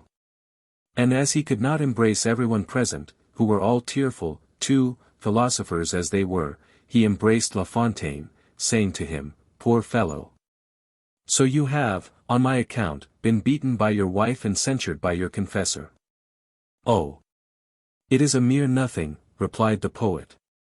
"If your creditors will only wait a couple of years, I shall have written 100 other tales, which, at 2 editions each, will pay off the debt." 186. La Fontaine in the character of a negotiator. Fouquet pressed La Fontaine's hand most warmly, saying to him, "My dear poet, write 100 other tales. Not only for the 80 pistoles which each of them will produce you, but, still more, to enrich our language with 100 new masterpieces of composition." "Oh," said La Fontaine, with a little air of pride, "you must not suppose that I have only brought this idea and the 80 pistoles to the superintendent." "Oh! Indeed," was the general acclamation from all parts of the room. "M. de La Fontaine is in funds today." "Exactly," replied La Fontaine. "Quick, quick," cried the assembly. "Take care," said Polisson in La Fontaine's ear, "you have had a most brilliant success up to the present moment, do not go beyond your depth." "Not at all, Monsieur Polisson." "And you, who are a man of decided taste, will be the first to approve of what I have done. We are talking of millions, remember, said Gourville. I have 1,500,000 francs here, Monsieur Gourville, he replied, striking himself on the chest. The deuce take this Gascon from Chateau-Thierry, cried Lauret. It is not the pocket you must tap, but the brain, said Fouquet. Stay a moment, Monsieur le Surintendant, added La Fontaine, you are not Procureur General, you are a poet. True, true, cried Lauret, Conrart, and every person present connected with literature. You are, I repeat, a poet and a painter, a sculptor, a friend of the arts and sciences. But, acknowledge that you are no lawyer. Oh. I do acknowledge it, replied M. Fouquet, smiling. If you were to be nominated at the Academy, you would refuse, I think. I think I should, with all due deference to the academicians. Very good, if, therefore, you do not wish to belong to the Academy, why do you allow yourself to form one of the Parliament? Oh. Said Polisson, we are talking politics. I wish to know whether the barrister's gown does or does not become M. Fouquet. There is no question of the gown at all, retorted Polisson, annoyed at the laughter of those who were present. On the contrary, it is the gown, said Lauret. Take the gown away from the Procureur General, said Conrart, and we have M. Fouquet left us still, of whom we have no reason to complain. But, as he is no Procureur General without his gown, we agree with M. de La Fontaine and pronounce the gown to be nothing but a bugbear. Fugiant risus leporesque, said Lauret. The smiles and the graces, said someone present. That is not the way, said Polisson, gravely, that I translate lepores. How do you translate it, said La Fontaine. Thus, the hares run away as soon as they see M. Fouquet. A burst of laughter, in which the superintendent joined, followed this sally. But why hares, objected Conrart, vexed. Because the hare will be the very one who will not be over-pleased to see M. Fouquet surrounded by all the attributes which his parliamentary strength and power confer on him. Oh! Oh! Murmured the poets. Quo non ascendum, 17 said Conrart, seems impossible to me, when one is fortunate enough to wear the gown of the Procureur General. On the contrary, it seems so to me without that gown, said the obstinate Polisson. What is your opinion, Gourville? I think the gown in question is a very good thing, replied the latter. But I equally think that 1.5 million is far better than the gown. And I am of Gourville's opinion, exclaimed Fouquet, stopping the discussion by the expression of his own opinion, which would necessarily bear down all the others. 1.5 million, Polisson grumbled out, now I happen to know an Indian fable. Tell it me, said La Fontaine, I ought to know it too. Tell it, said the others. There was a tortoise, which was, as usual, well protected by its shell, said Polisson, whenever its enemies threatened it, it took refuge within its covering. One day someone said to it, you must feel very hot in such a house as that in the summer, and you are altogether prevented showing off your graces. There is a snake here, who will give you 1.5 million for your shell. Good, said the superintendent, laughing. Well, what next? Said La Fontaine, more interested in the apologue than in the moral. The tortoise sold his shell and remained naked and defenseless. A vulture happened to see him, and being hungry, broke the tortoise's back with a blow of his beak and devoured it. The moral is, that M. Fouquet should take very good care to keep his gown. La Fontaine understood the moral seriously. You forget Aeschylus, he said, to his adversary. What do you mean? Aeschylus was bald-headed, and a vulture, your vulture, probably, who was a great amateur in tortoises, mistook at a distance his head for a block of stone, and let a tortoise, which was shrunk up in his shell, fall upon it. Yes, La Fontaine is right, resumed Fouquet, who had become very thoughtful. Whenever a vulture wishes to devour a tortoise, he well knows how to break his shell. But happy is that tortoise a snake pays 1.5 million for his envelope. If anyone were to bring me a generous-hearted snake like the one in your fable, Polisson, I would give him my shell. Rara avis in terris, 18 cried Conrart. And like a black swan, is he not, added La Fontaine. Well, then, the bird in question, black and rare, is already found. Do you mean to say that you have found a purchaser for my post of procureur general? Exclaimed Fouquet. I have, monsieur. But the superintendent never said that he wished to sell, resumed Polisson. I beg your pardon, said Conrart, you yourself spoke about it, even. Yes, I am a witness to that, said Gourville. He seems very tenacious about his brilliant idea, said Fouquet, laughing. Well, La Fontaine, who is the purchaser? A perfect blackbird, for he is a councillor belonging to the Parliament, an excellent fellow. What is his name? Vanel. Vanel, exclaimed Fouquet. Vanel the husband of. Precisely, her husband, yes, monsieur. Poor fellow, said Fouquet, with an expression of great interest. He wishes to be everything that you have been, monsieur, said Gourville, and to do everything that you have done. It is very agreeable, tell us all about it, La Fontaine. It is very simple. I see him occasionally, and a short time ago I met him, walking about on the Place de la Bastille, at the very moment when I was about to take the small carriage to come down here to Saint-Mandé. He must have been watching his wife, interrupted Lauret. Oh, no, said La Fontaine, he is far from being jealous. He accosted me, embraced me, and took me to the inn called L'Image Saint-Fiacre, and told me all about his troubles. He has his troubles, then? Yes, his wife wants to make him ambitious. Well, and he told you? That someone had spoken to him about a post in Parliament, that M. Fouquet's name had been mentioned. That ever since, Madame Vanel dreams of nothing else than being called Madame la Procureure Générale, and that it makes her ill and kills her every night she does not dream about it. The deuce! Poor woman, said Fouquet. Wait a moment. Conrart is always telling me that I do not know how to conduct matters of business, you will see how I manage this one. Well, go on. I suppose you know, said I to Vanel, that the value of a post such as that which M. Fouquet holds is by no means trifling. How much do you imagine it to be? He said. M. Fouquet, I know, has refused 1,700,000 francs. My wife, replied Vanel, had estimated it at about 1,400,000. Ready money? I said.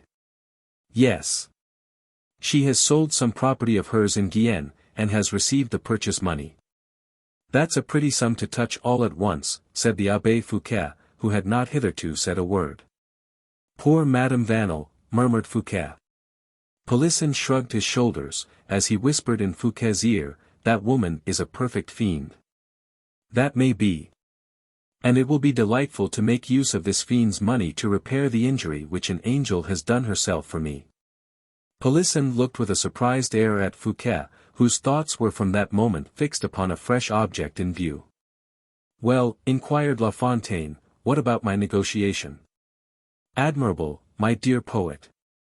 Yes, said Gourville, but there are some people who are anxious to have the steed who have not even money enough to pay for the bridle.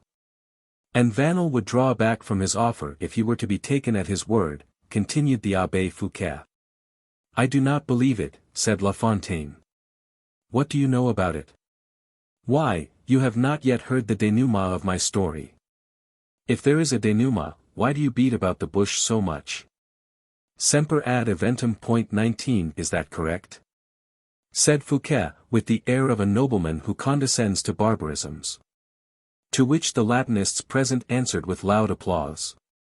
My denouement, cried La Fontaine, is that Vanel, that determined blackbird, knowing that I was coming to Saint-Mandé, implored me to bring him with me, and, if possible, to present him to M. Fouquet. So that he is here, I left him in that part of the ground called Bel Air. Well, M. Fouquet, what is your reply? Well, it is not respectful towards Madame Vanel that her husband should run the risk of catching cold outside my house. Send for him, La Fontaine, since you know where he is. I will go myself. And I will accompany you, said the Abbé Fouquet, I will carry the money bags. No jesting, said Fouquet, seriously, let the business be a serious one, if it is to be one at all. But first of all, let us show we are hospitable. Make my apologies, La Fontaine, to M. Vanel, and tell him how distressed I am to have kept him waiting, but that I was not aware he was there. La Fontaine set off at once, fortunately accompanied by Gourville, for, absorbed in his own calculations, the poet would have mistaken the route, and was hurrying as fast as he could towards the village of Saint-Mandé. Within a quarter of an hour afterwards, M. Vanel was introduced into the superintendent's cabinet, a description of which has already been given at the beginning of this story. When Fouquet saw him enter, he called to Polisson, and whispered a few words in his ear. "Do not lose a single word of what I am going to say, let all the silver and gold plate, together with my jewels of every description, be packed up in the carriage. You will take the black horses, the jeweller will accompany you, and you will postpone the supper until Madame de Belliere's arrival." "Will it be necessary to inform Madame de Belliere of it?" said Polisson. "No, that will be useless, I will do that. So, away with you, my dear friend." Polisson set off, not quite clear as to his friend's meaning or intention, but confident, like every true friend, in the judgment of the man he was blindly obeying. It is that which constitutes the strength of such men, distrust only arises in the minds of inferior natures. Vanel bowed lowly to the superintendent, and was about to begin a speech. "Do not trouble yourself, monsieur," said Fouquet, politely, "I am told you wish to purchase a post I hold. How much can you give me for it?" "It is for you, monseigneur, to fix the amount you require. I know that offers of purchase have already been made to you for it. Madame Vanel, I have been told, values it at 1,400,000 livres. That is all we have. Can you give me the money immediately?" "I have not the money with me," said Vanel, frightened almost by the unpretending simplicity, amounting to greatness, of the man, for he had expected disputes, difficulties, opposition of every kind. "When will you be able to bring it?" "Whenever you please, monseigneur," for he began to be afraid that Fouquet was trifling with him. "If it were not for the trouble you would have in returning to Paris, I would say at once, but we will arrange that the payment and the signature shall take place at 6 o'clock tomorrow morning." "Very good," said Vanel, as cold as ice, and feeling quite bewildered. "Adieu, Monsieur Vanel, present my humblest respects to Madame Vanel," said Fouquet, as he rose. Upon which Vanel, who felt the blood rushing to his head, for he was quite confounded by his success, said seriously to the superintendent, "Will you give me your word, monseigneur? Upon this affair?" Fouquet turned round his head, saying, "Pardieu, and you, monsieur?" Vanel hesitated, trembled all over, and at last finished by hesitatingly holding out his hand. Fouquet opened and nobly extended his own. This loyal hand lay for a moment in Vanel's most hypocritical palm, and he pressed it in his own, in order the better to convince himself of the compact. The superintendent gently disengaged his hand, as he again said, "Adieu." And then Vanel ran hastily to the door, hurried along the vestibule, and fled as quickly as he could. 187. Madame de Belliere's plate and diamonds. Fouquet had no sooner dismissed Vanel than he began to reflect for a few moments. A man never can do too much for the woman he has once loved. Marguerite wishes to be the wife of a procureur general, and why not confer this pleasure upon her? And, now that the most scrupulous and sensitive conscience will be unable to reproach me with anything, let my thoughts be bestowed on her who has shown so much devotion for me. Madame de Belliere ought to be there by this time, he said, as he turned towards the secret door. After he had locked himself in, he opened the subterranean passage, and rapidly hastened towards the means of communicating between the house at Vincennes and his own residence. He had neglected to apprise his friend of his approach, by ringing the bell, perfectly assured that she would never fail to be exact at the rendezvous. As, indeed, was the case, for she was already waiting. The noise the superintendent made aroused her. She ran to take from under the door the letter he had thrust there, and which simply said, "Come, Marquise, we are waiting supper for you." With her heart filled with happiness Madame de Belliere ran to her carriage in the Avenue de Vincennes, and in a few minutes she was holding out her hand to Gourville. who was standing at the entrance, where, in order the better to please his master, he had stationed himself to watch her arrival.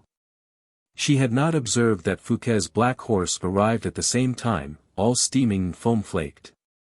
Having returned to Saint-Mandé with Polisson and the very jeweller to whom Madame de Valliere had sold her plate and her jewels, Polisson introduced the goldsmith into the cabinet, which Fouquet had not yet left. The superintendent thanked him for having been good enough to regard as a simple deposit in his hands, the valuable property which he had every right to sell. And he cast his eyes on the total of the account, which amounted to 1,300,000 francs. Then, going for a few moments to his desk, he wrote an order for 1,400,000 francs, payable at sight, at his treasury, before 12 o'clock the next day. 100,000 francs profit, cried the goldsmith. Oh, Monseigneur, what generosity! Nay, nay, not so, monsieur, said Fouquet, touching him on the shoulder. There are certain kindnesses which can never be repaid. This profit is only what you have earned, but the interest of your money still remains to be arranged. And, saying this, he unfastened from his sleeve a diamond button, which the goldsmith himself had often valued at 3,000 pistoles. Take this, he said to the goldsmith, in remembrance of me. Farewell, you are an honest man. And you, Monseigneur, cried the goldsmith, completely overcome, are the noblest man that ever lived. Fouquet let the worthy goldsmith pass out of the room by a secret door, and then went to receive Madame de Valliere, who was already surrounded by all the guests. The marquise was always beautiful, but now her loveliness was more dazzling than ever. Do you not think, gentlemen, said Fouquet, that Madame is more than usually beautiful this evening? And do you happen to know why? Because Madame is really the most beautiful of all women, said someone present. No, but because she is the best. And yet. Yet, said the marquise, smiling. And yet, all the jewels which Madame is wearing this evening are nothing but false stones. At this remark the marquise blushed most painfully. Oh, oh! Exclaimed all the guests, that can very well be said of one who has the finest diamonds in Paris. Well, said Fouquet to Polisson, in a low tone. Well, at last I have understood you, returned the latter, and you have done exceedingly well. Supper is ready, Monseigneur, said Vatel, with majestic air and tone. The crowd of guests hurried, more quickly than is usually the case with ministerial entertainments, towards the banqueting room, where a magnificent spectacle presented itself. Upon the buffets, upon the side tables, upon the supper table itself, in the midst of flowers and light, glittered most dazzlingly the richest and most costly gold and silver plate that could possibly be seen, relics of those ancient magnificent productions the Florentine artists, whom the Medici family patronized, sculptured, chased, and molded for the purpose of holding flowers, at a time when gold existed still in France. These hidden marvels, which had been buried during the civil wars, timidly reappeared during the intervals of that war of good taste called La Fronde. At a time when noblemen fighting against noblemen killed, but did not pillage each other. All the plate present had Madame de Belliere's arms engraved upon it. Look, cried La Fontaine, here is A P and A B. But the most remarkable object present was the cover which Fouquet had assigned to the marquise. Near her was a pyramid of diamonds, sapphires, emeralds, antique cameos, sardonyx stones, carved by the old Greeks of Asia Minor, with mountings of Mysian gold. Curious mosaics of ancient Alexandria, set in silver, massive Egyptian bracelets lay heaped on a large plate of Palissy ware, supported by a tripod of gilt bronze, sculptured by Benvenuto Cellini. The marquise turned pale, as she recognized what she had never expected to see again. A profound silence fell on every one of the restless and excited guests. Fouquet did not even make a sign in dismissal of the richly liveried servants who crowded like bees round the huge buffets and other tables in the room. Gentlemen, he said, all this plate which you behold once belonged to Madame de Valliere, who, having observed one of her friends in great distress, sent all this gold and silver, together with the heap of jewels now before her, to her goldsmith. This noble conduct of a devoted friend can well be understood by such friends as you. Happy indeed is that man who sees himself loved in such a manner.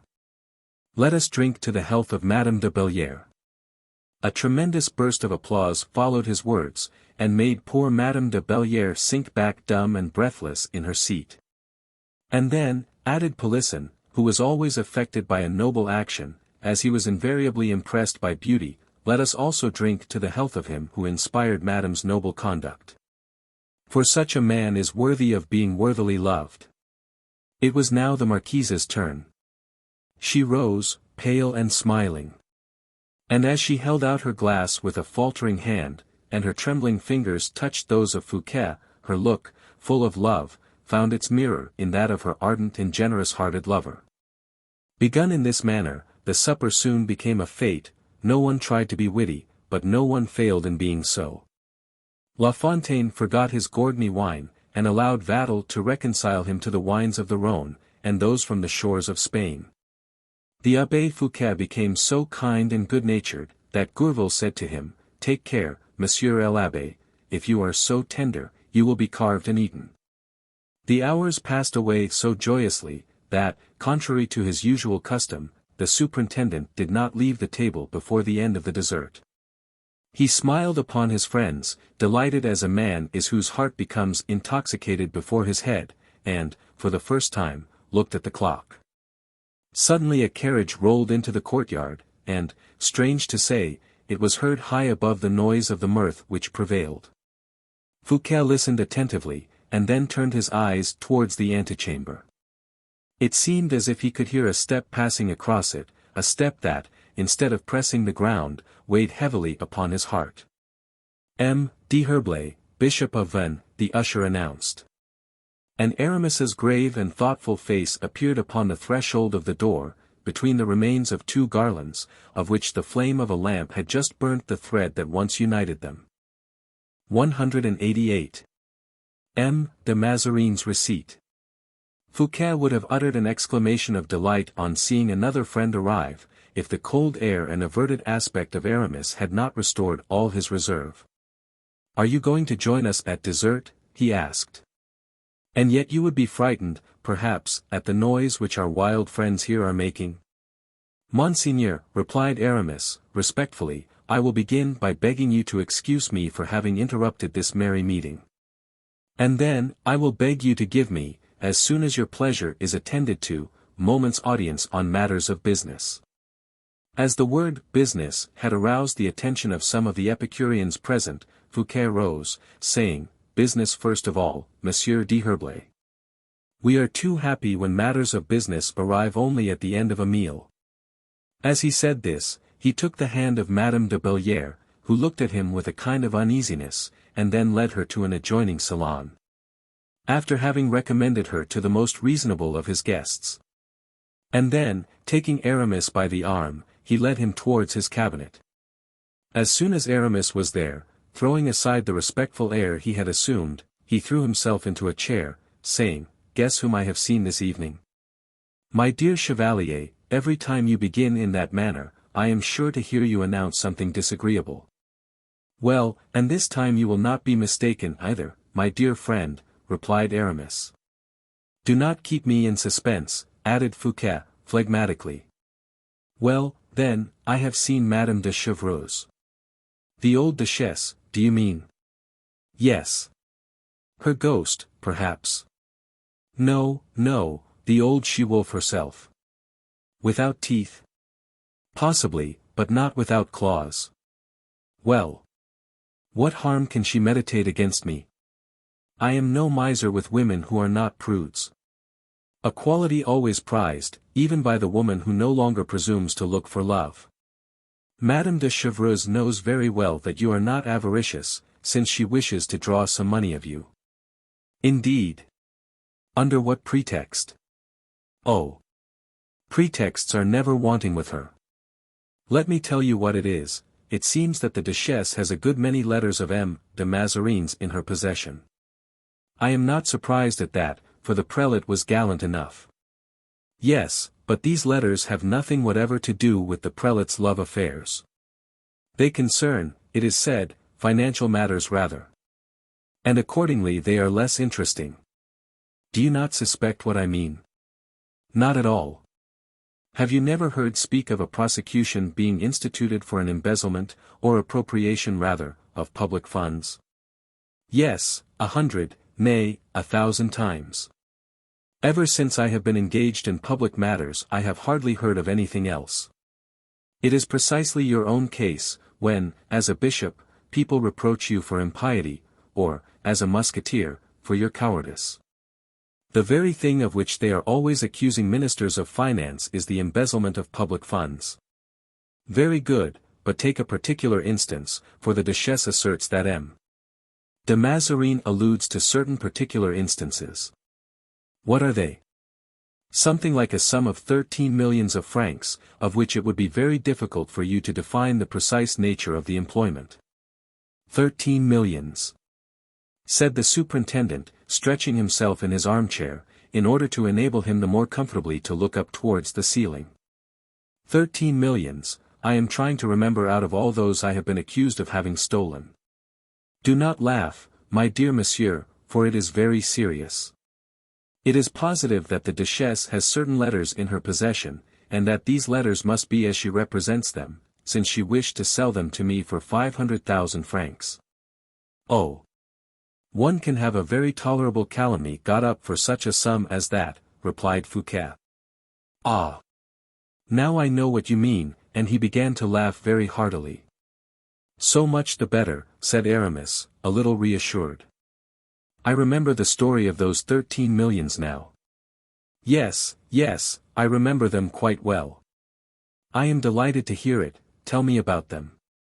Well, then, one day Signor Mazarin, heaven rest his soul, made a profit of 13 millions upon a concession of lands in the Valtelline.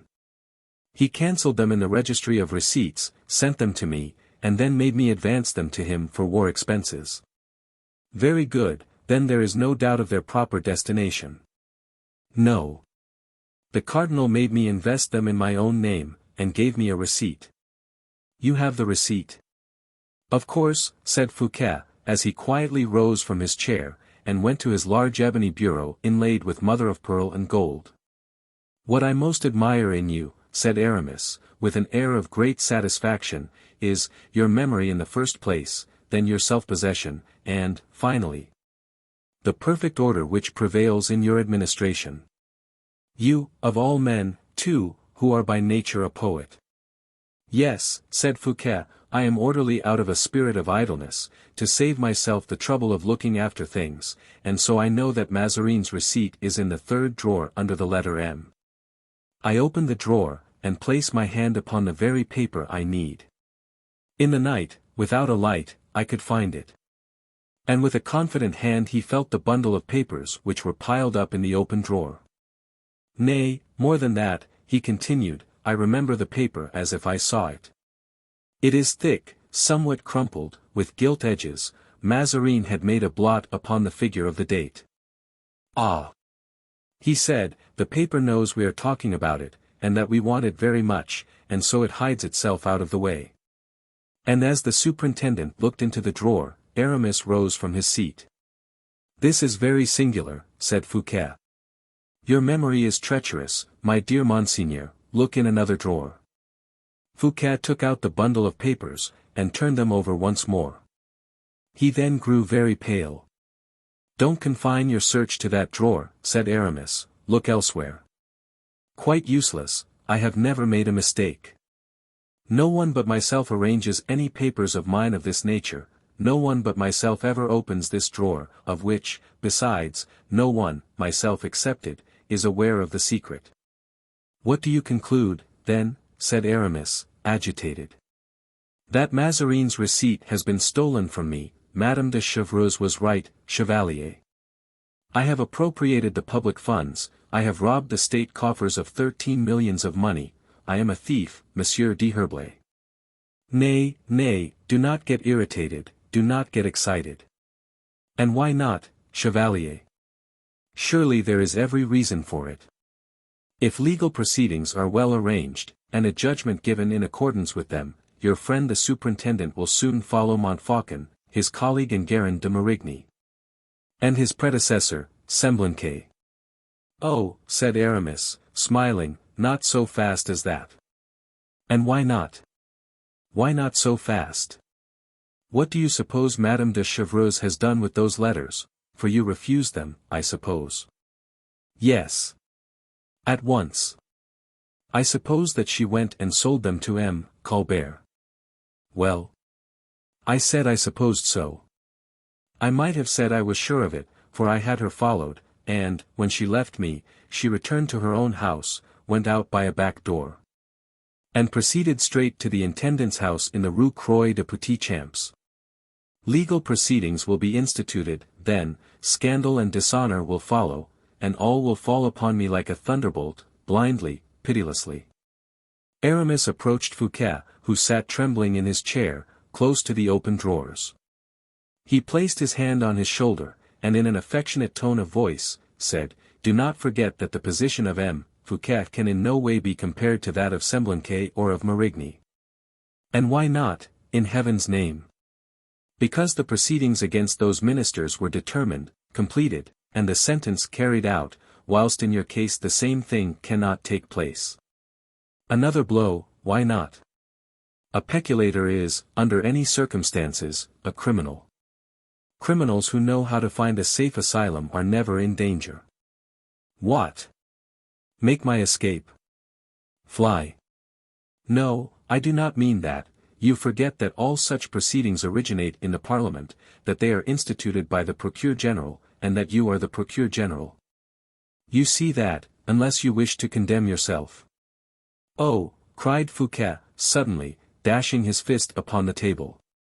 "Well. What? What is the matter? I am Procureur General no longer."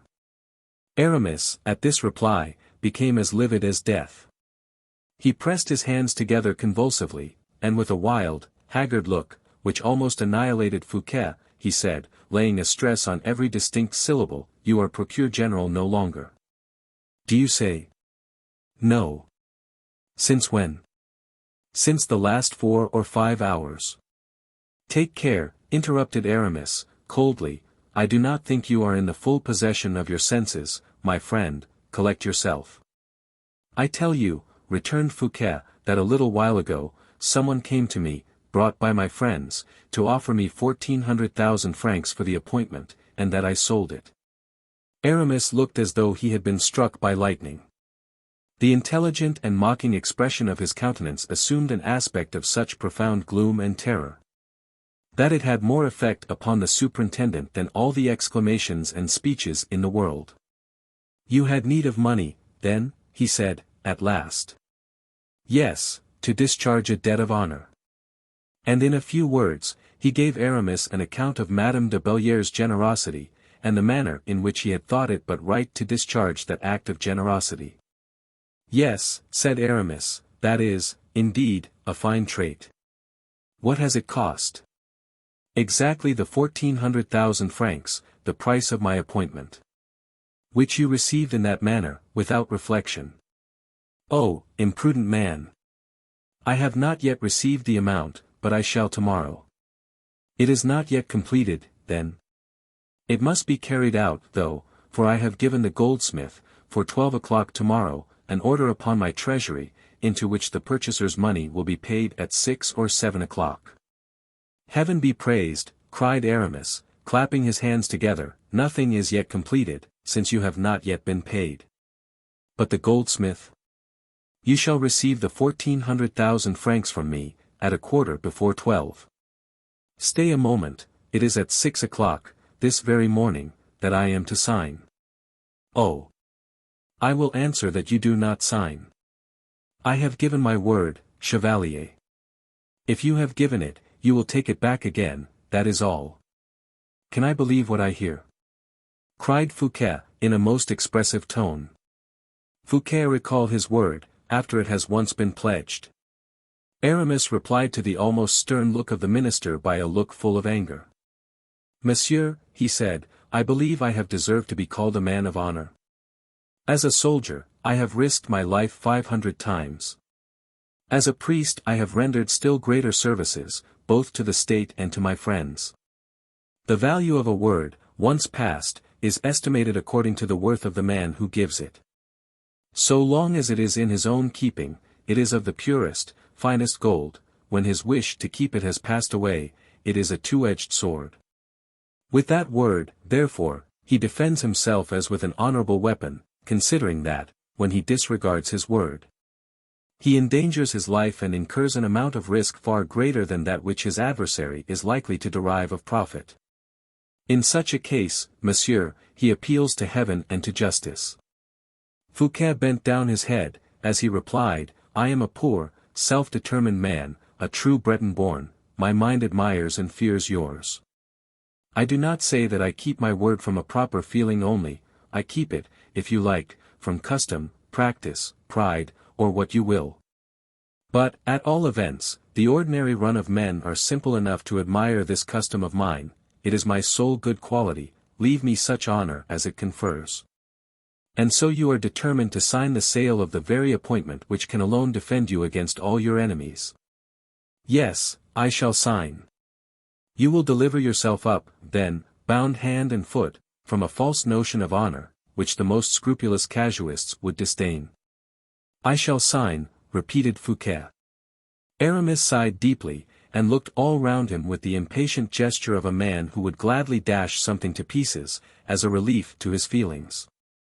We have still one means left, he said. And I trust you will not refuse me to make use of that. Certainly not, if it be loyal and honorable, as everything is, in fact, which you propose. I know nothing more loyal than the renunciation of your purchaser. Is he a friend of yours? Certainly, but... If you allow me to manage the affair, I do not despair. Oh! You shall be absolutely master to do what you please. Whom are you in treaty with? What manner of man is it? I am not aware whether you know the Parliament. Most of its members. One of the presidents, perhaps. No, only a councillor, of the name of Vanel. Aramis became perfectly purple. Vanel, he cried, rising abruptly from his seat, Vanel. The husband of Marguerite Vanel? Exactly. Of your former mistress? Yes, my dear fellow, she is anxious to be the wife of the Procureur General. I certainly owed poor Vanel that slight concession, and I am a gainer by it, since I, at the same time, can confer a pleasure on his wife. Aramis walked straight up to Fouquet, and took hold of his hand. Do you know, he said, very calmly, the name of Madame Vanel's new lover? Ah! She has a new lover, then. I was not aware of it. No, I have no idea what his name is. His name is M. Jean-Baptiste Colbert. He is intendant of the finances, he lives in the Rue Croix de Petit Champs, where Madame de Chevreuse has been this evening to take him Mazarin's letters, which she wishes to sell. Gracious heaven, murmured Fouquet, passing his hand across his forehead, from which the perspiration was starting. You now begin to understand, do you not? That I am utterly lost, yes. Do you now think it worth while to be so scrupulous with regard to keeping your word? Yes, said Fouquet. These obstinate people always contrive matters in such a way, that one cannot but admire them all the while, murmured Aramis. Fouquet held out his hand to him, and, at the very moment, a richly ornamented tortoise-shell clock, supported by golden figures, which was standing on a console table opposite to the fireplace, struck 6. The sound of a door being opened in the vestibule was heard, and Gourville came to the door of the cabinet to inquire if Fouquet would receive M. Vanel. Fouquet turned his eyes from the gaze of Aramis, and then desired that M. Vanel should be shown in. 189. Monsieur Colbert's rough draft. Vanel, who entered at this stage of the conversation, was nothing less for Aramis and Fouquet than the full stop which completes a phrase. But, for Vanel, Aramis's presence in Fouquet's cabinet had quite another signification. And, therefore, at his first step into the room, he paused as he looked at the delicate yet firm features of the Bishop of Vannes. And his look of astonishment soon became one of scrutinizing attention. As for Fouquet, a perfect politician, that is to say, complete master of himself, he had already, by the energy of his own resolute will, contrived to remove from his face all traces of the emotion which Aramis's revelation had occasioned.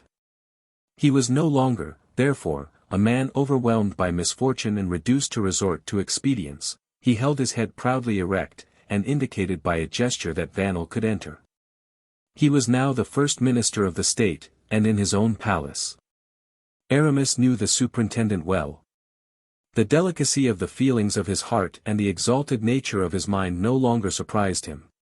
He confined himself, then, for the moment, intending to resume later an active part in the conversation, to the performance of the difficult part of a man who looks on and listens, in order to learn and understand.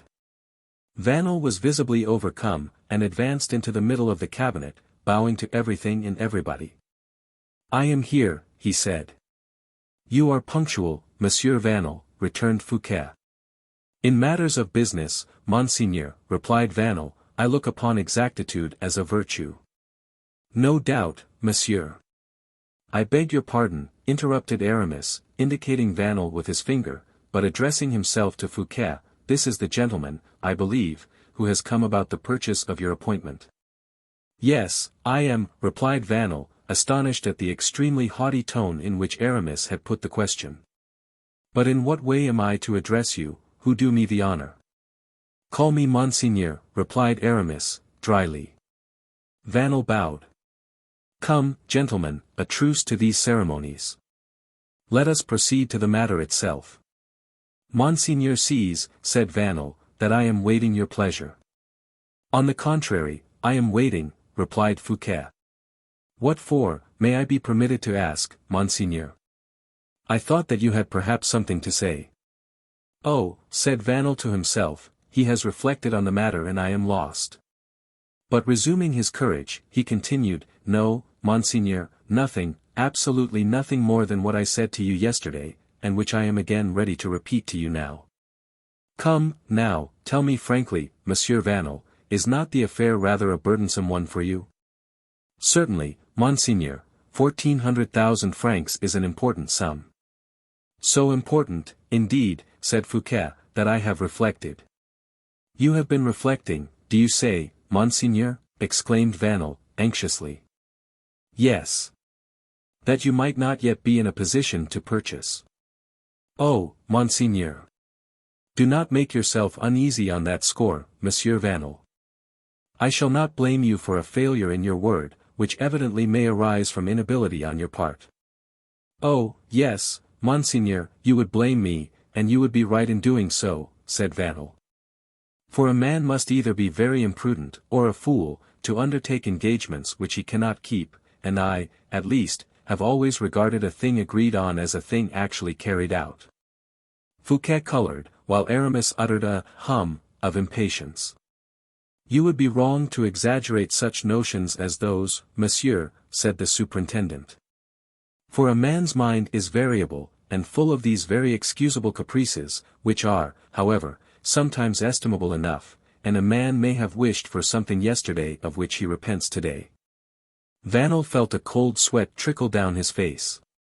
"Monseigneur," he muttered. Aramis, who was delighted to find the superintendent carry on the debate with such clearness and precision, stood leaning his arm upon the marble top of a console table and began to play with a small gold knife, with a malachite handle. Fouquet did not hasten to reply, but after a moment's pause, "Come, my dear Monsieur Vanel," he said, "I will explain to you how I am situated." Vanel began to tremble. "Yesterday I wished to sell." "Monseigneur did more than wish to sell, he actually sold." "Well, well, that may be so, but today I ask you the favor to restore me my word which I pledged you." "I received your word as a satisfactory assurance that it would be kept." "I know that, and that is the reason why I now entreat you, do you understand me? I entreat you to restore it to me." Fouquet suddenly paused. The words, "I entreat you," the effect of which he did not immediately perceive, seemed almost to choke him as he uttered it. Aramis, still playing with his knife, fixed a look upon Vanel which seemed as if he wished to penetrate the recesses of his heart. Vanel simply bowed, as he said, "I am overcome, Monseigneur, at the honor you do me to consult me upon a matter of business which is already completed. But—" "Nay, do not say but, dear Monsieur Vanel." "Alas! Monseigneur, you see," he said, as he opened a large pocket-book, "I have brought the money with me, the whole sum, I mean. And here, Monseigneur, is the contract of sale which I have just effected of a property belonging to my wife. The order is authentic in every particular, the necessary signatures have been attached to it, and it is made payable at sight. It is ready money, in fact, and, in one word, the whole affair is complete. My dear Monsieur Vanel, there is not a matter of business in this world, however important it may be, which cannot be postponed in order to oblige a man, who, by that means, might and would be made a devoted friend." "Certainly," said Vanel, awkwardly. "And much more justly acquired would that friend become, Monsieur Vanel, since the value of the service he had received would have been so considerable. Well, what do you say? What do you decide?" Vanel preserved a perfect silence. In the meantime, Aramis had continued his close observation of the man. Vanel's narrow face, his deeply sunken eyes, his arched eyebrows, had revealed to the Bishop of Vannes the type of an avaricious and ambitious character. Aramis's method was to oppose one passion by another. He saw that M. Fouquet was defeated, morally subdued, and so he came to his rescue with fresh weapons in his hands. "Excuse me, Monseigneur," he said, "you forgot to show M. Vanel that his own interests are diametrically opposed to this renunciation of the sale." Vanel looked at the bishop with astonishment. He had hardly expected to find an auxiliary in him. Fouquet also paused to listen to the bishop. "Do you not see," continued Aramis, "that M. Vanel, in order to purchase your appointment, has been obliged to sell a property belonging to his wife? Well, that is no slight matter. For one cannot displace, as he has done, 14 or 1500,000 francs without some considerable loss, and very serious inconvenience." "Perfectly true," said Vanel, whose secret Aramis had, with keen-sighted gaze, wrung from the bottom of his heart. "Inconveniences such as these are matters of great expense and calculation, and whenever a man has money matters to deal with, the expenses are generally the very first thing thought of." "Yes, yes," said Fouquet, who began to understand Aramis's meaning. Vanel remained perfectly silent, he, too, had understood him. Aramis observed his coldness of manner and his silence. "Very good," he said to himself, "you are waiting, I see, until you know the amount, but do not fear, I shall send you such a flight of crowns that you cannot but capitulate on the spot." "We must offer M. Vanel 100,000 crowns at once," said Fouquet, carried away by his generous feelings. The sum was a good one. A prince, even, would have been satisfied with such a bonus. 100,000 crowns at that period was the dowry of a king's daughter. Vanel, however, did not move. "He is a perfect rascal," thought the bishop. "Well, we must offer the 500,000 francs at once," and he made a sign to Fouquet accordingly. "You seem to have spent more than that, dear Monsieur Vanel," said the superintendent. "The price of ready money is enormous. You must have made a great sacrifice in selling your wife's property." "Well, what can I have been thinking of? I ought to have offered to sign you an order for 500,000 francs, and even in that case I shall feel that I am greatly indebted to you." There was not a gleam of delight or desire on Vanel's face, which remained perfectly impassible, not a muscle of it changed in the slightest degree. Aramis cast a look almost of despair at Fouquet, and then, going straight up to Vanel and taking hold of him by the coat, in a familiar manner, he said, "Monsieur Vanel, it is neither the inconvenience, nor the displacement of your money, nor the sale of your wife's property even, that you are thinking of at this moment. It is something more important still. I can well understand it, so pay particular attention to what I am going to say." "Yes, Monseigneur," Vanel replied, beginning to tremble in every limb, as the prelate's eyes seemed almost ready to devour him. "I offer you, therefore, in the superintendent's name, not 300,000 livres, nor 500,000, but 1,000,000. 1,000,000, do you understand me? He added, as he shook him nervously. 1,000,000, repeated Vanel, as pale as death. 1,000,000, in other words, at the present rate of interest, an income of 70,000 francs. Come, monsieur, said Fouquet, you can hardly refuse that. Answer, do you accept? Impossible, murmured Vanel. Aramis bit his lips, and something like a cloud seemed to pass over his face. The thunder behind this cloud could easily be imagined. He still kept his hold on Vanel. You have purchased the appointment for 1,500,000 francs, I think. Well, you will receive these 1,500,000 francs back again, by paying M. Fouquet a visit, and shaking hands with him on the bargain, you will have become a gainer of 1,500,000. You get honor and profit at the same time, Monsieur Vanel. I cannot do it, said Vanel, hoarsely. Very well, replied Aramis, who had grasped Vanel so tightly by the coat that, when he let go his hold, Vanel staggered back a few paces. Very well. One can now see clearly enough your object in coming here. Yes, said Fouquet, one can easily see that. But, said Vanel, attempting to stand erect before the weakness of these two men of honor. Does the fellow presume to speak, said Aramis, with the tone of an emperor. Fellow, repeated Vanel. The scoundrel, I meant to say, added Aramis, who had now resumed his usual self-possession. Come, monsieur, produce your deed of sale, you have it about you, I suppose, in one of your pockets, already prepared, as an assassin holds his pistol or his dagger concealed under his cloak. Vanel began to mutter something. Enough, cried Fouquet. Where is this deed?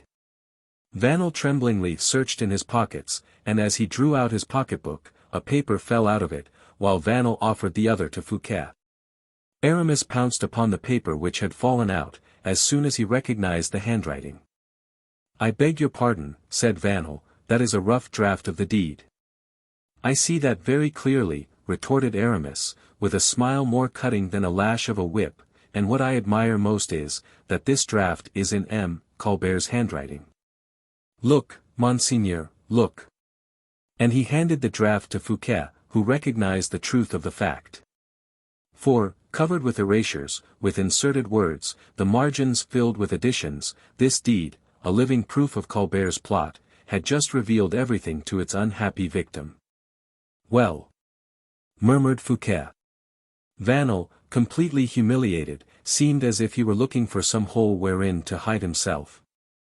Well, said Aramis, if your name were not Fouquet, and if your enemy's name were not Colbert, if you had not this mean thief before you, I should say to you, repudiate it. Such a proof as this absolves you from your word, but these fellows would think you were afraid, they would fear you less than they do, therefore sign the deed at once. And he held out a pen towards him. Fouquet pressed Aramis's hand, but, instead of the deed which Vanel handed to him, he took the rough draft of it. No, not that paper, said Aramis, hastily. This is the one. The other is too precious a document for you to part with.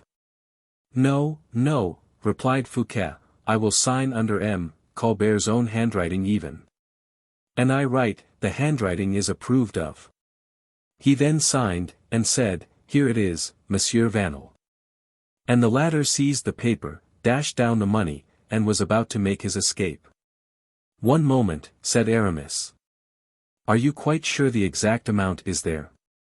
It ought to be counted over, Monsieur Vanel, particularly since M. Colbert makes presents of money to ladies, I see. Ah, that worthy M. Colbert is not so generous as M. Fouquet. And Aramis, spelling every word, every letter of the order to pay, distilled his wrath and his contempt, drop by drop, upon the miserable wretch, who had to submit to this torture for a quarter of an hour. He was then dismissed, not in words, but by a gesture, as one dismisses or discharges a beggar or a menial. As soon as Vanel had gone, the minister and the prelate, their eyes fixed on each other, remained silent for a few moments. Well, said Aramis, the first to break the silence. To what can that man be compared, who, at the very moment he is on the point of entering into a conflict with an enemy armed from head to foot, panting for his life, presents himself for the contest utterly defenseless, throws down his arms, and smiles and kisses his hands to his adversary in the most gracious manner? Good faith, M. Fouquet, is a weapon which scoundrels frequently make use of against men of honor, and it answers their purpose. Men of honor ought, in their turn, also, to make use of dishonest means against such scoundrels. You would soon see how strong they would become, without ceasing to be men of honor. What they did would be termed the acts of a scoundrel, replied Fouquet. Far from that, it would be merely coquetting or playing with the truth. At all events, since you have finished with this Vanel, since you have deprived yourself of the happiness of confounding him by repudiating your word, and since you have given up, for the purpose of being used against yourself, the only weapon which can ruin you. My dear friend, said Fouquet, mournfully. You are like the teacher of philosophy whom La Fontaine was telling us about the other day. He saw a child drowning, and began to read him a lecture divided into 3 heads. Aramis smiled as he said, philosophy, yes, teacher, yes, a drowning child, yes. But a child can be saved, you shall see. But first of all let us talk about business. Did you not some time ago, he continued, as Fouquet looked at him with a bewildered air, speak to me about an idea you had of giving a fete at Vaux? Oh, said Fouquet, that was when affairs were flourishing. A fete, I believe, to which the king invited himself of his own accord. No, no, my dear prelate, a fete to which M. Colbert advised the king to invite himself. Ah, exactly, as it would be a fete of so costly a character that you would be ruined in giving it. Precisely so. In happier days, as I said just now, I had a kind of pride in showing my enemies how inexhaustible my resources were. I felt it a point of honor to strike them with amazement, by creating millions under circumstances where they imagined nothing but bankruptcies and failures would follow. But, at present, I am arranging my accounts with the state, with the king, with myself, and I must now become a mean, stingy man. I shall be able to prove to the world that I can act or operate with my pence as I used to do with my bags of pistoles, and from tomorrow my equipages shall be sold, my mansions mortgaged, my expenses curtailed. From tomorrow, interrupted Aramis, quietly, you will occupy yourself, without the slightest delay, with your fete at Vaux, which must hereafter be spoken of as one of the most magnificent productions of your most prosperous days. Are you mad, Chevalier d'Herblay? I. Do you think so? What do you mean, then? Do you not know that a fete at Vaux, one of the very simplest possible character, would cost 4 or 5 millions? I do not speak of a fete of the very simplest possible character, my dear superintendent. But, since the fete is to be given to the king, replied Fouquet, who misunderstood Aramis's idea, it cannot be simple. Just so, it ought to be on a scale of the most unbounded magnificence. In that case, I shall have to spend 10 or 12 millions. You shall spend 20, if you require it, said Aramis, in a perfectly calm voice. Where shall I get them? Exclaimed Fouquet. That is my affair, monsieur le surintendant, and do not be uneasy for a moment about it. The money shall be placed at once at your disposal, the moment you have arranged the plans of your fete. Chevalier. Chevalier, said Fouquet, giddy with amazement, whither are you hurrying me? Across the gulf into which you were about to fall, replied the Bishop of Vannes. Take hold of my cloak, and throw fear aside. Why did you not tell me that sooner, Aramis? There was a day when, with 1 million only, you could have saved me. Whilst today I can give you 20, said the prelate. Such is the case, however, the reason is very simple. On the day you speak of, I had not the million which you had need of at my disposal, whilst now I can easily procure the 20 millions we require. May heaven hear you, and save me. Aramis resumed his usual smile, the expression of which was so singular. Heaven never fails to hear me, he said. I abandon myself to you unreservedly, Fouquet murmured. No, no. I do not understand it in that manner. I am unreservedly devoted to you. Therefore, as you have the clearest, the most delicate, and the most ingenious mind of the two, you shall have entire control over the fate, even to the very smallest details. Only, said Fouquet, as a man accustomed to understand and appreciate the value of a parenthesis. Well, then, leaving the entire invention of the details to you, I shall reserve to myself a general superintendence over the execution. In what way? I mean, that you will make of me, on that day, a major domo, a sort of inspector general, or factotum, something between a captain of the guard and manager or steward. I will look after the people, and will keep the keys of the doors. You will give your orders, of course, but will give them to no one but me. They will pass through my lips, to reach those for whom they are intended, you understand? No, I am very far from understanding. But you agree? Of course, my friend. That is all I care about, then. Thanks, and now go and prepare your list of invitations. Whom shall I invite? Everybody you know. 190. In which the author thinks it is high time to return to the Vicomte de Bragelonne. Our readers will have observed in this story the adventures of the new and of the past generation being detailed, as it were, side by side. He will have noticed in the former, the reflection of the glory of earlier years, the experience of the bitter things of this world. In the former, also, that peace which takes possession of the heart, and that healing of the scars which were formerly deep and painful wounds.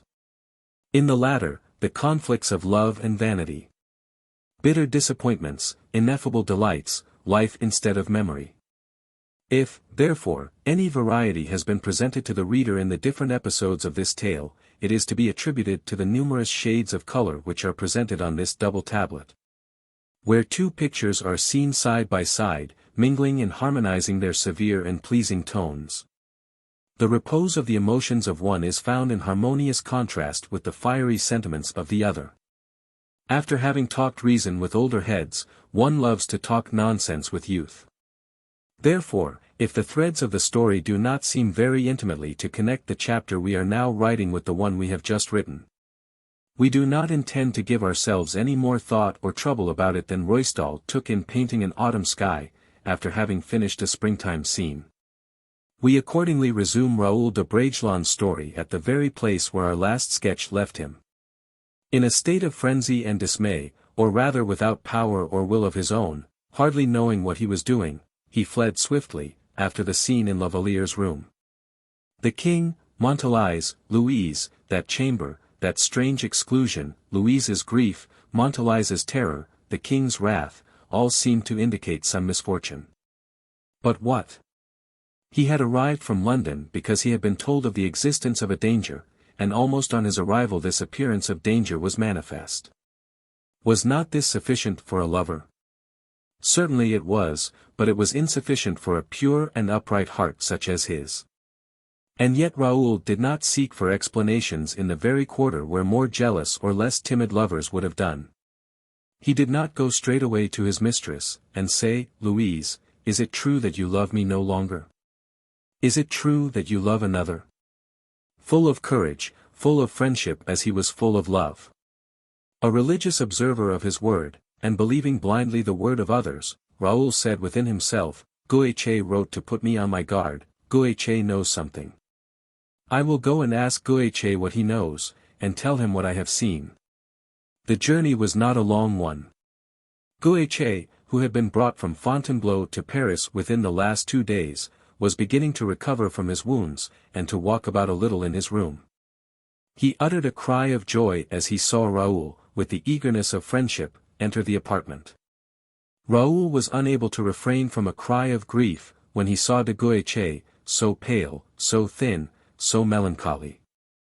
A very few words, and a simple gesture which de Guiche made to put aside Raoul's arm, were sufficient to inform the latter of the truth. "Ah! So it is," said Raoul, seating himself beside his friend, "one loves and dies." "No, no, not dies," replied Guiche, smiling, since I am now recovering, and since, too, I can press you in my arms. Ah! I understand. And I understand you, too. You fancy I am unhappy, Raoul. Alas! No, I am the happiest of men. My body suffers, but not my mind or my heart. If you only knew, oh! I am, indeed, the very happiest of men. So much the better, said Raoul, so much the better, provided it lasts. It is over. I have had enough happiness to last me to my dying day, Raoul. I have no doubt you have had, but she. Listen, I love her, but you are not listening to me. I beg your pardon. Your mind is preoccupied. Yes, your health, in the first place. It is not that, I know. My dear friend, you would be wrong. I think, to ask me any questions, you of all persons in the world. And he laid so much weight upon the you, that he completely enlightened his friend upon the nature of the evil, and the difficulty of remedying it. You say that, Raoul, on account of what I wrote to you. Certainly.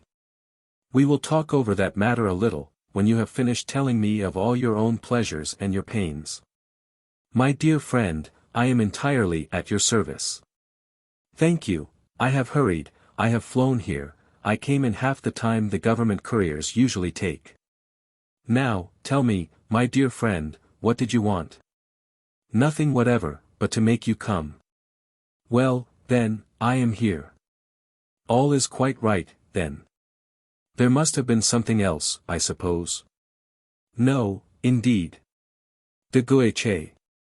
Upon my honor.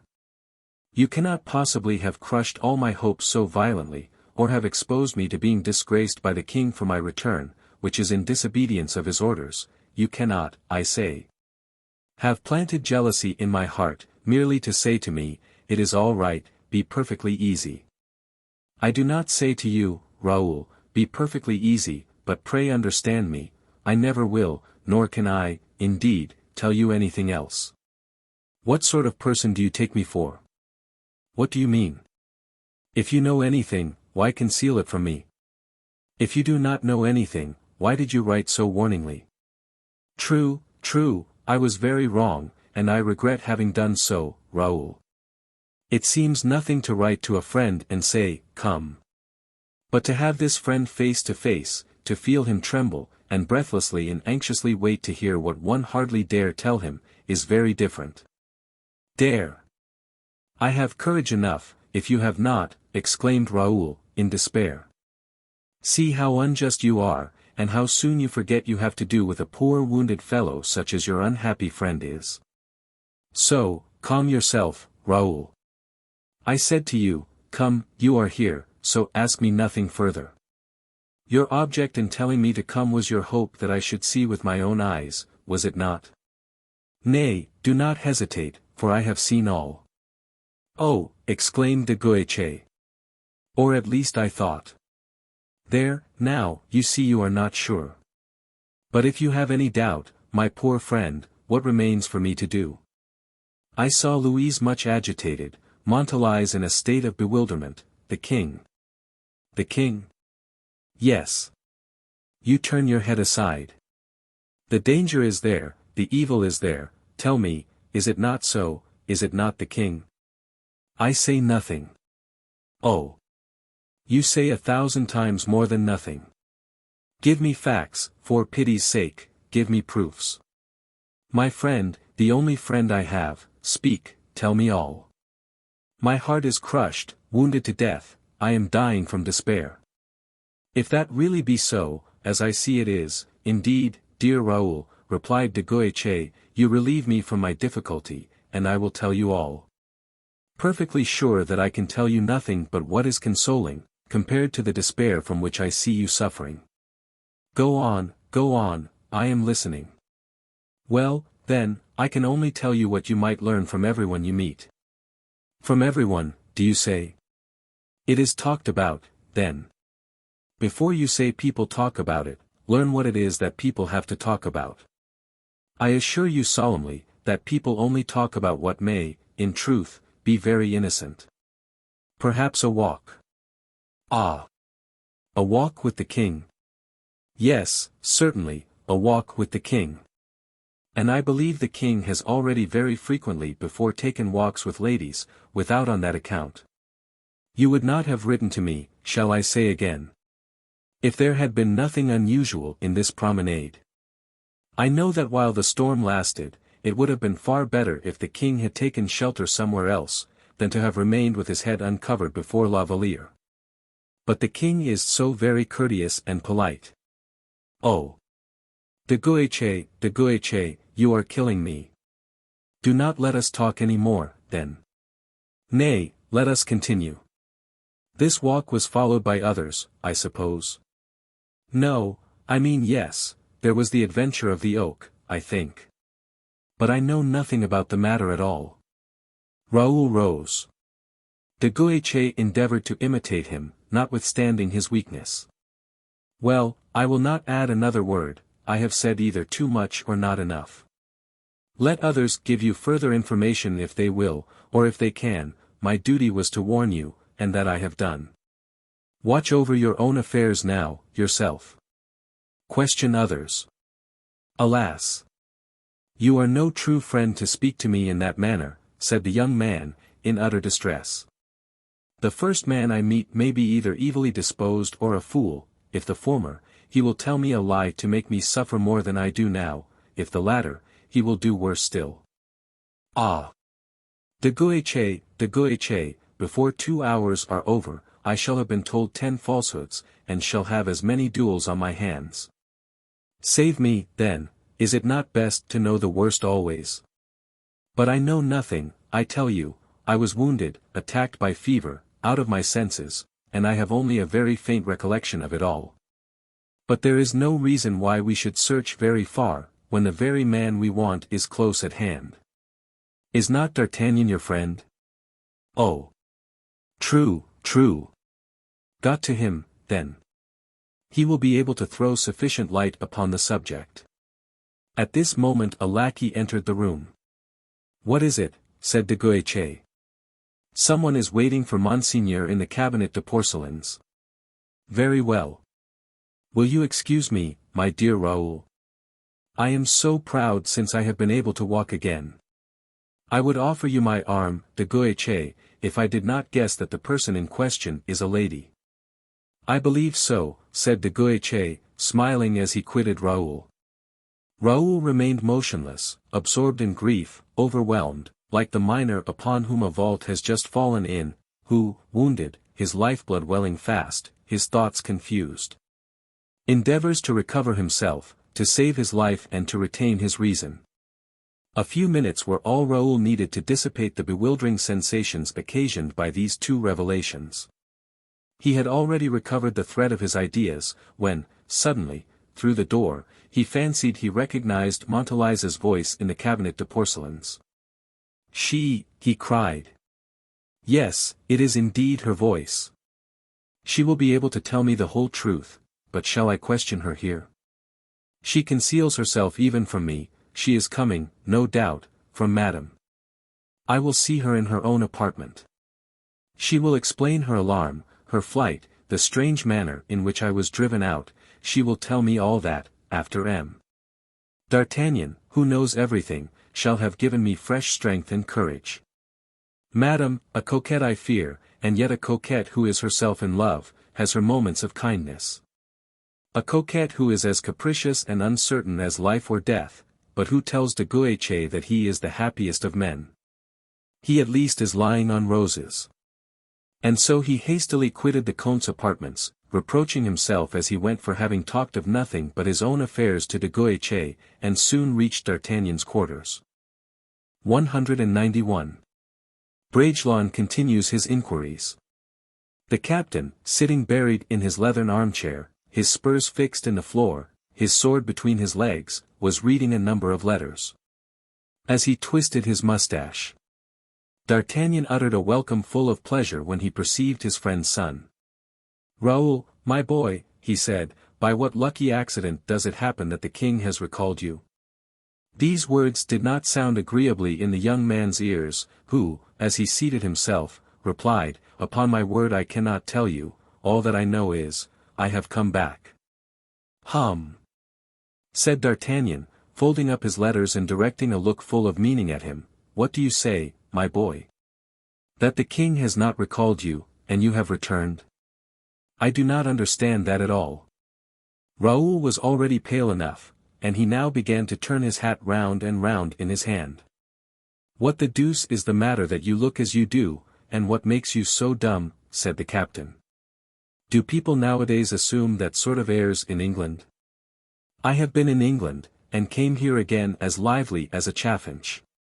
Will you not say something? I have too much to say." "Ah! How is your father?" "Forgive me, my dear friend, I was going to ask you that." D'Artagnan increased the sharpness of his penetrating gaze, which no secret was capable of resisting. "You are unhappy about something," he said. "I am, indeed, and you know the reason very well, Monsieur d'Artagnan." "I. Of course. Nay, do not pretend to be astonished." "I am not pretending to be astonished, my friend. Dear Captain, I know very well that in all trials of finesse, as well as in all trials of strength, I shall be beaten by you. You can see that at the present moment I am an idiot, an absolute noodle. I have neither head nor arm, do not despise, but help me. In 2 words, I am the most wretched of living beings." "Oh, oh. Why that?" inquired D'Artagnan, unbuckling his belt and thawing the asperity of his smile. "Because Mademoiselle de la Valliere is deceiving me." "She is deceiving you," said D'Artagnan, not a muscle of whose face had moved. "Those are big words. Who makes use of them?" "Everyone." "Ah! If everyone says so, there must be some truth in it. I begin to believe there is fire when I see smoke. It is ridiculous, perhaps, but it is so." "Therefore you do believe me," exclaimed Bragelonne, quickly. "I never mix myself up in affairs of that kind, you know that very well." "What? Not for a friend, for a son." "Exactly. If you were a stranger, I should tell you. I will tell you nothing at all." "How is Porthos, do you know?" "Monsieur," cried Raoul, pressing D'Artagnan's hand, "I entreat you in the name of the friendship you vowed my father. The deuce take it, you are really ill, from curiosity." "No, it is not from curiosity, it is from love." "Good. Another big word. If you were really in love, my dear Raoul, you would be very different." "What do you mean?" "I mean that if you were really so deeply in love that I could believe I was addressing myself to your heart, but it is impossible. I tell you I love Louise to distraction." D'Artagnan could read to the very bottom of the young man's heart. "Impossible, I tell you," he said. "You are like all young men, you are not in love, you are out of your senses." "Well. Suppose it were only that? No sensible man ever succeeded in making much of a brain when the head was turned. I have completely lost my senses in the same way 100 times in my life. You would listen to me, but you would not hear me. You would hear, but you would not understand me, you would understand, but you would not obey me. Oh! Try, try. I go far. Even if I were unfortunate enough to know something, and foolish enough to communicate it to you, you are my friend, you say? Indeed, yes. Very good. I should quarrel with you. You would never forgive me for having destroyed your illusion, as people say in love affairs. Monsieur d'Artagnan, you know all, and yet you plunge me in perplexity, in despair, in death itself. There now. I never complain, as you know. But as heaven and my father would never forgive me for blowing out my brains, I will go and get the first person I meet to give me the information which you withhold. I will tell him he lies, and you would kill him. And a fine affair that would be. So much the better. What should I care? Kill anyone you please, my boy, if it gives you any pleasure. It is exactly like a man with a toothache, who keeps on saying, oh! What torture I am suffering! I could bite a piece of iron in half. My answer always is, bite, my friend, bite. The tooth will remain all the same. I shall not kill anyone, monsieur, said Raoul, gloomily. Yes, yes. You now assume a different tone. Instead of killing, you will get killed yourself, I suppose you mean. Very fine, indeed. How much I should regret you. Of course I should go about all day, saying, ah! What a fine stupid fellow that Bragelonne was. As great a stupid as I ever met with. I have passed my whole life almost in teaching him how to hold and use his sword properly, and the silly fellow has got himself spitted like a lark. Go, then, Raoul, go and get yourself disposed of, if you like. I hardly know who can have taught you logic, but deuce take me if your father has not been regularly robbed of his money. Raoul buried his face in his hands, murmuring, no, no, I have not a single friend in the world. Oh! Bah, said D'Artagnan. I meet with nothing but raillery or indifference. Idle fancies, monsieur. I do not laugh at you, although I am a Gascon. And, as for being indifferent, if I were so, I should have sent you about your business a quarter of an hour ago, for you would make a man who was out of his senses with delight as dull as possible. And would be the death of one who was out of spirits. How now, young man? Do you wish me to disgust you with the girl you are attached to, and to teach you to execrate the whole sex who constitute the honor and happiness of human life? Oh! Tell me, monsieur, and I will bless you. Do you think, my dear fellow, that I can have crammed into my brain all about the carpenter, and the painter, and the staircase, and 100 other similar tales of the same kind? A carpenter? What do you mean? Upon my word I don't know. Someone told me there was a carpenter who made an opening through a certain flooring. In La Valliere's room. Oh! I don't know where. In the king's apartment, perhaps? Of course, if it were in the king's apartment, I should tell you, I suppose. In whose room, then? I have told you for the last hour that I know nothing of the whole affair. But the painter, then? The portrait. It seems that the king wished to have the portrait of one of the ladies belonging to the court. La Valliere. Why, you seem to have only that name in your mouth. Who spoke to you of La Valliere? If it be not her portrait, then, why do you suppose it would concern me? I do not suppose it will concern you. But you ask me all sorts of questions, and I answer you. You positively will learn all the scandal of the affair, and I tell you, make the best you can of it. Raoul struck his forehead with his hand in utter despair. It will kill me, he said. So you have said already. Yes, you are right, and he made a step or two, as if he were going to leave. Where are you going? To look for someone who will tell me the truth. Who is that? A woman. Mademoiselle de la Valliere herself, I suppose you mean, said D'Artagnan, with a smile. Ah! A famous idea that. You wish to be consoled by someone, and you will be so at once. She will tell you nothing ill of herself, of course. So be off. You are mistaken, monsieur, replied Raoul. The woman I mean will tell me all the evil she possibly can. You allude to Montalais, I suppose, her friend. A woman who, on that account, will exaggerate all that is either bad or good in the matter. Do not talk to Montalais, my good fellow. You have some reasons for wishing me not to talk with Montalais. Well, I admit it. And, in point of fact, why should I play with you as a cat does with a poor mouse? You distress me, you do, indeed. And if I wish you not to speak to Montalais just now, it is because you will be betraying your secret, and people will take advantage of it. Wait, if you can. I cannot. So much the worse. Why, you see, Raoul, if I had an idea, but I have not got one.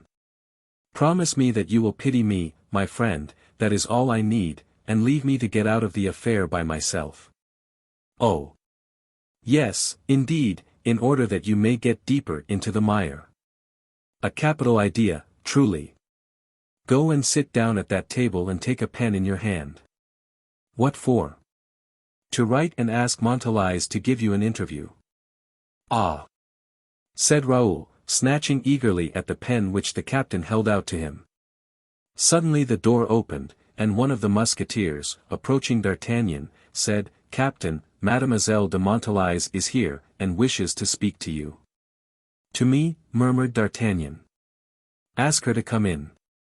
"I shall soon see," he said to himself, "whether she wishes to speak to me or not." The cunning captain was quite right in his suspicions. For as soon as Montalice entered she exclaimed, "Oh, monsieur! Monsieur! I beg your pardon, Monsieur d'Artagnan." "Oh! I forgive you, mademoiselle," said D'Artagnan. "I know that, at my age, those who are looking for me generally need me for something or another." "I was looking for M. de Bragelonne," replied Montalice. "How very fortunate that is. He was looking for you, too. Raoul, will you accompany Mademoiselle de Montalice?" "Oh! Certainly. Go along, then," he said, as he gently pushed Raoul out of the cabinet. And then, taking hold of Montalice's hand, he said, in a low voice, "Be kind towards him, spare him, and spare her, too, if you can." "Ah!" she said, in the same tone of voice, "it is not I who am going to speak to him." "Who, then?" "It is Madame who has sent for him." "Very good," cried D'Artagnan, "it is Madame, is it? In an hour's time, then, the poor fellow will be cured." "Or else dead," said Montalice, in a voice full of compassion. "Adieu, Monsieur d'Artagnan," she said. And she ran to join Raoul, who was waiting for her at a little distance from the door, very much puzzled and thoroughly uneasy at the dialogue, which promised no good augury for him. 192. Two jealousies. Lovers are tender towards everything that forms part of the daily life of the object of their affection. Raoul no sooner found himself alone with Montalice, than he kissed her hand with rapture. "There, there," said the young girl, sadly, "you are throwing your kisses away. I will guarantee that they will not bring you back any interest." "How so? Why, will you explain to me, my dear, or?" "Madame will explain everything to you. I am going to take you to her apartments." "What?" "Silence. And throw away your dark and savage looks. The windows here have eyes, the walls have ears. Have the kindness not to look at me any longer, be good enough to speak to me aloud of the rain, of the fine weather, and of the charms of England." "At all events," interrupted Raoul. "I tell you, I warn you, that wherever people may be, I know not how, Madame is sure to have eyes and ears open. I am not very desirous, you can easily believe, of being dismissed or thrown into the Bastille. Let us talk, I tell you, or rather, do not let us talk at all." Raoul clenched his hands, and tried to assume the look and gait of a man of courage, it is true, but of a man of courage on his way to the torture chamber. Montalice, glancing in every direction, walking along with an easy swinging gait, and holding up her head pertly in the air, preceded him to Madame's apartments, where he was at once introduced. "Well," he thought, "this day will pass away without my learning anything. Guiche showed too much consideration for my feelings. He had no doubt come to an understanding with Madame, and both of them, by a friendly plot, agreed to postpone the solution of the problem. Why have I not a determined, inveterate enemy? That serpent, De Wardes, for instance, that he would bite, is very likely, but I should not hesitate any more. To hesitate, to doubt, better, far, to die." The next moment Raoul was in Madame's presence. Henrietta, more charming than ever, was half lying, half reclining in her armchair, her small feet upon an embroidered velvet cushion. She was playing with a kitten with long silky fur, which was biting her fingers and hanging by the lace of her collar. Madame seemed plunged in deep thought, so deep, indeed, that it required both Montalice and Raoul's voice to disturb her from her reverie. "Your Highness sent for me," repeated Raoul. Madame shook her head as if she were just awakening, and then said, good morning, Monsieur de Bragelonne. Yes, I sent for you, so you have returned from England? Yes, madam, and am at your Royal Highness's commands. Thank you, leave us, Montalais, and the latter immediately left the room. You have a few minutes to give me, Monsieur de Bragelonne, have you not? My life is at your Royal Highness's disposal, Raoul returned with respect, guessing that there was something serious in these unusual courtesies. Nor was he displeased, indeed, to observe the seriousness of her manner, feeling persuaded that there was some sort of affinity between Madame's sentiments and his own. In fact, everyone at court of any perception at all, knew perfectly well the capricious fancy and absurd despotism of the princess's singular character. Madame had been flattered beyond all bounds by the king's attention, she had made herself talked about. She had inspired the queen with that mortal jealousy which is the stinging scorpion at the heel of every woman's happiness. Madame, in a word, in her attempts to cure a wounded pride, found that her heart had become deeply and passionately attached. We know what Madame had done to recall Raoul, who had been sent out of the way by Louis XIV. Raoul did not know of her letter to Charles II, although D'Artagnan had guessed its contents. Who will undertake to account for that seemingly inexplicable mixture of love and vanity, that passionate tenderness of feeling, that prodigious duplicity of conduct? No one can, indeed. Not even the bad angel who kindles the love of coquetry in the heart of a woman. Monsieur de Bragelonne, said the princess, after a moment's pause, have you returned satisfied? Bragelonne looked at Madame Henrietta, and seeing how pale she was, not alone from what she was keeping back, but also from what she was burning to say, said, satisfied. What is there for me to be satisfied or dissatisfied about, madam? But what are those things with which a man of your age, and of your appearance, is usually either satisfied or dissatisfied? How eager she is, thought Raoul, almost terrified, what venom is it she is going to distill into my heart? And then, frightened at what she might possibly be going to tell him, and wishing to put off the opportunity of having everything explained, which he had hitherto so ardently wished for, yet had dreaded so much, he replied, I left, madam, a dear friend in good health, and on my return I find him very ill.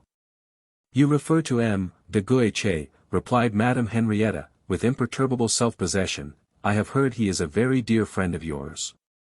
He is, indeed, madam. Well, it is quite true he has been wounded, but he is better now. Oh. M. de Guiche is not to be pitied, she said hurriedly.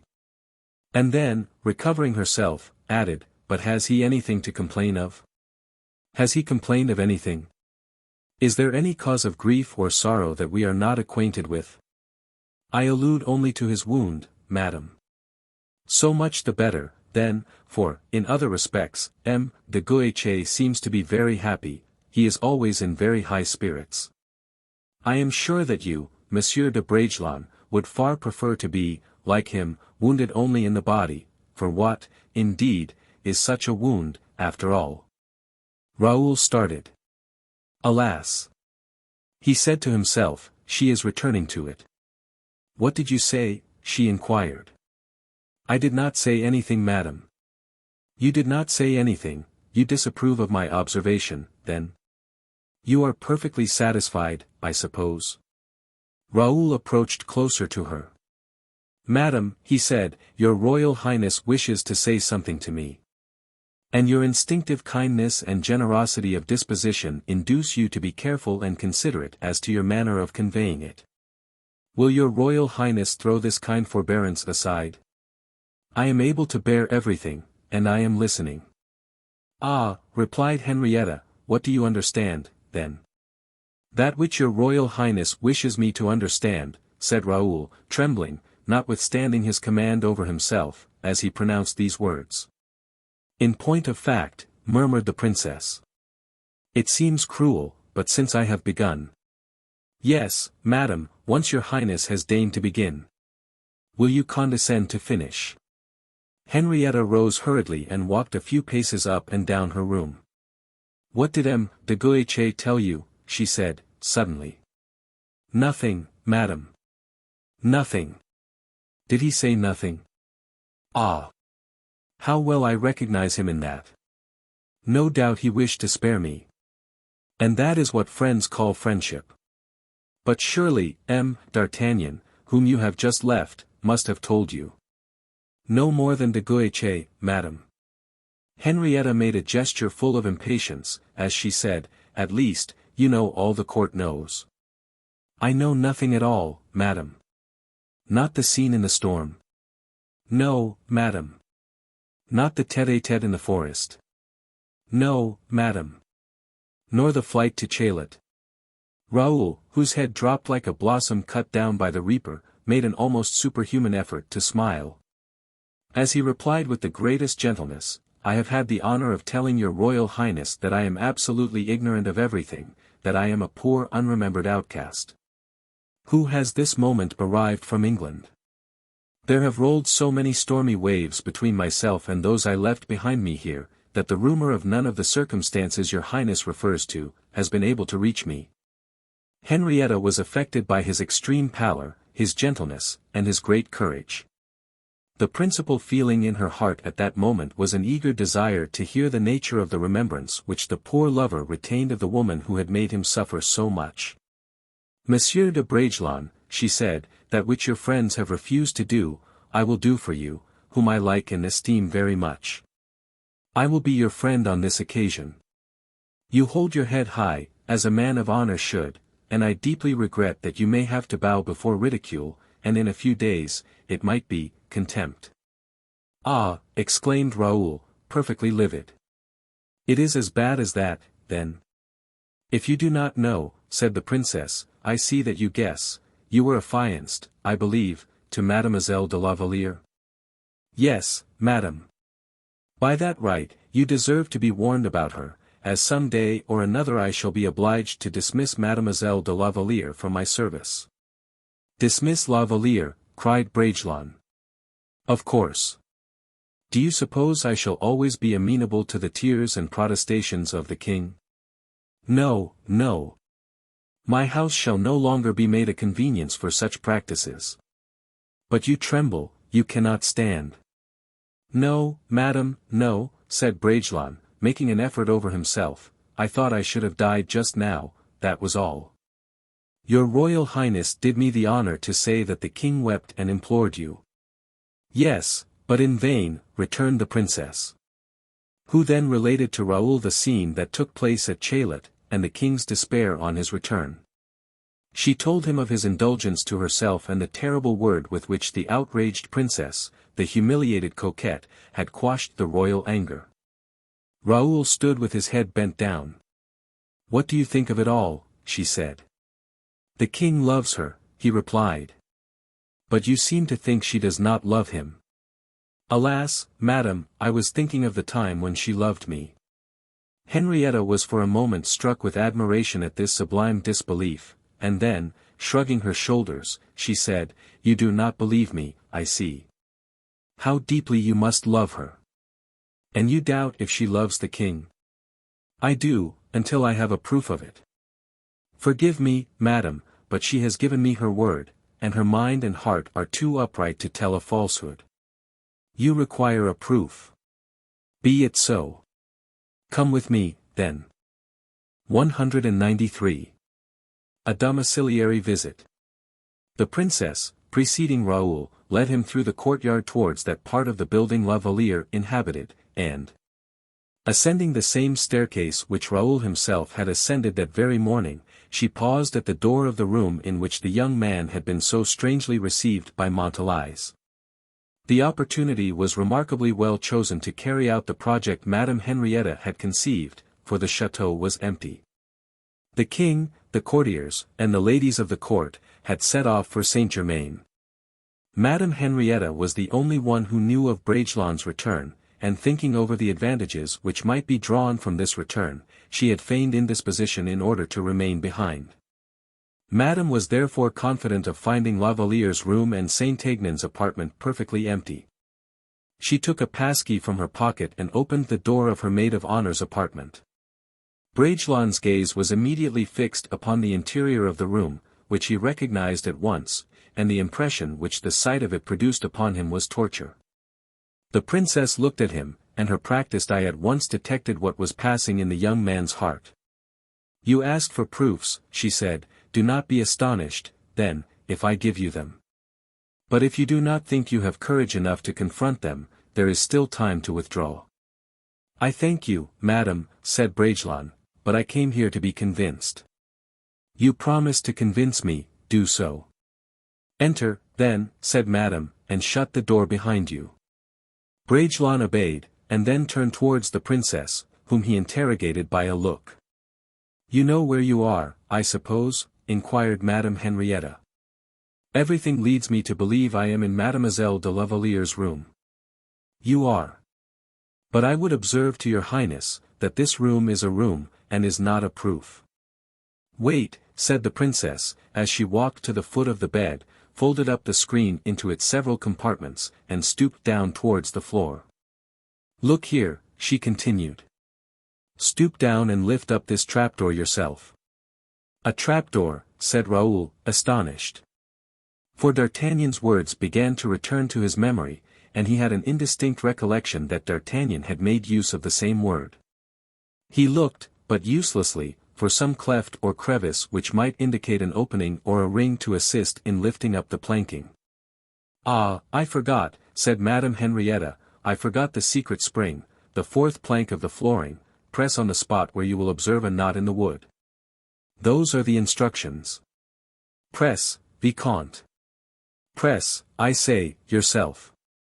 Raoul, pale as death, pressed his finger on the spot which had been indicated to him. At the same moment the spring began to work, and the trap rose of its own accord. "It is ingenious enough, certainly," said the princess. "And one can see that the architect foresaw that a woman's hand only would have to make use of this spring, for see how easily the trapdoor opened without assistance." "A staircase," cried Raoul.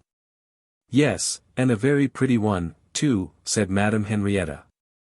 "See, Vicomte, the staircase has a balustrade, intended to prevent the falling of timid persons, who might be tempted to descend the staircase, and I will risk myself on it accordingly. Come, Vicomte, follow me. But before following you, madame, may I ask where this staircase leads to?" "Ah, true, I forgot to tell you. You know, perhaps, that formerly M. de Saint-Aignan lived in the very next apartment to the king?" "Yes, madame, I am aware of that. That was the arrangement, at least, before I left. And more than once I had the honor of visiting his rooms. Well, he obtained the king's leave to change his former convenient and beautiful apartment for the 2 rooms to which this staircase will conduct us. And which together form a lodging for him half the size, and at 10 times greater the distance from the king, a close proximity to whom is by no means disdained, in general, by the gentlemen belonging to the court." "Very good, madam," returned Raoul, "but go on, I beg, for I do not understand yet." "Well, then it accidentally happened," continued the princess, "that M. de Saint-Aignan's apartment is situated underneath the apartments of my maids of honor, and by a further coincidence, exactly underneath the room of La Valliere. But what was the motive of this trapdoor and this staircase? That I cannot tell you. Would you like to go down to Monsieur de Saint-Aignan's rooms? Perhaps we shall be able to find the solution of the enigma there." And Madame set the example by going down herself, while Raoul, sighing deeply, followed her. At every step Bragelonne took, he advanced further into that mysterious apartment which had witnessed La Valliere's sighs and still retained the perfume of her presence. Bragelonne fancied he perceived, as he inhaled the atmosphere, that the young girl must have passed through. Then succeeded to these emanations of herself, which he regarded as invisible those certain proofs, flowers she preferred to all others, books of her own selection. If Raoul retained a single doubt on the subject, it would have vanished at the secret harmony of tastes and connection of the mind with the ordinary objects of life. La Valliere, in Bragelonne's eyes, was present there in each article of furniture, in the color of the hangings, in all that surrounded him. Dumb, and now completely overwhelmed, there was nothing further for him now to learn, and he followed his pitiless conductress as blindly as the culprit follows the executioner. While Madame, as cruel as women of overstrung temperaments generally are, did not spare him the slightest detail.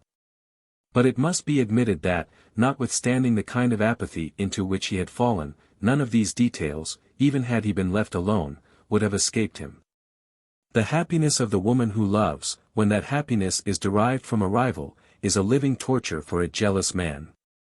But for a jealous man such as Raoul was, for one whose heart for the first time in its existence was being steeped in gall and bitterness, Louise's happiness was in reality an ignominious death.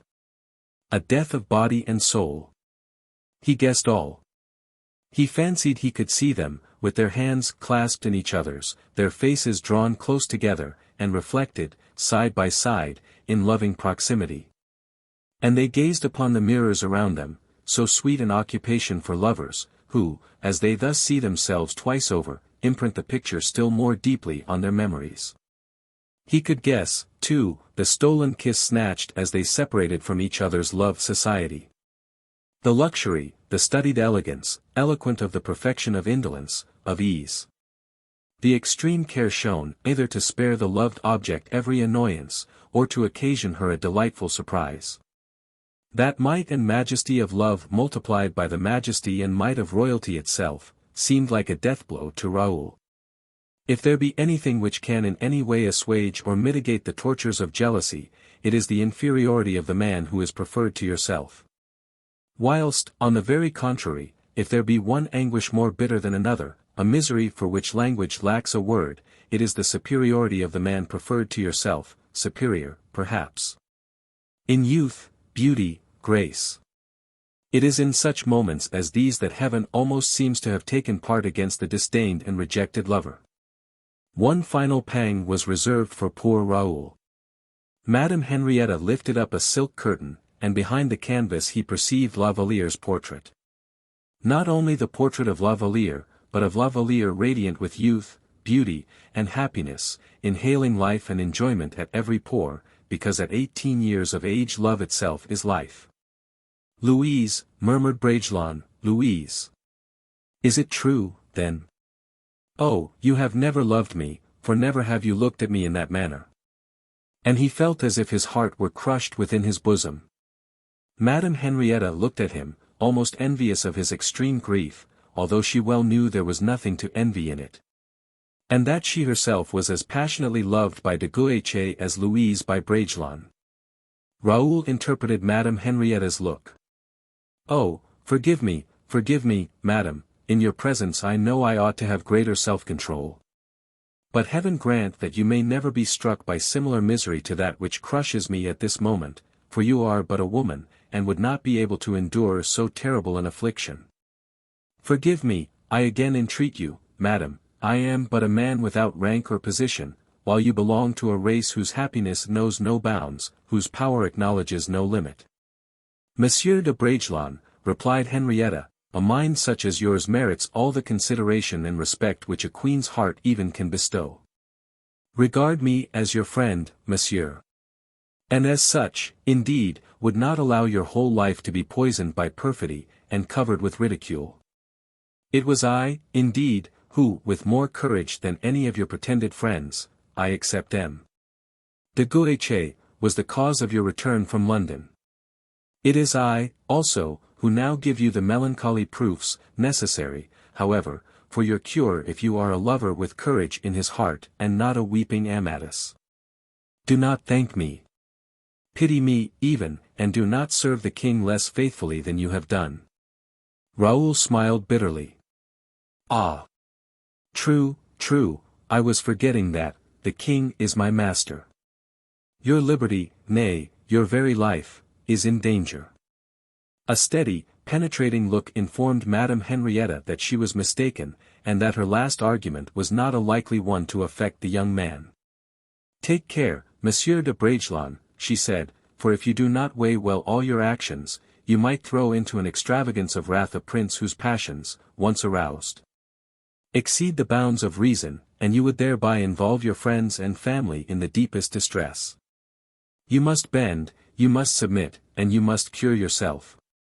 "I thank you, madam, I appreciate the advice your Royal Highness is good enough to give me, and I will endeavor to follow it." But one final word, I beg. Name it. Should I be indiscreet in asking you the secret of this staircase, of this trapdoor, a secret, which, it seems, you have discovered? Nothing more simple. For the purpose of exercising a surveillance over the young girls who are attached to my service, I have duplicate keys of their doors. It seemed very strange to me that M. de Saint-Aignan should change his apartments. It seemed very strange that the king should come to see M. de Saint-Aignan every day, and, finally, it seemed very strange that so many things should be done during your absence, that the very habits and customs of the court appeared changed. I do not wish to be trifled with by the king, nor to serve as a cloak for his love affairs, for after La Valliere, who weeps incessantly, he will take a fancy to Montalice, who is always laughing. And then to Tonnet-Charente, who does nothing but sing all day, to act such a part as that would be unworthy of me. I thrust aside the scruples which my friendship for you suggested. I discovered the secret. I have wounded your feelings, I know, and I again entreat you to pardon me, but I had a duty to fulfill. I have discharged it. You are now forewarned. The tempest will soon burst, protect yourself accordingly. You naturally expect, however, that a result of some kind must follow, replied Bragelonne, with firmness. For you do not suppose I shall silently accept the shame thus thrust upon me, or the treachery which has been practiced against me? You will take whatever steps in the matter you please, Monsieur Raoul, only do not betray the source whence you derived the truth. That is all I have to ask, the only price I require for the service I have rendered you. Fear nothing, madam, said Bragelonne, with a bitter smile. I bribed the locksmith, in whom the lovers confided. You can just as well have done so as myself, can you not? Yes, madam. Your Royal Highness, however, has no other advice or caution to give me, except that of not betraying you? None. I am about, therefore, to beg your Royal Highness to allow me to remain here for one moment. Without me? Oh. No, madam. It matters very little. For what I have to do can be done in your presence. I only ask one moment to write a line to someone. It is dangerous, Monsieur de Bragelonne. Take care. No one can possibly know that your Royal Highness has done me the honor to conduct me here. Besides, I shall sign the letter I am going to write. Do as you please, then. Raoul drew out his tablet, and wrote rapidly on one of the leaves the following words. Monsieur le Comte, do not be surprised to find this paper signed by me. The friend I shall very shortly send to call on you will have the honor to explain the object of my visit. Vicomte Raoul de Bragelonne. He rolled up the paper, slipped it into the lock of the door which communicated with the room set apart for the two lovers, and satisfied himself that the missive was so apparent that Saint-Aignan could not but see it as he entered. He rejoined the princess, who had already reached the top of the staircase. They then separated, Raoul pretending to thank her highness. Henrietta pitying, or seeming to pity, with all her heart, the wretched young man she had just condemned to such fearful torture. Oh! She said, as she saw him disappear, pale as death, and his eyes bursting with blood, if I had foreseen this, I would have hid the truth from that poor gentleman. 194. Porthos's plan of action.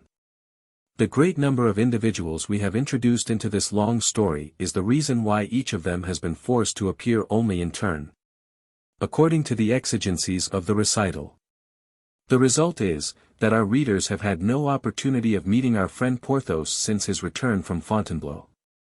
The honors which he had received from the king had not changed the easy, affectionate character of that excellent-hearted man.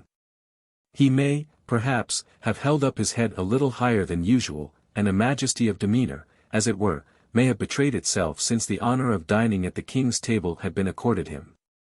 His Majesty's banqueting room had produced a certain effect on Porthos. Le Seigneur de Bracieux et de Pierrefonds delighted to remember that, during that memorable dinner, the numerous array of servants, and the large number of officials in attendance on the guests, gave a certain tone and effect to the repast, and seemed, as it were, to furnish the room. Porthos undertook to confer upon Mouston a position of some kind or other, in order to establish a sort of hierarchy among his other domestics, and to create a military household. Which was not unusual among the great captains of the age, since, in the preceding century, this luxury had been greatly encouraged by Messrs de Treville, de Schomberg, de la Vieuville. Without alluding to M. de Richelieu, M. de Condé, and de Brianturin. And, therefore, why should not he, Porthos, the friend of the king, and of M. Fouquet, a baron, an engineer, etc. Why should not he, indeed, enjoy all the delightful privileges which large possessions and unusual merit invariably confer? Somewhat neglected by Aramis, who, we know, was greatly occupied with M. Fouquet, neglected, also, on account of his being on duty, by D'Artagnan, tired of Truchen and Planchet, Porthos was surprised to find himself dreaming, without precisely knowing why. But if anyone had said to him, "Do you want anything, Porthos?" he would most certainly have replied, "Yes." After one of those dinners, during which Porthos attempted to recall to his recollection all the details of the royal banquet, gently joyful, thanks to the excellence of the wines. Gently melancholy, thanks to his ambitious ideas, Porthos was gradually falling off into a placid doze, when his servant entered to announce that M. de Bragelonne wished to speak to him. Porthos passed into an adjoining room, where he found his young friend in the disposition of mind we are already aware of. Raoul advanced towards Porthos, and shook him by the hand. Porthos, surprised at his seriousness of aspect, offered him a seat. "Dear M. du Vallon," said Raoul, "I have a service to ask of you." "Nothing could happen more fortunately, my young friend," replied Porthos. "I have 8,000 livres sent me this morning from Pierrefonds, and if you want any money—" "No, I thank you. It is not money." "So much the worse, then. I have always heard it said that that is the rarest service, but the easiest to render." The remark struck me. I like to cite remarks that strike me. "Your heart is as good as your mind is sound and true. You are much too kind, I declare. You will dine here, of course." "No, I am not hungry." "Eh? Not dine? What a dreadful country England is." "Not too much so, indeed, but—" "Well, if such excellent fish and meat were not to be procured there, it would hardly be endurable." "Yes, I came to—" "I am listening. Only just allow me to take a little sip." One gets thirsty in Paris, and he ordered a bottle of champagne to be brought.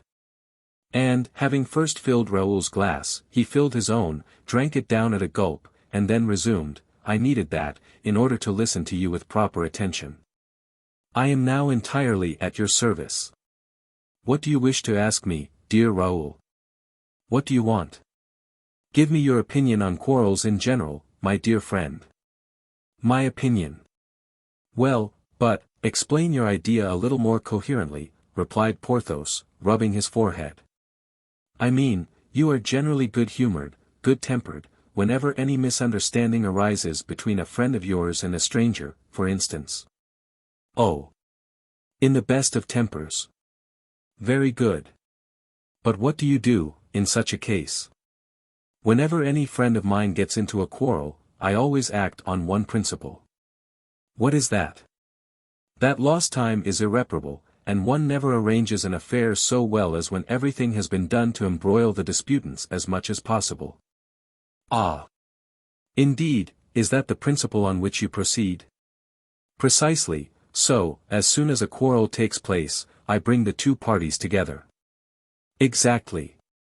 You understand that by this means it is impossible for an affair not to be arranged."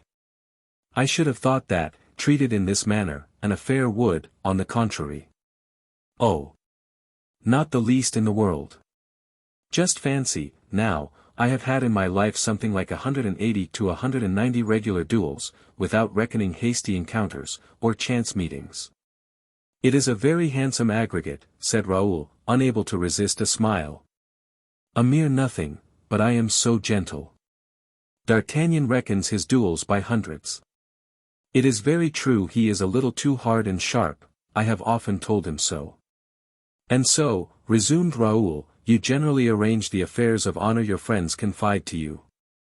There is not a single instance in which I have not finished by arranging every one of them, said Porthos, with a gentleness and confidence that surprised Raoul.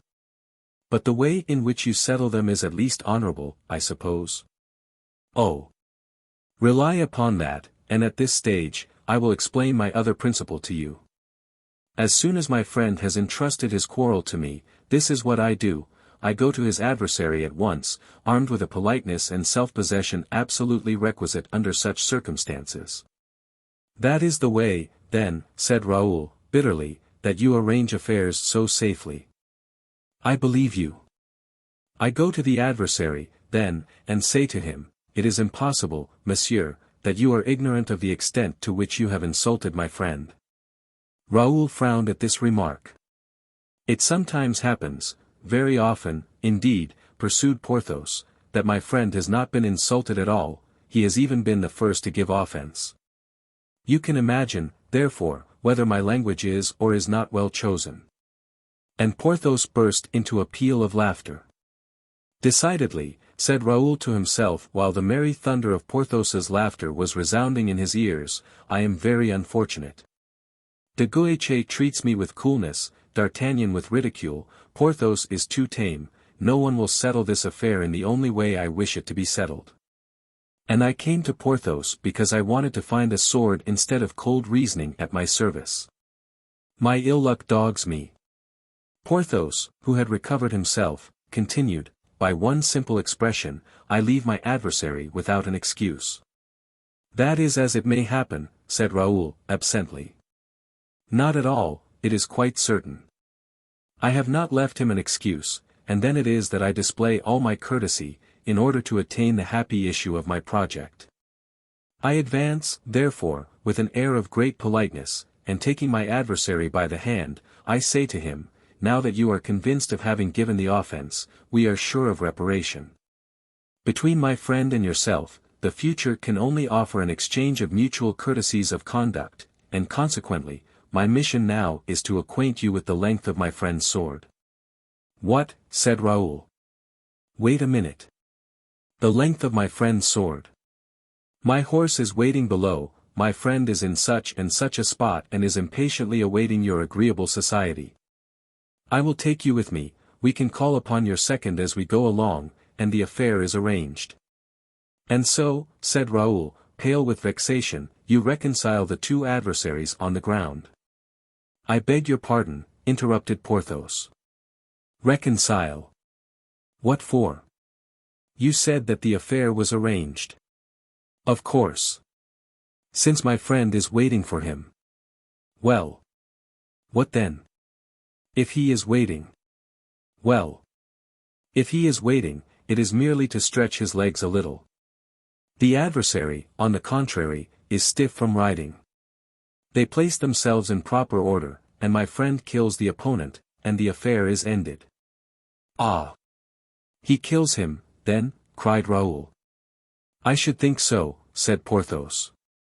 Is it likely I should ever have as a friend a man who allows himself to get killed?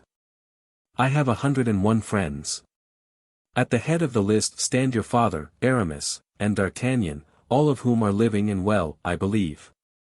Oh, my dear Baron, exclaimed Raoul, as he embraced Porthos. You approve of my method, then, said the giant. I approve of it so thoroughly, that I shall have recourse to it this very day, without a moment's delay, at once, in fact. You are the very man I have been looking for. Good, here I am, then, you want to fight, I suppose. Absolutely. It is very natural. With whom? With M. de Saint-Aignan. I know him, a most agreeable man, who was exceedingly polite to me the day I had the honor of dining with the king.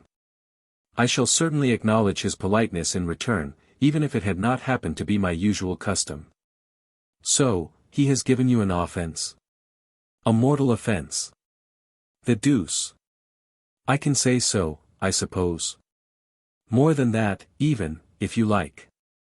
That is a very great convenience. I may look upon it as one of your arranged affairs, may I not, said Raoul, smiling.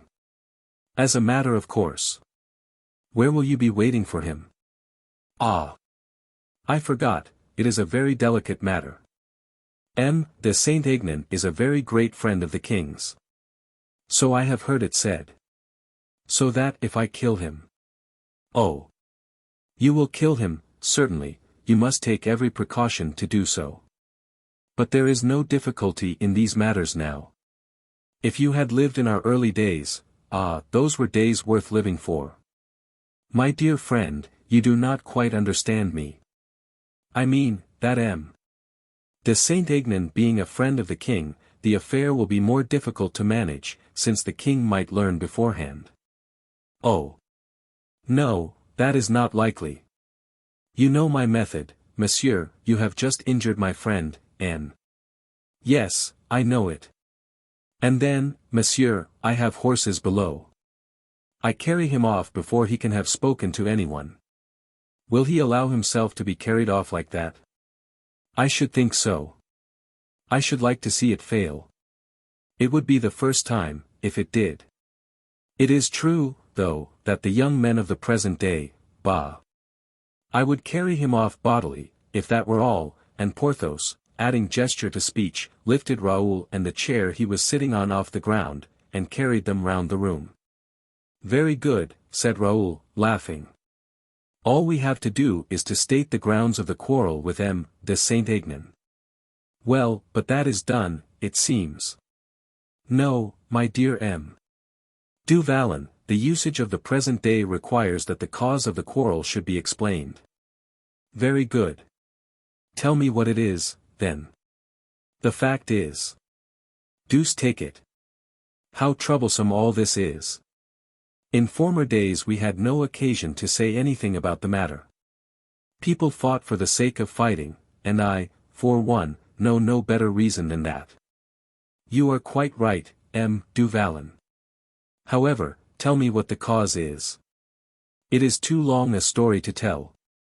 Only, as one must particularize to a certain extent, and as, on the other hand, the affair is full of difficulties, and requires the most absolute secrecy. You will have the kindness merely to tell de Saint-Aignan that he has, in the first place, insulted me by changing his lodgings. By changing his lodgings? Good, said Porthos, who began to count on his fingers, next. Then in getting a trapdoor made in his new apartments. I understand, said Porthos, a trapdoor, upon my word, that is very serious, you ought to be furious at that. What the deuce does the fellow mean by getting trapdoors made without first consulting you? Trapdoors. Mordioux. I haven't got any, except in my dungeons at Bracieux. And you will please add, said Raoul, that my last motive for considering myself insulted is, the existence of the portrait that de Saint-Aignan well knows. Is it possible? A portrait, too. A change of residence, a trapdoor, and a portrait.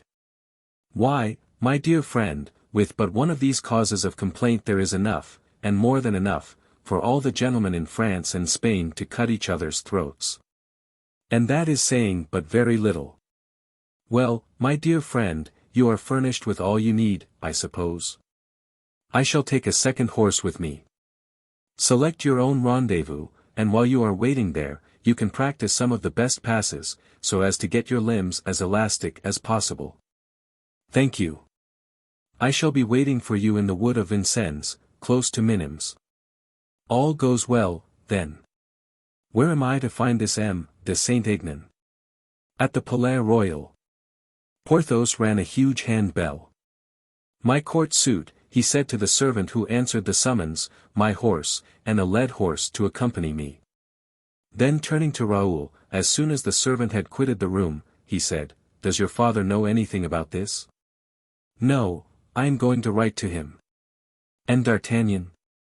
No, nor D'Artagnan either. He is very cautious, you know, and might have diverted me from my purpose. D'Artagnan is a sound adviser, though, said Porthos, astonished that, in his own loyal faith in D'Artagnan, anyone could have thought of himself, so long as there was a D'Artagnan in the world. Dear du Vallon, said Raoul, do not question me any more, I implore you. I have told you all that I had to say. It is prompt action I now expect, sharp and decided as you know how to arrange it. That, indeed, is my reason for having chosen you. You will be satisfied with me, replied Porthos. Do not forget, either, that, except ourselves, no one must know anything of this meeting. People generally find these things out, said Porthos, dryly, when a dead body is discovered in a wood. But I promise everything, my dear friend, except the concealment of the dead body. There it is, and it must be seen, as a matter of course. It is a principle of mine, not to bury bodies. That has a smack of the assassin about it. Every risk has its peculiarities. To work, then, my dear friend. Rely upon me, said the giant, finishing the bottle, while a servant spread out upon a sofa the gorgeously decorated dress trimmed with lace. Raoul left the room, saying to himself, with a secret delight, perfidious king. Traitorous monarch. I cannot reach thee. I do not wish it, for kings are sacred objects. But your friend, your accomplice, your panderer, the coward who represents you, shall pay for your crime. I will kill him in thy name, and, afterwards, we will bethink ourselves of Louise. 195. The change of residence, the trapdoor, and the portrait. Porthos, entrusted, to his great delight, with this mission, which made him feel young again, took half an hour less than his usual time to put on his court suit. To show that he was a man acquainted with the usages of high society, he had begun by sending his lackey to inquire if Monsieur de Saint-Aignan were at home, and heard, in answer, that M. Le Comte de Saint-Aignan had had the honor of accompanying the king to Saint-Germain, as well as the whole court, but that Monsieur le Comte had just that moment returned. Immediately upon this reply, Porthos made as much haste as possible, and reached Saint-Aignan's apartments just as the latter was having his boots taken off. The promenade had been delightful. The king, who was in love more than ever, and of course happier than ever, behaved in the most charming manner to everyone. Nothing could possibly equal his kindness. M. de Saint-Aignan, it may be remembered, was a poet, and fancied that he had proved that he was so under too many a memorable circumstance to allow the title to be disputed by anyone. An indefatigable rhymester, he had, during the whole of the journey, overwhelmed with quatrains, sextains, and madrigals, first the king, and then La Valliere. The king, on his side, was in a similarly poetical mood, and had made a distich, while La Valliere, delighting in poetry, as most women do who are in love, had composed 2 sonnets. The day, then, had not been a bad one for Apollo. And so, as soon as he had returned to Paris, Saint-Aignan, who knew beforehand that his verse would be sure to be extensively circulated in court circles, occupied himself with a little more attention than he had been able to bestow during the promenade, with the composition, as well as with the idea itself. Consequently, with all the tenderness of a father about to start his children in life, he candidly interrogated himself whether the public would find these offsprings of his imagination sufficiently elegant and graceful. And in order to make his mind easy on the subject, M. de Saint-Aignan recited to himself the madrigal he had composed, and which he had repeated from memory to the king, and had promised to write out for him on his return. All the time he was committing these words to memory, the Comte was engaged in undressing himself more completely. He had just taken off his coat, and was putting on his dressing gown, when he was informed that Monsieur le Baron du Vallon de Bracieux de Pierrefonds was waiting to be received. He said, what does that bunch of names mean? I don't know anything about him. It is the same gentleman, replied the lackey, who had the honor of dining with you, Monseigneur, at the king's table, when his majesty was staying at Fontainebleau. Introduce him, then, at once, cried Saint-Aignan. Porthos, in a few minutes, entered the room. M.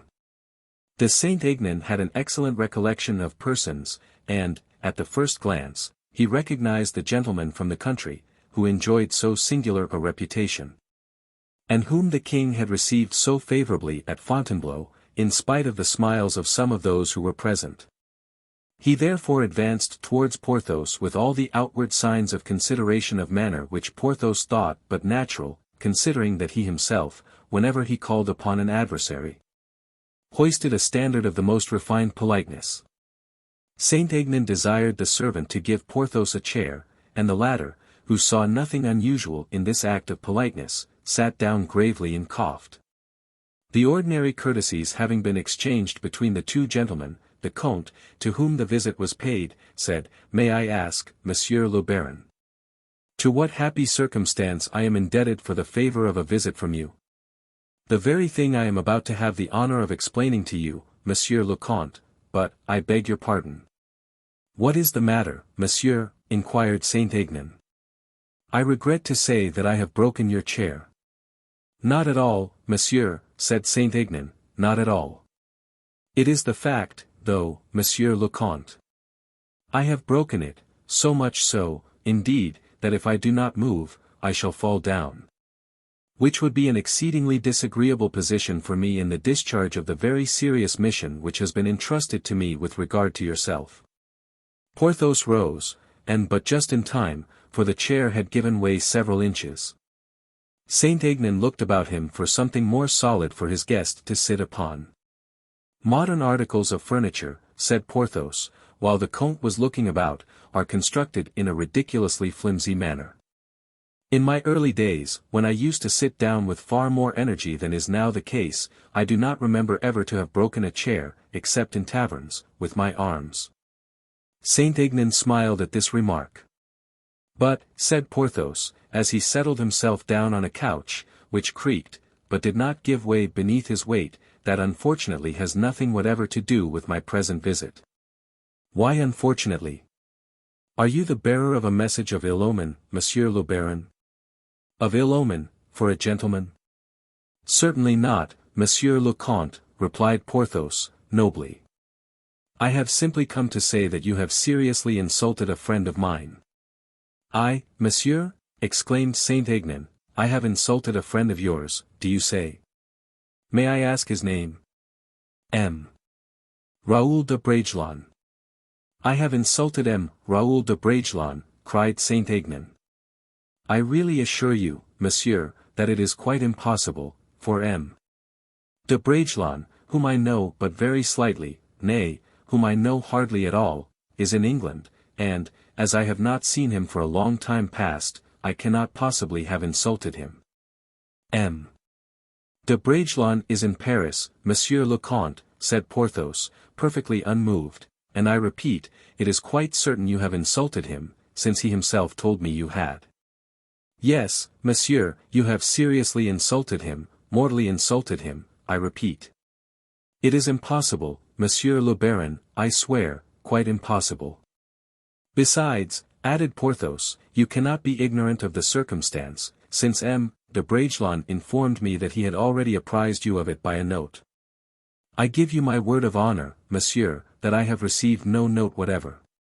"This is most extraordinary," replied Porthos. "I will convince you," said Saint-Aignan, "that have received nothing in any way from him." And he rang the bell. "Basque," he said to the servant who entered, "how many letters or notes were sent here during my absence?" "3, Monsieur le Comte, a note from M. de Fiesque, one from Madame de la Ferte, and a letter from M. de las Fuentes." "Is that all?"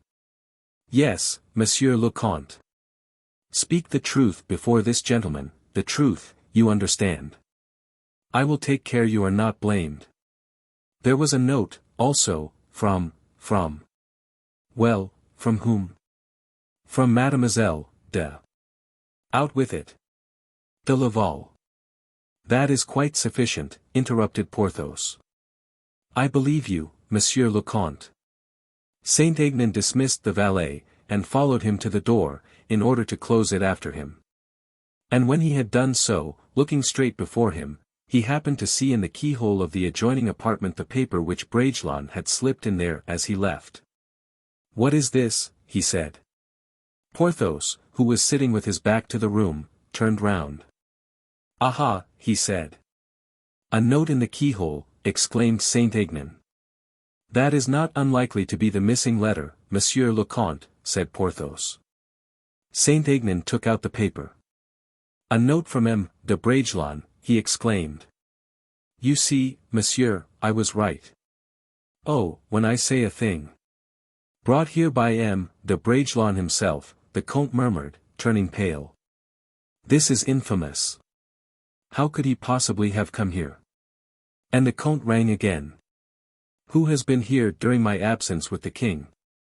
No one, monsieur. That is impossible. Someone must have been here. No one could possibly have entered, monsieur, since the keys have never left my pocket. And yet I find the letter in yonder lock, someone must have put it there. It could not have come here of its own accord. Basque opened his arms as if signifying the most absolute ignorance on the subject. Probably it was M. de Bragelonne himself who placed it there, said Porthos. In that case he must have entered here. How could that have been, since I have the key in my own pocket? Returned Basque, perseveringly. Saint-Aignan crumpled the letter in his palm, after having read it. There is something mysterious about this, he murmured, absorbed in thought. Porthos left him to his reflections, but after a while returned to the mission he had undertaken. Shall we return to our little affair?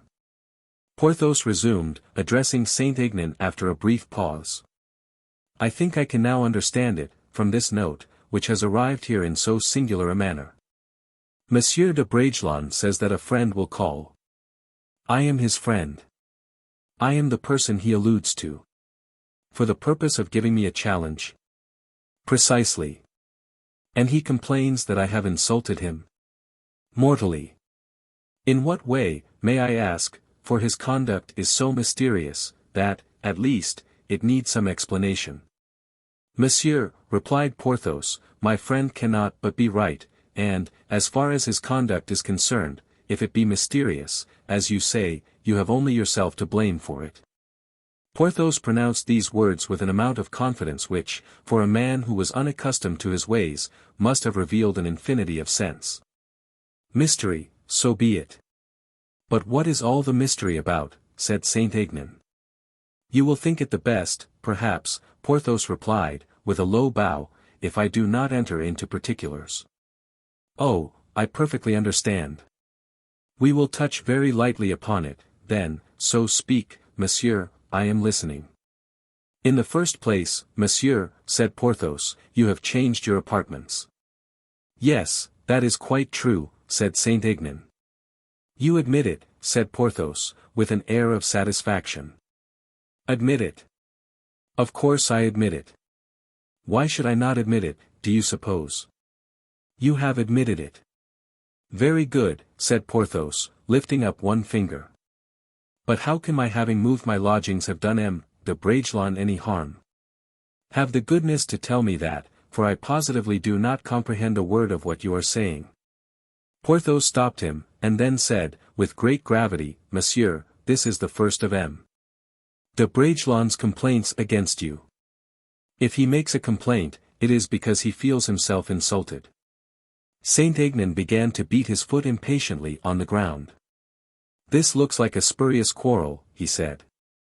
No one can possibly have a spurious quarrel with the Vicomte de Bragelonne, returned Porthos. But, at all events, you have nothing to add on the subject of your changing your apartments, I suppose? Nothing. And what is the next point? Ah, the next. You will observe, monsieur, that the one I have already mentioned is a most serious injury, to which you have given no answer, or rather, have answered very indifferently. Is it possible, monsieur, that you have changed your lodgings? M. de Bragelonne feels insulted at your having done so, and you do not attempt to excuse yourself. What? Cried Saint-Aignan, who was getting annoyed at the perfect coolness of his visitor, what? Am I to consult M. de Bragelonne whether I am to move or not? You can hardly be serious, monsieur. I am. And it is absolutely necessary, monsieur, but under any circumstances, you will admit that it is nothing in comparison with the second ground of complaint. Well, what is that? Porthos assumed a very solemn expression as he said, How about the trapdoor, monsieur? Saint-Aignan turned exceedingly pale. He pushed back his chair so abruptly, that Porthos, simple as he was, perceived that the blow had told. The trapdoor, murmured Saint-Aignan. Yes, monsieur, explain that if you can, said Porthos, shaking his head. Saint-Aignan held down his head, as he murmured, I have been betrayed, everything is known. Everything, replied Porthos, who knew nothing. You see me perfectly overwhelmed, pursued Saint-Aignan, overwhelmed to a degree that I hardly know what I am about. A guilty conscience, monsieur. Your affair is a bad one, and when the public learns all about it, it will judge. Oh, monsieur! Exclaimed the Count, hurriedly, such a secret ought not to be known even by one's confessor. That we will think about, said Porthos, the secret will not go far, in fact. Surely, monsieur, returned Saint-Aignan, since M. de Bragelonne has penetrated the secret, he must be aware of the danger he as well as others run the risk of incurring. M. de Bragelonne runs no danger, monsieur, nor does he fear any either, as you, if it please heaven, will find out very soon. This fellow is a perfect madman, thought Saint-Aignan.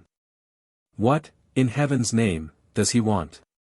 He then said aloud, Come, monsieur, let us hush up this affair.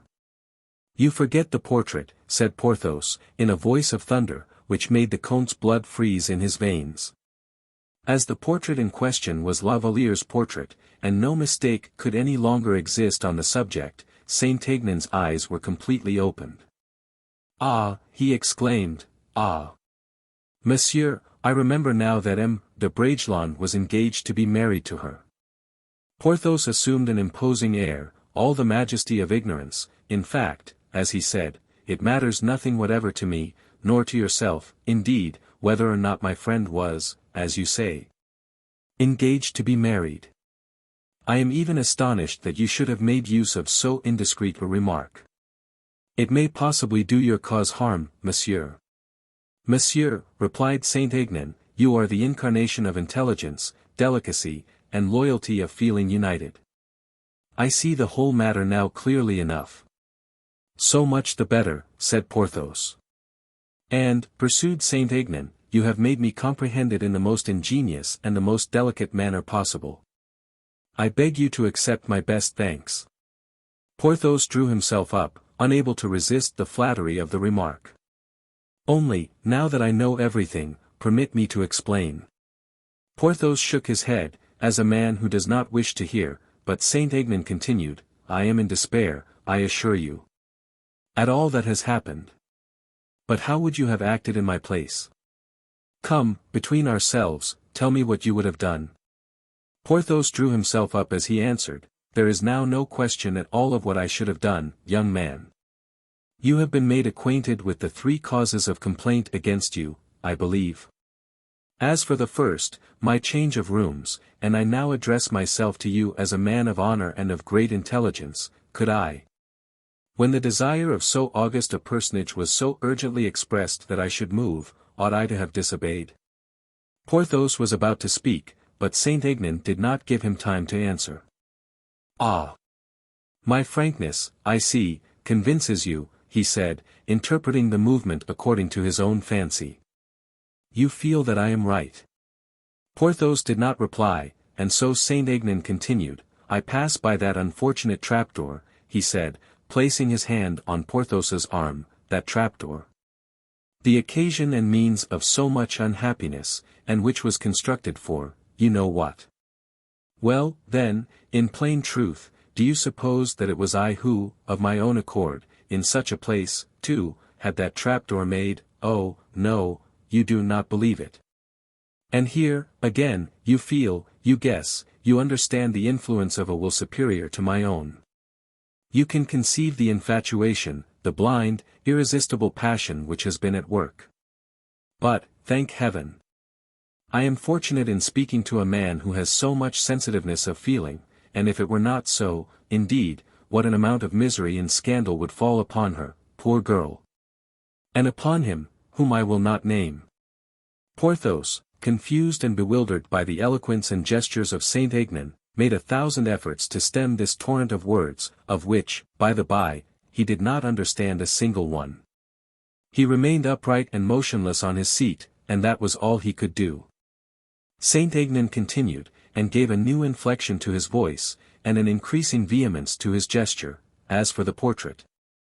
For I readily believe the portrait is the principal cause of complaint. Tell me candidly if you think me to blame. Who was it who wished to have her portrait?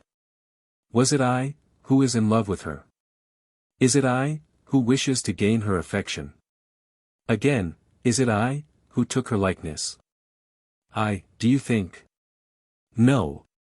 1,000 times no. I know M. de Bragelonne must be in a state of despair, I know these misfortunes are most cruel. But I, too, am suffering as well. And yet there is no possibility of offering any resistance. Suppose we were to fight? We would be laughed at. If he obstinately persist in his course, he is lost.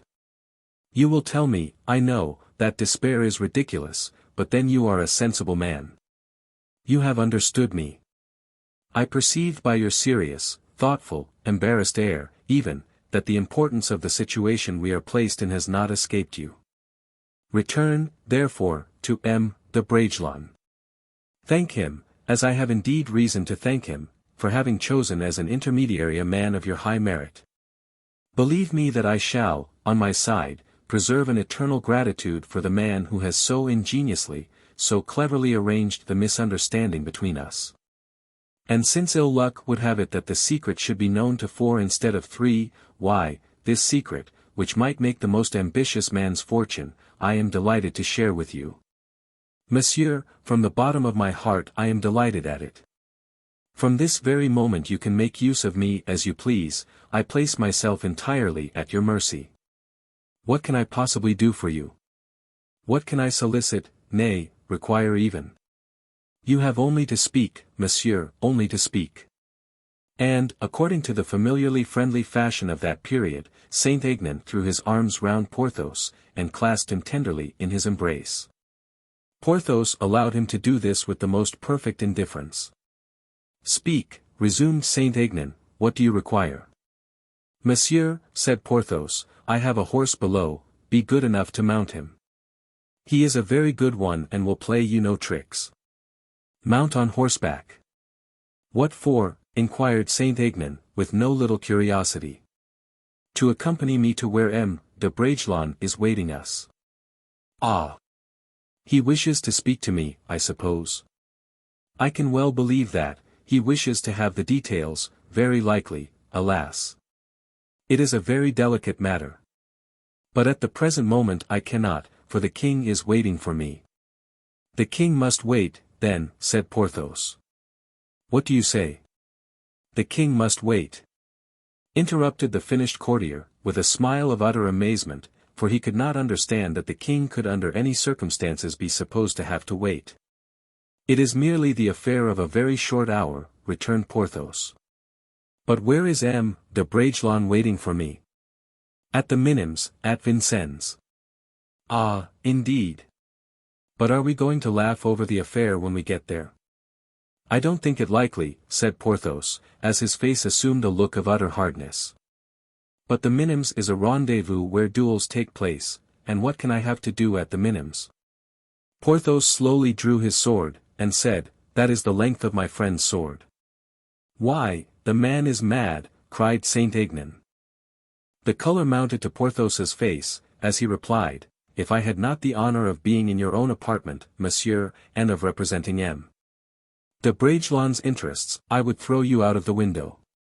It will be merely a pleasure postponed, and you will lose nothing by waiting. Will you come with me to the Minims, monsieur, of your own free will? But take care, I will carry you if you do not come quickly. Basque, cried Saint-Aignan. As soon as Basque appeared, he said, the king wishes to see Monsieur le Comte. That is very different, said Porthos, the king's service before anything else. We will wait until this evening, monsieur. And saluting Saint-Aignan with his usual courtesy, Porthos left the room, delighted at having arranged another affair. Saint-Aignan looked after him as he left, and then hastily putting on his court dress again, he ran off, arranging his costume as he went along, muttering to himself, "The minims. The minims. We shall see how the king will fancy this challenge, for it is for him after all, that is certain." 196. Rivals in politics. On his return from the promenade, which had been so prolific in poetical effusions, and in which everyone had paid his or her tribute to the muses. As the poets of the period used to say, the king found M. Fouquet waiting for an audience. M. Colbert had lain in wait for his majesty in the corridor, and followed him like a jealous and watchful shadow. M. Colbert, with his square head, his vulgar and untidy, though rich costume, somewhat resembled a Flemish gentleman after he had been overindulging in his national drink, beer. Fouquet, at sight of his enemy, remained perfectly unmoved. And during the whole of the scene which followed scrupulously resolved to observe a line of conduct particularly difficult to the man of superior mind, who does not even wish to show his contempt, for fear of doing his adversary too much honor. Colbert made no attempt to conceal his insolent expression of the vulgar joy he felt. In his opinion, M. Fouquet's was a game very badly played and hopelessly lost, although not yet finished.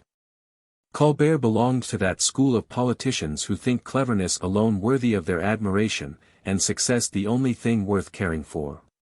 Colbert, moreover, who was not simply an envious and jealous man, but who had the king's interest really at heart. Because he was thoroughly imbued with the highest sense of probity in all matters of figures and accounts, could well afford to assign as a pretext for his conduct that in hating and doing his utmost to ruin M.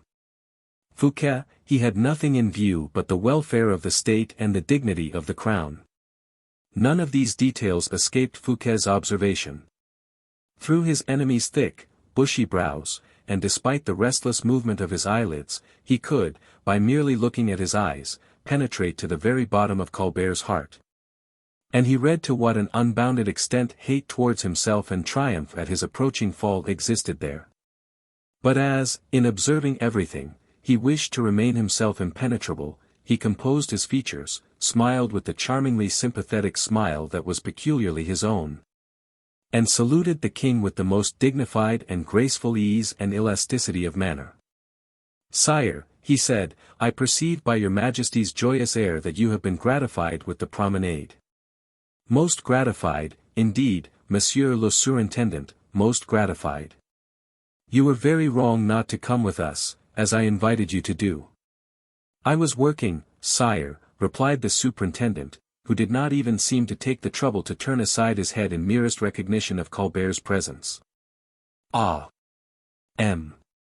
Fouquet," cried the king, "there is nothing like the country. I should be delighted to live in the country always, in the open air and under the trees." "I should hope that your majesty is not yet weary of the throne," said Fouquet. "No, but thrones of soft turf are very pleasant." "Your majesty gratifies my utmost wishes in speaking in that manner, for I have a request to submit to you."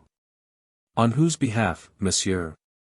"On behalf of the nymphs of Vaux, sire." "Ah! Ah!" said Louis XIV. "Your majesty, too, once deigned to make me a promise," said Fouquet. "Yes, I remember it.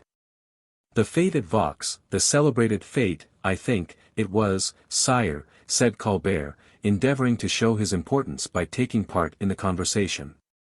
Fouquet, with the profoundest contempt, did not take the slightest notice of the remark, as if, as far as he was concerned, Colbert had not even thought or said a word.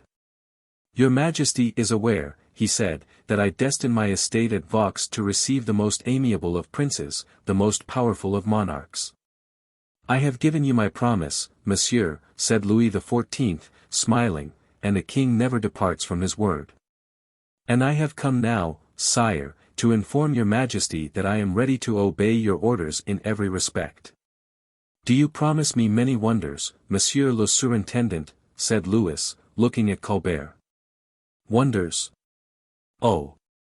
No, sire. I do not undertake that.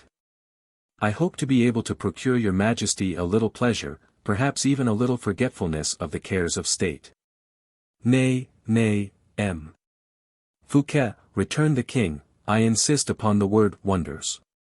You are a magician, I believe, we all know the power you wield. We also know that you can find gold even when there is none to be found elsewhere, so much so, indeed, that people say you coin it. Fouquet felt that the shot was discharged from a double quiver, and that the king had launched an arrow from his own bow as well as one from Colbert's. Oh!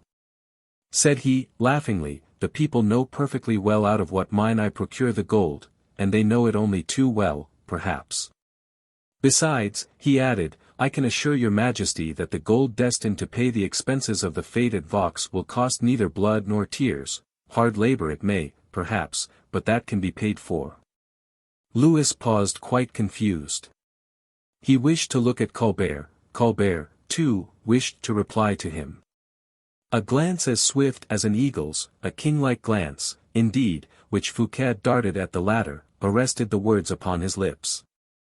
The king, who had by this time recovered his self-possession, turned towards Fouquet, saying, I presume, therefore, I am now to consider myself formally invited? Yes, sire, if your majesty will condescend so far as to accept my invitation. What day have you fixed? Any day your majesty may find most convenient. You speak like an enchanter who has but to conjure up in actuality the wildest fancies, Monsieur Fouquet. I could not say so much, indeed, myself. Your majesty will do, whenever you please, everything that a monarch can and ought to do. The King of France has servants at his bidding who are able to do anything on his behalf, to accomplish everything to gratify his pleasures. Colbert tried to look at the superintendent, in order to see whether this remark was an approach to less hostile sentiments on his part. But Fouquet had not even looked at his enemy, and Colbert hardly seemed to exist as far as he was concerned. Very good, then, said the king. Will a week hence suit you? Perfectly well, sire. This is Tuesday, if I give you until next Sunday week, will that be sufficient?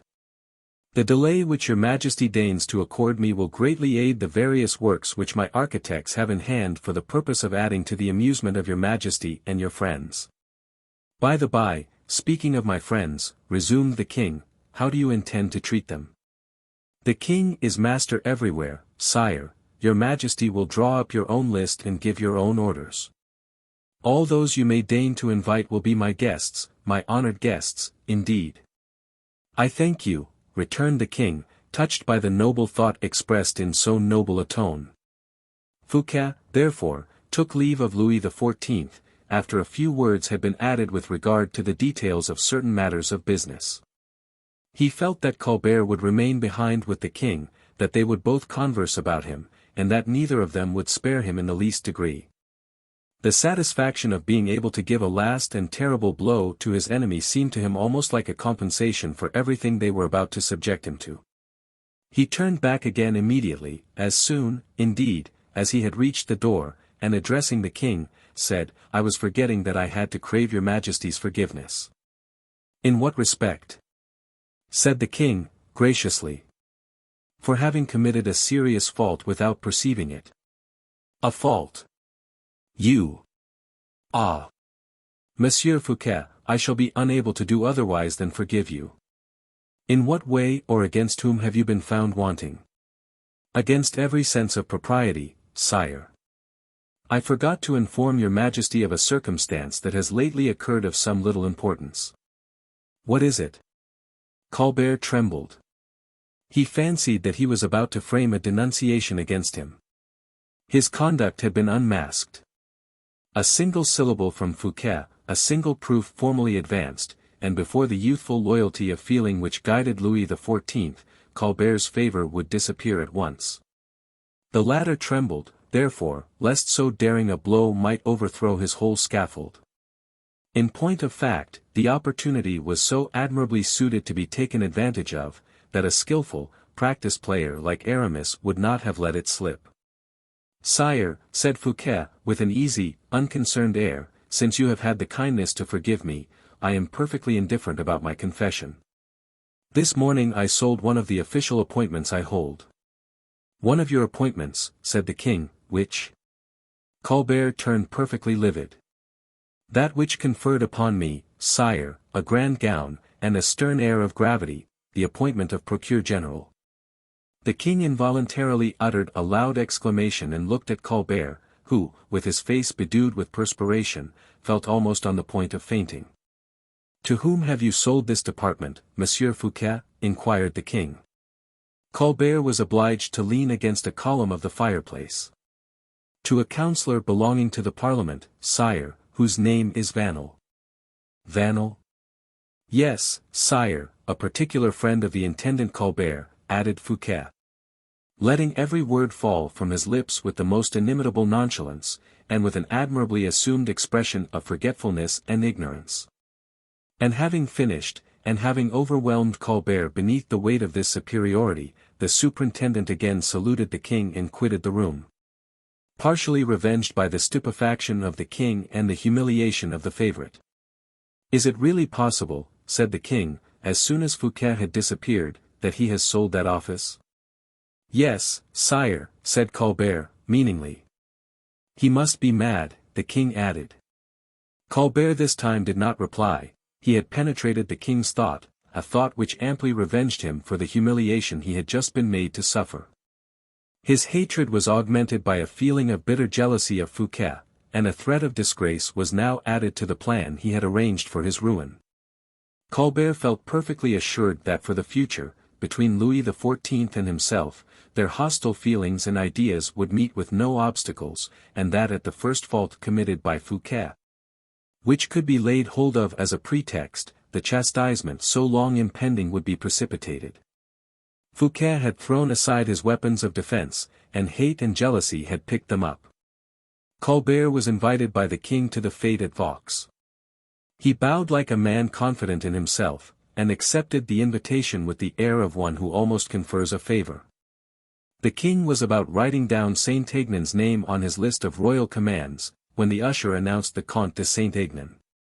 As soon as the royal Mercury entered, Colbert discreetly withdrew. 197. Rivals in love. Saint-Aignan had quitted Louis XIV hardly a couple of hours before. But in the first effervescence of his affection, whenever Louis XIV was out of sight of La Valliere, he was obliged to talk about her. Besides, the only person with whom he could speak about her at his ease was Saint-Aignan, and thus Saint-Aignan had become an indispensable. "Ah, is that you, Comte?" he exclaimed, as soon as he perceived him, doubly delighted, not only to see him again, but also to get rid of Colbert, whose scowling face always put him out of humour. "So much the better, I am very glad to see you. You will make one of the travelling party, I suppose?" "Of what travelling part are you speaking, sire?" inquired Saint-Aignan. "The one we are making up to go to the fete the superintendent is about to give at Vaux." "Ah! Saint-Aignan, you will, at last, see a fete, a royal fete, by the side of which all our amusements at Fontainebleau are petty, contemptible affairs." "At Vaux? The superintendent going to give a fete in your Majesty's honour?" "Nothing more than that." "Nothing more than that, do you say? It is very diverting to find you treating it with so much disdain. Are you who express such an indifference on the subject, aware, that as soon as it is known that M. Fouquet is going to receive me at Vaux next Sunday week, people will be striving their very utmost to get invited to the fete? I repeat, Saint-Aignan, you shall be one of the invited guests." "Very well, sire, unless I shall, in the meantime, have undertaken a longer and a less agreeable journey." "What journey do you allude to?" "The one across the Styx, sire." "Bah!" said Louis XIV, laughing. "No, seriously, sire," replied Saint-Aignan, "I am invited, and in such a way, in truth, that I hardly know what to say, or how to act, in order to refuse the invitation." "I do not understand you." "I know that you are in a poetical vein, but try not to sink from Apollo to Phoebus." "Very well. If your Majesty will deign to listen to me, I will not keep your mind on the rack a moment longer." "Speak." "Your Majesty knows the Baron du Vallon?" "Yes, indeed. A good servant to my father, the late king, and an admirable companion at table, for, I think, you are referring to the gentleman who dined with us at Fontainebleau. Precisely so. But you have omitted to add to his other qualifications, sire, that he is a most charming polisher off of other people. What? Does M. du Vallon wish to polish you off? Or to get me killed, which is much the same thing? The deuce. Do not laugh, sire, for I am not saying one word beyond the exact truth. And you say he wishes to get you killed. Such is that excellent person's present idea. Be easy, I will defend you, if he be in the wrong. Ah! There is an if. Of course. Answer me as candidly as if it were someone else's affair instead of your own, my poor Saint-Aignan, is he right or wrong? Your Majesty shall be the judge. What have you done to him? To him, personally, nothing at all, but, it seems, to one of his friends, I have. It is all the same. Is his friend one of the celebrated four? No. It is the son of one of the celebrated four, though. What have you done to the son? Come, tell me. Why, it seems that I have helped someone to take his mistress from him. You confess it, then? I cannot help confessing it, for it is true. In that case, you are wrong, and if he were to kill you, he would be doing perfectly right. Ah! That is your Majesty's way of reasoning, then. Do you think it a bad way? It is a very expeditious way, at all events. Good justice is prompt, so my grandfather Henry IV used to say.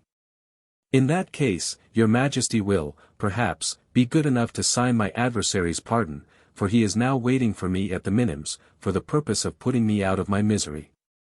His name, and a parchment. There is a parchment upon your Majesty's table, and for his name. Well, what is it?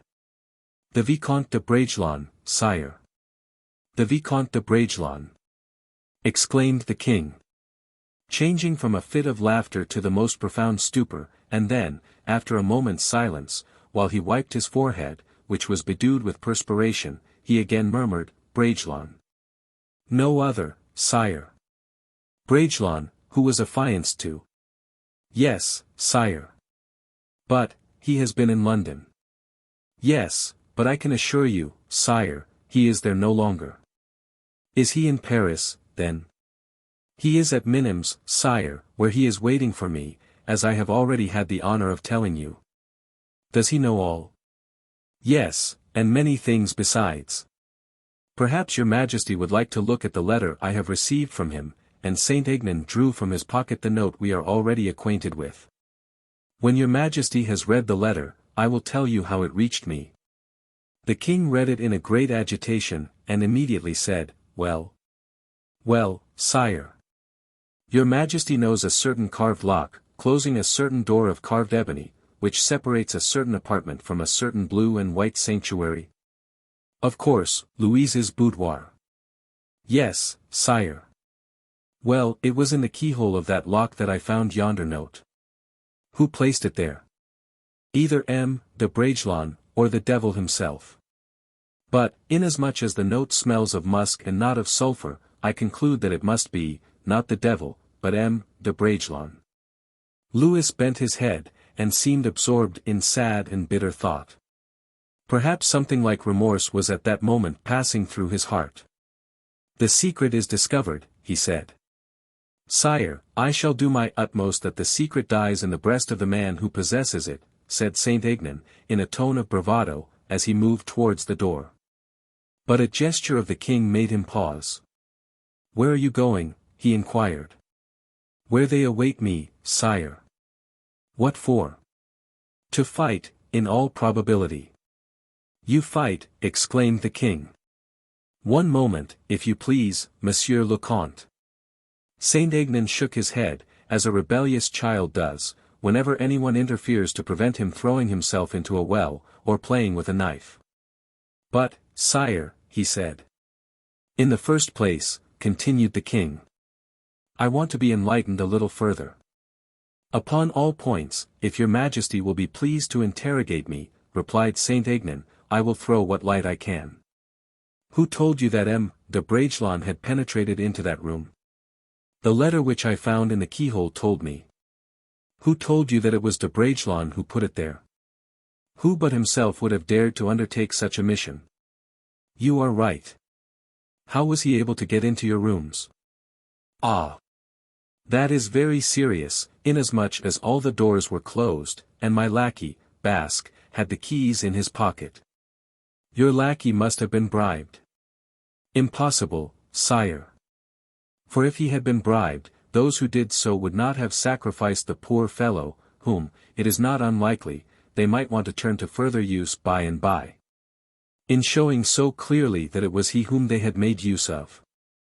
Quite true. And now I can only form one conjecture. Tell me what it is, sire, and we shall see if it is the same that has presented itself to my mind. That he effected an entrance by means of the staircase. Alas, sire, that seems to me more than probable. There is no doubt that someone must have sold the secret of the trapdoor. Either sold it or given it. Why do you make that distinction? Because there are certain persons, sire, who, being above the price of treason, give, and do not sell. What do you mean? Oh, sire.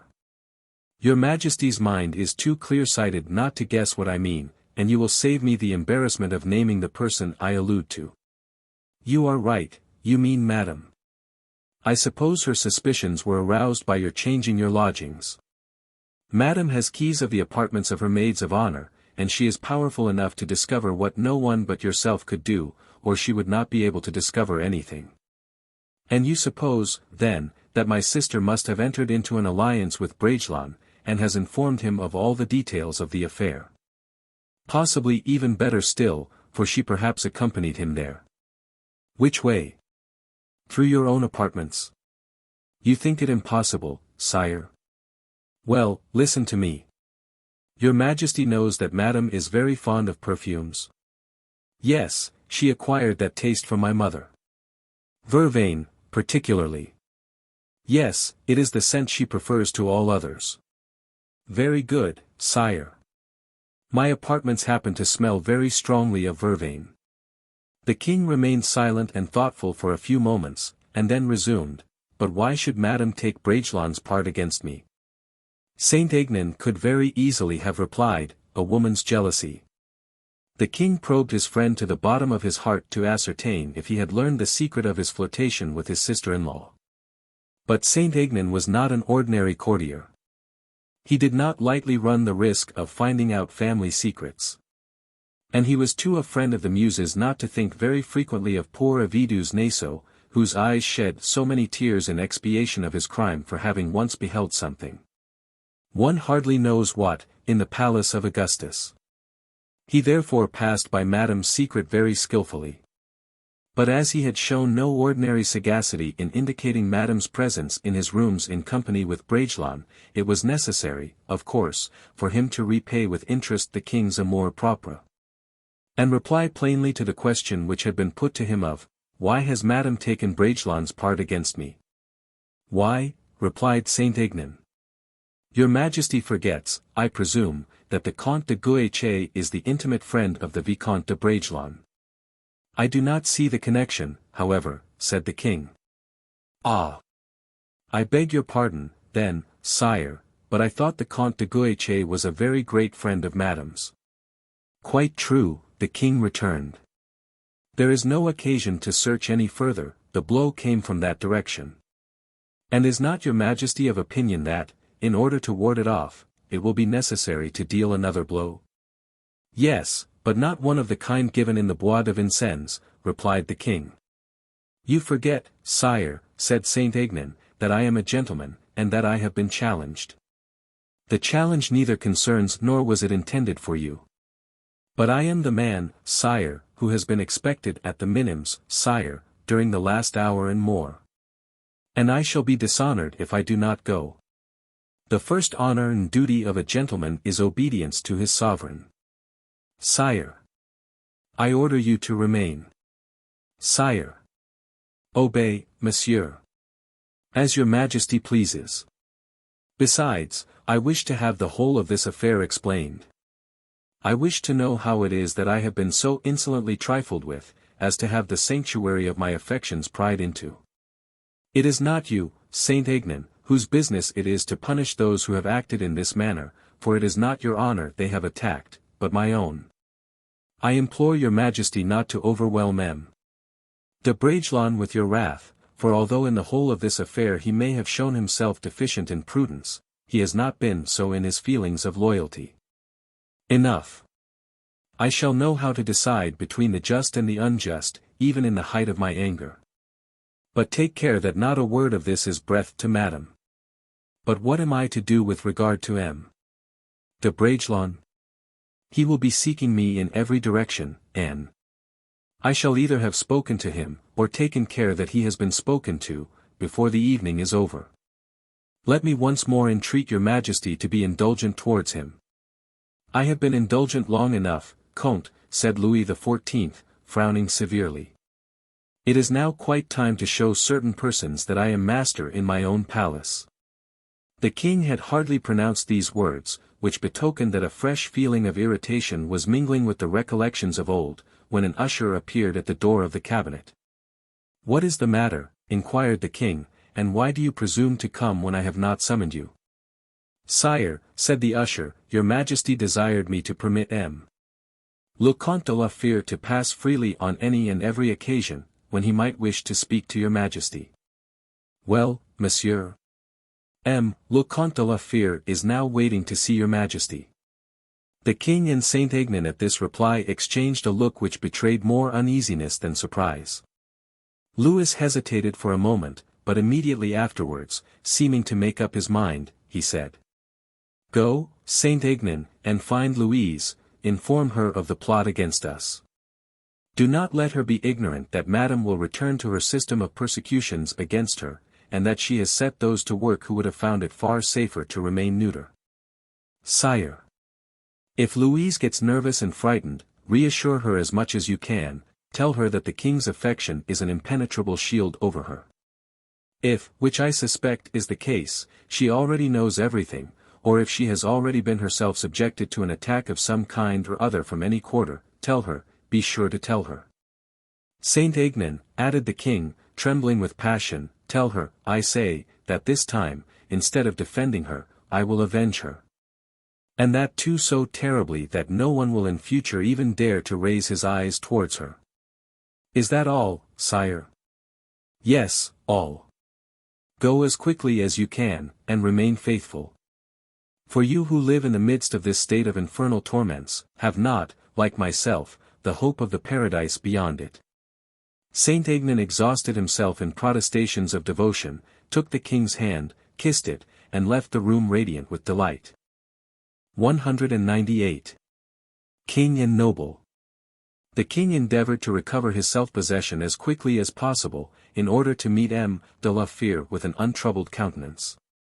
He clearly saw it was not mere chance that had induced the Comte's visit, he had some vague impression of its importance. But he felt that to a man of Athos's tone of mind, to one of such a high order of intellect, his first reception ought not to present anything either disagreeable or otherwise than kind and courteous. As soon as the king had satisfied himself that, as far as appearances went, he was perfectly calm again, he gave directions to the ushers to introduce the Comte. A few minutes afterwards Athos, in full court dress, and with his breast covered with the orders that he alone had the right to wear at the court of France, presented himself with so grave and solemn an air that the king perceived, at the first glance, that he was not deceived in his anticipations. Louis advanced a step towards the Comte, and, with a smile, held out his hand to him, over which Athos bowed with the air of the deepest respect. Monsieur le Comte de la Fere, said the king rapidly, you are so seldom here, that it is a real piece of good fortune to see you. Athos bowed and replied, I should wish always to enjoy the happiness of being near your majesty. The tone, however, in which this reply was conveyed, evidently signified, I should wish to be one of your majesty's advisers, to save you the commission of faults. The king felt it so, and determined in this man's presence to preserve all the advantages which could be derived from his command over himself, as well as from his rank and position. I see you have something to say to me, he said. Had it not been so, I should not have presumed to present myself before your majesty. Speak quickly, I am anxious to satisfy you, returned the king, seating himself. I am persuaded, replied Athos, in a somewhat agitated tone of voice, that your majesty will give me every satisfaction. Ah! said the king, with a certain haughtiness of manner, you have come to lodge a complaint here, then? It would be a complaint, returned Athos, only in the event of your majesty, but if you will deign to permit me, sire, I will begin the conversation from the very commencement. Do so, I am listening. Your majesty will remember that at the period of the Duke of Buckingham's departure, I had the honor of an interview with you. At or about that period, I think I remember you did, only, with regard to the subject of the conversation, I have quite forgotten it. Athos started, as he replied. I shall have the honor to remind your majesty of it. It was with regard to a formal demand I had addressed to you respecting a marriage which M. de Bragelonne wished to contract with Mademoiselle de la Valliere. Ah! thought the king, we have come to it now, I remember, he said, aloud. At that period, pursued Athos, your majesty was so kind and generous towards M. de Bragelonne and myself, that not a single word which then fell from your lips has escaped my memory. And, when I asked your majesty to accord me Mademoiselle de la Valliere's hand for M. de Bragelonne, you refused. Quite true, said Louis, dryly. Alleging, Athos hastened to say, that the young lady had no position in society. Louis could hardly force himself to listen with an appearance of royal propriety. That, added Athos, she had but little fortune. The king threw himself back in his armchair. That her extraction was indifferent. A renewed impatience on the part of the king. And little beauty, added Athos, pitilessly. This last bolt buried itself deep in the king's heart, and made him almost bound from his seat. You have a good memory, monsieur, he said. I invariably have, on occasions when I have had the distinguished honor of an interview with your majesty, retorted the Comte, without being in the least disconcerted. Very good, it is admitted that I said all that. And I thanked your majesty for your remarks at the time, because they testified an interest in M. de Bragelonne which did him much honor. And you may possibly remember, said the king, very deliberately, that you had the greatest repugnance for this marriage. Quite true, sire. And that you solicited my permission, much against your own inclination. Yes, sire. And finally, I remember, for I have a memory nearly as good as your own. I remember, I say, that you observed at the time, I do not believe that Mademoiselle de la Valliere loves M. de Bragelonne. Is that true? The blow told well, but Athos did not draw back. Sire, he said, I have already begged your majesty's forgiveness, but there are certain particulars in that conversation which are only intelligible from the denouement. Well, what is the denouement, monsieur? This, that your majesty then said, that you would defer the marriage out of regard for M. de Bragelonne's own interests. The king remained silent. M. de Bragelonne is now so exceedingly unhappy that he cannot any longer defer asking your majesty for a solution of the matter. The king turned pale, Athos looked at him with fixed attention. And what, said the king, with considerable hesitation, does M. de Bragelonne request? Precisely the very thing that I came to ask your majesty for at my last audience, namely, your majesty's consent to his marriage. The king remained perfectly silent. The questions which referred to the different obstacles in the way are all now quite removed for us, continued Athos. Mademoiselle de la Valliere, without fortune, birth, or beauty, is not the less on that account the only good match in the world for M. de Bragelonne, since he loves this young girl. The king pressed his hands impatiently together. Does your majesty hesitate, inquired the Comte, without losing a particle of either his firmness or his politeness. I do not hesitate, I refuse, replied the king. Athos paused a moment, as if to collect himself. I have had the honor, he said, in a mild tone, to observe to your majesty that no obstacle now interferes with M. de Bragelonne's affections, and that his determination seems unalterable. There is my will, and that is an obstacle, I should imagine. That is the most serious of all, Athos replied quickly. Ah!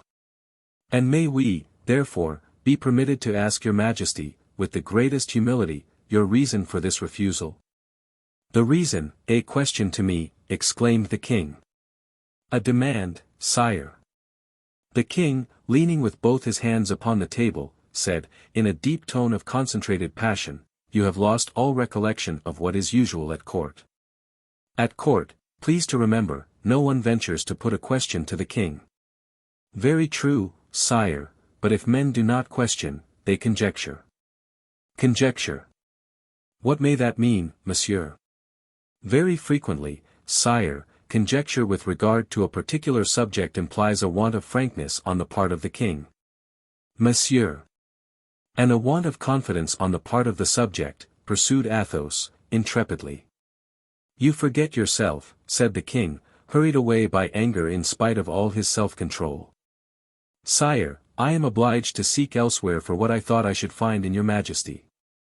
Instead of obtaining a reply from you, I am compelled to make one for myself. The king rose. Monsieur le Comte, he said, I have now given you all the time I had at my disposal. This was a dismissal. Sire, replied the Comte, I have not yet had time to tell your Majesty what I came with the express object of saying. And I so rarely see your Majesty that I ought to avail myself of the opportunity. Just now you spoke rudely of conjectures, you are now becoming offensive, monsieur. Oh, sire. Offend your Majesty. I, never. All my life through I have maintained that kings are above all other men, not only from their rank and power, but from their nobleness of heart and their true dignity of mind. I never can bring myself to believe that my sovereign, he who passed his word to me, did so with a mental reservation. What do you mean? What mental reservation do you allude to? I will explain my meaning, said Athos, coldly. If, in refusing Mademoiselle de la Valliere to Monsieur de Bragelonne, your Majesty had some other object in view than the happiness and fortune of the Vicomte. You perceive, monsieur, that you are offending me. If, in requiring the Vicomte to delay his marriage, your Majesty's only object was to remove the gentleman to whom Mademoiselle de la Valliere was engaged. Monsieur. Monsieur. I have heard it said so in every direction, sire. Your Majesty's affection for Mademoiselle de la Valliere is spoken of on all sides. The king tore his gloves, which he had been biting for some time. Woe to those, he cried, who interfere in my affairs. I have made up my mind to take a particular course, and I will break through every obstacle in my way. What obstacle? Said Athos. The king stopped short, like a horse which, having taken the bit between his teeth and run away, finds it has slipped it back again, and that his career is checked. I love Mademoiselle de la Valliere, he said suddenly, with mingled nobleness of feeling and passion. But, interrupted Athos, that does not preclude your Majesty from allowing M. de Bragelonne to marry Mademoiselle de la Valliere. The sacrifice is worthy of so great a monarch, it is fully merited by M. de Bragelonne, who has already rendered great service to your Majesty, and who may well be regarded as a brave and worthy man. Your Majesty, therefore, in renouncing the affection you entertain, offers a proof at once of generosity, gratitude, and good policy. Mademoiselle de la Valliere does not love M. de Bragelonne, said the king, hoarsely. Does your Majesty know that to be the case? Remarked Athos, with a searching look. I do know it. Since a very short time, then. For doubtless, had your Majesty known it when I first preferred my request, you would have taken the trouble to inform me of it. Since a very short time, it is true, monsieur. Athos remained silent for a moment, and then resumed, in that case, I do not understand why your Majesty should have sent M. de Bragelonne to London.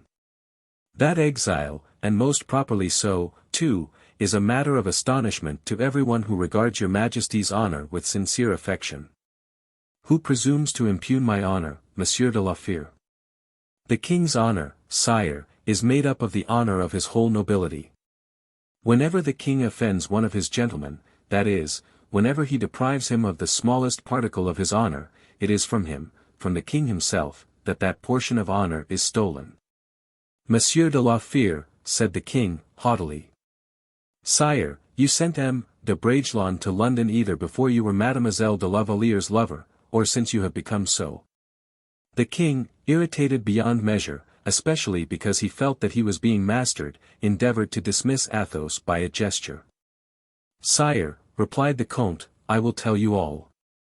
I will not leave your presence until I have been satisfied by your Majesty or by myself, satisfied if you prove to me that you are right, satisfied if I prove to you that you are wrong.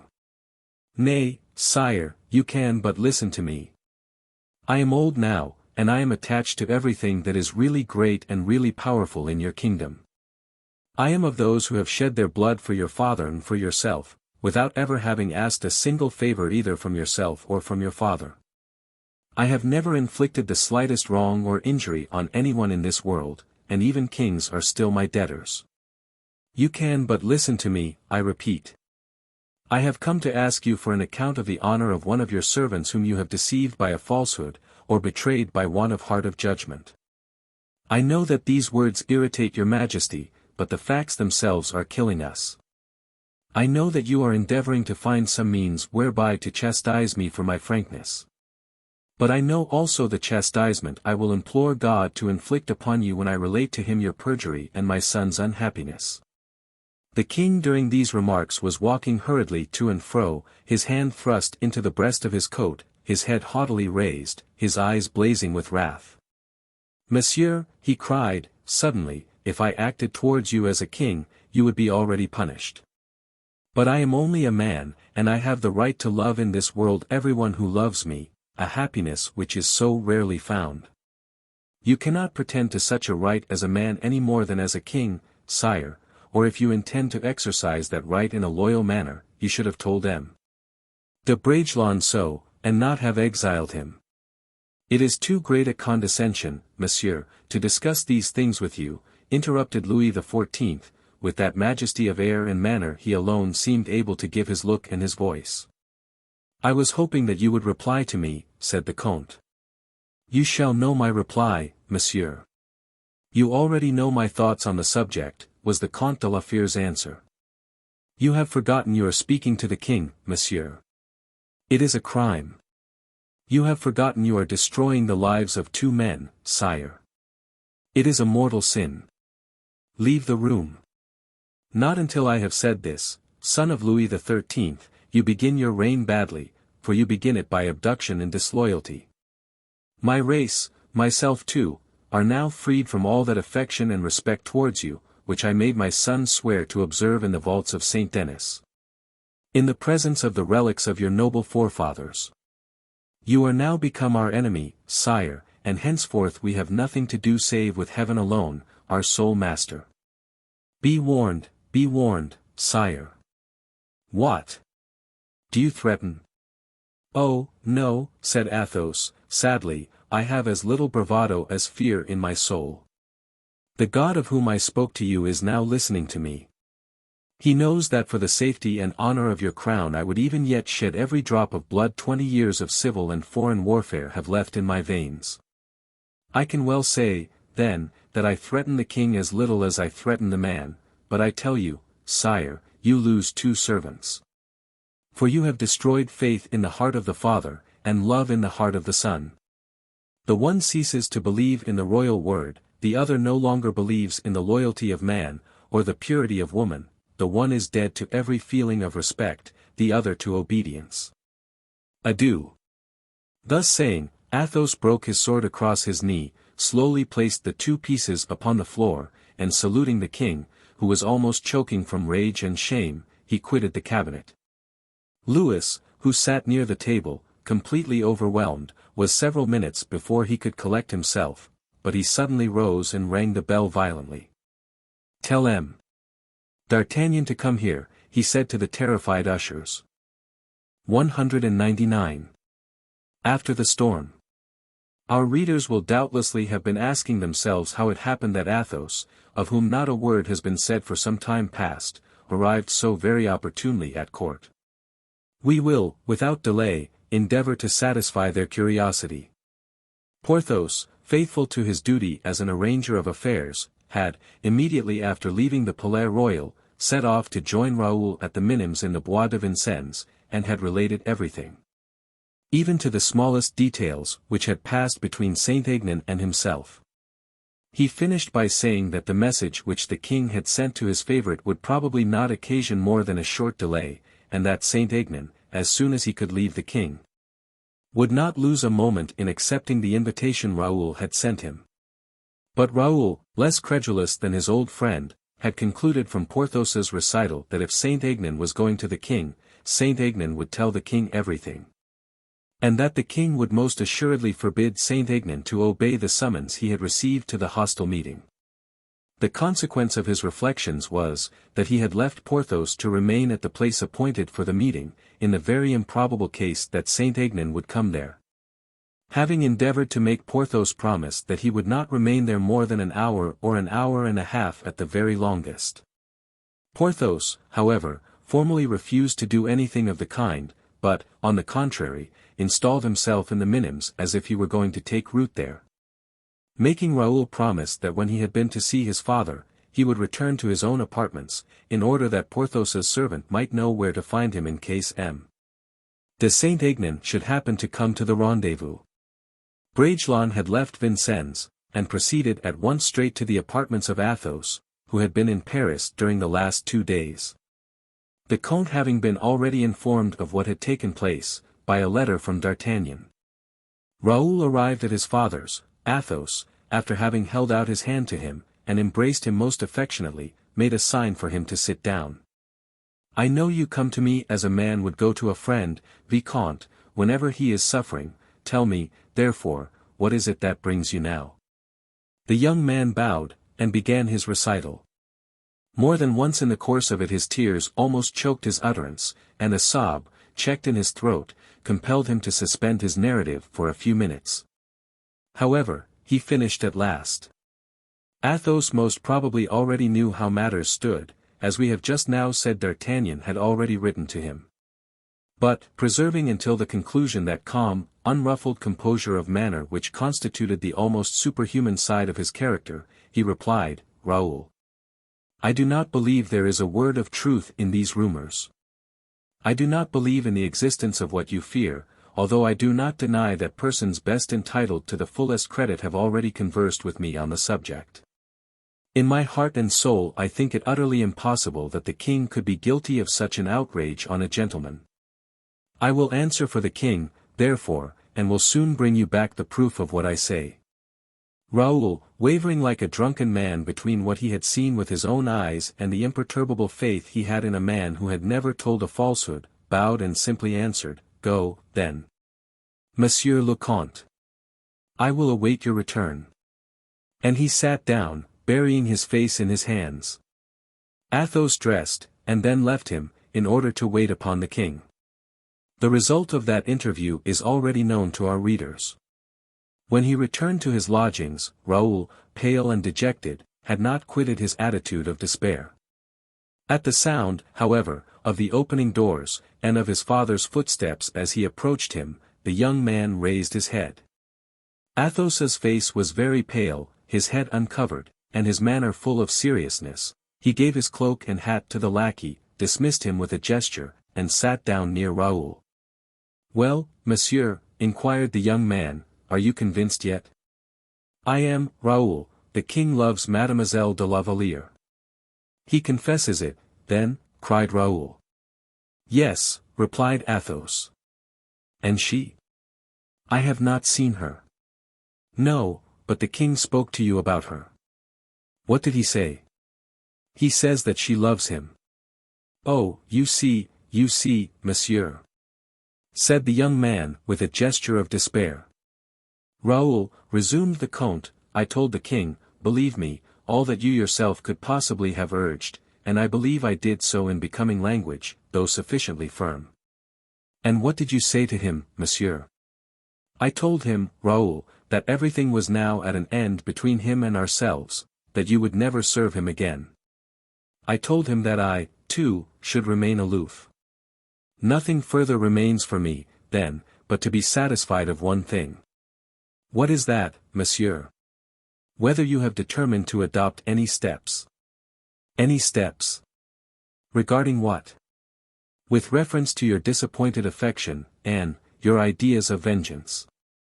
Oh, monsieur, with regard to my affection, I shall, perhaps, some day or other, succeed in tearing it from my heart. I trust one shall do so, aided by heaven's merciful help, and your own wise exhortations. As far as vengeance is concerned, it occurred to me only when under the influence of an evil thought, for I could not revenge myself upon the one who is actually guilty.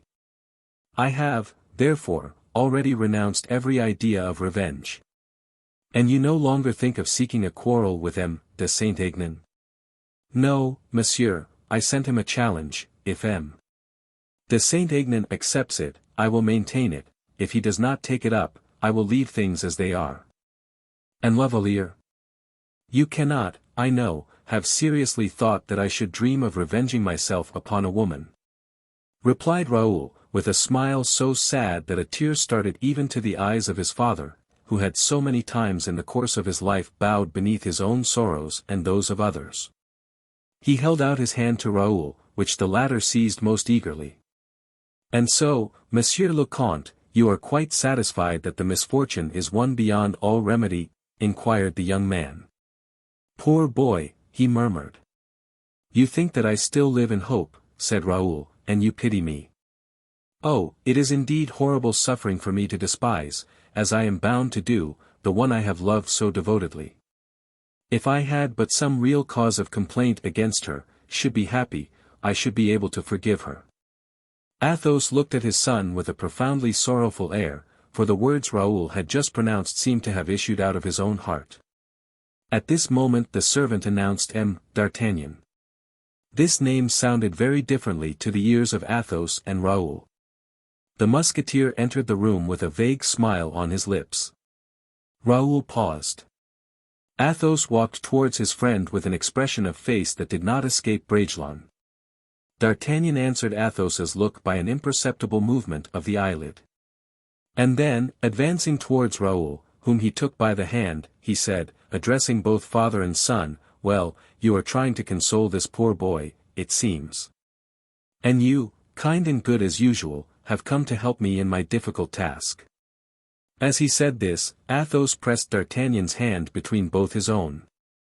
Raoul fancied he observed in this pressure something beyond the sense his mere words conveyed.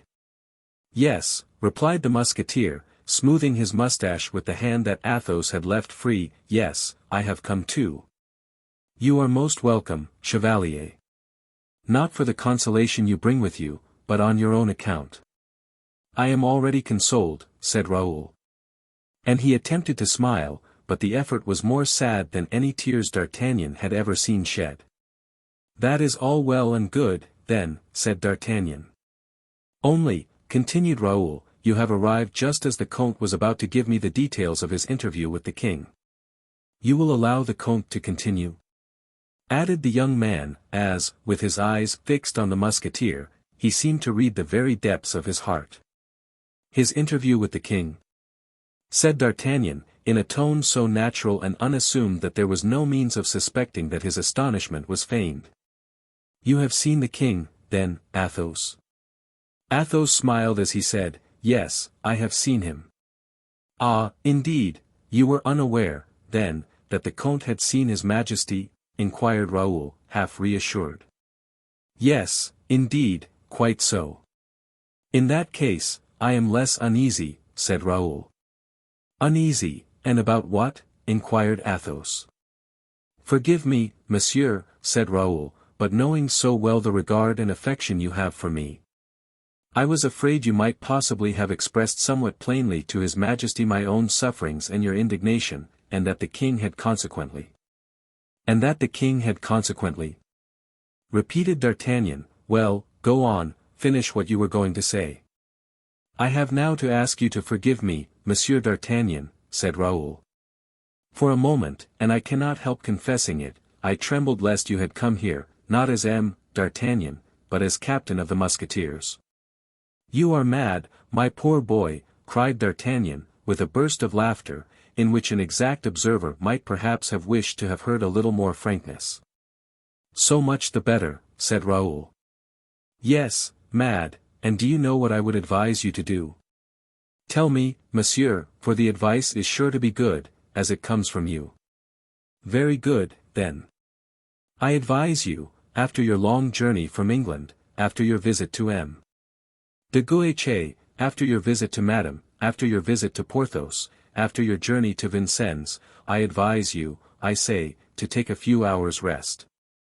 Go and lie down, sleep for a dozen hours, and when you wake up, go and ride one of my horses until you have tired him to death."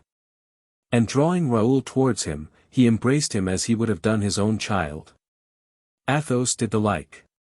Only it was very visible that the kiss was still more affectionate, and the pressure of his lips even warmer with the father than with the friend. The young man again looked at both his companions, endeavoring to penetrate their real meaning or their real feelings with the utmost strength of his intelligence. But his look was powerless upon the smiling countenance of the Musketeer or upon the calm and composed features of the Comte de la Fere. "Where are you going, Raoul?" inquired the latter, seeing that Bragelonne was preparing to go out. "To my own apartments," replied the latter, in his soft, sad voice. "We shall be sure to find you there, then, if we should have anything to say to you." "Yes, monsieur, but do you suppose it likely you will have something to say to me?" "How can I tell?" said Athos. "Yes, something fresh to console you with," said D'Artagnan, pushing him towards the door. Raoul, observing the perfect composure which marked every gesture of his two friends, quitted the Comte's room, carrying away with him nothing but the individual feeling of his own particular distress. "Thank heaven," he said, "since that is the case, I need only think of myself."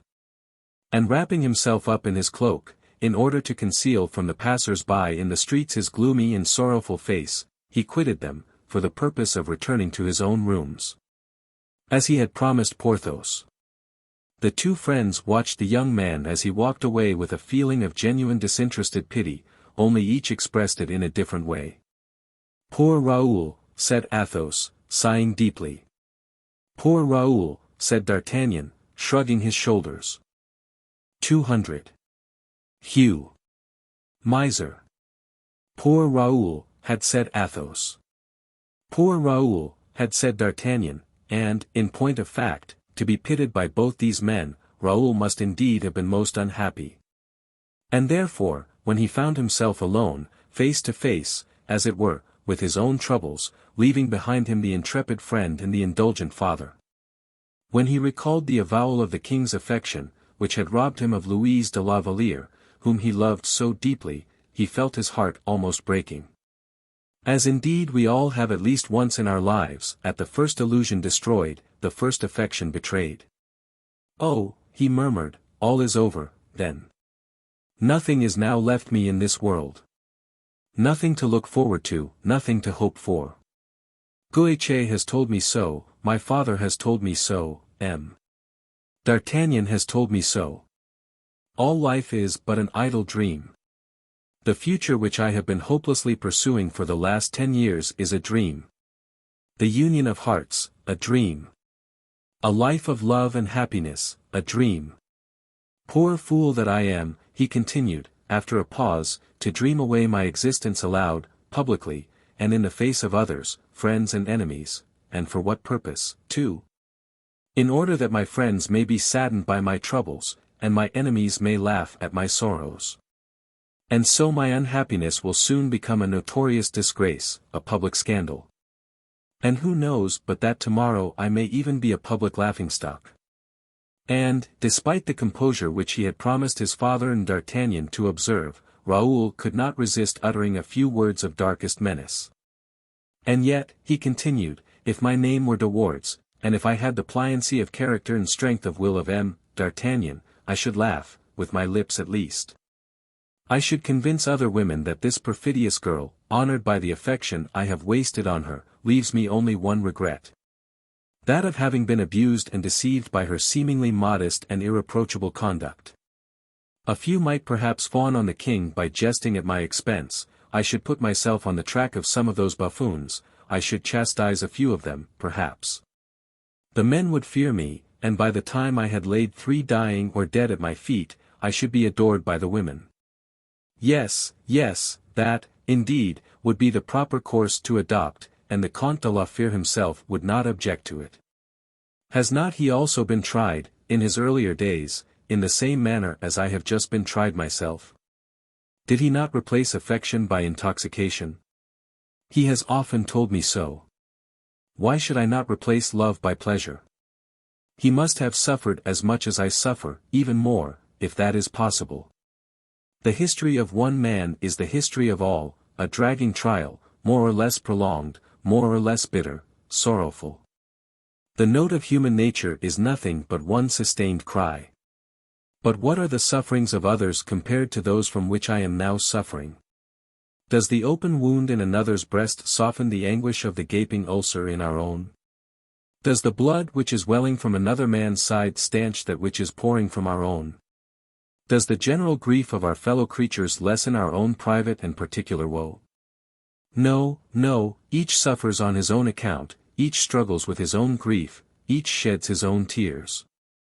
And besides, he went on, what has my life been up to the present moment? A cold, barren, sterile arena, in which I have always fought for others, never for myself. Sometimes for a king, sometimes for a woman. The king has betrayed, the woman disdained me. Miserable, unlucky wretch that I am. Women. Can I not make all expiate the crime of one of their sex? What does that need? To have a heart no longer, or to forget that I ever had one. To be strong, even against weakness itself, to lean always, even when one feels that the support is giving way. What is needed to attain, or succeed in all that? To be young, handsome, strong, valiant, rich. I am, or shall be, all that. But honor, he still continued, and what is honor after all? A theory which every man understands in his own way. My father tells me, honor is the consideration of what is due to others, and particularly what is due to oneself. But Goethe, and Manicamp, and Saint-Aignan particularly, would say to me, what's honor? Honor consists in studying and yielding to the passions and pleasures of one's king. Honor such as that indeed, is easy and productive enough. With honor like that, I can keep my post at the court, become a gentleman of the chamber, and accept the command of a regiment, which may at any time be presented to me. With honor such as that, I can be duke and peer. The stain which that woman has stamped upon me, the grief that has broken my heart, the heart of the friend and playmate of her childhood, in no way affects M. de Bragelonne, an excellent officer, a courageous leader, who will cover himself with glory at the first encounter. And who will become 100 times greater than Mademoiselle de la Valliere is today. The mistress of the king, for the king will not marry her, and the more publicly he will proclaim her as his mistress, the more opaque will grow the shadow of shame he casts upon her face. In the guise of a crown. And in proportion as others despise, as I despise her, I shall be gleaning honors in the field. Alas! We had walked together side by side, she and I, during the earliest, the brightest, the most angelic portion of our existence, hand in hand along the charming path of life. Covered with the blossoms of youth. And then, alas! We reach a crossroad, where she separates herself from me, in which we have to follow a different route, whereby we become more and more widely separated from each other. And to attain the end of this path, oh, heaven! I am now alone, in utter despair, and crushed to the very earth. Such were the sinister reflections in which Raoul indulged, when his foot mechanically paused at the door of his own dwelling. He had reached it without remarking the streets through which he passed, without knowing how he had come. He pushed open the door, continued to advance, and ascended the staircase. The staircase, as in most of the houses at that period, was very dark, and the landings most obscure. Raoul lived on the first floor. He paused in order to ring. Olivain appeared, took his sword and cloak from his hands. Raoul himself opened the door which, from the antechamber, led into a small salon, richly furnished enough for the salon of a young man, and completely filled with flowers by Olivain, who, knowing his master's tastes, had shown himself studiously attentive in gratifying them, without caring whether his master perceived his attention or not. There was a portrait of La Valliere in the salon, which had been drawn by herself and given by her to Raoul. This portrait, fastened above a large easy chair covered with dark-colored damask, was the first point towards which Raoul bent his steps, the first object on which he fixed his eyes. It was, moreover, Raoul's usual habit to do so. Every time he entered his room, this portrait, before anything else, attracted his attention. This time, as usual, he walked straight up to the portrait, placed his knees upon the armchair, and paused to look at it sadly. His arms were crossed upon his breast, his head slightly thrown back, his eyes filled with tears, his mouth worked into a bitter smile. He looked at the portrait of the one he had so tenderly loved.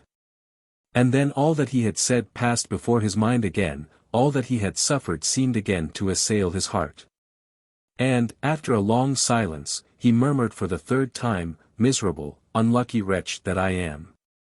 He had hardly pronounced these words, when he heard the sound of a sigh and a groan behind him. He turned sharply round and perceived, in the angle of the salon, standing up, a bending veiled female figure, which he had been the means of concealing behind the door as he opened it, and which he had not perceived as he entered. He advanced towards the figure, whose presence in his room had not been announced to him. And as he bowed, and inquired at the same moment who she was, she suddenly raised her head, and removed the veil from her face, revealing her pale and sorrow-stricken features. Raoul staggered back as if he had seen a ghost.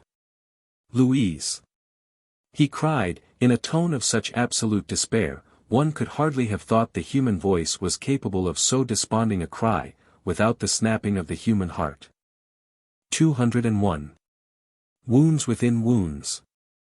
Mademoiselle de la Valliere, for it was indeed she, advanced a few steps towards him. "Yes, Louise," she murmured. But this interval, short as it had been, was quite sufficient for Raoul to recover himself. "You, mademoiselle," he said, and then added, in an indefinable tone, "you hear?" "Yes, Raoul," the young girl replied, "I have been waiting for you." "I beg your pardon. When I came into the room I was not aware." "I know, but I entreated Olivain not to tell you," she hesitated. And as Raoul did not attempt to interrupt her, a moment's silence ensued, during which the sound of their throbbing hearts might have been heard, not in unison with each other, but the one beating as violently as the other. It was for Louise to speak, and she made an effort to do so. "I wish to speak to you," she said. "It was absolutely necessary that I should see you, myself, alone. I have not hesitated to adopt a step which must remain secret, for no one, except yourself, could understand my motive, Monsieur de Bragelonne." "In fact, mademoiselle," Raoul stammered out, almost breathless from emotion, "as far as I am concerned, and despite the good opinion you have of me, I confess. Will you do me the great kindness to sit down and listen to me?" said Louise, interrupting him with her soft, sweet voice. Bragelonne looked at her for a moment, then mournfully shaking his head, he sat, or rather fell down on a chair. "Speak," he said. She cast a glance all round her. This look was a timid entreaty, and implored secrecy far more effectually than her expressed words had done a few minutes before. Raoul rose, and went to the door, which he opened. "Olivain," he said, "I am not within for anyone." And then, turning towards Louise, he added, "Is not that what you wished?"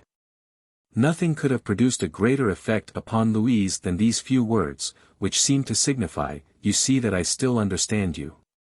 She passed a handkerchief across her eyes, in order to remove a rebellious tear which she could not restrain. And then, having collected herself for a moment, she said, "Raoul, do not turn your kind, frank look away from me. You are not one of those men who despise a woman for having given her heart to another, even though her affection might render him unhappy, or might wound his pride." Raoul did not reply. "Alas!" continued La Valliere, "it is only too true, my cause is a bad one, and I cannot tell in what way to begin. It will be better for me, I think, to relate to you, very simply, everything that has befallen me. As I shall speak but the pure and simple truth, I shall always find my path clear before me in spite of the obscurity and obstacles I have to brave in order to solace my heart, which is full to overflowing, and wishes to pour itself out at your feet. Raoul continued to preserve the same unbroken silence. La Valliere looked at him with an air that seemed to say, "Encourage me, for pity's sake, but a single word." But Raoul did not open his lips. And the young girl was obliged to continue.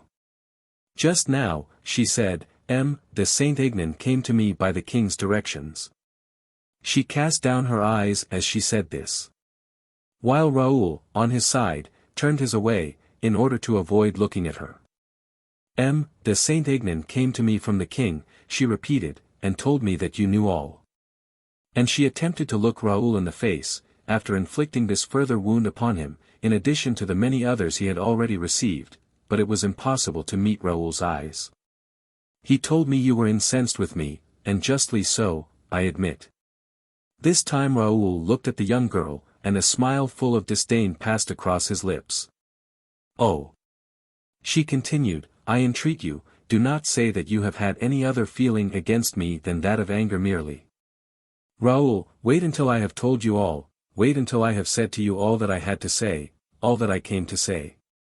Raoul, by the strength of his iron will, forced his features to assume a calmer expression, and the disdainful smile upon his lip passed away. "In the first place," said La Valliere, "in the first place, with my hands raised in entreaty towards you, with my forehead bowed to the ground before you, I entreat you, as the most generous, as the noblest of men, to pardon, to forgive me. If I have left you in ignorance of what was passing in my own bosom, never, at least, would I have consented to deceive you. Oh! I entreat you, Raoul, I implore you on my knees, answer me one word, even though you wrong me in doing so. Better, far better, an injurious word from your lips, than suspicion resting in your heart." "I admire your subtlety of expression, mademoiselle," said Raoul, making an effort to remain calm. "To leave another in ignorance that you are deceiving him, is loyal. But to deceive him, it seems that would be very wrong, and that you would not do it. Monsieur, for a long time I thought that I loved you better than anything else. And so long as I believed in my affection for you, I told you that loved you. I could have sworn it on the altar, but a day came when I was undeceived. Well, on that day, mademoiselle, knowing that I still continued to love you, true loyalty of conduct should have forced you to inform me you had ceased to love me.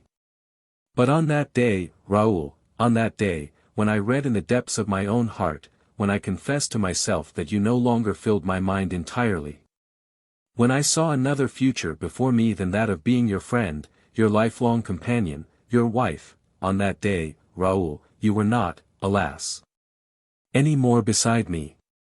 But you knew where I was, mademoiselle, you could have written to me. Raoul, I did not dare to do so.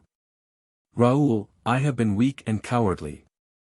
I knew you so thoroughly, I knew how devotedly you loved me, that I trembled at the bare idea of the grief I was about to cause you. And that is so true, Raoul, that this very moment I am now speaking to you, bending thus before you, my heart crushed in my bosom, my voice full of sighs, my eyes full of tears. It is so perfectly true, that I have no other defense than my frankness, I have no other sorrow greater than that which I read in your eyes." Raoul attempted to smile. "No," said the young girl, with a profound conviction, "no, no, you will not do me so foul a wrong as to disguise your feelings before me now. You loved me. You were sure of your affection for me, you did not deceive yourself. You do not lie to your own heart, whilst I, and pale as death, her arms thrown despairingly above her head, she fell upon her knees. Whilst you, said Raoul, you told me you loved me, and yet you loved another. Alas, yes, cried the poor girl, alas, yes. I do love another, and that other, oh. For heaven's sake let me say it, Raoul, for it is my only excuse, that other I love better than my own life, better than my own soul even. Forgive my fault, or punish my treason, Raoul. I came here in no way to defend myself, but merely to say to you, you know what it is to love. In such a case am I. I love to that degree, that I would give my life, my very soul, to the man I love. If he should ever cease to love me, I shall die of grief and despair, unless heaven come to my assistance, unless heaven does show pity upon me. Raoul, I came here to submit myself to your will, whatever it might be, to die, if it were your wish I should die. Kill me, then, Raoul. If in your heart you believe I deserve death. Take care, Mademoiselle, said Raoul, the woman who invites death is one who has nothing but her heart's blood to offer to her deceived and betrayed lover. You are right, she said. Raoul uttered a deep sigh, as he exclaimed, and you love without being able to forget? I love without a wish to forget, without a wish ever to love anyone else, replied La Valliere. Very well, said Raoul. You have said to me, in fact, all you had to say, all I could possibly wish to know. And now, Mademoiselle, it is I who ask your forgiveness, for it is I who have almost been an obstacle in your life. Too, who have been wrong, for, in deceiving myself, I helped to deceive you. Oh, said La Valliere, I do not ask you so much as that, Raoul. I only am to blame, Mademoiselle, continued Raoul, better informed than yourself of the difficulties of this life, I should have enlightened you. I ought not to have relied upon uncertainty. I ought to have extracted an answer from your heart, whilst I hardly even sought an acknowledgment from your lips. Once more, Mademoiselle, it is I who ask your forgiveness. Impossible, impossible, she cried, you are mocking me. How, impossible? Yes, it is impossible to be so good, and kind, perfect to such a degree as that. Take care, said Raoul, with a bitter smile, for presently you may say perhaps I did not love you. Oh! You love me like an affectionate brother, let me hope that, Raoul.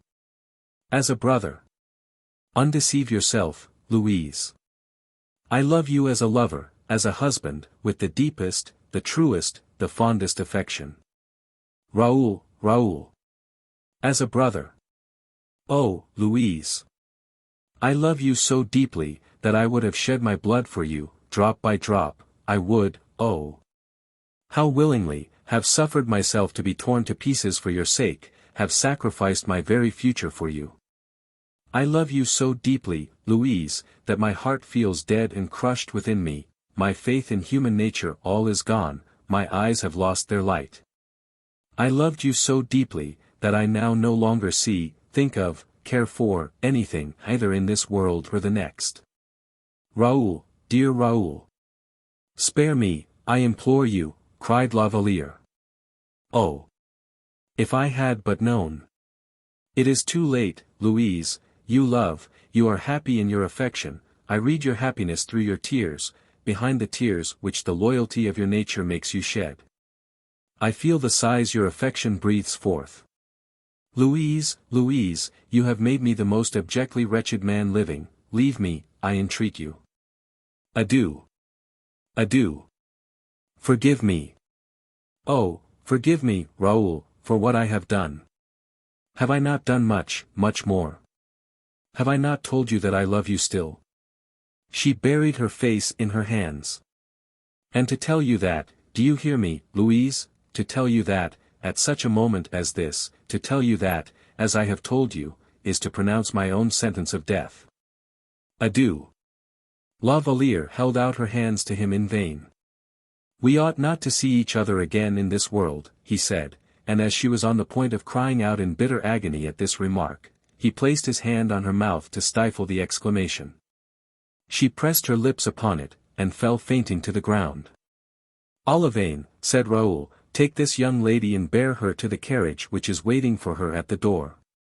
As Olivain lifted her up, Raoul made a movement as if to dart towards La Valliere, in order to give her a first and last kiss, but, stopping abruptly, he said, No. She is not mine. I am no thief, as is the King of France. And he returned to his room, whilst the lackey carried La Valliere, still fainting, to the carriage. 202. What Raoul had guessed. As soon as Raoul had quitted Athos and D'Artagnan, as the two exclamations that had followed his departure escaped their lips, they found themselves face to face alone. Athos immediately resumed the earnest air that he had assumed at D'Artagnan's arrival. "Well," he said, "what have you come to announce to me, my friend?" "I?" inquired D'Artagnan. "Yes. I do not see you in this way without some reason for it," said Athos, smiling. "The deuce," said D'Artagnan. "I will place you at your ease. The king is furious, I suppose. Well, I must say he is not altogether pleased. And you have come to arrest me, then? My dear friend, you have hit the very mark. Oh, I expected it. I am quite ready to go with you." "Deuce take it," said D'Artagnan, "what a hurry you are in." "I am afraid of delaying you," said Athos, smiling. "I have plenty of time. Are you not curious, besides, to know how things went on between the king and me? If you will be good enough to tell me, I will listen with the greatest of pleasure," said Athos, pointing out to D'Artagnan a large chair, into which the latter threw himself, assuming the easiest possible attitude. "Well, I will do so willingly enough," continued D'Artagnan, "for the conversation is rather curious, I must say. In the first place the king sent for me. As soon as I had left. You were just going down the last steps of the staircase, as the Musketeers told me. I arrived. My dear Athos, he was not red in the face merely, he was positively purple. I was not aware, of course, of what had passed, only, on the ground, lying on the floor, I saw a sword broken in two." "Captain D'Artagnan," cried the king, as soon as he saw me. "Sire," I replied. "M. de la Fere has just left me, he is an insolent man." "An insolent man!" I exclaimed, in such a tone that the king stopped suddenly short. "Captain D'Artagnan," resumed the king, with his teeth clenched, "you will be good enough to listen to and hear me." "That is my duty, sire. I have, out of consideration for M. de la Fere, wished to spare him. He is a man of whom I still retain some kind recollections, the discredit of being arrested in my palace. You will therefore take a carriage." At this I made a slight movement. "If you object to arrest him yourself," continued the king, "send me my captain of the guards." "Sire," I replied, "there is no necessity for the captain of the guards, since I am on duty." "I should not like to annoy you," said the king, kindly, "for you have always served me well, Monsieur d'Artagnan."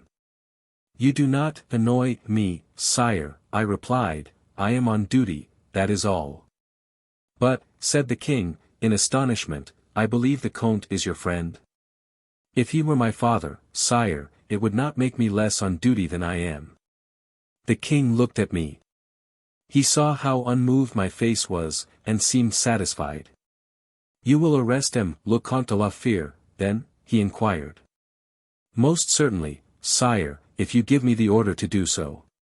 "Very well. I order you to do so." I bowed, and replied, "Where is the Comte, sire?" "You will look for him." "And am I to arrest him, wherever he may be?" "Yes. But try that he may be at his own house. If he should have started for his own estate, leave Paris at once, and arrest him on his way thither." I bowed. But as I did not move, he said, "Well, what are you waiting for?" "For the order to arrest the Comte, signed by yourself." The king seemed annoyed. For, in point of fact, it was the exercise of a fresh act of authority, a repetition of the arbitrary act, if, indeed, it is to be considered as such.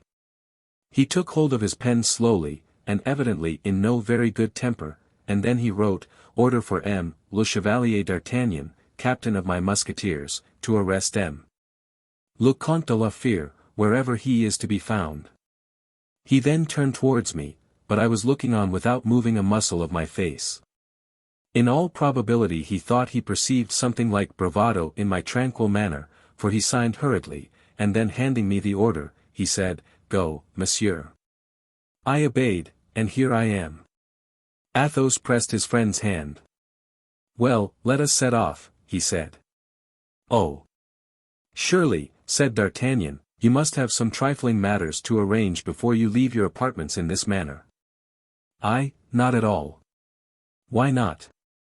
Why, you know, D'Artagnan, that I have always been a very simple traveller on this earth, ready to go to the end of the world by the order of my sovereign. Ready to quit it at the summons of my Maker. What does a man who is thus prepared require in such a case, a portmanteau, or a shroud? I am ready at this moment, as I have always been, my dear friend, and can accompany you at once. But, Bragelonne. I have brought him up in the same principles I laid down for my own guidance. And you observe that, as soon as he perceived you, he guessed, that very moment, the motive of your visit. We have thrown him off his guard for a moment. But do not be uneasy, he is sufficiently prepared for my disgrace not to be too much alarmed at it. So, let us go. Very well, let us go, said D'Artagnan, quietly. As I broke my sword in the king's presence, and threw the pieces at his feet, I presume that will dispense with the necessity of delivering it over to you. You are quite right. And besides that, what the deuce do you suppose I could do with your sword? Am I to walk behind, or before you? Inquired Athos, laughing. You will walk arm in arm with me, replied D'Artagnan, as he took the Comte's arm to descend the staircase, and in this manner they arrived at the landing. Grimaud, whom they had met in the anteroom, looked at them as they went out together in this manner, with some little uneasiness. His experience of affairs was quite sufficient to give him good reason to suspect that there was something wrong. Ah! Is that you, Grimaud? Said Athos, kindly. We are going to take a turn in my carriage, interrupted D'Artagnan, with a friendly nod of the head. Grimaud thanked D'Artagnan by a grimace, which was evidently intended for a smile, and accompanied both the friends to the door. Athos entered first into the carriage. D'Artagnan followed him without saying a word to the coachman. The departure had taken place so quietly, that it excited no disturbance or attention even in the neighborhood. When the carriage had reached the quays, "You are taking me to the Bastille, I perceive," said Athos. "I," said D'Artagnan, "I take you wherever you may choose to go. Nowhere else, I can assure you." "What do you mean?" said the Comte, surprised. "Why, surely, my dear friend," said D'Artagnan, "you quite understand that I undertook the mission with no other object in view than that of carrying it out exactly as you liked. You surely did not expect that I was going to get you thrown into prison like that, brutally, and without any reflection. If I had anticipated that, I should have let the captain of the guards undertake it." "And so," said Athos. "And so, I repeat again, we will go wherever you may choose." "My dear friend," said Athos, embracing D'Artagnan, "how like you that is." "Well, it seems simple enough to me. The coachman will take you to the barrier of the Cours la Reine. You will find a horse there which I have ordered to be kept ready for you. With that horse you will be able to do 3 posts without stopping. And I, on my side, will take care not to return to the king, to tell him that you have gone away, until the very moment it will be impossible to overtake you. In the meantime you will have reached Le Havre, and from Le Havre across to England, where you will find the charming residence of which M. Monk made me a present, without speaking of the hospitality which King Charles will not fail to show you. Well, what do you think of this project?" Athos shook his head, and then said, smiling as he did so, "No, no, take me to the Bastille." "You are an obstinate fellow, my dear Athos," returned D'Artagnan. "Reflect for a few moments." "On what subject?" "That you are no longer 20 years of age. Believe me, I speak according to my own knowledge and experience. A prison is certain death for men who are at our time of life. No, no, I will never allow you to languish in prison in such a way. Why, the very thought of it makes my head turn giddy." "Dear D'Artagnan," Athos replied, "Heaven most fortunately made my body as strong, powerful, and enduring as my mind, and, rely upon it, I shall retain my strength up to the very last moment. But this is not strength of mind or character, it is sheer madness. No, D'Artagnan, it is the highest order of reasoning.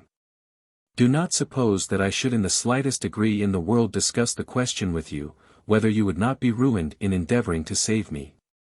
I should have done precisely as you propose if flight had been part of my plan of action. I should, therefore, have accepted from you what, without any doubt, you would have accepted from me.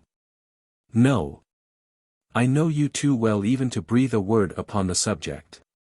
Ah! If you would only let me do it, said D'Artagnan, what a dance we would give his most gracious majesty. Still he is the king. Do not forget that, my dear friend. Oh! That is all the same to me, and king though he be, I would plainly tell him, sire, imprison, exile, kill everyone in France and Europe.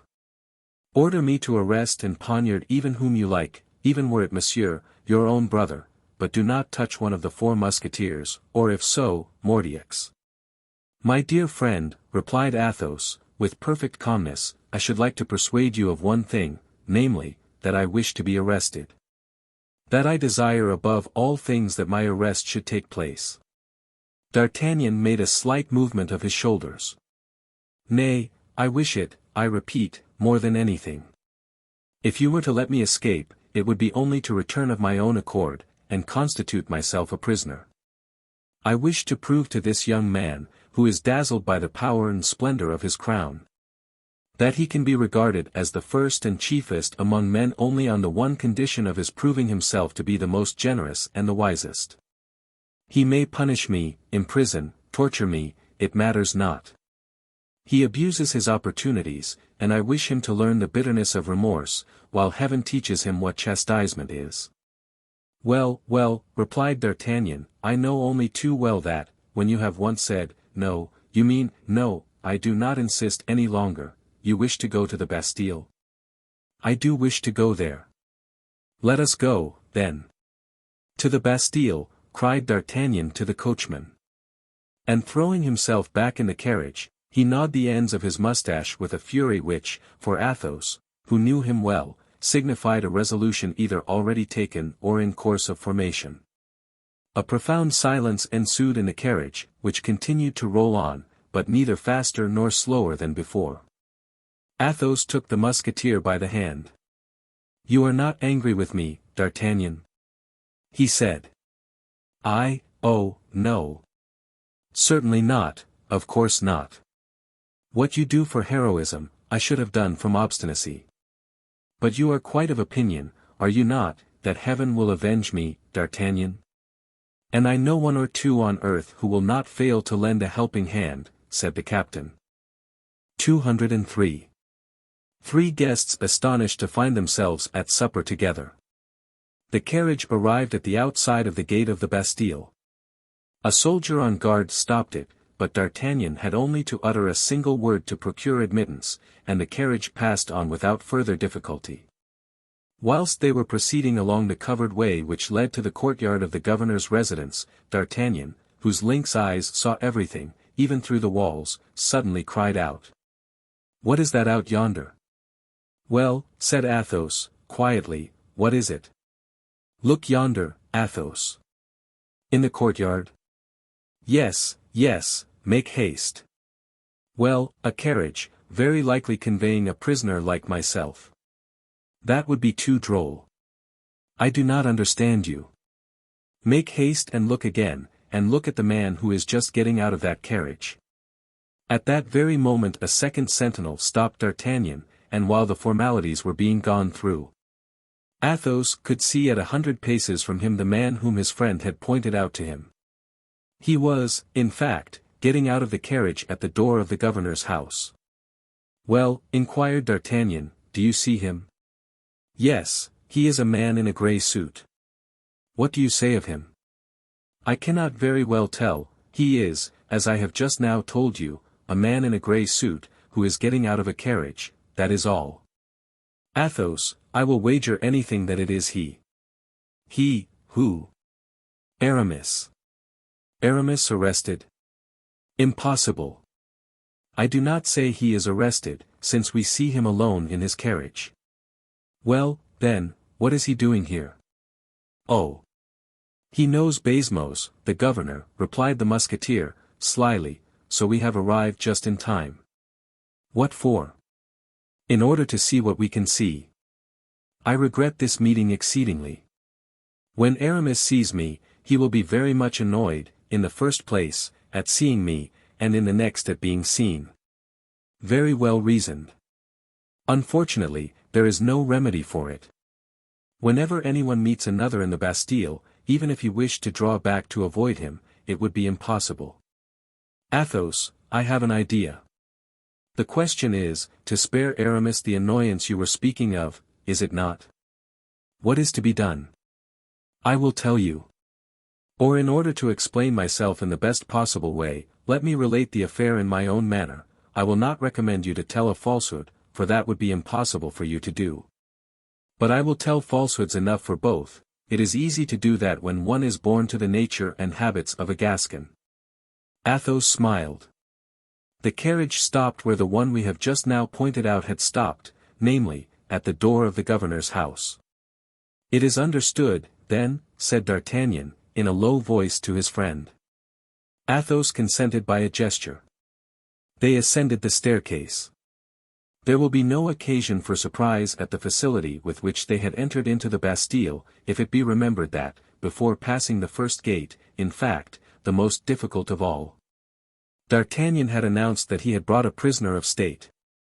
At the third gate, on the contrary, that is to say, when he had once fairly entered the prison, he merely said to the sentinel, to M. Baisemeaux, and they both passed on.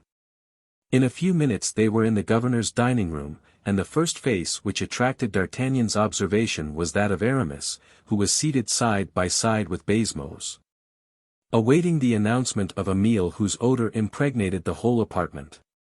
If D'Artagnan pretended surprise, Aramis did not pretend at all. He started when he saw his two friends, and his emotion was very apparent. Athos and D'Artagnan, however, complimented him as usual, and Baisemeaux, amazed, completely stupefied by the presence of his three guests, began to perform a few evolutions around them. By what lucky accident? We were just going to ask you, retorted D'Artagnan. Are we going to give ourselves up as prisoners? Cried Aramis, with an affection of hilarity. Ah! Ah! Said D'Artagnan, it is true the walls smell deucedly like a prison. Monsieur de Baisemeaux, you know you invited me to sup with you the other day. I? Cried Baisemeaux. Yes, of course you did, although you now seem so struck with amazement. Don't you remember it?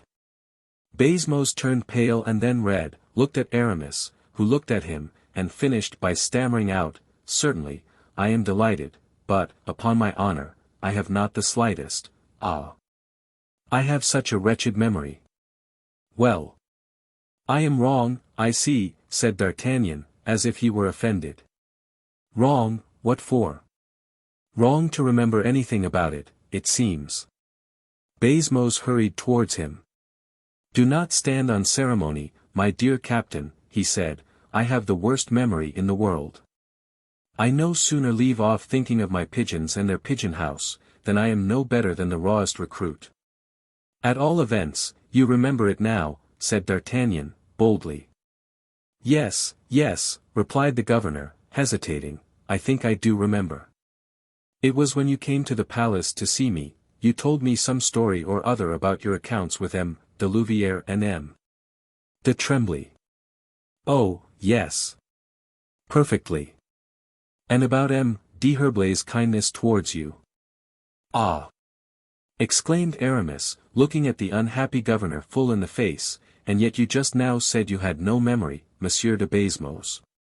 Baisemeaux interrupted the musketeer in the middle of his revelations. Yes, yes, you're quite right, how could I have forgotten, I remember it now as well as possible, I beg you 1,000 pardons. But now, once for all, my dear M. d'Artagnan, be sure that at this present time, as at any other, whether invited or not, you are perfectly at home here, you and M. d'Herblay, your friend, he said, turning towards Aramis, and this gentleman, too, he added, bowing to Athos. Well, I thought it would be sure to turn out so, replied D'Artagnan, and that is the reason I came. Having nothing to do this evening at the Palais Royal, I wished to judge for myself what your ordinary style of living was like, and as I was coming along, I met the Comte de la Fere.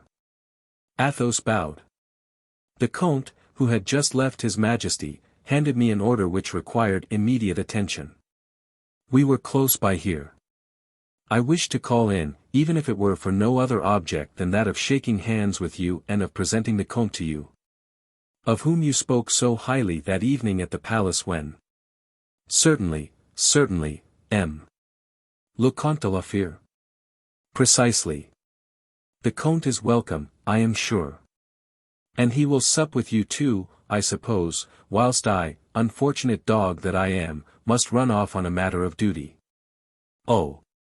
What happy beings you are, compared to myself, he added, sighing as loud as Porthos might have done.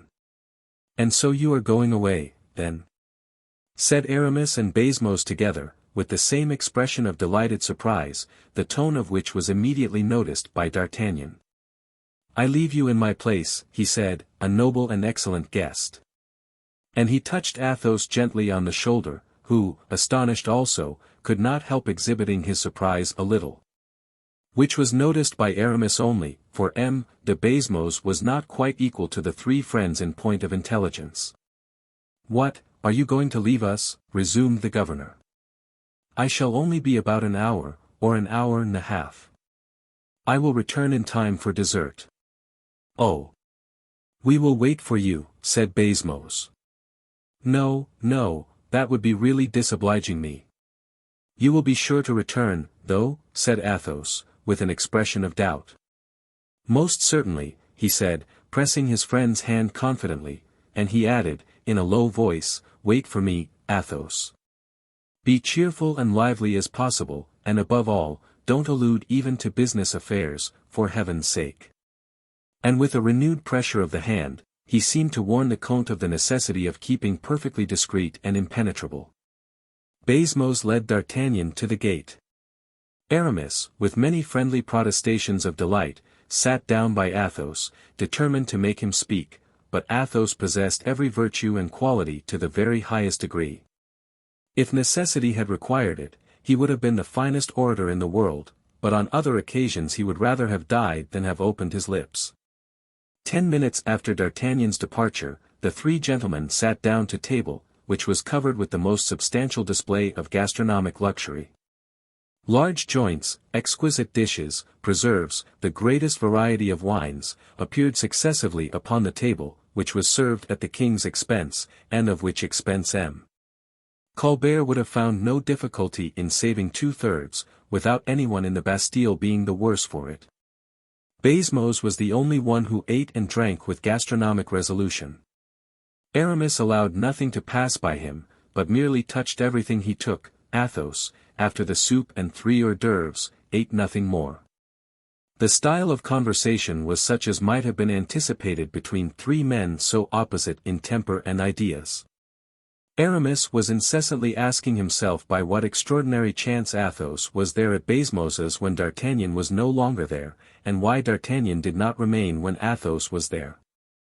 Athos sounded all the depths of the mind of Aramis, who lived in the midst of subterfuge, evasion, and intrigue. He studied his man well and thoroughly, and felt convinced that he was engaged upon some important project. And then he too began to think of his own personal affair, and to lose himself in conjectures as to D'Artagnan's reason for having left the Bastille so abruptly, and for leaving behind him a prisoner so badly introduced and so badly looked after by the prison authorities. But we shall not pause to examine into the thoughts and feelings of these personages, but will leave them to themselves, surrounded by the remains of poultry, game, and fish, which Baisemeux's generous knife and fork had so mutilated. We are going to follow D'Artagnan instead, who, getting into the carriage which had brought him, said to the coachman, "Return to the palace, as fast as the horses can gallop." 204. What took place at the Louvre during the supper at the Bastille? M. De Saint-Aignan had executed the commission with which the king had entrusted him for La Valliere, as we have already seen in one of the preceding chapters. But, whatever his eloquence, he did not succeed in persuading the young girl that she had in the king a protector powerful enough for her under any combination of circumstances. And that she had no need of anyone else in the world when the king was on her side. In point of fact, at the very first word which the favorite mentioned of the discovery of the famous secret, Louise, in a passion of tears, abandoned herself in utter despair to a sorrow which would have been far from flattering for the king, if he had been a witness of it from one of the corners of the room. Saint-Aignan, in his character of ambassador, felt almost as greatly offended at it as his master himself would have been, and returned to inform the king what he had seen and heard. And it is thus we find him, in a state of great agitation, in the presence of the king, who was, if possible, in a state of even greater flurry than himself. But, said the king to the courtier, when the latter had finished his report, what did she decide to do? Shall I at least see her presently before supper? Will she come to me, or shall I be obliged to go to her room? I believe, sire, that if your majesty wishes to see her, you will not only have to take the first step in advance, but will have to go the whole way. That I do not mind. Do you think she has yet a secret fancy for young Bragelonne? Muttered the king between his teeth. Oh! Sire, that is not possible. For it is you alone, I am convinced, Mademoiselle de la Valliere loves, and that, too, with all her heart. But you know that de Bragelonne belongs to that proud race who play the part of Roman heroes. The king smiled feebly. He knew how true the illustration was, for Athos had just left him. As for Mademoiselle de la Valliere, Saint-Aignan continued, she was brought up under the care of the dowager madam, that is to say, in the greatest austerity and formality. This young engaged couple coldly exchanged their little vows in the prim presence of the moon and stars. And now, when they find they have to break those vows asunder, it plays the very deuce with them. Saint-Aignan thought to have made the king laugh. But on the contrary, from a mere smile Louis passed to the greatest seriousness of manner. He already began to experience that remorse which the Comte had promised D'Artagnan he would inflict upon him. He reflected that, in fact, these young persons had loved and sworn fidelity to each other. That one of the two had kept his word, and that the other was too conscientious not to feel her perjury most bitterly. And his remorse was not unaccompanied. For bitter pangs of jealousy began to beset the king's heart. He did not say another word, and instead of going to pay a visit to his mother, or the queen, or madam, in order to amuse himself a little, and make the ladies laugh, as he himself used to say, he threw himself into the huge armchair in which his august father Louis XIII had passed so many weary days and years in company with Baradat and Cinq-Mars.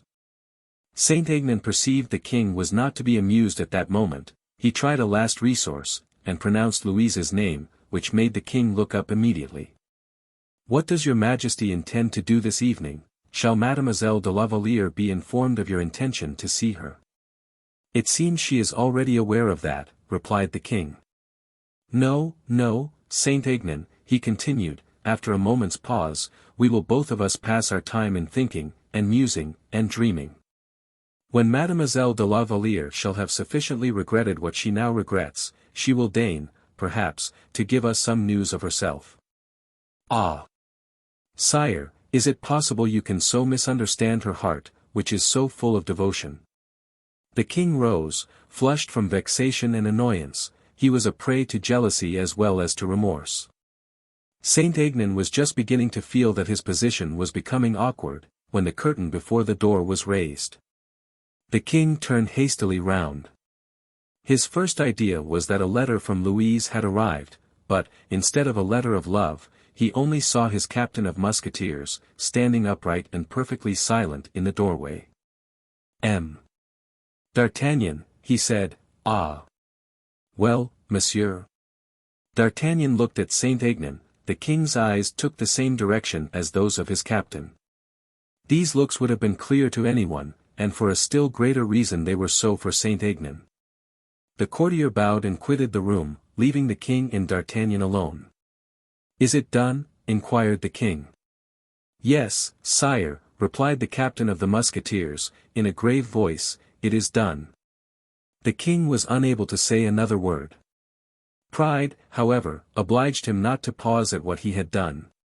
Whenever a sovereign has adopted a decisive course, even though it be unjust, he is compelled to prove to all witnesses, and particularly to prove it to himself, that he was quite right all through. A good means for effecting that, an almost infallible means, indeed, is, to try and prove his victim to be in the wrong. Louis, brought up by Mazarin and Anne of Austria, knew better than anyone else his vocation as a monarch, he therefore endeavoured to prove it on the present occasion. After a few moments' pause, which he had employed in making silently to himself the same reflections which we have just expressed aloud, he said, in an indifferent tone, "What did the Comte say?" "Nothing at all, sire." "Surely he did not allow himself to be arrested without saying something?" "He said he expected to be arrested, sire." The king raised his head haughtily. "I presume," he said, "that le Comte de la Fere has not continued to play his obstinate and rebellious part." "In the first place, sire, what do you wish to signify by rebellious?" quietly asked the musketeer. "A rebel, in the eyes of the king, is a man who not only allows himself to be shut up in the Bastille, but still more, who opposes those who do not wish to take him there." "Who do not wish to take him there," exclaimed the king. "What do you say, captain? Are you mad?" "I believe not, sire." "You speak of persons who did not wish to arrest M. de la Fere. Who are those persons, may I ask?" "I should say those whom your majesty entrusted with that duty." "But it was you whom I entrusted with it," exclaimed the king. "Yes, sire, it was I." "And yet you say that, despite my orders, you had the intention of not arresting the man who had insulted me." "Yes, sire, that was really my intention. I even proposed to the Comte to mount a horse that I had prepared for him at the Barrière de la Conference." "And what was your object in getting this horse ready?" "Why, sire, in order that le Comte de la Fere might be able to reach Le Havre, and from that place make his escape to England." "You betrayed me, then, monsieur," cried the king, kindling with a wild pride. "Exactly so." There was nothing to say in answer to statements made in such a tone. The king was astounded at such an obstinate and open resistance on the part of D'Artagnan. "At least you had a reason, Monsieur d'Artagnan, for acting as you did," said the king, proudly. "I have always a reason for everything, sire." "Your reason cannot be your friendship for the Comte, at all events, the only one that can be of any avail.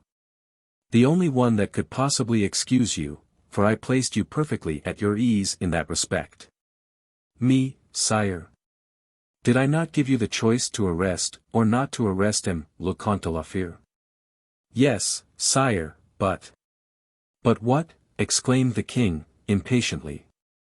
"But you warned me, sire, that if I did not arrest him, your captain of the guard should do so. Was I not considerate enough towards you, from the very moment I did not compel you to obey me?" "To me, sire, you were, but not to my friend, for my friend would be arrested all the same, whether by myself or by the captain of the guards." "And this is your devotion, monsieur? A devotion which argues and reasons. You are no soldier, monsieur. I wait for your majesty to tell me what I am." "Well, then, you are a frondeur." "And since there is no longer any Fronde, sire, in that case." "But if what you say is true?" "What I say is always true, sire." "What have you come to say to me, monsieur?" "I have come to say to your majesty, sire, de la Fere is in the Bastille." "That is not your fault, it would seem." "That is true, sire, but at all events he is there. And since he is there, it is important that your majesty should know it." "Ah! Monsieur d'Artagnan, so you set your king at defiance." "Sire. Monsieur d'Artagnan. I warn you that you are abusing my patience." "On the contrary, sire." "What do you mean by, on the contrary?" "I have come to get myself arrested, too." "To get yourself arrested, you?" "Of course. My friend will get wearied to death in the Bastille by himself, and I have come to propose to your majesty to permit me to bear him company." If your majesty will but give me the word, I will arrest myself. I shall not need the captain of the guards for that, I assure you. The king darted towards the table and seized hold of a pen to write the order for D'Artagnan's imprisonment. Pay attention, monsieur, that this is forever, cried the king, in tones of sternest menace. I can quite believe that, returned the musketeer. For when you have once done such an act as that, you will never be able to look me in the face again. The king dashed down his pen violently. Leave the room, monsieur, he said. Not so, if it please your majesty. What is that you say? Sire, I came to speak gently and temperately to your majesty. Your majesty got into a passion with me, that is a misfortune. But I shall not the less on that account say what I had to say to you. Your resignation, monsieur, your resignation, cried the king. Sire, you know whether I care about my resignation or not, since at Blois, on the very day when you refused King Charles the million which my friend the Comte de la Fere gave him. I then tendered my resignation to your majesty. Very well, monsieur, do it at once. No, sire, for there is no question of my resignation at the present moment. Your majesty took up your pen just now to send me to the Bastille, why should you change your intention? D'Artagnan. Gascon that you are. Who is the king, allow me to ask, you or myself? You, sire, unfortunately. What do you mean by unfortunately? Yes, sire, for if it were I. If it were you, you would approve of M. D'Artagnan's rebellious conduct, I suppose? Certainly. Really, said the king, shrugging his shoulders. And I should tell my captain of the Musketeers, continued D'Artagnan, I should tell him, looking at him all the while with human eyes, and not with eyes like coals of fire, M. D'Artagnan, I had forgotten that I was the king, for I descended from my throne in order to insult a gentleman. Monsieur, said the king, do you think you can excuse your friend by exceeding him in insolence? Oh! Sire! I should go much further than he did, said D'Artagnan. And it would be your own fault. I should tell you what he, a man full of the finest sense of delicacy, did not tell you. I should say, sire, you have sacrificed his son, and he defended his son, you sacrificed himself. He addressed you in the name of honor, of religion, of virtue, you repulsed, drove him away, imprisoned him. I should be harder than he was, for I should say to you, sire, it is for you to choose. Do you wish to have friends or lackeys, soldiers or slaves, great men or mere puppets? Do you wish men to serve you, or to bend and crouch before you? Do you wish men to love you, or to be afraid of you? If you prefer baseness, intrigue, cowardice, say so at once, sire, and we will leave you, we who are the only individuals who are left, nay, I will say more. The only models of the valor of former times. We who have done our duty, and have exceeded, perhaps, in courage and in merit, the men already great for posterity. Choose, sire. And that, too, without delay. Whatever relics remain to you of the great nobility, guard them with a jealous eye, you will never be deficient in courtiers. Delay not, and send me to the Bastille with my friend. For, if you did not know how to listen to the Comte de la Fere, whose voice is the sweetest and noblest in all the world when honor is the theme. If you do not know how to listen to D'Artagnan, the frankest and honestest voice of sincerity, you are a bad king, and tomorrow will be a poor king. And learn from me, sire, that bad kings are hated by their people, and poor kings are driven ignominiously away. That is what I had to say to you, sire, you were wrong to drive me to say it. The king threw himself back in his chair, cold as death, and as livid as a corpse. Had a thunderbolt fallen at his feet, he could not have been more astonished. He seemed as if his respiration had utterly ceased, and that he was at the point of death. The honest voice of sincerity, as D'Artagnan had called it, had pierced through his heart like a sword blade. D'Artagnan had said all he had to say. Comprehending the king's anger, he drew his sword, and, approaching Louis XIV respectfully, he placed it on the table. But the king, with a furious gesture, thrust aside the sword, which fell on the ground and rolled to D'Artagnan's feet. Notwithstanding the perfect mastery which D'Artagnan exercised over himself, he, too, in his turn, became pale, and, trembling with indignation, said, "A king may disgrace a soldier, he may exile him, and may even condemn him to death. But were he 100 times a king, he has no right to insult him by casting a dishonor upon his sword. Sire, a king of France has never repulsed with contempt the sword of a man such as I am. Stained with disgrace as this sword now is, it has henceforth no other sheath than either your heart or my own. I choose my own, sire, and you have to thank heaven and my own patience that I do so." Then snatching up his sword, he cried, "My blood be upon your head," and, with a rapid gesture, he placed the hilt upon the floor and directed the point of the blade towards his breast. The king, however, with a movement far more rapid than that of D'Artagnan, threw his right arm around the musketeer's neck, and with his left hand seized hold of the blade by the middle, and returned it silently to the scabbard. D'Artagnan, upright, pale, and still trembling, let the king do all to the very end. Louis, overcome and softened by gentler feelings, returned to the table, took a pen in his hand, wrote a few lines, signed them, and then held it out to D'Artagnan. "What is this paper, sire?" inquired the captain. "An order for M. D'Artagnan to set the Comte de la Fere at liberty immediately." D'Artagnan seized the king's hand, and imprinted a kiss upon it. He then folded the order, placed it in his belt, and quitted the room. Neither the king nor the captain had uttered a syllable. "Oh, human heart! Thou guide and director of kings," murmured Louis, when alone, "when shall I learn to read in your inmost recesses, as in the leaves of a book? Oh, I am not a bad king, nor am I a poor king. I am but still a child, when all is said and done." 205. Political rivals.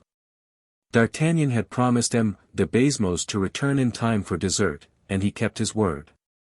They had just reached the finer and more delicate class of wines and liqueurs with which the governor's cellar had the reputation of being most admirably stocked, when the silver spurs of the captain resounded in the corridor, and he himself appeared at the threshold.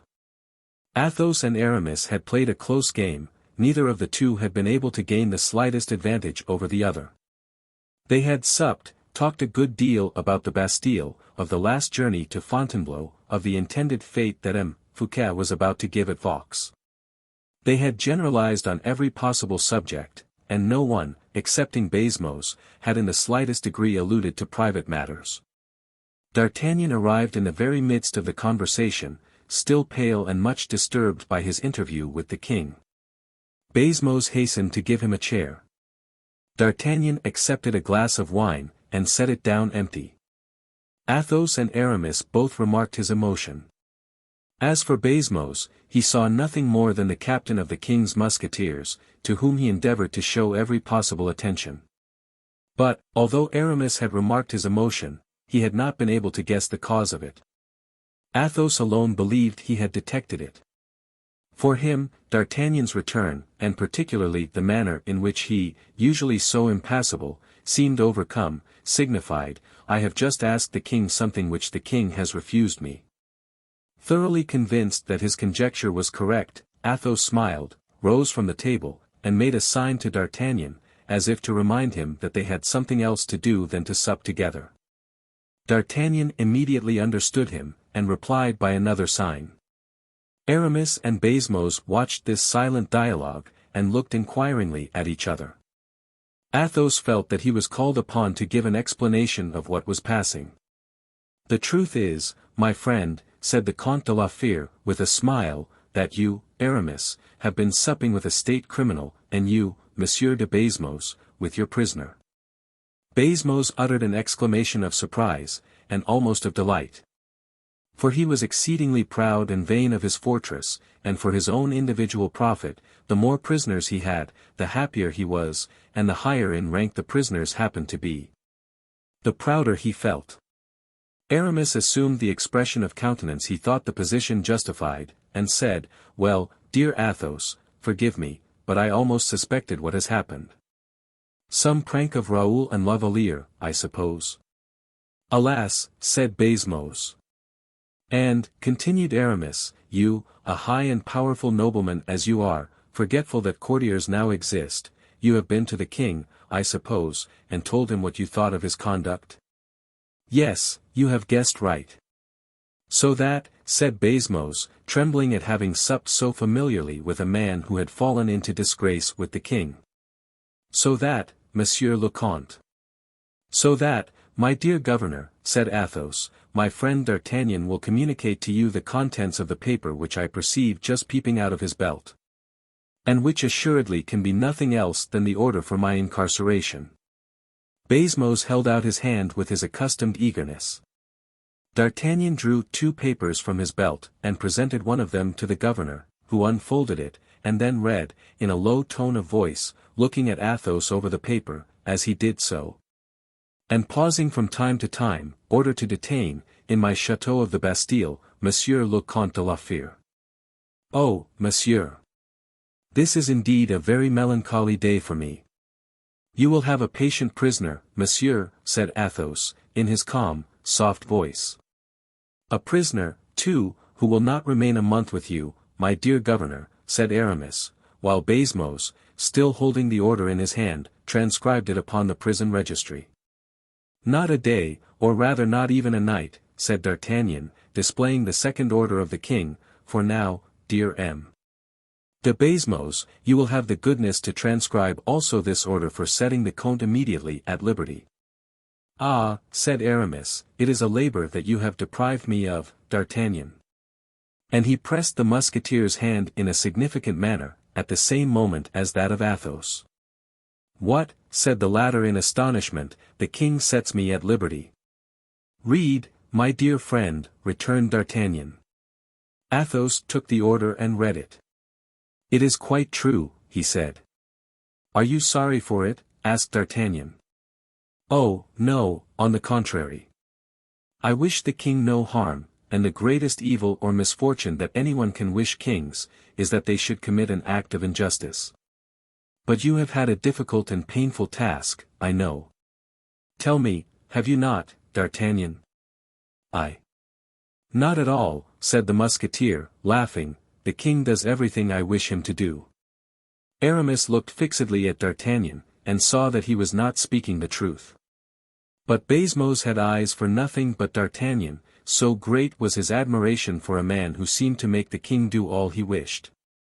And does the king exile Athos? Inquired Aramis. No, not precisely, the king did not explain himself upon that subject, replied D'Artagnan. But I think the Comte could not well do better unless, indeed, he wishes particularly to thank the king. No, indeed, replied Athos, smiling.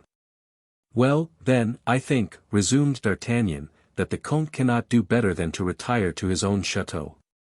However, my dear Athos, you have only to speak, to tell me what you want.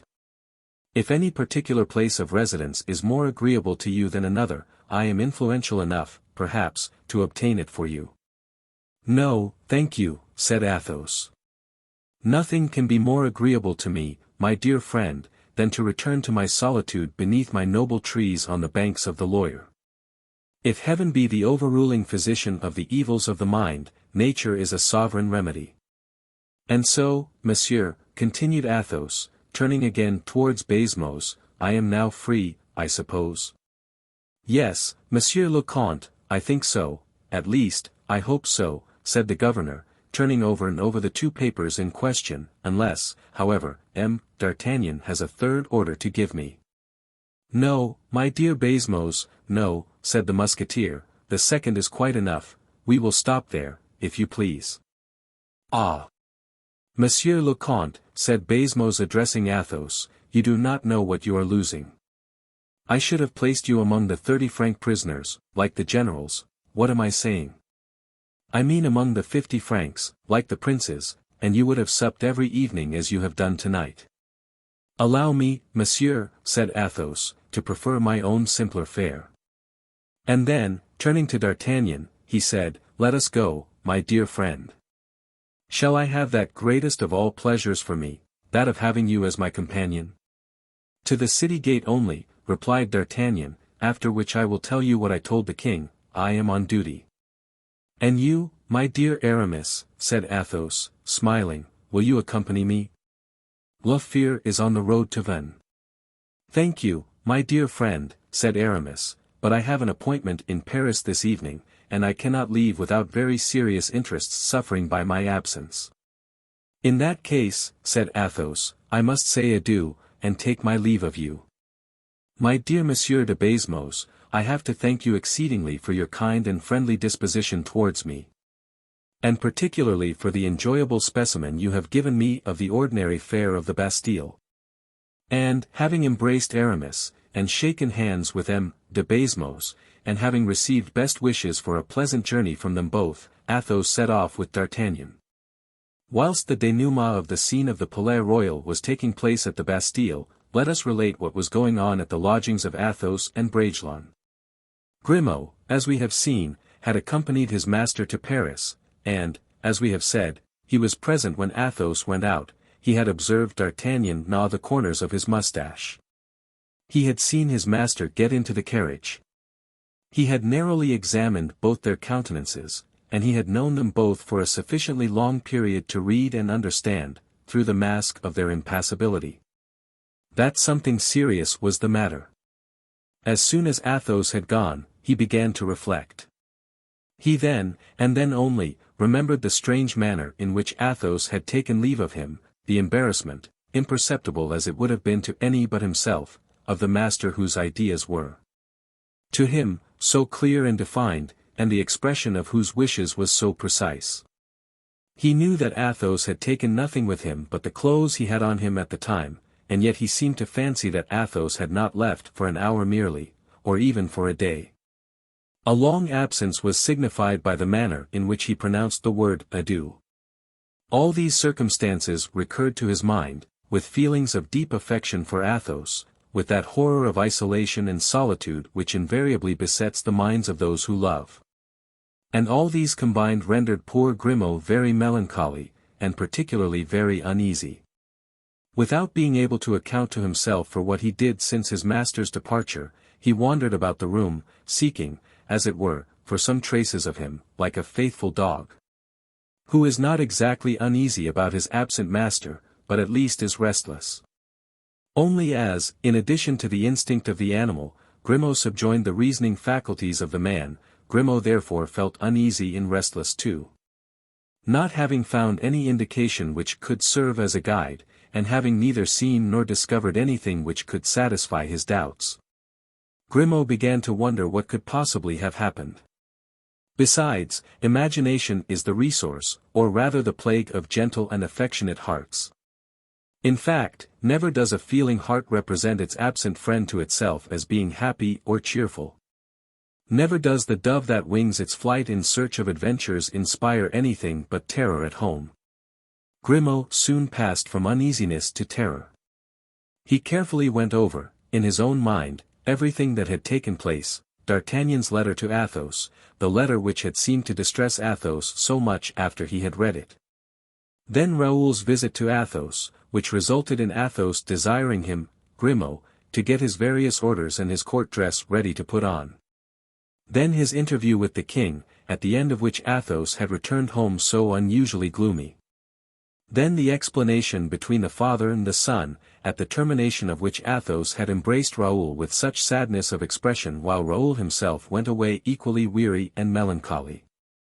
And finally, D'Artagnan's arrival, biting, as if he were vexed, the end of his moustache, and leaving again in the carriage, accompanied by the Comte de la Fere. All this composed a drama in 5 acts very clearly, particularly for so analytical an observer as Grimaud. The first step he took was to search in his master's coat for M. D'Artagnan's letter. He found the letter still there, and its contents were found to run as follows. My dear friend, Raoul has been to ask me for some particulars about the conduct of Mademoiselle de la Valliere during our young friend's residence in London. I am a poor captain of Musketeers, and I am sickened to death every day by hearing all the scandal of the barracks and bedside conversations. If I had told Raoul all I believe, I know the poor fellow would have died of it, but I am in the king's service, and cannot relate all I hear about the king's affairs. If your heart tells you to do it, set off at once, the matter concerns you more than it does myself, and almost as much as Raoul. Grimaud tore, not a handful, but a finger and thumbful of hair out of his head. He would have done more if his head of hair had been in a more flourishing condition. Yes, he said, that is the key of the whole enigma. The young girl has been playing her pranks. What people say about her and the king is true, then, our young master has been deceived. He ought to know it. Monsieur le Comte has been to see the king, and has told him a piece of his mind, and then the king sent D'Artagnan to arrange the affair. Ah! Gracious goodness! Continued Grimaud, Monsieur le Comte, I now remember, returned without his sword. This discovery made the perspiration break out all over poor Grimaud's face. He did not waste any more time in useless conjecture, but clapped his hat on his head, and ran to Raoul's lodgings. Raoul, after Louise had left him, had mastered his grief, if not his affection. And, compelled to look forward on that perilous road over which madness and revulsion were hurrying him, he had seen, from the very first glance, his father exposed to the royal obstinacy. Since Athos had himself been the first to oppose any resistance to the royal will. At this moment, from a very natural sequence of feeling, the unhappy young man remembered the mysterious signs which Athos had made, and the unexpected visit of D'Artagnan. The result of the conflict between a sovereign and a subject revealed itself to his terrified vision. As D'Artagnan was on duty, that is, a fixture at his post without the possibility of leaving it. It was certainly not likely that he had come to pay Athos a visit merely for the pleasure of seeing him. He must have come to say something to him. This something in the midst of such painful conjectures must have been the news of either a misfortune or a danger. Raoul trembled at having been so selfish as to have forgotten his father for his affection. At having, in a word, passed his time in idle dreams, or in an indulgence of despair, at a time when a necessity existed for repelling such an imminent attack on Athos. The very idea nearly drove him frantic. He buckled on his sword and ran towards his father's lodgings. On his way there he encountered Grimaud, who, having set off from the opposite pole, was running with equal eagerness in search of the truth. The two men embraced each other most warmly. "Grimaud," exclaimed Raoul, "is the Comte well? Have you seen him?" "No, where is he?" "I am trying to find out." "And D'Artagnan?" "Went out with him." "When?" 10 minutes after you did." "In what way did they go out?" "In a carriage." "Where did they go?" "I have no idea at all." "Did my father take any money with him?" "No." "Or his sword?" "No." "I have an idea, Grimaud, that D'Artagnan came in order to arrest Monsieur le Comte, do you not think, monsieur?" "Yes, Grimaud. I could have sworn it." "What road did they take?" "The way leading towards the quay." "To the Bastille, then?" "Yes, yes." "Quick, quick, let us run." "Yes, let us not lose a moment." "But where are we to go?" said Raoul, overwhelmed. "We will go to D'Artagnan's first, we may perhaps learn something there." "No, if they keep me in ignorance at my father's, they will do the same everywhere." "Let us go to, oh, good heavens! Why, I must be mad today, Grimaud, I have forgotten du Vallon, who is waiting for and expecting me still." "Where is he, then?" "At the Minims of Vincennes." "Thank goodness, that is on the same side as the Bastille." "I will run and saddle the horses, and we will go at once," said Grimaud. "Do, my friend, do." 206. In which Porthos is convinced without having understood anything. The good and worthy Porthos, faithful to all the laws of ancient chivalry, had determined to wait for de Saint-Aignan until sunset.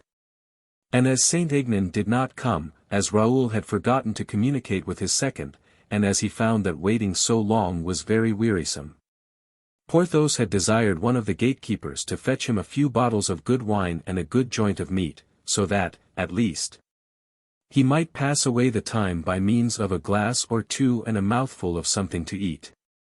He had just finished when Raoul arrived, escorted by Grimaud, both of them riding at full speed. As soon as Porthos saw the two cavaliers riding at such a pace along the road, he did not for a moment doubt but that they were the men he was expecting. And he rose from the grass upon which he had been indolently reclining and began to stretch his legs and arms, saying, "See what it is to have good habits. The fellow has finished by coming, after all. If I had gone away he would have found no one here and would have taken advantage of that."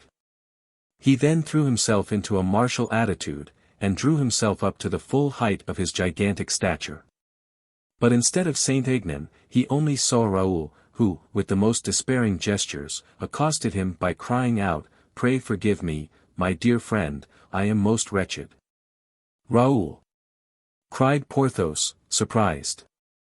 "You have been angry with me," said Raoul, embracing Porthos. "I? What for?" "For having forgotten you. But I assure you my head seems utterly lost. If you only knew. You have killed him." "Who?" "Saint-Aignan, or, if that is not the case, what is the matter?" "The matter is, that Monsieur le Comte de la Fere has by this time been arrested." Porthos gave a start that would have thrown down a wall.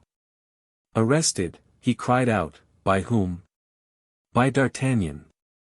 "It is impossible," said Porthos. "My dear friend, it is perfectly true." Porthos turned towards Grimaud, as if he needed a second confirmation of the intelligence. Grimaud nodded his head. "And where have they taken him?" "Probably to the Bastille." "What makes you think that?" "As we came along we questioned some persons, who saw the carriage pass, and others who saw it enter the Bastille." "Oh," muttered Porthos. "What do you intend to do?" inquired Raoul. "Nothing, only I will not have Athos remain at the Bastille." "Do you know," said Raoul, advancing nearer to Porthos, "that the arrest was made by order of the king?" Porthos looked at the young man, as if to say, "What does that matter to me?" This dumb language seemed so eloquent of meaning to Raoul that he did not ask any other question. He mounted his horse again, and Porthos, assisted by Grimaud, had already done the same. "Let us arrange our plan of action," said Raoul. "Yes," returned Porthos, "that is the best thing we can do." Raoul sighed deeply, and then paused suddenly. "What is the matter?" asked Porthos. "Are you faint?" "No, only I feel how utterly helpless our position is." "Can we three pretend to go and take the Bastille?" "Well, if D'Artagnan were only here," replied Porthos, "I am not so very certain we would fail." Raoul could not resist a feeling of admiration at the sight of such perfect confidence, heroic in its simplicity. These were truly the celebrated men who, by 3 or 4, attacked armies and assaulted castles. Men who had terrified death itself, who had survived the wrecks of a tempestuous age, and still stood, stronger than the most robust of the young. "Monsieur," said he to Porthos, "you have just given me an idea, we absolutely must see D'Artagnan." "Undoubtedly. He ought by this time to have returned home, after having taken my father to the Bastille. Let us go to his house." "First inquire at the Bastille," said Grimaud, who was in the habit of speaking little, but that to the purpose. Accordingly, they hastened towards the fortress, when one of those chances which heaven bestows on men of strong will caused Grimaud suddenly to perceive the carriage, which was entering by the great gate of the drawbridge. This was the moment that D'Artagnan was, as we have seen, returning from his visit to the king. In vain was it that Raoul urged on his horse in order to join the carriage, and to see whom it contained. The horses had already gained the other side of the great gate, which again closed, while one of the sentries struck the nose of Raoul's horse with his musket. Raoul turned about, only too happy to find he had ascertained something respecting the carriage which had contained his father. "We have him," said Grimaud. "If we wait a little it is certain he will leave, don't you think so, my friend?" "Unless, indeed, D'Artagnan also be a prisoner," replied Porthos, "in which case everything is lost." Raoul returned no answer, for any hypothesis was admissible. He instructed Grimaud to lead the horses to the little street Jean Beausire, so as to give rise to less suspicion. And himself with his piercing gaze watched for the exit either of D'Artagnan or the carriage. Nor had he decided wrongly, for 20 minutes had not elapsed before the gate reopened and the carriage reappeared. A dazzling of the eyes prevented Raoul from distinguishing what figures occupied the interior. Grimaud averred that he had seen 2 persons, and that one of them was his master. Porthos kept looking at Raoul and Grimaud by turns, in the hope of understanding their idea. "It is clear," said Grimaud, "that if the Comte is in the carriage, either he is set at liberty or they are taking him to another prison." "We shall soon see that by the road he takes," answered Porthos. "If he is set at liberty," said Grimaud, "they will conduct him home." "True," rejoined Porthos. "The carriage does not take that way," cried Raoul, and indeed the horses were just disappearing down the Faubourg Saint-Antoine. "Let us hasten," said Porthos. "We will attack the carriage on the road and tell Athos to flee." "Rebellion," murmured Raoul. Porthos darted a second glance at Raoul, quite worthy of the first. Raoul replied only by spurring the flanks of his steed. In a few moments the 3 cavaliers had overtaken the carriage, and followed it so closely that their horses' breath moistened the back of it. D'Artagnan, whose senses were ever on the alert, heard the trot of the horses, at the moment when Raoul was telling Porthos to pass the chariot, so as to see who was the person accompanying Athos. Porthos complied, but could not see anything, for the blinds were lowered. Rage and impatience were gaining mastery over Raoul. He had just noticed the mystery preserved by Athos's companion, and determined on proceeding to extremities. On his part D'Artagnan had perfectly recognized Porthos, and Raoul also, from under the blinds, and had communicated to the Comte the result of his observation. They were desirous only of seeing whether Raoul and Porthos would push the affair to the uttermost. And this they speedily did, for Raoul, presenting his pistol, threw himself on the leader, commanding the coachman to stop. Porthos seized the coachman, and dragged him from his seat. Grimaud already had hold of the carriage door. Raoul threw open his arms, exclaiming, Le Comte! Le Comte! Ah! Is it you, Raoul? Said Athos, intoxicated with joy. Not bad, indeed. Added D'Artagnan, with a burst of laughter, and they both embraced the young man and Porthos, who had taken possession of them. My brave Porthos! Best of friends, cried Athos, it is still the same old way with you. He is still only 20, said D'Artagnan, brave Porthos. Confound it, answered Porthos, slightly confused, we thought that you were being arrested. While, rejoined Athos, the matter in question was nothing but my taking a drive in D'Artagnan's carriage. But we followed you from the Bastille, returned Raoul, with a tone of suspicion and reproach. Where we had been to take supper with our friend Baisemeaux. Do you recollect Baisemeaux, Porthos? Very well, indeed. And there we saw Aramis. In the Bastille. At supper. Ah, said Porthos, again breathing freely. He gave us 1,000 messages to you. And where is Le Comte going? Asked Grimaud, already recompensed by a smile from his master. We were going home to Blois. How can that be? At once, said Raoul. Yes, right forward. Without any luggage? Oh. Raoul would have been instructed to forward me mine, or to bring it with him on his return, if he returns.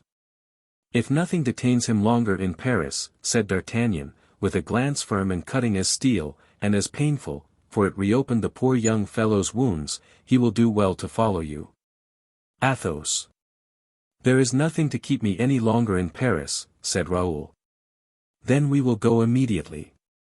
And D'Artagnan? Oh. As for me, I was only accompanying Athos as far as the barrier, and I return with Porthos. Very good, said the latter. Come, my son, added the Comte, gently passing his arm around Raoul's neck to draw him into the carriage, and again embracing him. Grimaud, continued the Comte, you will return quietly to Paris with your horse and Do Valens, for Raoul and I will mount here and give up the carriage to these two gentlemen to return to Paris in. And then, as soon as you arrive, you will take my clothes and letters and forward the whole to me at home. But, observed Raoul, who was anxious to make the Comte converse, when you return to Paris, there will not be a single thing there for you, which will be very inconvenient. I think it will be a very long time, Raoul, ere I return to Paris. The last sojourn we have made there has not been of a nature to encourage me to repeat it. Raoul hung down his head and said not a word more. Athos descended from the carriage and mounted the horse which had brought Porthos, and which seemed no little pleased at the exchange. Then they embraced, and clasped each other's hands, and interchanged 1,000 pledges of eternal friendship. Porthos promised to spend a month with Athos at the first opportunity. D'Artagnan engaged to take advantage of his first leave of absence, and then, having embraced Raoul for the last time, "To you, my boy," said he, "I will write." Coming from D'Artagnan, who he knew wrote very seldom, these words expressed everything. Raoul was moved even to tears. He tore himself away from the Musketeer and departed. D'Artagnan rejoined Porthos in the carriage. "Well," said he, "my dear friend, what a day we have had." "Indeed we have," answered Porthos. "You must be quite worn out." "Not quite. However, I shall retire early to rest, so as to be ready for tomorrow." "And wherefore?" "Why? To complete what I have begun." "You make me shudder, my friend, you seem to me quite angry. What the devil have you begun which is not finished?" "Listen, Raoul has not fought, but I must fight." "With whom?" "With the king." "How?" exclaimed Porthos, astounded, "with the king?" "Yes, I say, you great baby, with the king. I assure you it is with Saint-Aignan. Look now, this is what I mean, you draw your sword against the king in fighting with this gentleman." "Ah," said Porthos, staring, "are you sure of it?" "Indeed I am." "What in the world are we to do, then?" "We must try and make a good supper, Porthos. The captain of the Musketeers keeps a tolerable table. There you will see the handsome Saint-Aignan, and will drink his health." "I?" cried Porthos, horrified. "What?" said D'Artagnan, "you refuse to drink the king's health?" "But, body alive! I am not talking to you about the king at all, I am speaking of de Saint-Aignan. But when I repeat that it is the same thing—" "Ah, well, well," said Porthos, overcome. "You understand, don't you?" "No," answered Porthos, "but 'tis all the same." 207. De Baismos's Society. The reader has not forgotten that, on quitting the Bastille, D'Artagnan and the Comte de la Fere had left Aramis in close confabulation with Baismos. When once these two guests had departed, Baismos did not in the least perceive that the conversation suffered by their absence. He used to think that wine after supper, and that of the Bastille in particular, was excellent, and that it was a stimulant quite sufficient to make any honest man talkative. But he little knew his greatness, who was never more impenetrable than at dessert. His greatness, however, perfectly understood de Baismos, when he reckoned on making the governor discourse by the means which the latter regarded as efficacious. The conversation, therefore, without flagging in appearance, flagged in reality. For Baismos not only had it nearly all to himself, but further, kept speaking only of that singular event, the incarceration of Athos, followed by so prompt an order to set him again at liberty. Nor, moreover, had Baismos failed to observe that the two orders, of arrest and of liberation, were both in the king's hand. But then, the king would not take the trouble to write similar orders except under pressing circumstances. All this was very interesting, and, above all, very puzzling to Baismos. But as, on the other hand, all this was very clear to Aramis, the latter did not attach to the occurrence the same importance as did the worthy governor.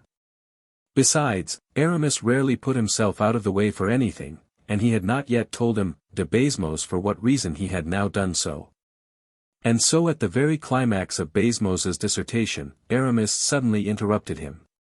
Tell me, my dear Basmos, said he, have you never had any other diversions at the Bastille than those at which I assisted during the 2 or 3 visits I have had the honor to pay you?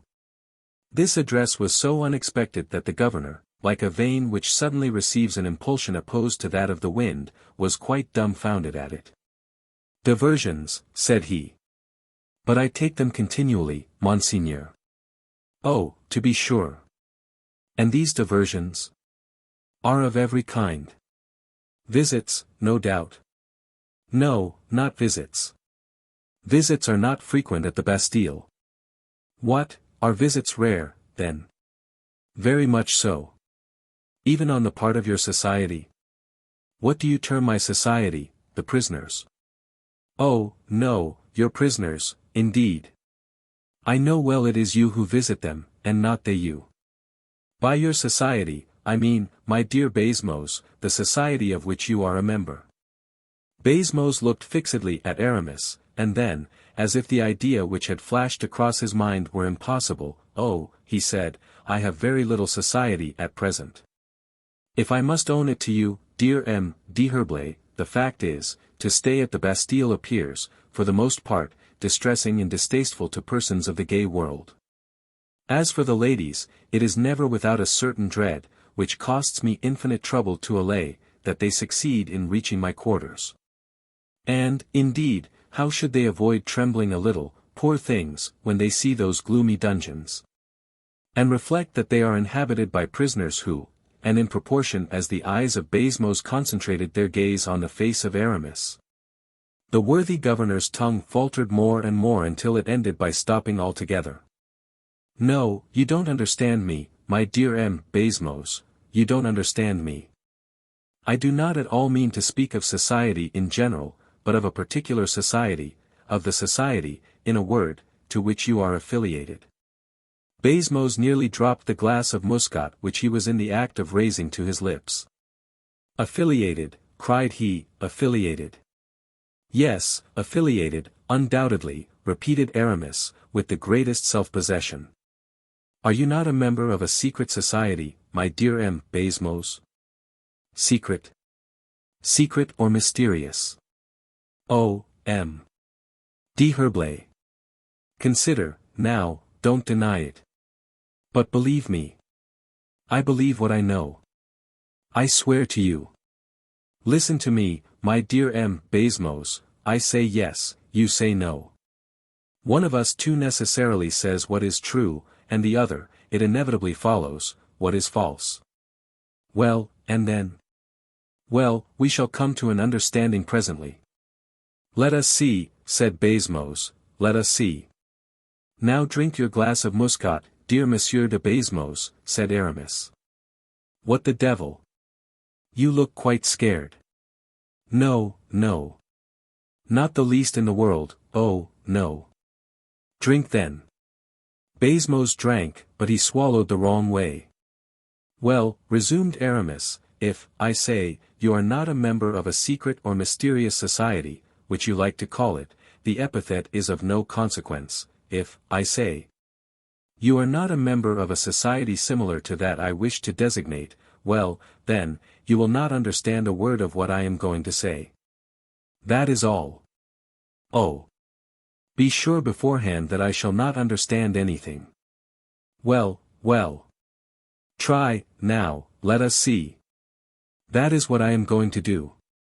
If, on the contrary, you are one of the members of this society, you will immediately answer me, yes or no. Begin your questions, continued Basmos, trembling. You will agree, dear Monsieur de Basmos, continued Aramis, with the same impassibility, that it is evident a man cannot be a member of a society. It is evident that he cannot enjoy the advantages it offers to the affiliated, without being himself bound to certain little services. In short, stammered Basmos, that would be intelligible, if. Well, resumed Aramis, there is in the society of which I speak, and of which, as it seems you are not a member. Allow me. Said Basmos. I should not like to say absolutely. There is an engagement entered into by all the governors and captains of fortresses affiliated to the order. Basmos grew pale. Now the engagement, continued Aramis firmly, is of this nature. Baisemeaux rose, manifesting unspeakable emotion. Go on, dear M. d'Herblay, go on, said he. Aramis then spoke, or rather recited the following paragraph, in the same tone as if he had been reading it from a book: the aforesaid captain or governor of a fortress shall allow to enter, when need shall arise, and on demand of the prisoner, a confessor affiliated to the order. He stopped.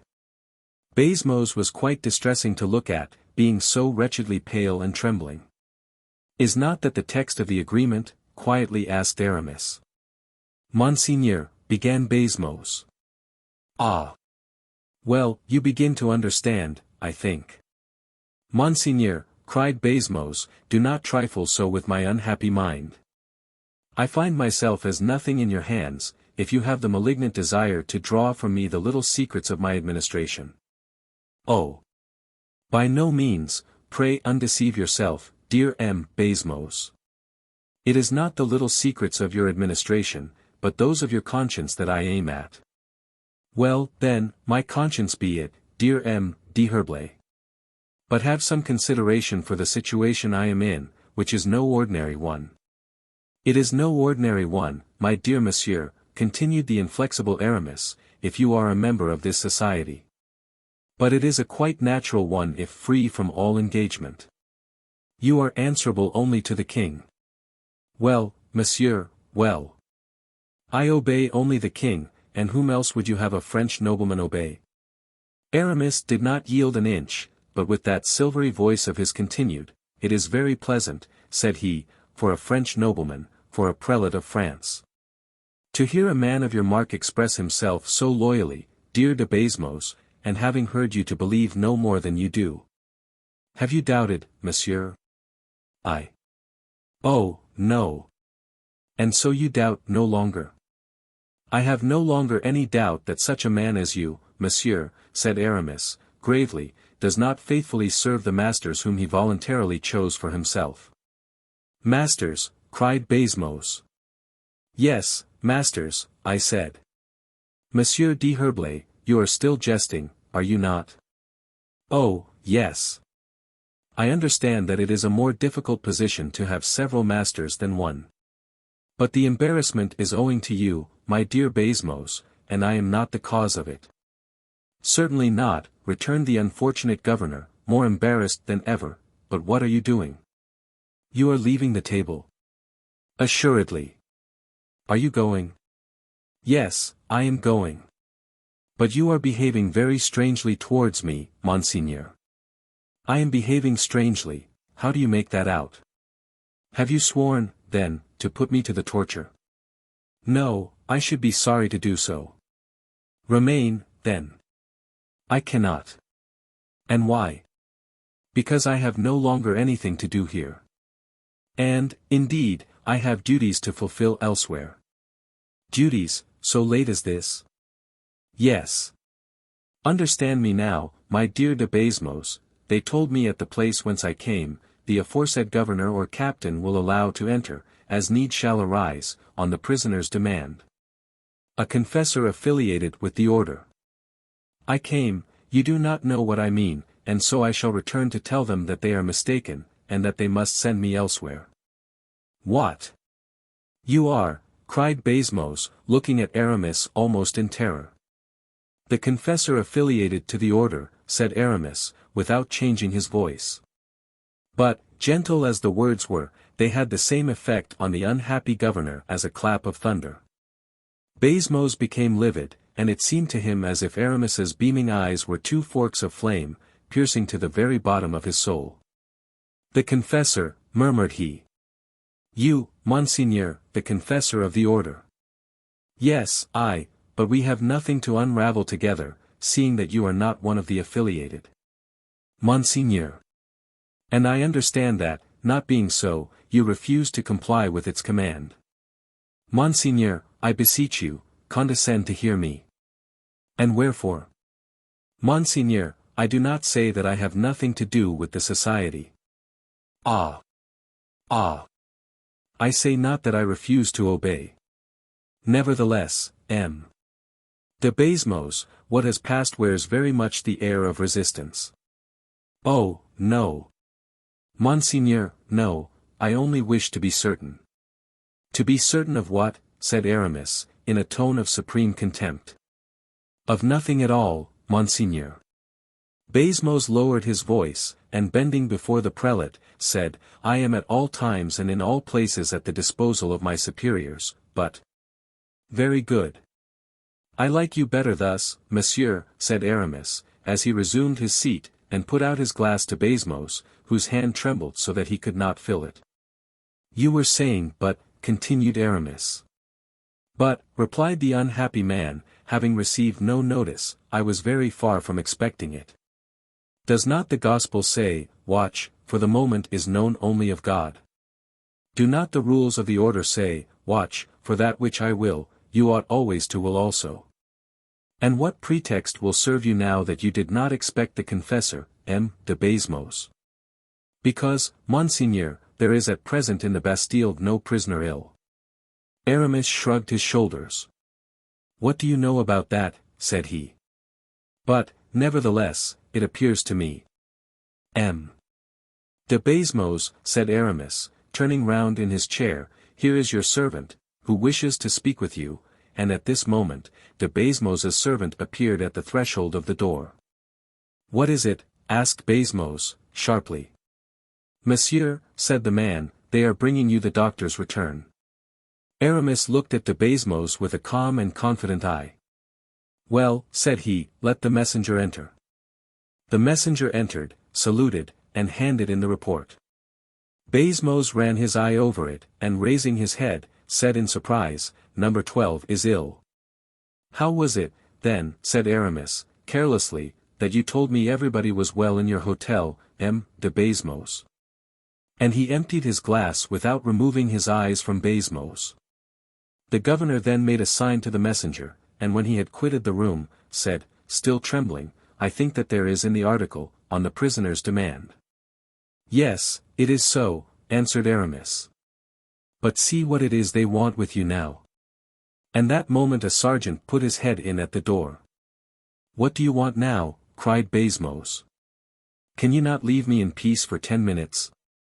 Monsieur, said the sergeant, the sick man, number 12, has commissioned the turnkey to request you to send him a confessor.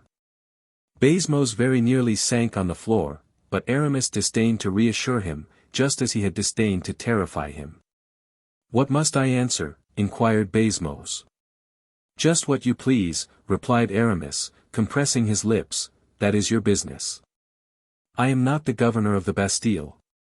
Tell the prisoner, cried Basmos, quickly, tell the prisoner that his request is granted. The sergeant left the room.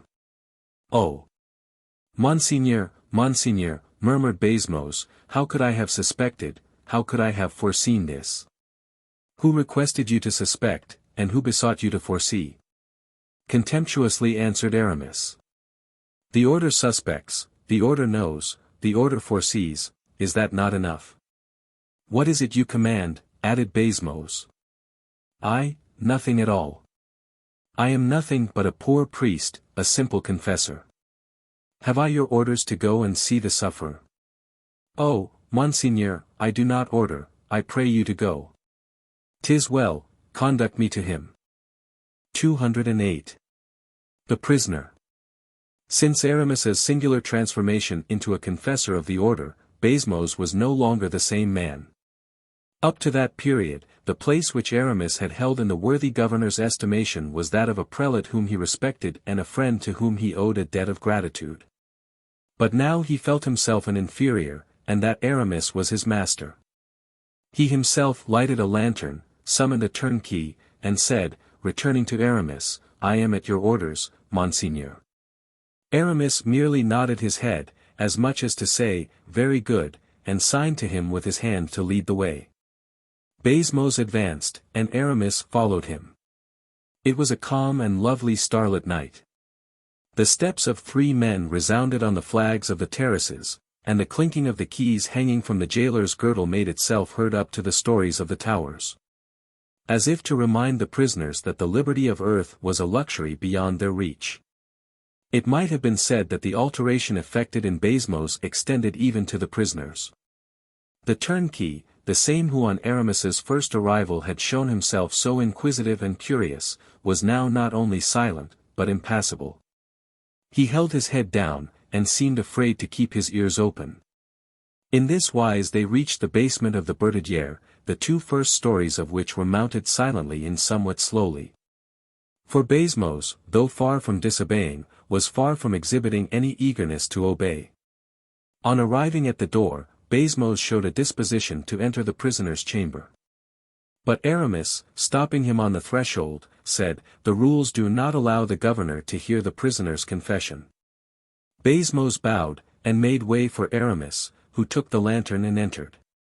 And then signed to them to close the door behind him. For an instant he remained standing, listening whether Baisemeaux and the turnkey had retired. But as soon as he was assured by the sound of their descending footsteps that they had left the tower, he put the lantern on the table and gazed around. On a bed of green serge, similar in all respects to the other beds in the Bastille, save that it was newer, and under curtains half drawn, reposed a young man, to whom we have already once before introduced Aramis. According to custom, the prisoner was without a light. At the hour of curfew, he was bound to extinguish his lamp, and we perceive how much he was favored, in being allowed to keep it burning even till then. Near the bed a large leathern armchair, with twisted legs, sustained his clothes. A little table, without pens, books, paper, or ink, stood neglected in sadness near the window. While several plates, still unemptied, showed that the prisoner had scarcely touched his evening meal. Aramis saw that the young man was stretched upon his bed, his face half concealed by his arms. The arrival of a visitor did not cause any change of position, either he was waiting in expectation, or was asleep. Aramis lighted the candle from the lantern, pushed back the armchair, and approached the bed with an evident mixture of interest and respect. The young man raised his head. "What is it?" said he. "You desired a confessor," replied Aramis. "Yes." "Because you were ill?" "Yes." "Very ill?" The young man gave Aramis a piercing glance, and answered, "I thank you." After a moment's silence, "I have seen you before," he continued. Aramis bowed. Doubtless the scrutiny the prisoner had just made of the cold, crafty, and imperious character stamped upon the features of the Bishop of Vannes was little reassuring to one in his situation. For he added, "I am better." "And so," said Aramis. "Why, then, being better, I have no longer the same need of a confessor, I think. Not even of the haircloth, which the note you found in your bread informed you of."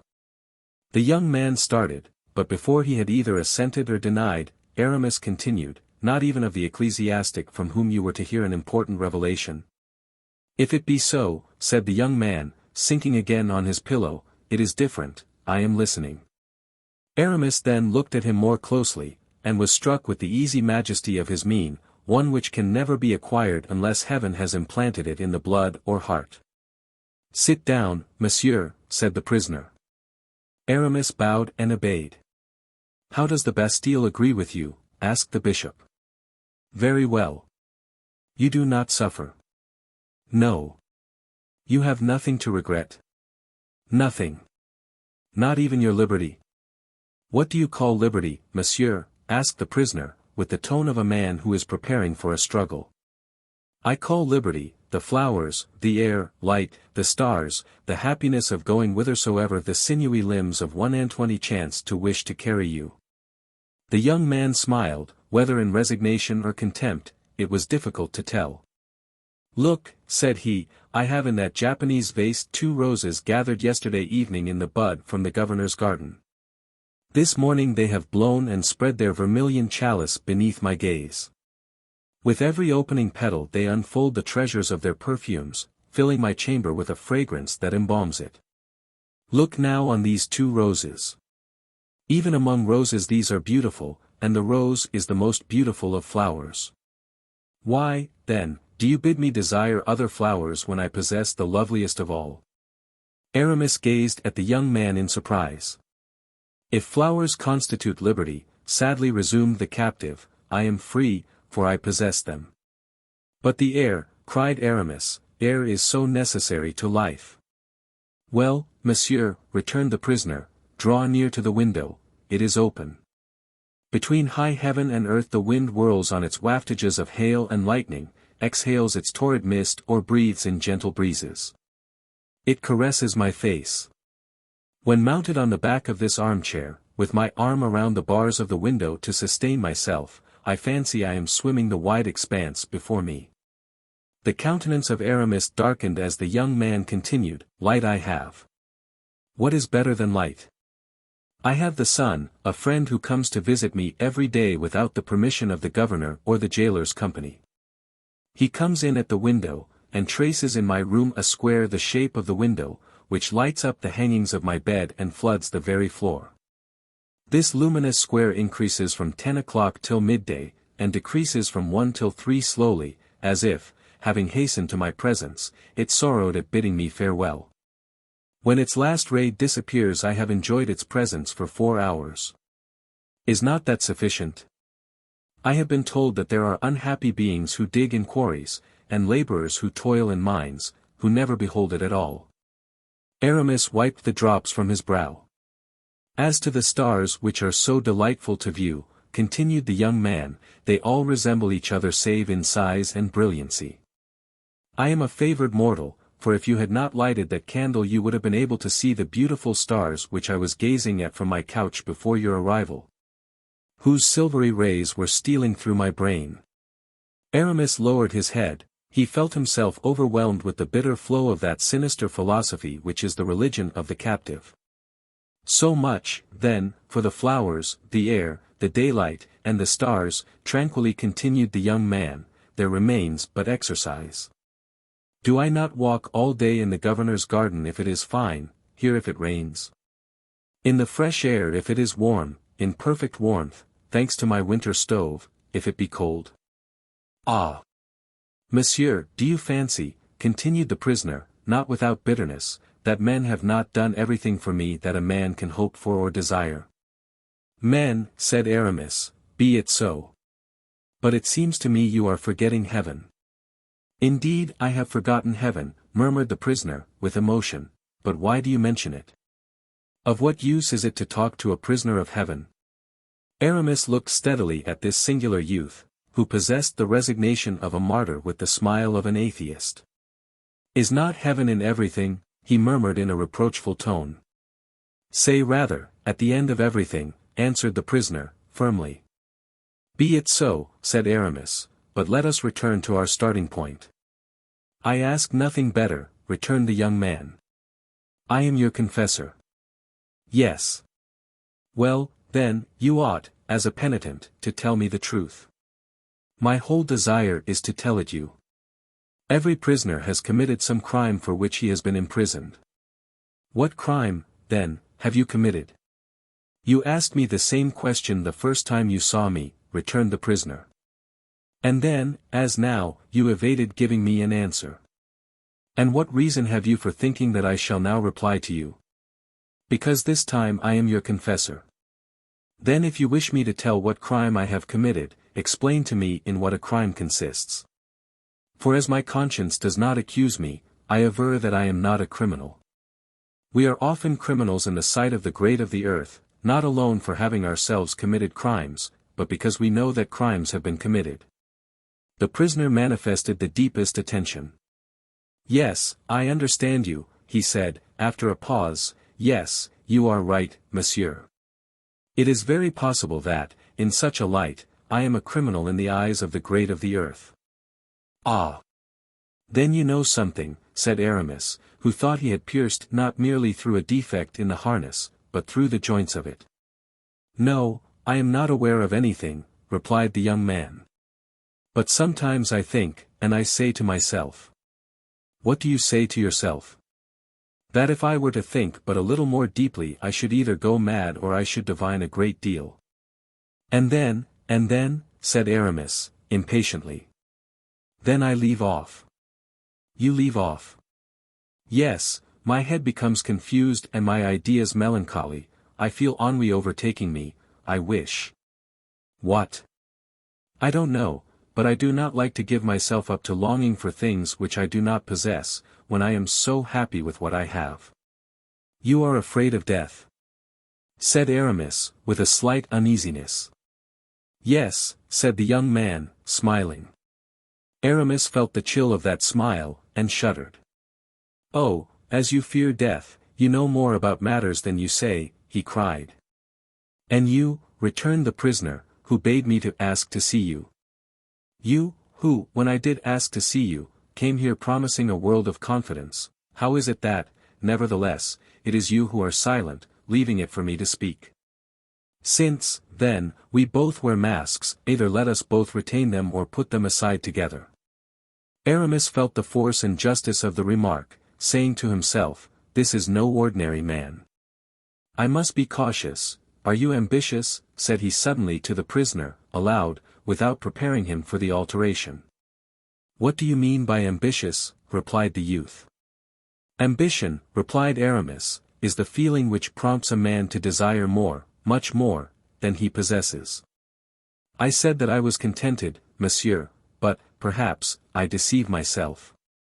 I am ignorant of the nature of ambition, but it is not impossible I may have some. Tell me your mind, that is all I ask. An ambitious man, said Aramis, is one who covets that which is beyond his station. I covet nothing beyond my station, said the young man, with an assurance of manner which for the second time made the Bishop of Vannes tremble. He was silent. But to look at the kindling eye, the knitted brow, and the reflective attitude of the captive, it was evident that he expected something more than silence, a silence which Aramis now broke. You lied the first time I saw you, said he. Lied? Cried the young man, starting up on his couch, with such a tone in his voice, and such a lightning in his eyes, that Aramis recoiled, in spite of himself. I should say, returned Aramis, bowing, you concealed from me what you knew of your infancy. A man's secrets are his own, monsieur, retorted the prisoner, and not at the mercy of the first chance comer. True, said Aramis, bowing still lower than before, 'tis true. Pardon me, but today do I still occupy the place of a chance comer? I beseech you to reply, monseigneur. This title slightly disturbed the prisoner. But nevertheless he did not appear astonished that it was given him. I do not know you, monsieur, said he. Oh, if I but dared, I would take your hand and kiss it. The young man seemed as if he were going to give Aramis his hand, but the light which beamed in his eyes faded away, and he coldly and distrustfully withdrew his hand again. Kiss the hand of a prisoner, he said, shaking his head, to what purpose? Why did you tell me, said Aramis, that you were happy here? Why, that you aspired to nothing? Why, in a word, by thus speaking, do you prevent me from being frank in my turn? The same light shone a third time in the young man's eyes, but died ineffectually away as before. You distrust me, said Aramis. And why say you so, monsieur? Oh, for a very simple reason, if you know what you ought to know, you ought to mistrust everybody. Then do not be astonished that I am mistrustful, since you suspect me of knowing what I do not know. Aramis was struck with admiration at this energetic resistance. Oh, monseigneur! You drive me to despair, said he, striking the armchair with his fist. And, on my part, I do not comprehend you, monsieur. Well, then, try to understand me. The prisoner looked fixedly at Aramis. Sometimes it seems to me, said the latter, that I have before me the man whom I seek, and then your man disappears, is it not so? Said the prisoner, smiling. So much the better. Aramis rose. Certainly, said he, I have nothing further to say to a man who mistrusts me as you do. And I, monsieur, said the prisoner, in the same tone, have nothing to say to a man who will not understand that a prisoner ought to be mistrustful of everybody. Even of his old friends, said Aramis. Oh, monseigneur, you are too prudent. Of my old friends, you one of my old friends, you.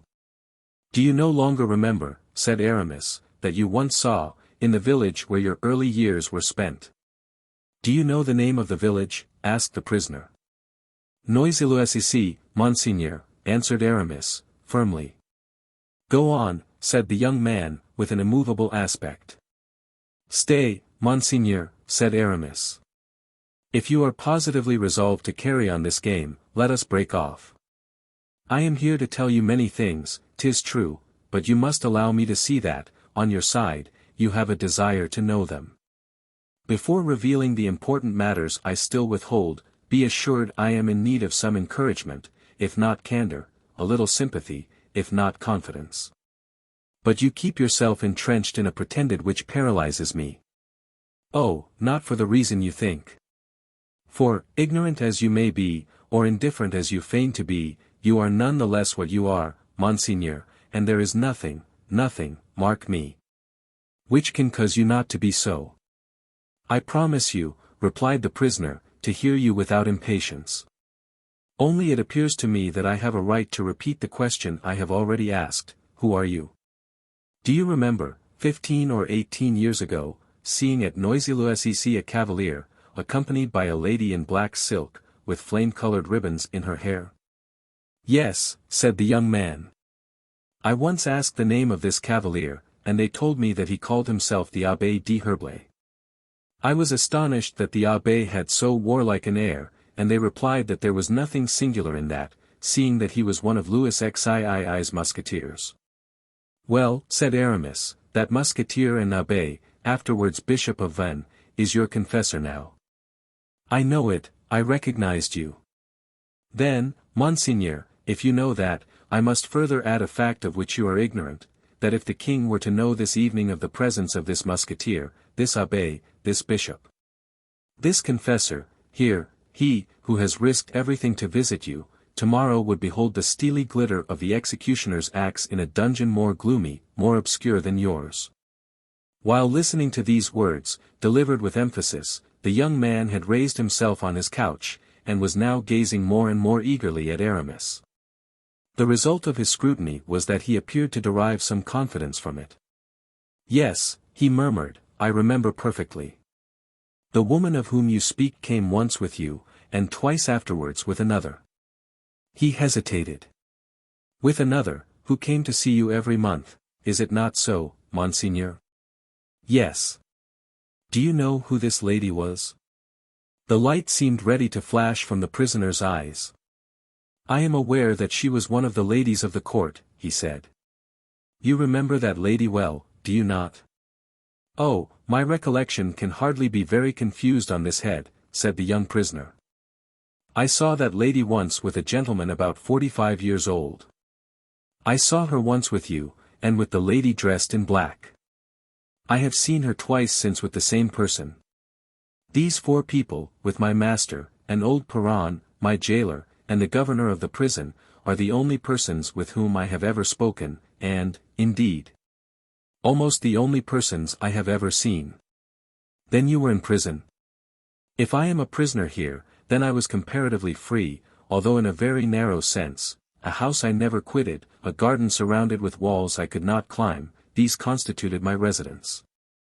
But you know it, as you have been there. In a word, being accustomed to live within these bounds, I never cared to leave them. And so you will understand, monsieur, that having never seen anything of the world, I have nothing left to care for. And therefore, if you relate anything, you will be obliged to explain each item to me as you go along.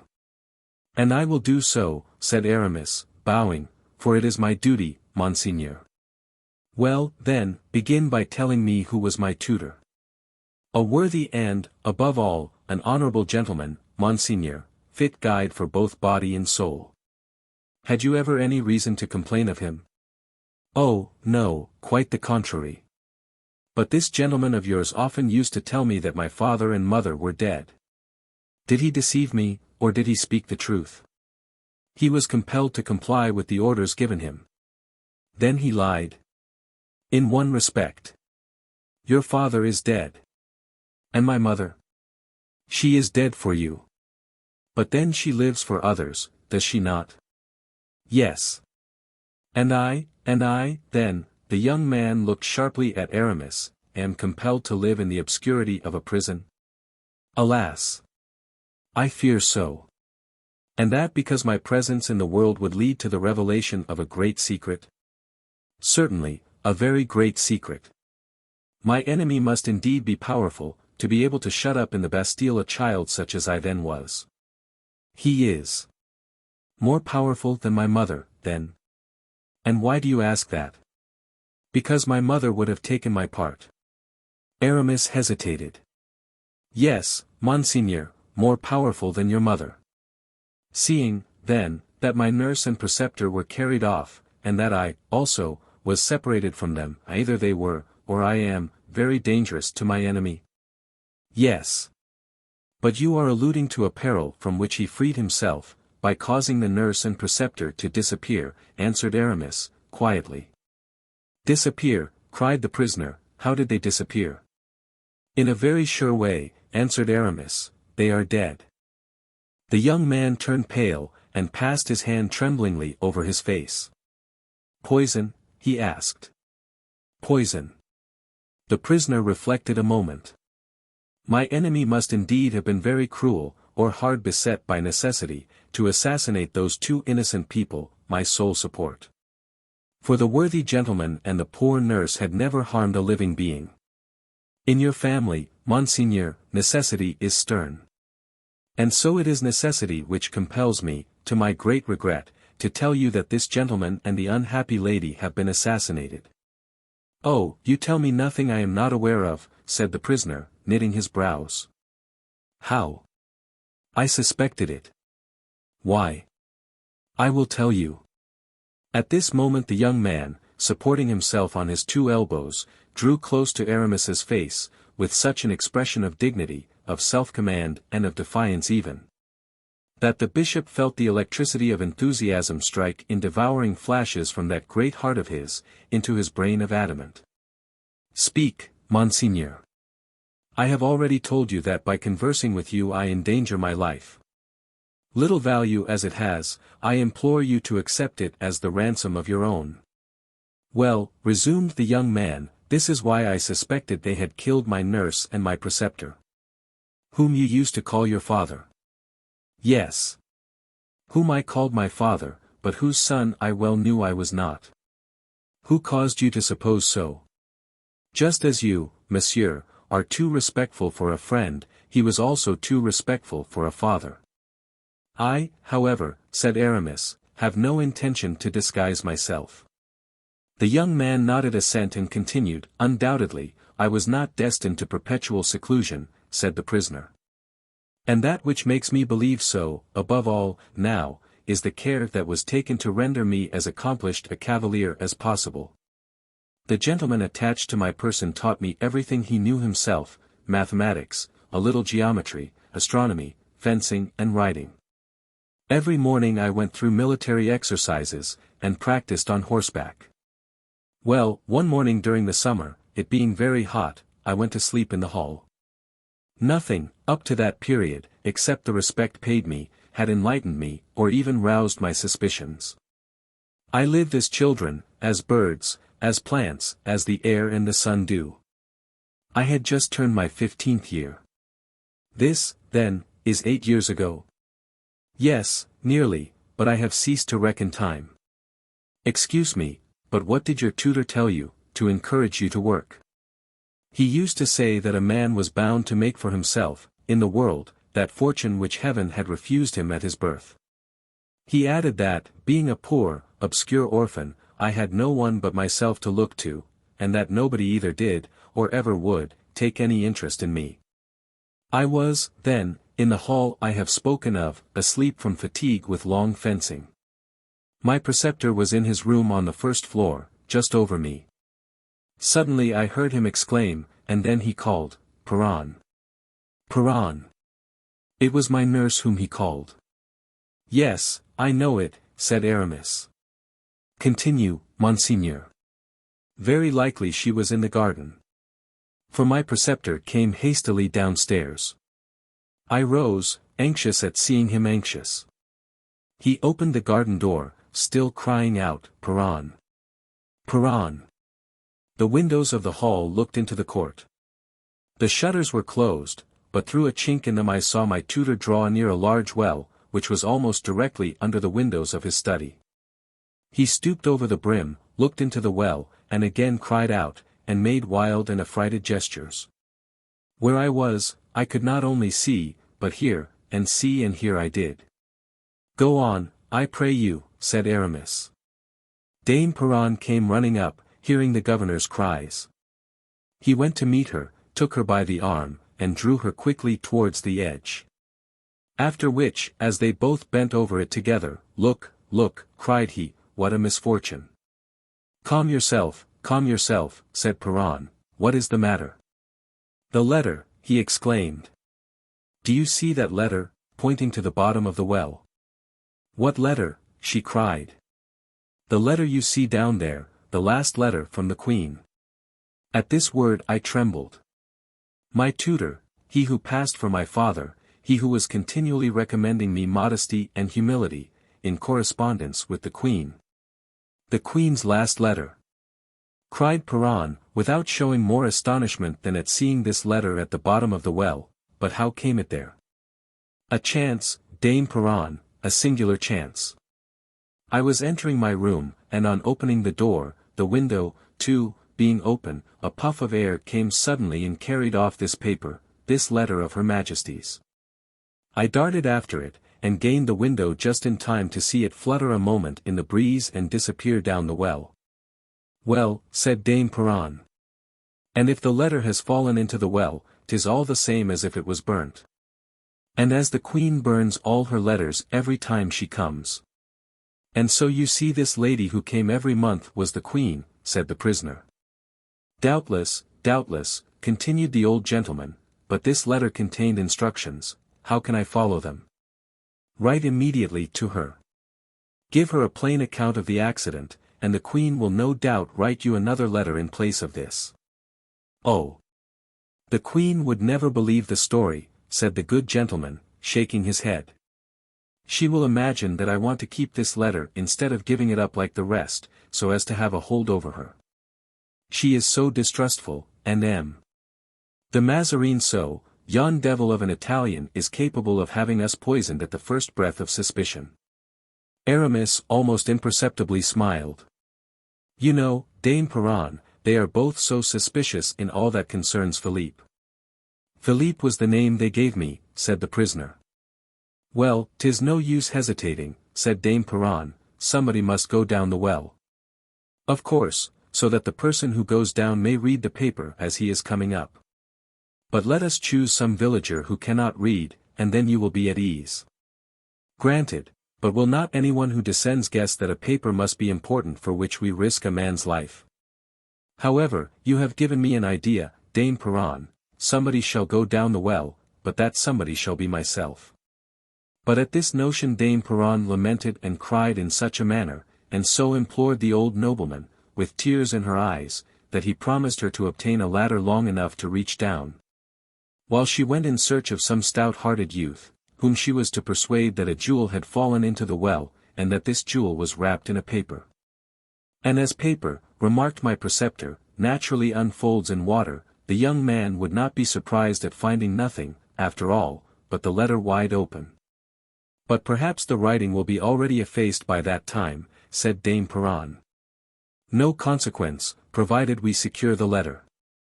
On returning it to the Queen, she will see at once that we have not betrayed her, and consequently, as we shall not rouse the distrust of Mazarine, we shall have nothing to fear from him." Having come to this resolution, they parted. I pushed back the shutter, and, seeing that my tutor was about to re-enter, I threw myself on my couch, in a confusion of brain caused by all I had just heard. My governor opened the door a few moments after, and thinking I was asleep gently closed it again. As soon as ever it was shut, I rose, and, listening, heard the sound of retiring footsteps. Then I returned to the shutters, and saw my tutor and Dame Perron go out together. I was alone in the house. They had hardly closed the gate before I sprang from the window and ran to the well. Then, just as my governor had leaned over, so leaned I, something white and luminous glistened in the green and quivering silence of the water. The brilliant disk fascinated and allured me. My eyes became fixed, and I could hardly breathe. The well seemed to draw me downwards with its slimy mouth and icy breath. And I thought I read, at the bottom of the water, characters of fire traced upon the letter the Queen had touched.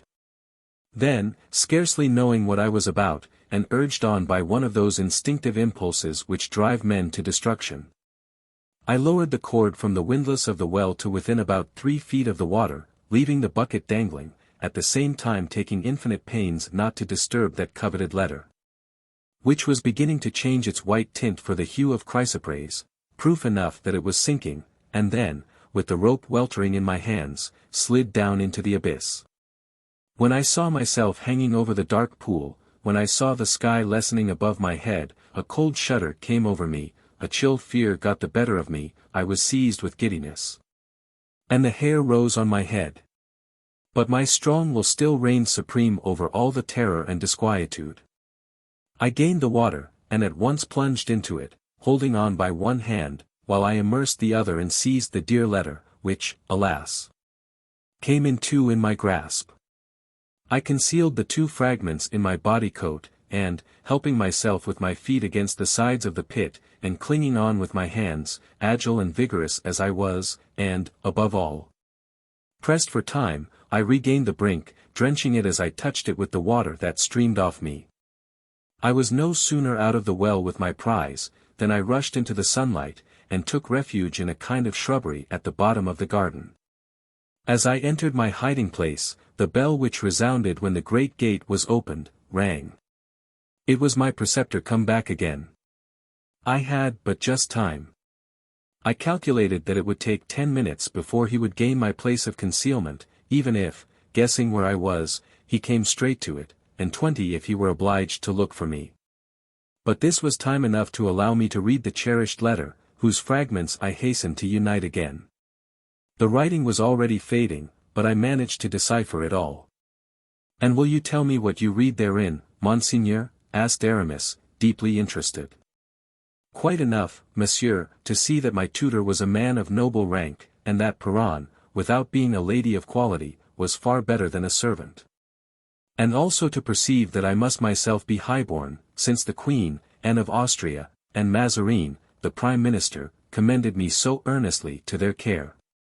Here the young man paused, quite overcome. "And what happened?" asked Aramis. "It happened, monsieur," answered he, "that the workmen they had summoned found nothing in the well, after the closest search, that my governor perceived that the brink was all watery. That I was not so dried by the sun as to prevent Dame Piron spying that my garments were moist. And, lastly, that I was seized with a violent fever, owing to the chill and the excitement of my discovery, an attack of delirium supervening, during which I related the whole adventure. So that, guided by my avowal, my governor found the pieces of the Queen's letter inside the bolster where I had concealed them."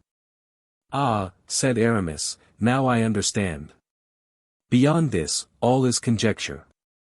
Doubtless the unfortunate lady and gentleman, not daring to keep the occurrence secret, wrote of all this to the Queen and sent back the torn letter. After which," said Aramis, "you were arrested and removed to the Bastille. As you see, your 2 attendants disappeared. Alas! Let us not take up our time with the dead, but see what can be done with the living. You told me you were resigned. I repeat it. Without any desire for freedom? As I told you. Without ambition, sorrow, or thought?" The young man made no answer. "Well," asked Aramis, "why are you silent?" "I think I have spoken enough," answered the prisoner, "and that now it is your turn." "I am weary." Aramis gathered himself up, and a shade of deep solemnity spread itself over his countenance. It was evident that he had reached the crisis in the part he had come to the prison to play. "One question," said Aramis. "What is it?" "Speak." "In the house you inhabited there were neither looking-glasses nor mirrors." "What are those 2 words, and what is their meaning?" asked the young man. "I have no sort of knowledge of them." "They designate 2 pieces of furniture which reflect objects, so that, for instance, you may see in them your own lineaments, as you see mine now, with the naked eye." "No. There was neither a glass nor a mirror in the house, answered the young man. Aramis looked round him. Nor is there anything of the kind here, either, he said. They have again taken the same precaution. To what end? You will know directly. Now, you have told me that you were instructed in mathematics, astronomy, fencing, and riding. But you have not said a word about history. My tutor sometimes related to me the principal deeds of the King St. Louis, King Francis I, and King Henry IV. Is that all? Very nearly. This also was done by design, then, just as they deprived you of mirrors, which reflect the present, so they left you in ignorance of history, which reflects the past. Since your imprisonment, books have been forbidden you. So that you are unacquainted with a number of facts, by means of which you would be able to reconstruct the shattered mansion of your recollections and your hopes. It is true, said the young man. Listen, then, I will in a few words tell you what has passed in France during the last 23 or 24 years, that is, from the probable date of your birth. In a word, from the time that interests you. Say on. And the young man resumed his serious and attentive attitude. Do you know who was the son of Henry IV? At least I know who his successor was. How? By means of a coin dated 1610, which bears the effigy of Henry IV, and another of 1612, bearing that of Louis XIII. So I presumed that, there being only 2 years between the two dates, Louis was Henry's successor. Then, said Aramis, you know that the last reigning monarch was Louis XIII? I do, answered the youth, slightly reddening.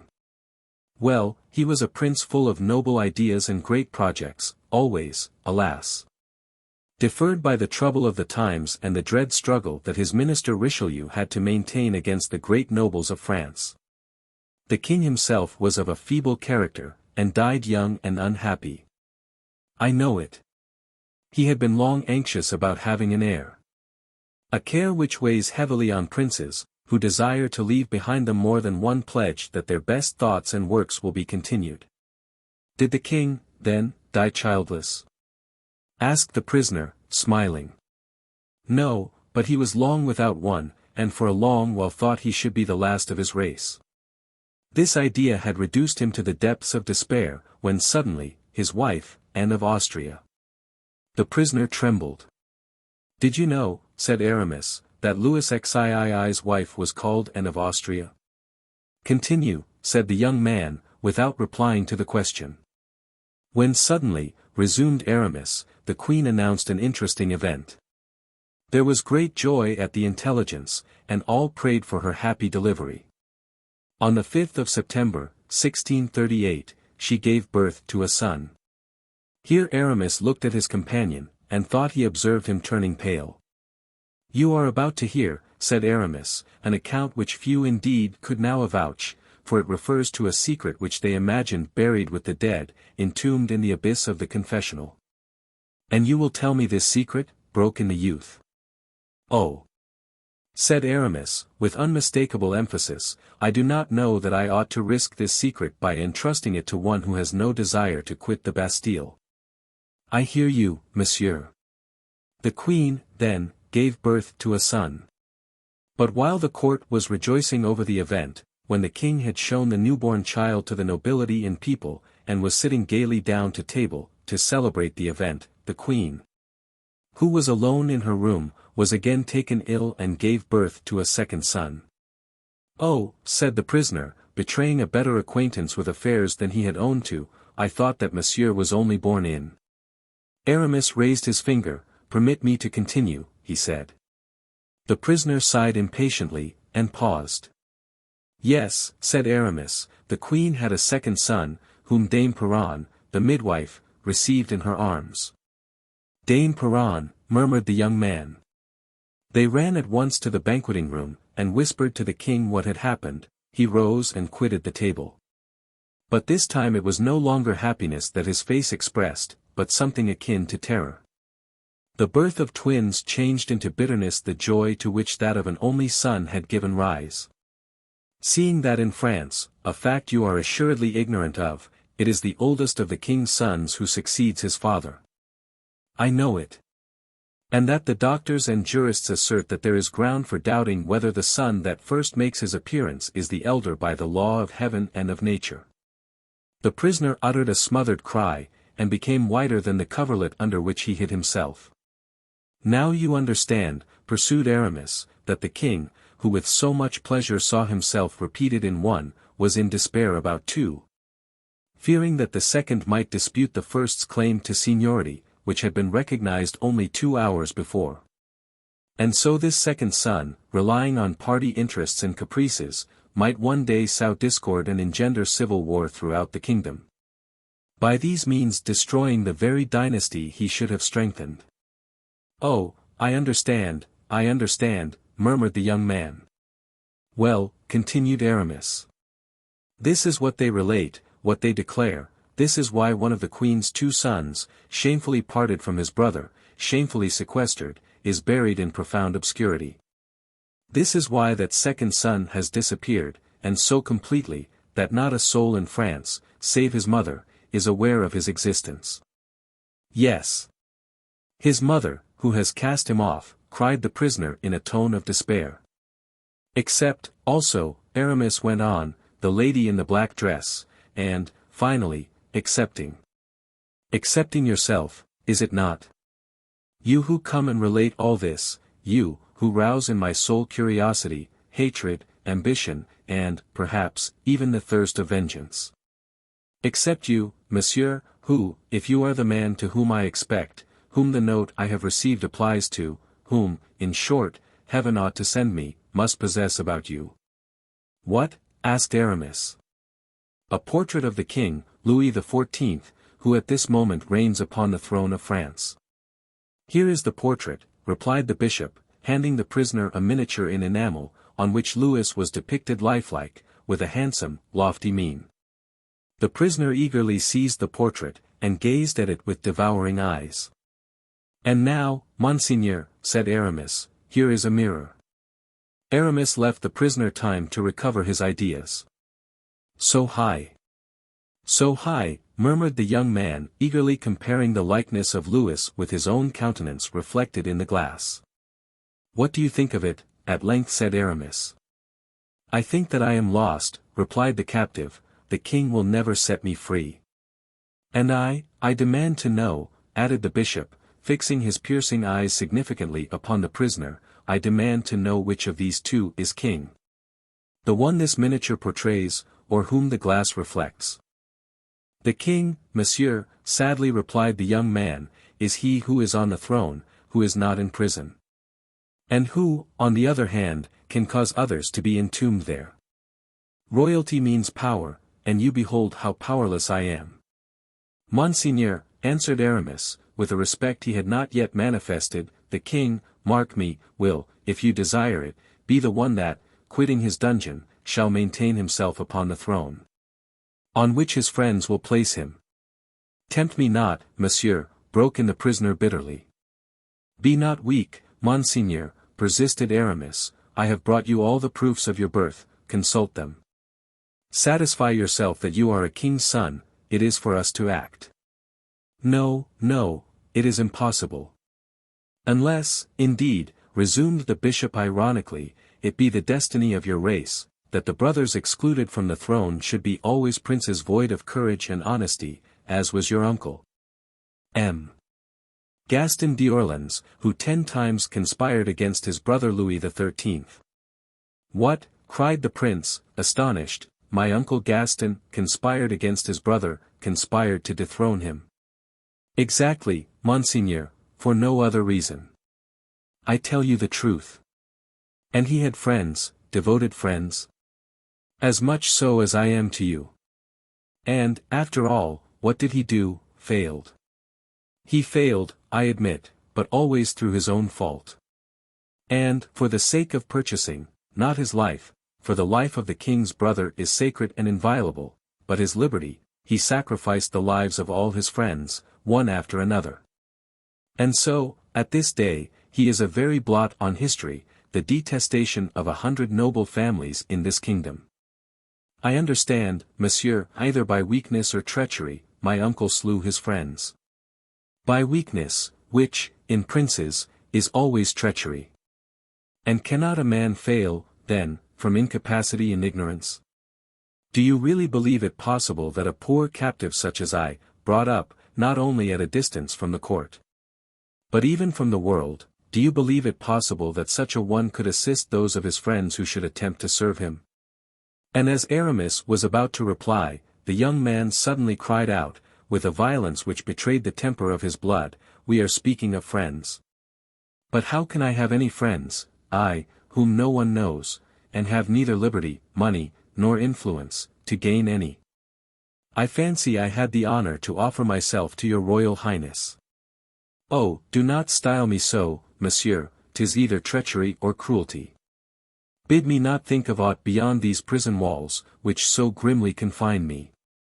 Let me again love, or, at least, submit to my slavery and my obscurity." "Monseigneur, monseigneur. If you again utter these desperate words, if, after having received proof of your high birth, you still remain poor-spirited in body and soul, I will comply with your desire, I will depart. And renounce forever the service of a master, to whom so eagerly I came to devote my assistance and my life." "Monsieur," cried the prince, "would it not have been better for you to have reflected, before telling me all that you have done, that you have broken my heart forever? And so I desire to do, monseigneur. To talk to me about power, grandeur, aye, and to prate of thrones. Is a prison the fit place? You wish to make me believe in splendor, and we are lying lost in night, you boast of glory, and we are smothering our words in the curtains of this miserable bed. You give me glimpses of power absolute whilst I hear the footsteps of the ever-watchful jailer in the corridor, that step which, after all, makes you tremble more than it does me. To render me somewhat less incredulous, free me from the Bastille, let me breathe the fresh air, give me my spurs and trusty sword, then we shall begin to understand each other. It is precisely my intention to give you all this, monseigneur, and more, only, do you desire it?" "A word more," said the prince. "I know there are guards in every gallery, bolts to every door, cannon and soldiery at every barrier. How will you overcome the sentries, spike the guns? How will you break through the bolts and bars? Monseigneur, how did you get the note which announced my arrival to you? You can bribe a jailer for such a thing as a note. If we can corrupt one turnkey, we can corrupt 10. Well, I admit that it may be possible to release a poor captive from the Bastille. Possible so to conceal him that the king's people shall not again ensnare him, possible, in some unknown retreat, to sustain the unhappy wretch in some suitable manner." "Monseigneur," said Aramis, smiling, "I admit that, whoever would do this much for me, would seem more than mortal in my eyes. But as you tell me I am a prince, brother of the king, how can you restore me the rank and power which my mother and my brother have deprived me of? And as, to effect this, I must pass a life of war and hatred, how can you cause me to prevail in those combats, render me invulnerable by my enemies? Ah! Monsieur, reflect on all this. Place me, tomorrow, in some dark cavern at a mountain's base. Yield me the delight of hearing in freedom sounds of river, plain and valley, of beholding in freedom the sun of the blue heavens, or the stormy sky, and it is enough. Promise me no more than this, for, indeed, more you cannot give, and it would be a crime to deceive me, since you call yourself my friend." Aramis waited in silence. "Monseigneur," he resumed, after a moment's reflection, "I admire the firm, sound sense which dictates your words. I am happy to have discovered my monarch's mind." "Again, again. Oh, God! For mercy's sake," cried the prince, pressing his icy hands upon his clammy brow, "do not play with me. I have no need to be a king to be the happiest of men. But I, monseigneur, wish you to be a king for the good of humanity." "Ah," said the prince, with fresh distrust inspired by the word, "ah. With what, then, has humanity to reproach my brother? I forgot to say, monseigneur, that if you would allow me to guide you, and if you consent to become the most powerful monarch in Christendom, you will have promoted the interests of all the friends whom I devote to the success of your cause, and these friends are numerous." "Numerous?" Less numerous than powerful, monseigneur. Explain yourself. It is impossible, I will explain, I swear before heaven, on that day that I see you sitting on the throne of France. But my brother? You shall decree his fate. Do you pity him? Him, who leaves me to perish in a dungeon? No, no. For him I have no pity. So much the better. He might have himself come to this prison, have taken me by the hand, and have said, my brother, heaven created us to love, not to contend with one another. I come to you. A barbarous prejudice has condemned you to pass your days in obscurity, far from mankind, deprived of every joy. I will make you sit down beside me, I will buckle round your waist our father's sword. Will you take advantage of this reconciliation to put down or restrain me? Will you employ that sword to spill my blood? Oh!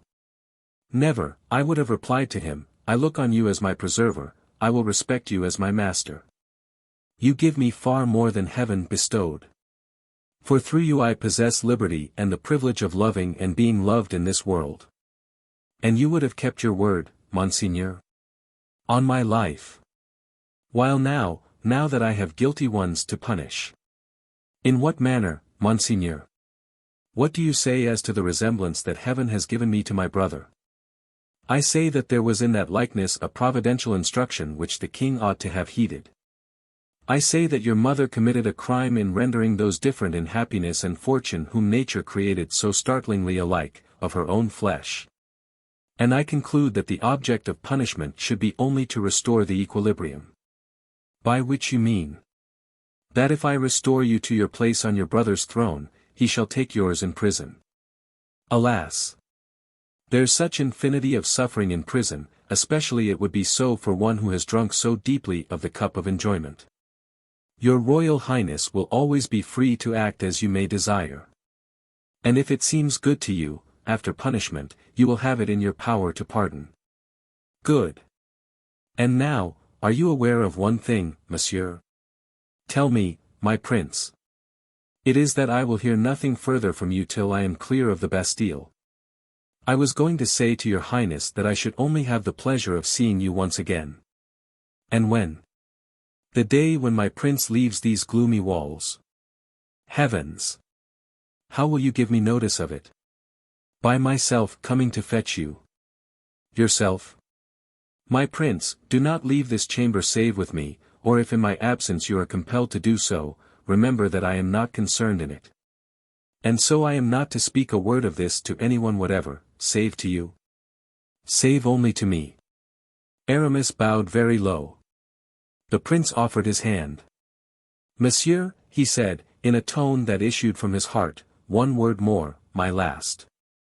If you have sought me for my destruction, if you are only a tool in the hands of my enemies. If from our conference, in which you have sounded the depths of my mind, anything worse than captivity result, that is to say, if death befall me, still receive my blessing. For you will have ended my troubles and given me repose from the tormenting fever that has preyed on me for 8 long weary years. Monseigneur, wait the result ere you judge me, said Aramis. I say that, in such a case, I bless and forgive you. If, on the other hand, you are come to restore me to that position in the sunshine of fortune and glory to which I was destined by heaven.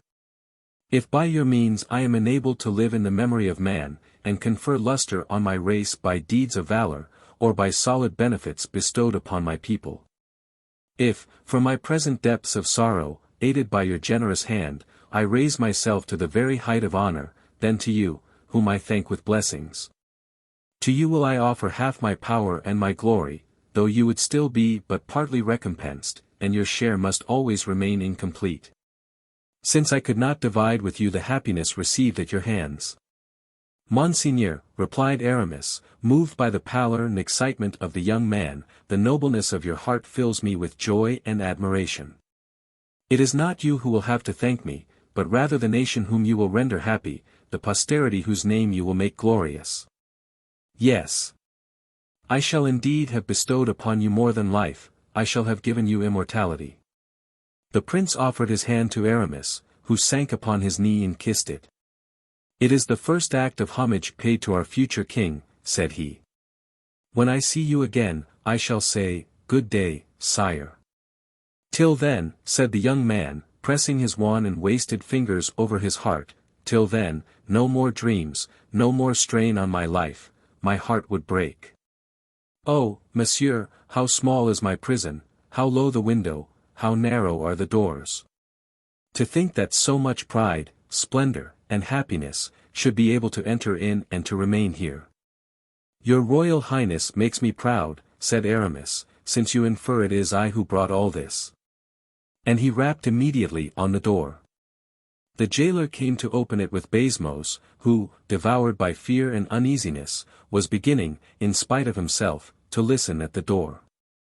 Happily, neither of the speakers had forgotten to smother his voice, even in the most passionate outbreaks. What a confessor, said the governor, forcing a laugh.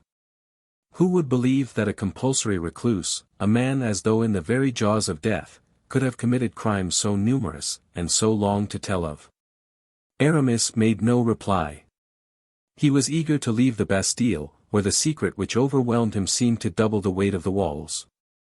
As soon as they reached Baisemeaux's quarters, let us proceed to business, my dear governor, said Aramis.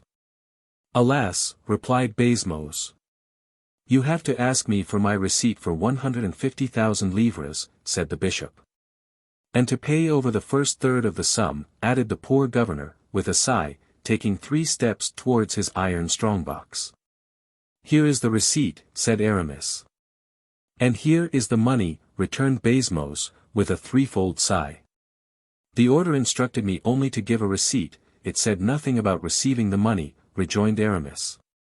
Adieu, monsieur le gouverneur. And he departed, leaving Baisemeaux almost more than stifled with joy and surprise at this regal present so liberally bestowed by the confessor extraordinary to the Bastille. 209. How Mouston had become fatter without giving Porthos notice thereof, and of the troubles which consequently befell that worthy gentleman. Since the departure of Athos for Blois, Porthos and D'Artagnan were seldom together. One was occupied with harassing duties for the king, the other had been making many purchases of furniture which he intended to forward to his estate, and by aid of which he hoped to establish in his various residences something of the courtly luxury he had witnessed in all its dazzling brightness in his Majesty's society. D'Artagnan, ever faithful, one morning during an interval of service thought about Porthos, and being uneasy at not having heard anything of him for a fortnight, directed his steps towards his hotel, and pounced upon him just as he was getting up.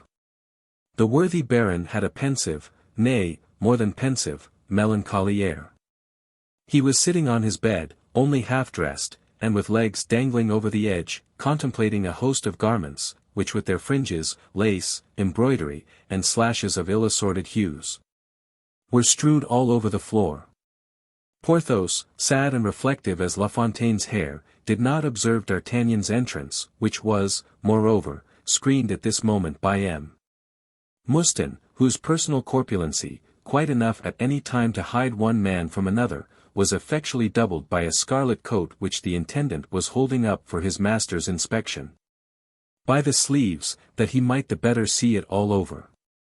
D'Artagnan stopped at the threshold and looked in at the pensive Porthos, and then, as the sight of the innumerable garments strewing the floor caused mighty sighs to heave the bosom of that excellent gentleman, D'Artagnan thought it time to put an end to these dismal reflections, and coughed by way of announcing himself. "Ah!" exclaimed Porthos, whose countenance brightened with joy. "Ah! Ah! Here is D'Artagnan. I shall then get hold of an idea."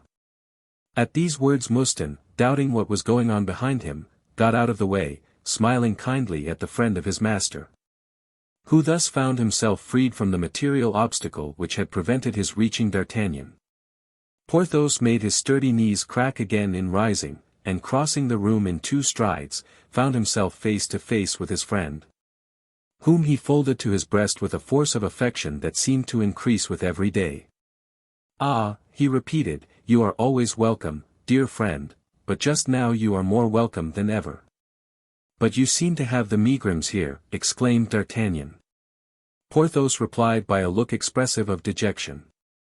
Well, then, tell me all about it, Porthos, my friend, unless it is a secret. In the first place, returned Porthos, you know I have no secrets from you.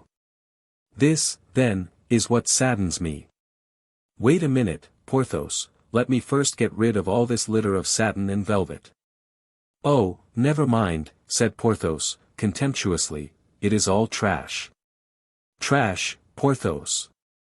Cloth at 25 livres an ell. Gorgeous satin. Regal velvet. Then you think these clothes are splendid, Porthos, splendid. I'll wager that you alone in France have so many. And suppose you never had any more made, and were to live to be 100 years of age, which wouldn't astonish me in the very least, you could still wear a new dress the day of your death. Without being obliged to see the nose of a single tailor from now till then. Porthos shook his head. Come, my friend, said D'Artagnan, this unnatural melancholy in you frightens me. My dear Porthos, pray get it out, then. And the sooner the better. Yes, my friend, so I will, if, indeed, it is possible. Perhaps you have received bad news from Bracieux? No, they have felled the wood, and it has yielded a third more than the estimate. Then there has been a falling off in the pools of Pierrefonds? No, my friend, they have been fished, and there is enough left to stock all the pools in the neighborhood. Perhaps your estate at Valin has been destroyed by an earthquake? No, my friend. On the contrary, the ground was struck with lightning 100 paces from the chateau, and a fountain sprung up in a place entirely destitute of water. What in the world is the matter, then? The fact is, I have received an invitation for the fete at Vaux, said Porthos, with a lugubrious expression. Well. Do you complain of that? The king has caused 100 mortal heartburnings among the courtiers by refusing invitations. And so, my dear friend, you are really going to Vaux. Indeed I am. You will see a magnificent sight. Alas! I doubt it, though. Everything that is grand in France will be brought together there. Ah! Cried Porthos, tearing out a lock of hair in his despair. Eh! Good heavens, are you ill? Cried D'Artagnan. I am as firm as the Pont Neuf. It isn't that. But what is it, then? 'Tis that I have no clothes. D'Artagnan stood petrified. No clothes. Porthos, no clothes, he cried, when I see at least 50 suits on the floor. 50, truly, but not one which fits me. What? Not one that fits you? But are you not measured, then, when you give an order? To be sure he is, answered Mouston, but unfortunately I have gotten stouter. What? You stouter? So much so that I am now bigger than the Baron. Would you believe it, monsieur? Parbleu! It seems to me that is quite evident. Do you see, stupid, said Porthos, that is quite evident. Be still, my dear Porthos, resumed D'Artagnan, becoming slightly impatient, I don't understand why your clothes should not fit you, because Mouston has grown stouter. I am going to explain it, said Porthos. You remember having related to me the story of the Roman general Antony, who had always 7 wild boars kept roasting, each cooked up to a different point. So that he might be able to have his dinner at any time of the day he chose to ask for it. Well, then, I resolved, as at any time I might be invited to court to spend a week, I resolved to have always 7 suits ready for the occasion. Capitally reasoned, Porthos, only a man must have a fortune like yours to gratify such whims. Without counting the time lost in being measured, the fashions are always changing. That is exactly the point, said Porthos, in regard to which I flattered myself I had hit on a very ingenious device. Tell me what it is, for I don't doubt your genius. You remember what Mouston once was, then? Yes, when he used to call himself Musketeers. And you remember, too, the period when he began to grow fatter? No, not exactly. I beg your pardon, my good Mouston. Oh. You are not in fault, monsieur, said Mouston, graciously. You were in Paris, and as for us, we were at Pierrefonds. Well, well, my dear Porthos. There was a time when Mouston began to grow fat. Is that what you wish to say? Yes, my friend, and I greatly rejoice over the period. Indeed, I believe you do, exclaimed D'Artagnan. You understand, continued Porthos, what a world of trouble it spared for me. No, I don't, by any means. Look here, my friend. In the first place, as you have said, to be measured is a loss of time, even though it occur only once a fortnight. And then, one may be traveling. And then you wish to have 7 suits always with you. In short, I have a horror of letting anyone take my measure. Confound it. Either one is a nobleman or not. To be scrutinized and scanned by a fellow who completely analyzes you, by inch and line, 'tis degrading. Here, they find you too hollow, there, too prominent. They recognize your strong and weak points. See, now, when we leave the measurer's hands, we are like those strongholds whose angles and different thicknesses have been ascertained by a spy. In truth, my dear Porthos, you possess ideas entirely original. Ah! You see when a man is an engineer. And has fortified Belle-Isle, 'tis natural, my friend. Well, I had an idea, which would doubtless have proved a good one, but for Mouston's carelessness. D'Artagnan glanced at Mouston, who replied by a slight movement of his body, as if to say, you will see whether I am at all to blame in all this. I congratulated myself, then, resumed Porthos, at seeing Mouston get fat. And I did all I could, by means of substantial feeding, to make him stout, always in the hope that he would come to equal myself in girth, and could then be measured in my stead. Ah! Cried D'Artagnan. I see, that spared you both time and humiliation. Consider my joy when, after a year and a half's judicious feeding, for I used to feed him up myself, the fellow. Oh! I lent a good hand myself, monsieur, said Mouston, humbly. That's true. Consider my joy when, one morning, I perceived Mouston was obliged to squeeze in, as I once did myself. To get through the little secret door that those fools of architects had made in the chamber of the late Madame du Vallon, in the chateau of Pierrefonds. And, by the way, about that door, my friend, I should like to ask you, who know everything, why these wretches of architects, who ought to have the compasses run into them, just to remind them, came to make doorways through which nobody but thin people can pass. Oh, those doors, answered D'Artagnan, were meant for gallants, and they have generally slight and slender figures. Madame du Vallon had no gallant, answered Porthos, majestically. Perfectly true, my friend, resumed D'Artagnan, but the architects were probably making their calculations on a basis of the probability of your marrying again. Ah! That is possible, said Porthos. And now I have received an explanation of how it is that doorways are made too narrow, let us return to the subject of Mouston's fatness. But see how the two things apply to each other. I have always noticed that people's ideas run parallel. And so, observe this phenomenon, D'Artagnan. I was talking to you of Mouston, who is fat, and it led us on to Madame du Vallon, who was thin. Is it not marvelous? My dear friend, a savant of my acquaintance, M. Costar, has made the same observation as you have, and he calls the process by some Greek name which I forget. What? My remark is not then original, cried Porthos, astounded. I thought I was the discoverer.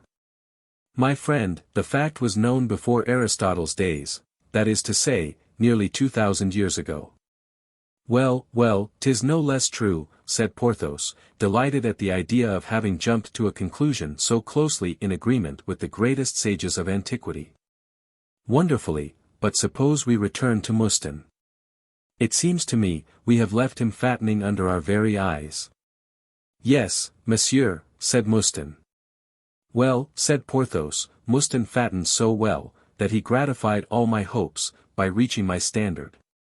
A fact of which I was well able to convince myself, by seeing the rascal, one day, in a waistcoat of mine, which he had turned into a coat, a waistcoat.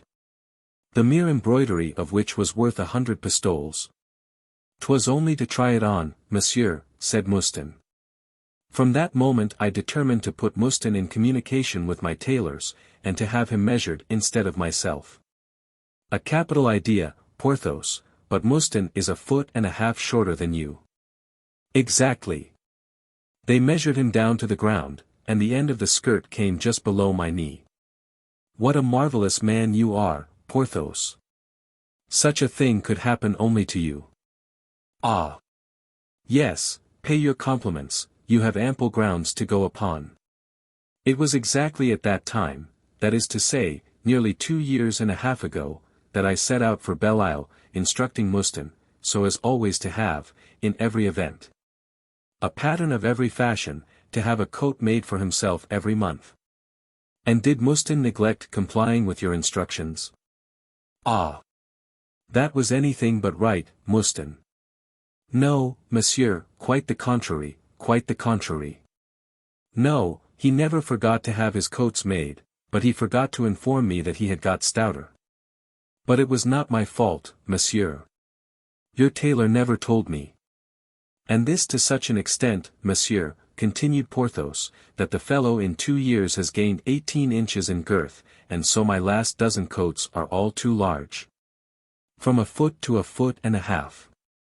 But the rest, those which were made when you were of the same size? They are no longer the fashion, my dear friend. Were I to put them on, I should look like a fresh arrival from Siam. And as though I had been 2 years away from court. I understand your difficulty.